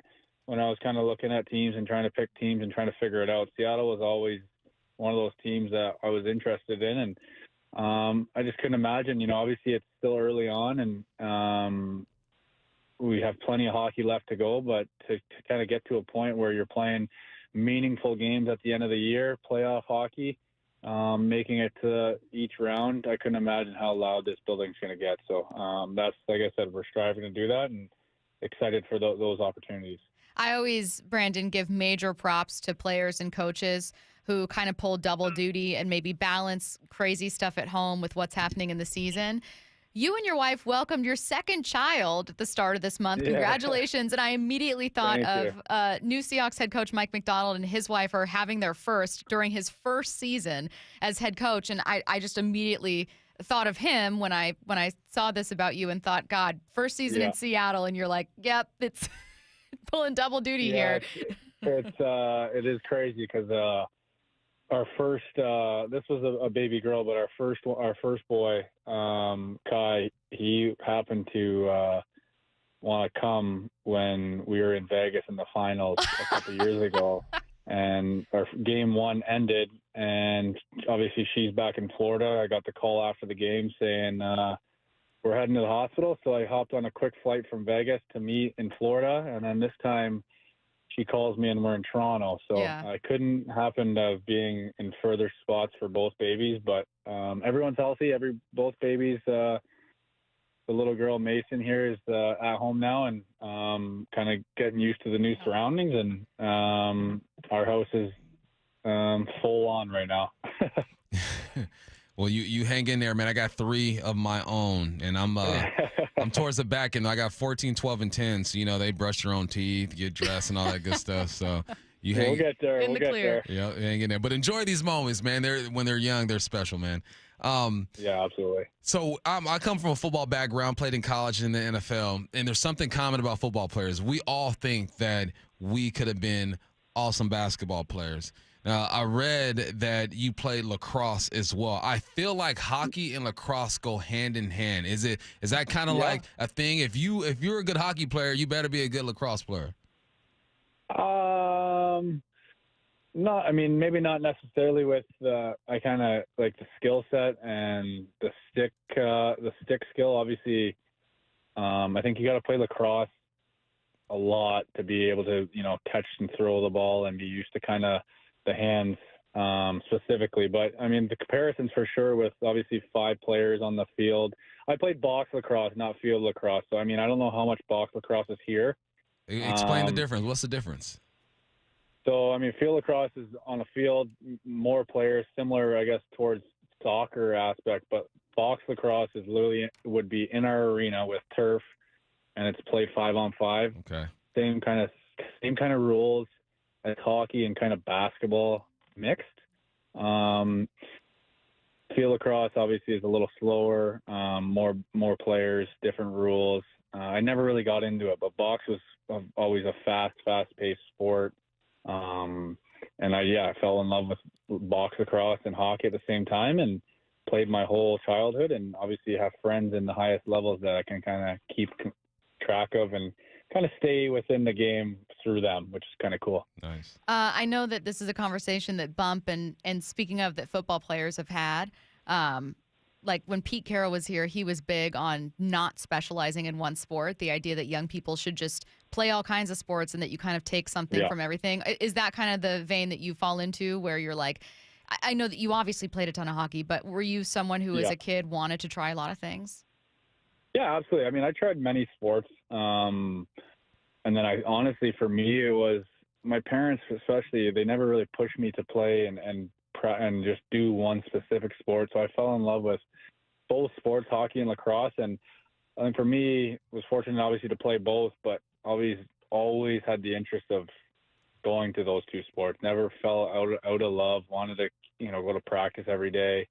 Early mornings, I'd be waking up my dad to go to practice. It was one of those things where I was not specifically just focused on one sport. Hockey finished, and a few days later I'd put my hockey gear in the garage and I'd throw my lacrosse gear on and be a completely different sport. So I think just the fact, obviously you don't want to push too crazy where the kid kind of falls out of love or it's just too much for them. Try different things, try obviously different skills. And again, lacrosse is a huge part of my life that translates to kind of why and who I am as a player in the hockey rink. So, to play 2 sports was huge for me. Hey, when I was done playing in the NFL, I went to play in Canada, and the field is about 20 yards wider and 20 yards longer. It kind of messed up my senses when I'm on the football field for the first time. What's it like for you guys playing in a like a regular hockey rink and then an Olympic-sized hockey rink? Yeah, I mean, the NHL, we do not have that.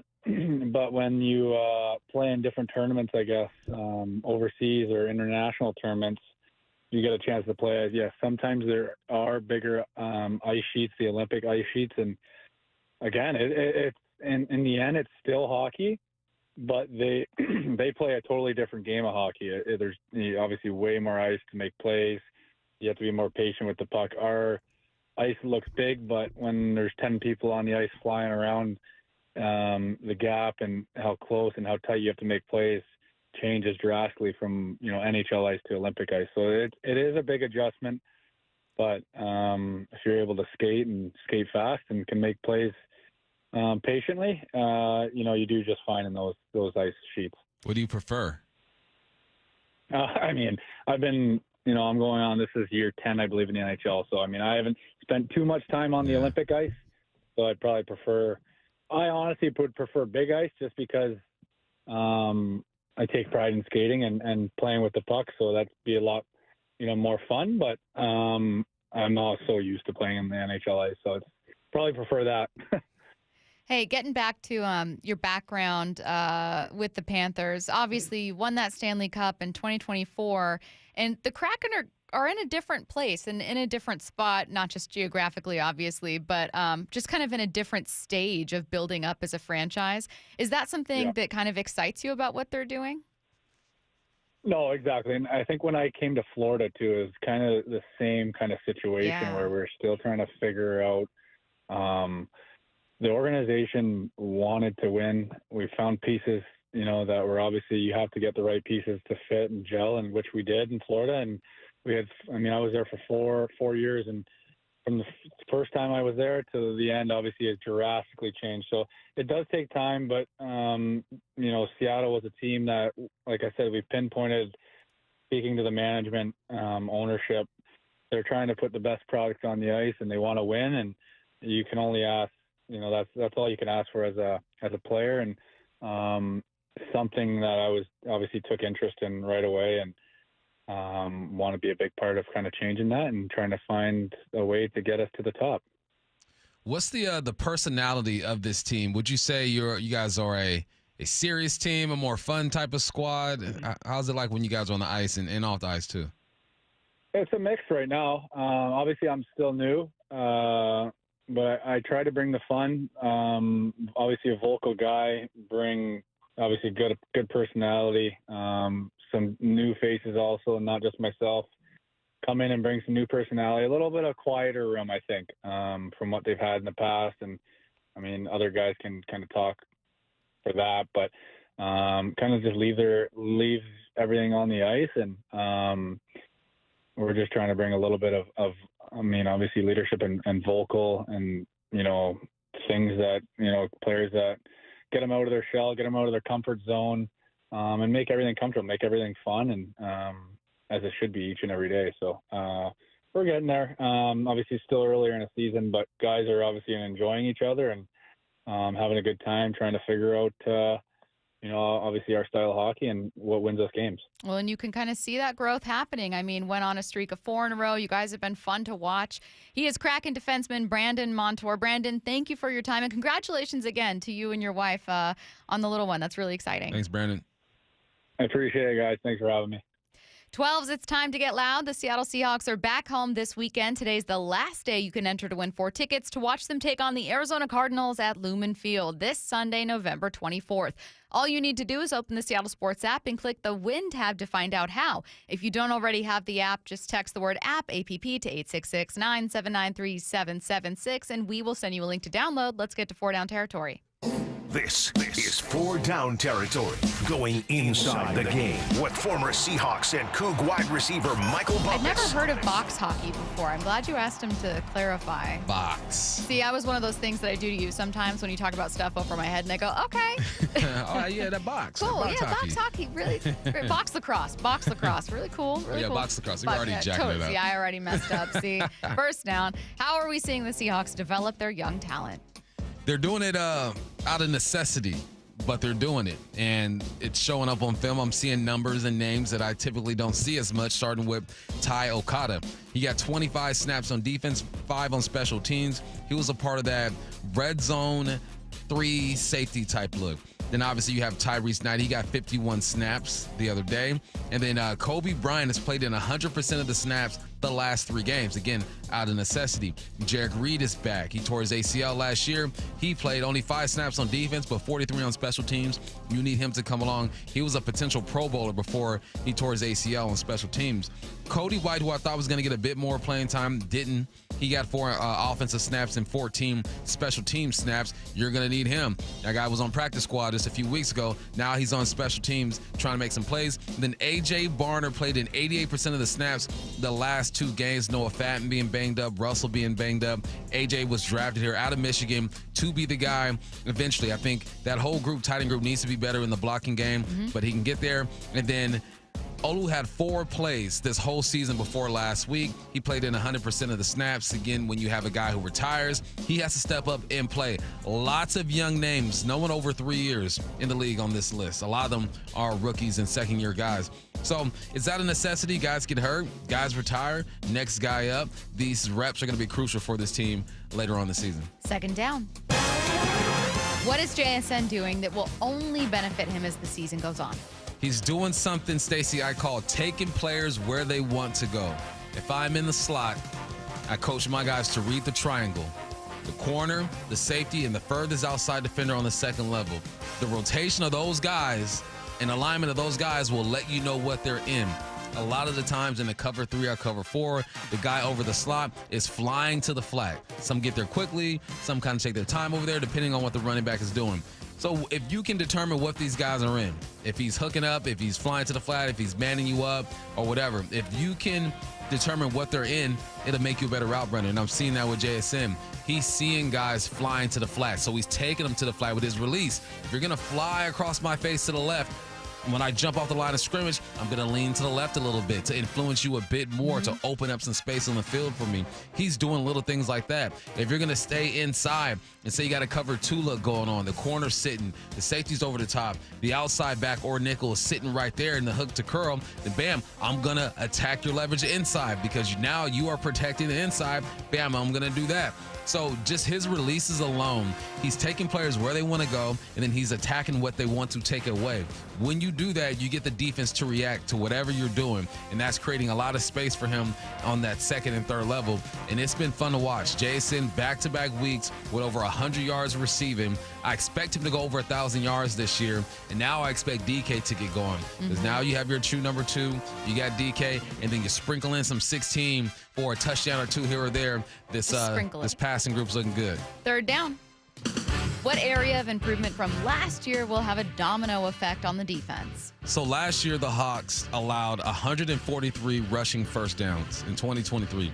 That was the most in the NFL.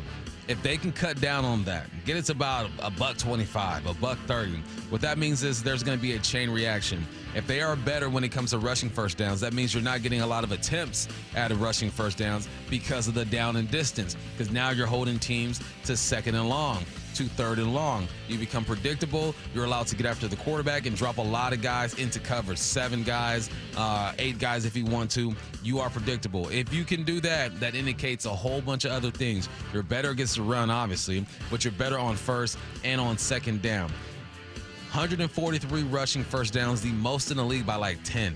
I guess it's kind of close, but not even really close. The better teams are hovering over 100. So keep up the good work. I looked at week by week how many rushing first downs they've given up. The most they gave up was against the Buffalo Bills, 14 rushing first downs. The least they've given up was against the Rams, only 4 rushing first downs, and they got that W. So get it going. I still think that Rams game really was, in hindsight, so much close. I mean, it was clearly close because it went to overtime, but you really should have won that game. And I think the way people were talking about it, like the season's over, this team is horrible, everything is god-awful, was like, well, wait a minute. They play again. I'm not necessarily taking the Rams to win. Like, I felt more nervous heading into Santa Clara than I do heading into that finale against the Rams. Having no idea where this team will be, but I just think that, like, you really had what it took to beat the Rams that day. You just kind of got in your own way. Yeah, at this point, I feel good about it. But you know how this thing go. I know. Week by week. Yep. Take care of these Cardinals. Fourth down.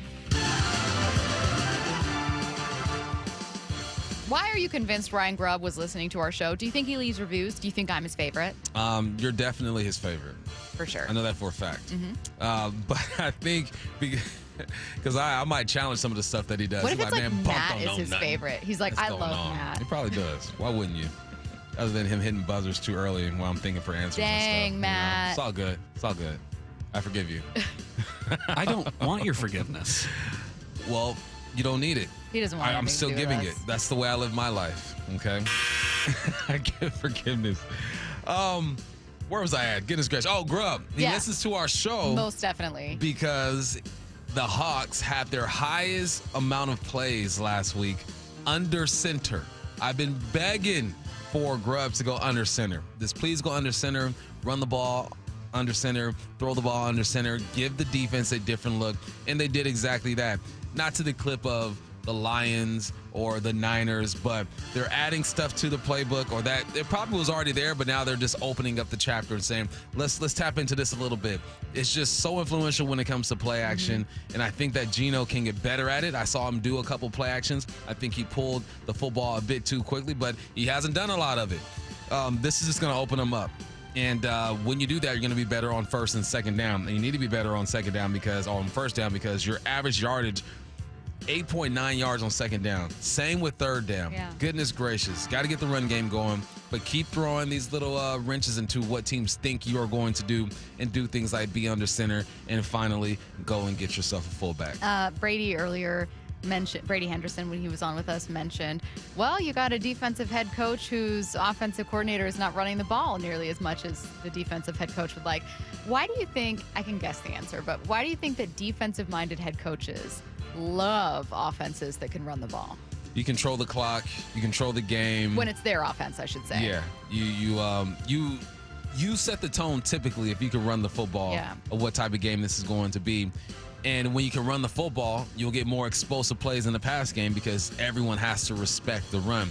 I think right now, teams don't respect the run against Seattle the way that they used to. Even last year, they respected a bit more. So get that going and please your head coach. Are the Seahawks going to keep it going with a win over the Cardinals? That's leading off Hype Train coming your way next.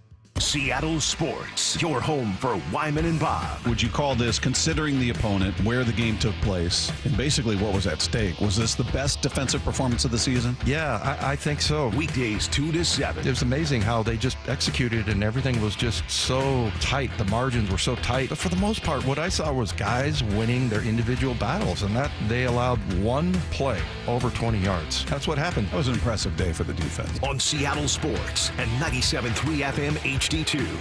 Have you considered surgery or even joint replacement? Hey, it's Dave Wyman, and before you make that decision, see Dr. Mark Wagner, MD, at Seattle Sports and Regenerative Medicine. Why? Because he gives it to you straight. Dr. Wagner said my right knee needs replacement, and I appreciate his honesty and expertise. My left knee is fine right now, but the minute it isn't, I'm heading to Dr. Wagner for his expert opinion.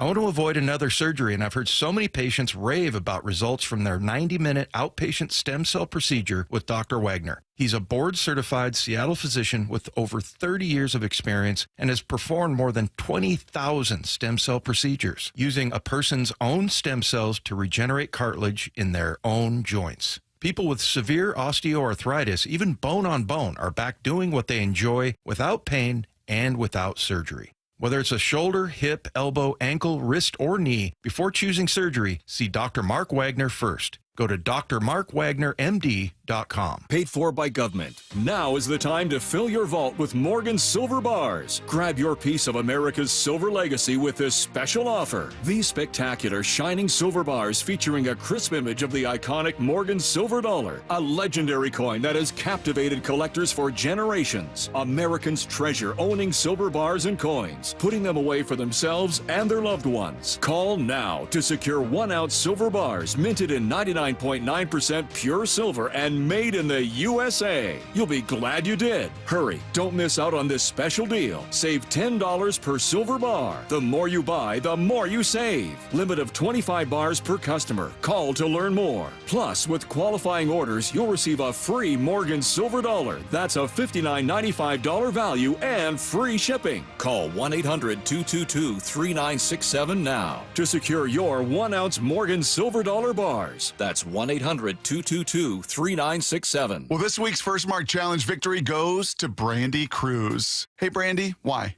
Why First Mark Insurance? Service. I wondered for a second whether I was getting the VIP treatment. And I kind of asked, hey, is this what you do for everyone? And they're like, of course. The whole First Mark Challenge is meant to be personal, right? So it really is tailored and meant to be a personal experience for every single person. I will say I've just done whatever is the quickest and cheapest type of insurance. And I realized while I was doing it, wow, this is what it feels like to get insurance as a real adult. We had a million questions and they walked us through every step of the process. And then they're working for you. So they're not working for insurance companies. They're working for you. To experience that level of service really shows you what the difference is with First Mark. Brandy did it. My family did it. You got to do it. It's totally free. Take the First Mark Challenge. See how much money they can save you and how much better your coverage will get. Maybe you will be our next First Mark Challenge victory. Go to firstmarkinsurance.com. I formed Davis Law Group about 30 years ago, and once I wrote my first book, it proved to be hugely popular. I decided to write then a series of books in different accident cases. I've found that having a client that is educated and knowledgeable about their particular type of case really helps the client and also usually ends up making the case or the claim more successful. To get your free copy of any of my Washington accident books, visit WashingtonAccidentBooks.com. Seahawks Player Spotlight. Man, it felt good to go out there and be able to contribute. Exclusive interviews with your favorite Seahawks. You know, we got a genius as the head coach. Every day with Wyman and Bob. Seahawks Insider. Brought to you by Pacific Lamp and Supply. Now here's Maura Dooley. The Seahawks only had 4 penalties in their win over the 49ers Sunday, their lowest number of the season. Mike McDonald spoke to the media yesterday about discipline and how you build towards it. I think being disciplined comes with trust, and that comes with doing a lot of good stuff consistently. And now you start to see, hey, all my teammates and the guys playing next to me are going to do their job. Therefore, I only need to do my job. And I'm glad that it's coming together with EJ since he's been here in the short weeks that he's been here. But yeah, I mean, everybody wants to be disciplined. You know, nobody wants to be this out of whack operation. You know, so how do you kind of make that come to life and make it tight so the guys trust one another? And again, it's all about playing the right way. Playing connected, that's the secret sauce. The Seahawks Insider is brought to you by Pacific Lamp and Supply. For the latest on the Seahawks anytime, go to seattlesports.com. Hey, it's Mike Salk here for my friends at Snoqualmie Casino and Hotel. Yes, I said and hotel. If you're looking for a fun night out, Snoqualmie Casino and Hotel is just the place to go. Whether it's Vista Prime Steak and Seafood with their reimagined happy hour or Falls Buffet as well. The breathtaking views of the Snoqualmie Valley and Mount Si. You can find all the details at snocasino.com. Seattle's closest is now Snoqualmie Casino and Hotel. Only 30 minutes from downtown. Seattle's closest, Snoqualmie Casino and Hotel. At Sound Pain Solutions, some of the most difficult cases we see are patients suffering from failed back surgery syndrome. Bill is an avid golfer, but his pain got so bad he couldn't play and was considering surgery. My back was killing me. I could not play any more golf. I could not walk more than half a block. I did not want surgery on my back, and I researched many different ways of getting this fixed. Behind that was horror stories from my friends who had back surgery, but it wasn't worth it, and I just made conclusion to that. There's got to be another way. I'm Dr. Mark Shelley, a chiropractic neurologist at Sound Pain Solutions. We were able to get Bill back on the course without the risk of surgery.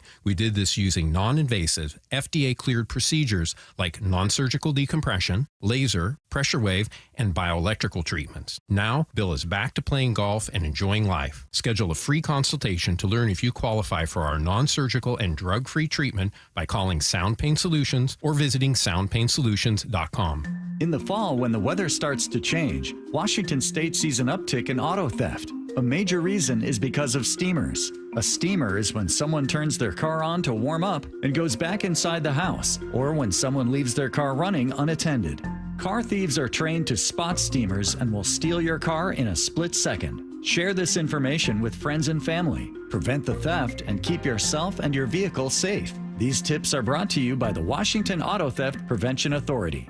This hour is brought to you by Mazda of Everett. From the Quantum Fiber Studio. This is Bumpin' Stacy. Weekdays 10 to 2. On Seattle Sports and 97.3 FM HD2. Heavy NFL stories leading off Hype Train, so let's head to the station now.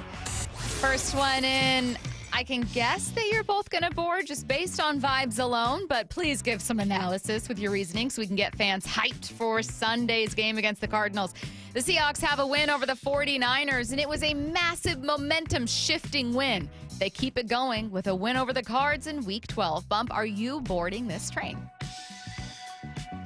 Seahawks. You went to Santa Clara and you defeated the big bad wolf, which is known as the 49ers. And now you got to take care of the little bro who's been in the weight room. All right, he's at like 14, 15, and he's growing on you a little bit. You can't just push him around like you used to be able to do. You got to use some technique and some fight. And you're going to do that, and the Hawks are going to win. They will come, oh no, we're at home. They will go back to their homes. They will drive home victorious because they're getting it done. It's going down. All right, boarding. I'm so sorry. I'm so used to playing that after Bump says something. Matt, you a hater today. Matt woke up and chose violence. The Seahawks keep it going with the win over the Cards. Bump is boarding this train, I think. Curtis. Oh, yeah, it's confusion Curtis, there. are you boarding? Yes, I'm boarding this train. The Seahawks keep it going. They'll be 6-5 after this Sunday. It's funny, we talked about it to start the show. Like, that win over the 49ers changed everything this morning. I caught myself being like, hey, if you win these next three, you're 8-5 against the Packers with a real shot at a playoff spot. Bro, win this next one, and you're in first place. Exactly. And that's what's going to happen because I said it was going to happen. So, Seahawks beating the Cards this Sunday. I'm going to board this one as well. I think the Cardinals are a tougher team than we're giving them credit for. I was listening to an interview this morning on Brock and Salk, and it's Kyler Murray's best season. They seem to have really tapped into something special, but I still think they're hot and cold. I still think they're a young team figuring parts of themselves out, much like the Seahawks are, right? And so if the Seahawks can lose a game against a bad opponent, maybe the Cardinals can lose a game against an opponent that's figuring it out. I'm taking Seattle in this one. Next up, Joe Douglas, GM of the Jets, was fired this morning. It is an awful start for a team that had sky-high expectations. This is just a month after Robert Saleh, head coach, was fired. Are you boarding this hype train? Aaron Rodgers is most responsible for the Jets' failures this season. Aaron Rodgers is the worst thing to happen to the New York Jets. They were just as bad without him. They won more games with Zach Wilson. Robert Saleh at least had some type of direction he was heading. The worst thing that happened was for them to sign this guy. And then he brings over the homies. Devontae Adams, I understand it. All right, I get it. He ain't even doing nothing. You brought over Lazard. You brought over Randall Cobb at one point. You got Nathaniel Hackett, a third life in the NFL. Aaron Rodgers is completely to blame for this debacle in New York. I'm on the train. Curtis, the hype train is that Aaron Rodgers is most responsible for the Jets' failures this year. Bump is boarding this train. Are you? Yes, boarding that train, buying 2 tickets. He is absolutely at the root of the Jets' problems this year. He wants to do everything besides be the Jets' quarterback. He wants to be vice president. He wants to appear on every single podcast. He doesn't actually want to play quarterback anymore. He's 41 years old. He's going to have his interests have changed, and unfortunately he didn't let the Jets know that before getting traded there, and they have been just an absolute laughingstock this season. It doesn't ruin Aaron Rodgers' legacy in the NFL because his place in the Hall of Fame is secure. He's a 4-time MVP winner. He's a Super Bowl winner, like one of the greatest quarterbacks ever. But man, this Jets experiment, one of the biggest failures in NFL history.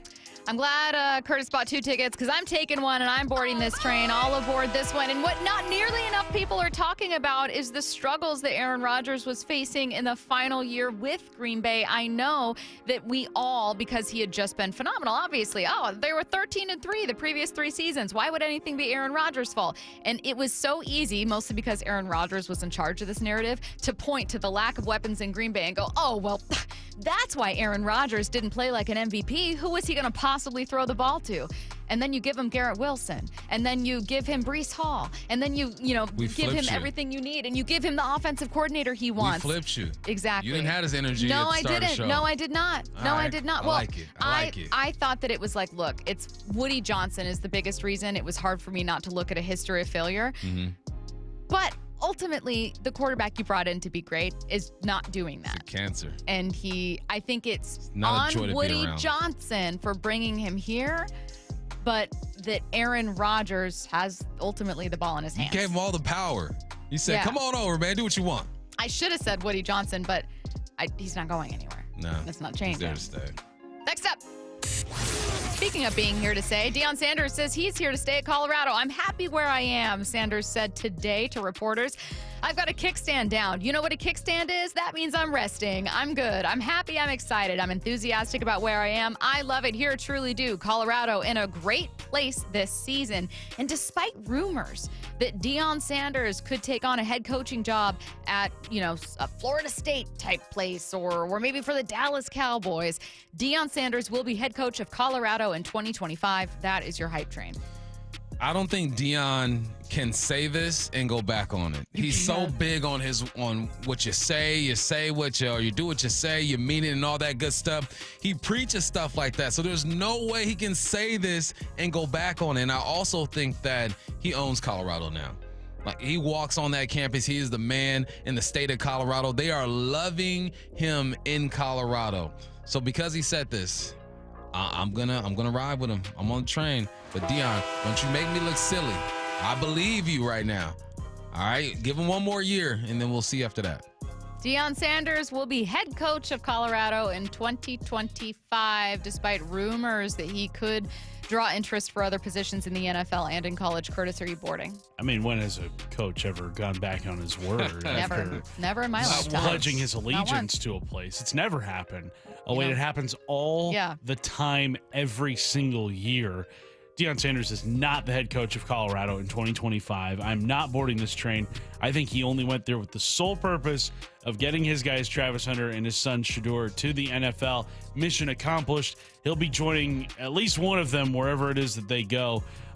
Maybe Vegas, maybe Dallas, who knows? But I don't see Deion Sanders sticking around in the college game for much longer, especially if the NFL comes calling. So not boarding that train. Yeah, I would love to, but I am not either. I think Deion Sanders would not necessarily hesitate to backtrack on words. I think it would be something where he'd be like, well, no. What I said was this. Like, he's an incredibly confident person, an egotistical person who will explain why he's right in the moment. But more than that, to Curtis's point, there's no Travis Hunter. There's no Shedeur Sanders.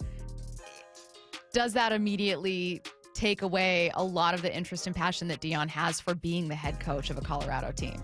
Who knows? That's a lot to rebuild. I know that he has money in his collective to go buy himself some more players. Yep. So maybe that's incentive to stay. Maybe he hit some incentives in his contract and say, you know what, I'm going to hit some more. Either way, Deion, don't make me look silly on these airwaves, make you look silly. He's going to do it. Come on, man. Next up, last up. We were talking about appetizers earlier and our favorite appetizers, and I've settled on the worst, oysters. Oysters are the worst appetizer. Are you boarding this train, Bump? Anything that comes from the ocean is the worst appetizer. A fair take. So I'll agree with that. Okay. Curtis, oysters are the worst appetizer. Bump is boarding this train because he hates our world's oceans. Are you boarding this train? I'm not boarding this train. And I actually like oysters. Worst appetizer. A veggie tray. That's boring. Fair. I mean, can you even order a veggie tray at a restaurant? Sure you can. I have seen people, I just Googled worst appetizers. Yeah. There is an oyster that appears at the top of this list put out by Taste Atlas.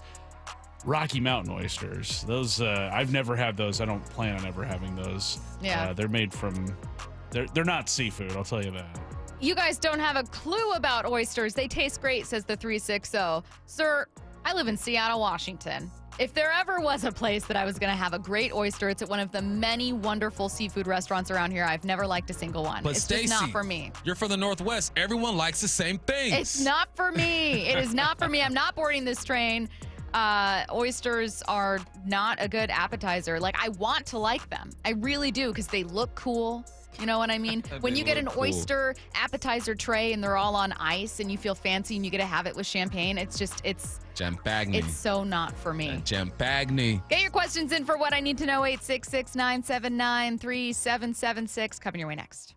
This is Seattle Sports. Steps up, gonna run, 10, 5, Gino, touchdown, Seahawks, holy catfish, Geno Smith. I was out there smiling on that last drive, like I walked on the field. I mean, I just kind of felt like angels in the outfield, like somebody just rubbing my shoulders the whole time. 12 seconds left, and the Seahawks take the lead, 19-17. Are you kidding me? No quit in this bunch. We are the home of the Seahawks. My wife and I always loved doing everything together. Jiu-jitsu, kayaking, and intimacy was always on point. It was around my early 30s when I noticed a downward trend. Watching a lot of TV, putting on weight, and just full of self-doubt. I had tried another men's clinic with disappointing results. It's the personalized treatment I receive at Revive Men's Health that has been the complete game changer for me. I've got my energy and motivation back. I'm feeling stronger than I did in my 20s, and it made me a much better husband to my wife. This is Dr. Andrew Elshouse of Revive Men's Health. If you're always feeling tired or moody, or your sleep is poor, you have low libido, you may be suffering from low testosterone. Book your free T-check and exam. Call Revive Men's Health Seattle at 206-529-1111. That's 206-529-1111. Or visit ReviveMen'sHealth.com. My son loves to fly kites, but my active psoriatic arthritis can sometimes hold me back. Now with Skyrizi to treat my skin and joints, I'm ready to go. Skyrizi, risankizumab Riza, a prescription-only 150 milligram injection for adults, helps with less joint pain, stiffness, swelling, and fatigue. For those who also have plaque psoriasis, 90% clearer skin is possible with just 4 doses a year after 2 starter doses. Don't use if allergic to Skyrizi. Serious allergic reactions and an increased risk of infections or a lower ability to fight them may occur. Before treatment, your doctor should check for infection and tuberculosis. Tell your doctor if you have an infection or symptoms such as fever, sweats, chills, muscle aches, or cough, or if you plan to or recently received a vaccine. With Skyrizi, there's nothing like clearer skin and better movement, and that means everything. Ask your doctor about Skyrizi today and visit skyrizi.com or call 1-866-SKYRIZI to learn more. Well, with the holidays approaching, the Harnish Auto family is hosting a food drive to help supply food banks from Everett to Puyallup. Go to harnishautofamily.com to learn more and check out over 800 vehicles from their 6 dealerships. It's a Harnish Auto family, where people matter. Want to listen to Seattle sports on your smart speaker? Hey, smart speaker, play Seattle sports. This message is powered by the EQC Sportsbook at Emerald Queen Casino. Emerald Queen Casino, the entertainment capital of the Northwest. Here at NC Machinery, people always ask, what can you do with Cat compact equipment? Well, here goes. Build gardens, patios, and parking, set posts and poles, plant trees, remove pipes, stumps, and rocks, clear snow, brush, and trees, trench, grade, and maintain. Landscape your backyard, your front yard, your neighbor's yard. Get through doorways, alleyways, and fence gates. Build ropes, trails, fire breaks. Move gravel, wood chips, and hay. Clean pens and barns. Break concrete, asphalt, and gravel. Use tools like hammers, tampers, trenchers, mulchers, and mowers. And for the doers doing, the landscapers, contractors, and landowners digging, call NC Machinery to get 0% for 60 months on select compact equipment. Terms and conditions apply. Bonneville International radio station contests are open to participants 18 years of age or older that are residents of Washington State unless otherwise specified. Employees or agents of the station, Bonneville International Corporation, other area radio stations, or any entity associated with the contests are not eligible to win unless the station otherwise specifies at its own discretion. Persons who have won in the last 60 days from a station contest or event may not be eligible. Full general contest rules are available on seattlesports.com or in person at the station during regular business hours. We are Seattle Sports, the home of the Seahawks, Mariners, and everything Seattle sports. Watch your favorite show live at seattlesports.com. In the PNW, we all know what driving is like here in the winter. Very slippery. Our friends at Mazda of Everett have your solution. A huge selection of over 600 new Mazda all-wheel drive SUVs. With over 600 new Mazdas in stock to choose from, you can find the Mazda that's best for you. Plus, right now, they've got 0% financing on select new Mazdas on approved credit during the Mazda A Season to Move You sales event. See for yourself why Mazda of Everett is different. MazdaofEverett.com.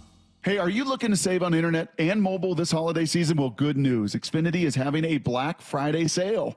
They have you covered with these great deals. Learn how to get your choice of a 5G phone on Xfinity. Plus, you can also get fast, reliable Xfinity internet with a line of Xfinity Mobile Unlimited for a great low price. So don't wait. Bring home a new 5G phone and get Wi-Fi speeds up to a gig on Xfinity Mobile. That's a big deal. Or should I say a gig deal?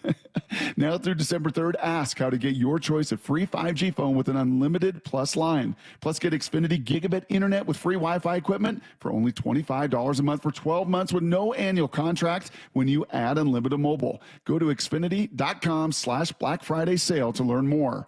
Restrictions apply, taxes and fees extra after promo, regular rates apply. Gig Wi-Fi requires Xfinity Gateway. Xfinity Mobile requires Xfinity Internet. Gig speeds available via hotspots to Xfinity Mobile customers only. Reduced speeds after use of monthly data included with your data option. Actual internet speeds and data thresholds may vary. Are you constantly dealing with a runny nose, nasal congestion, or stuffiness? Always having to clear your throat or coughing? I'm Dr. Ryan Stern with the Stern Sinus Center. Rhinair is a simple, non-invasive procedure that can significantly reduce your symptoms. This long-lasting treatment is available here in my office. In a clinical study, 88% of Rhinair patients experience a significant reduction in their symptoms. We're proud the Stern Sinus Center was recently named a nationwide center of excellence. Schedule your appointment in Auburn or Federal Way or go to sternsinus.com. From the Quantum Fiber Studio, This is Bumpin' Stacy weekdays 10 to 2. on Seattle Sports and 97.3 FM HD2. It's what I need to know. Get your questions in to the Mac and Jack's text line, 866-979-3776.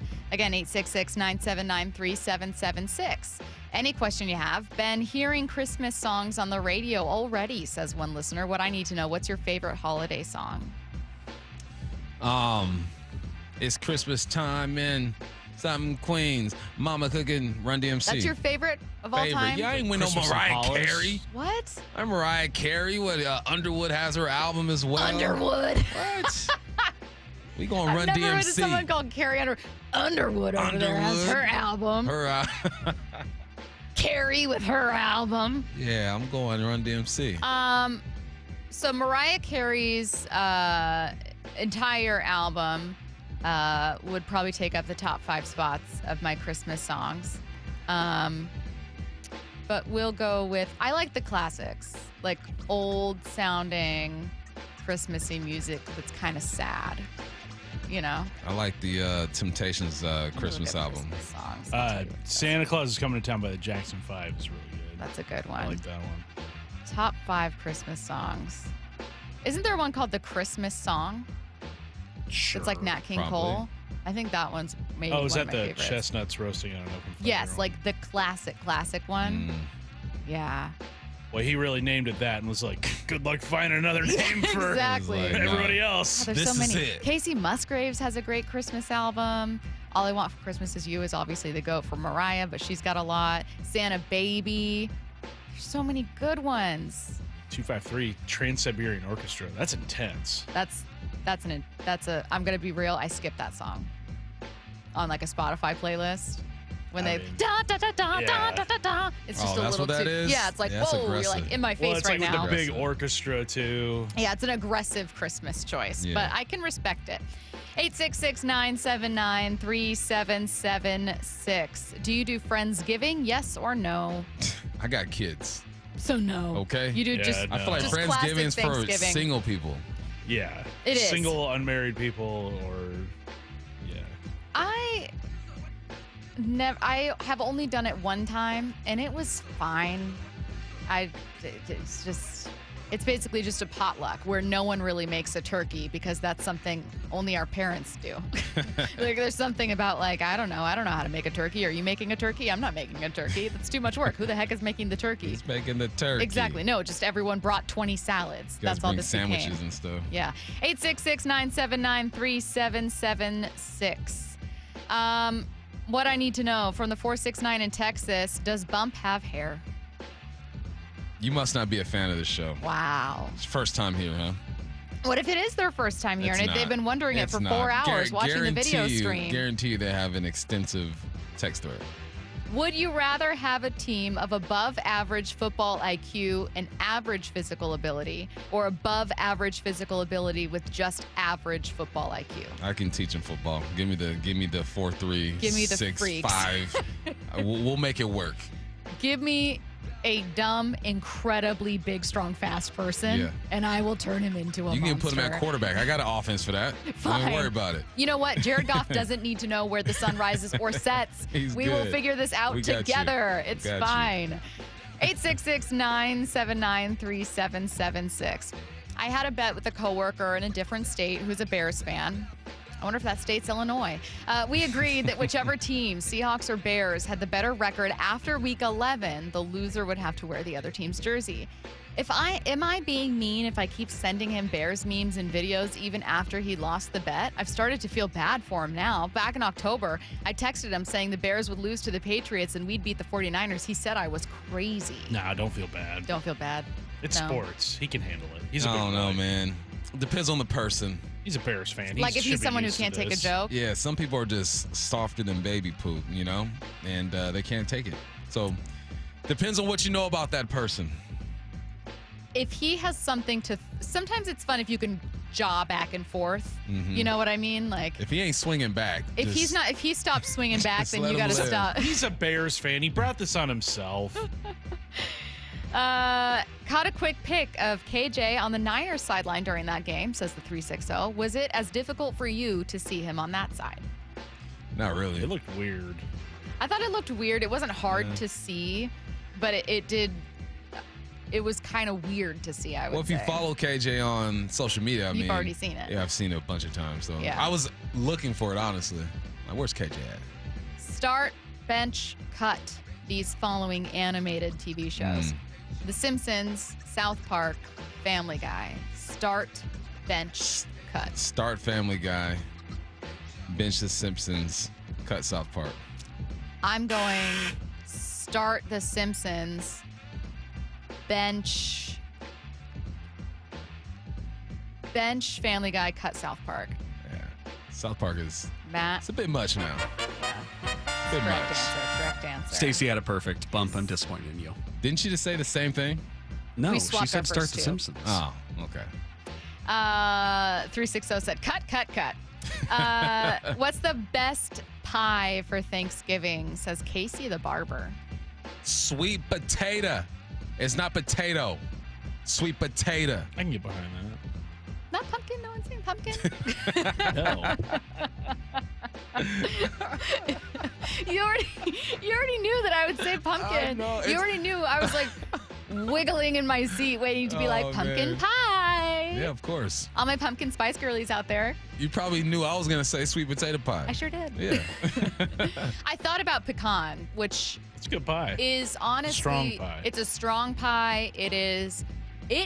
It may have stepped over pumpkin, but I say pumpkin out of stubbornness. But I think if you were to be like, do you want a slice of pecan pie or a slice of pumpkin pie right now? I'm choosing pecan. Nah. Sweet potato. Yeah. Sweet potato. Potato. I said potato. Goodness gracious. Sweet potato pie. That's what I said. This has been Bump and Stacey. If you've missed any part of the show, make sure you check it out on the Bump and Stacey podcast on Apple, Spotify, Google Play, or SeattleSports.com. For Michael Bumpus, Curtis Rogers, Matt Nelson, I'm Stacey Rost. Wyman and Bob coming your way next. Seattle Sports, your home for Wyman and Bob. Would you call this, considering the opponent, where the game took place, and basically what was at stake, was this the best defensive performance of the season? Yeah, I think so. Weekdays 2 to 7. It was amazing how they just executed and everything was just so tight. The margins were so tight. But for the most part, what I saw was guys winning their individual battles, and that they allowed one play over 20 yards. That's what happened. That was an impressive day for the defense. On Seattle Sports and 97.3 FM HD2. This Thanksgiving at Total Wine & More, find Pinot Noirs and Cabernets that you adore. Our helpful guides are so friendly and nice. So many bottles to try at the lowest price.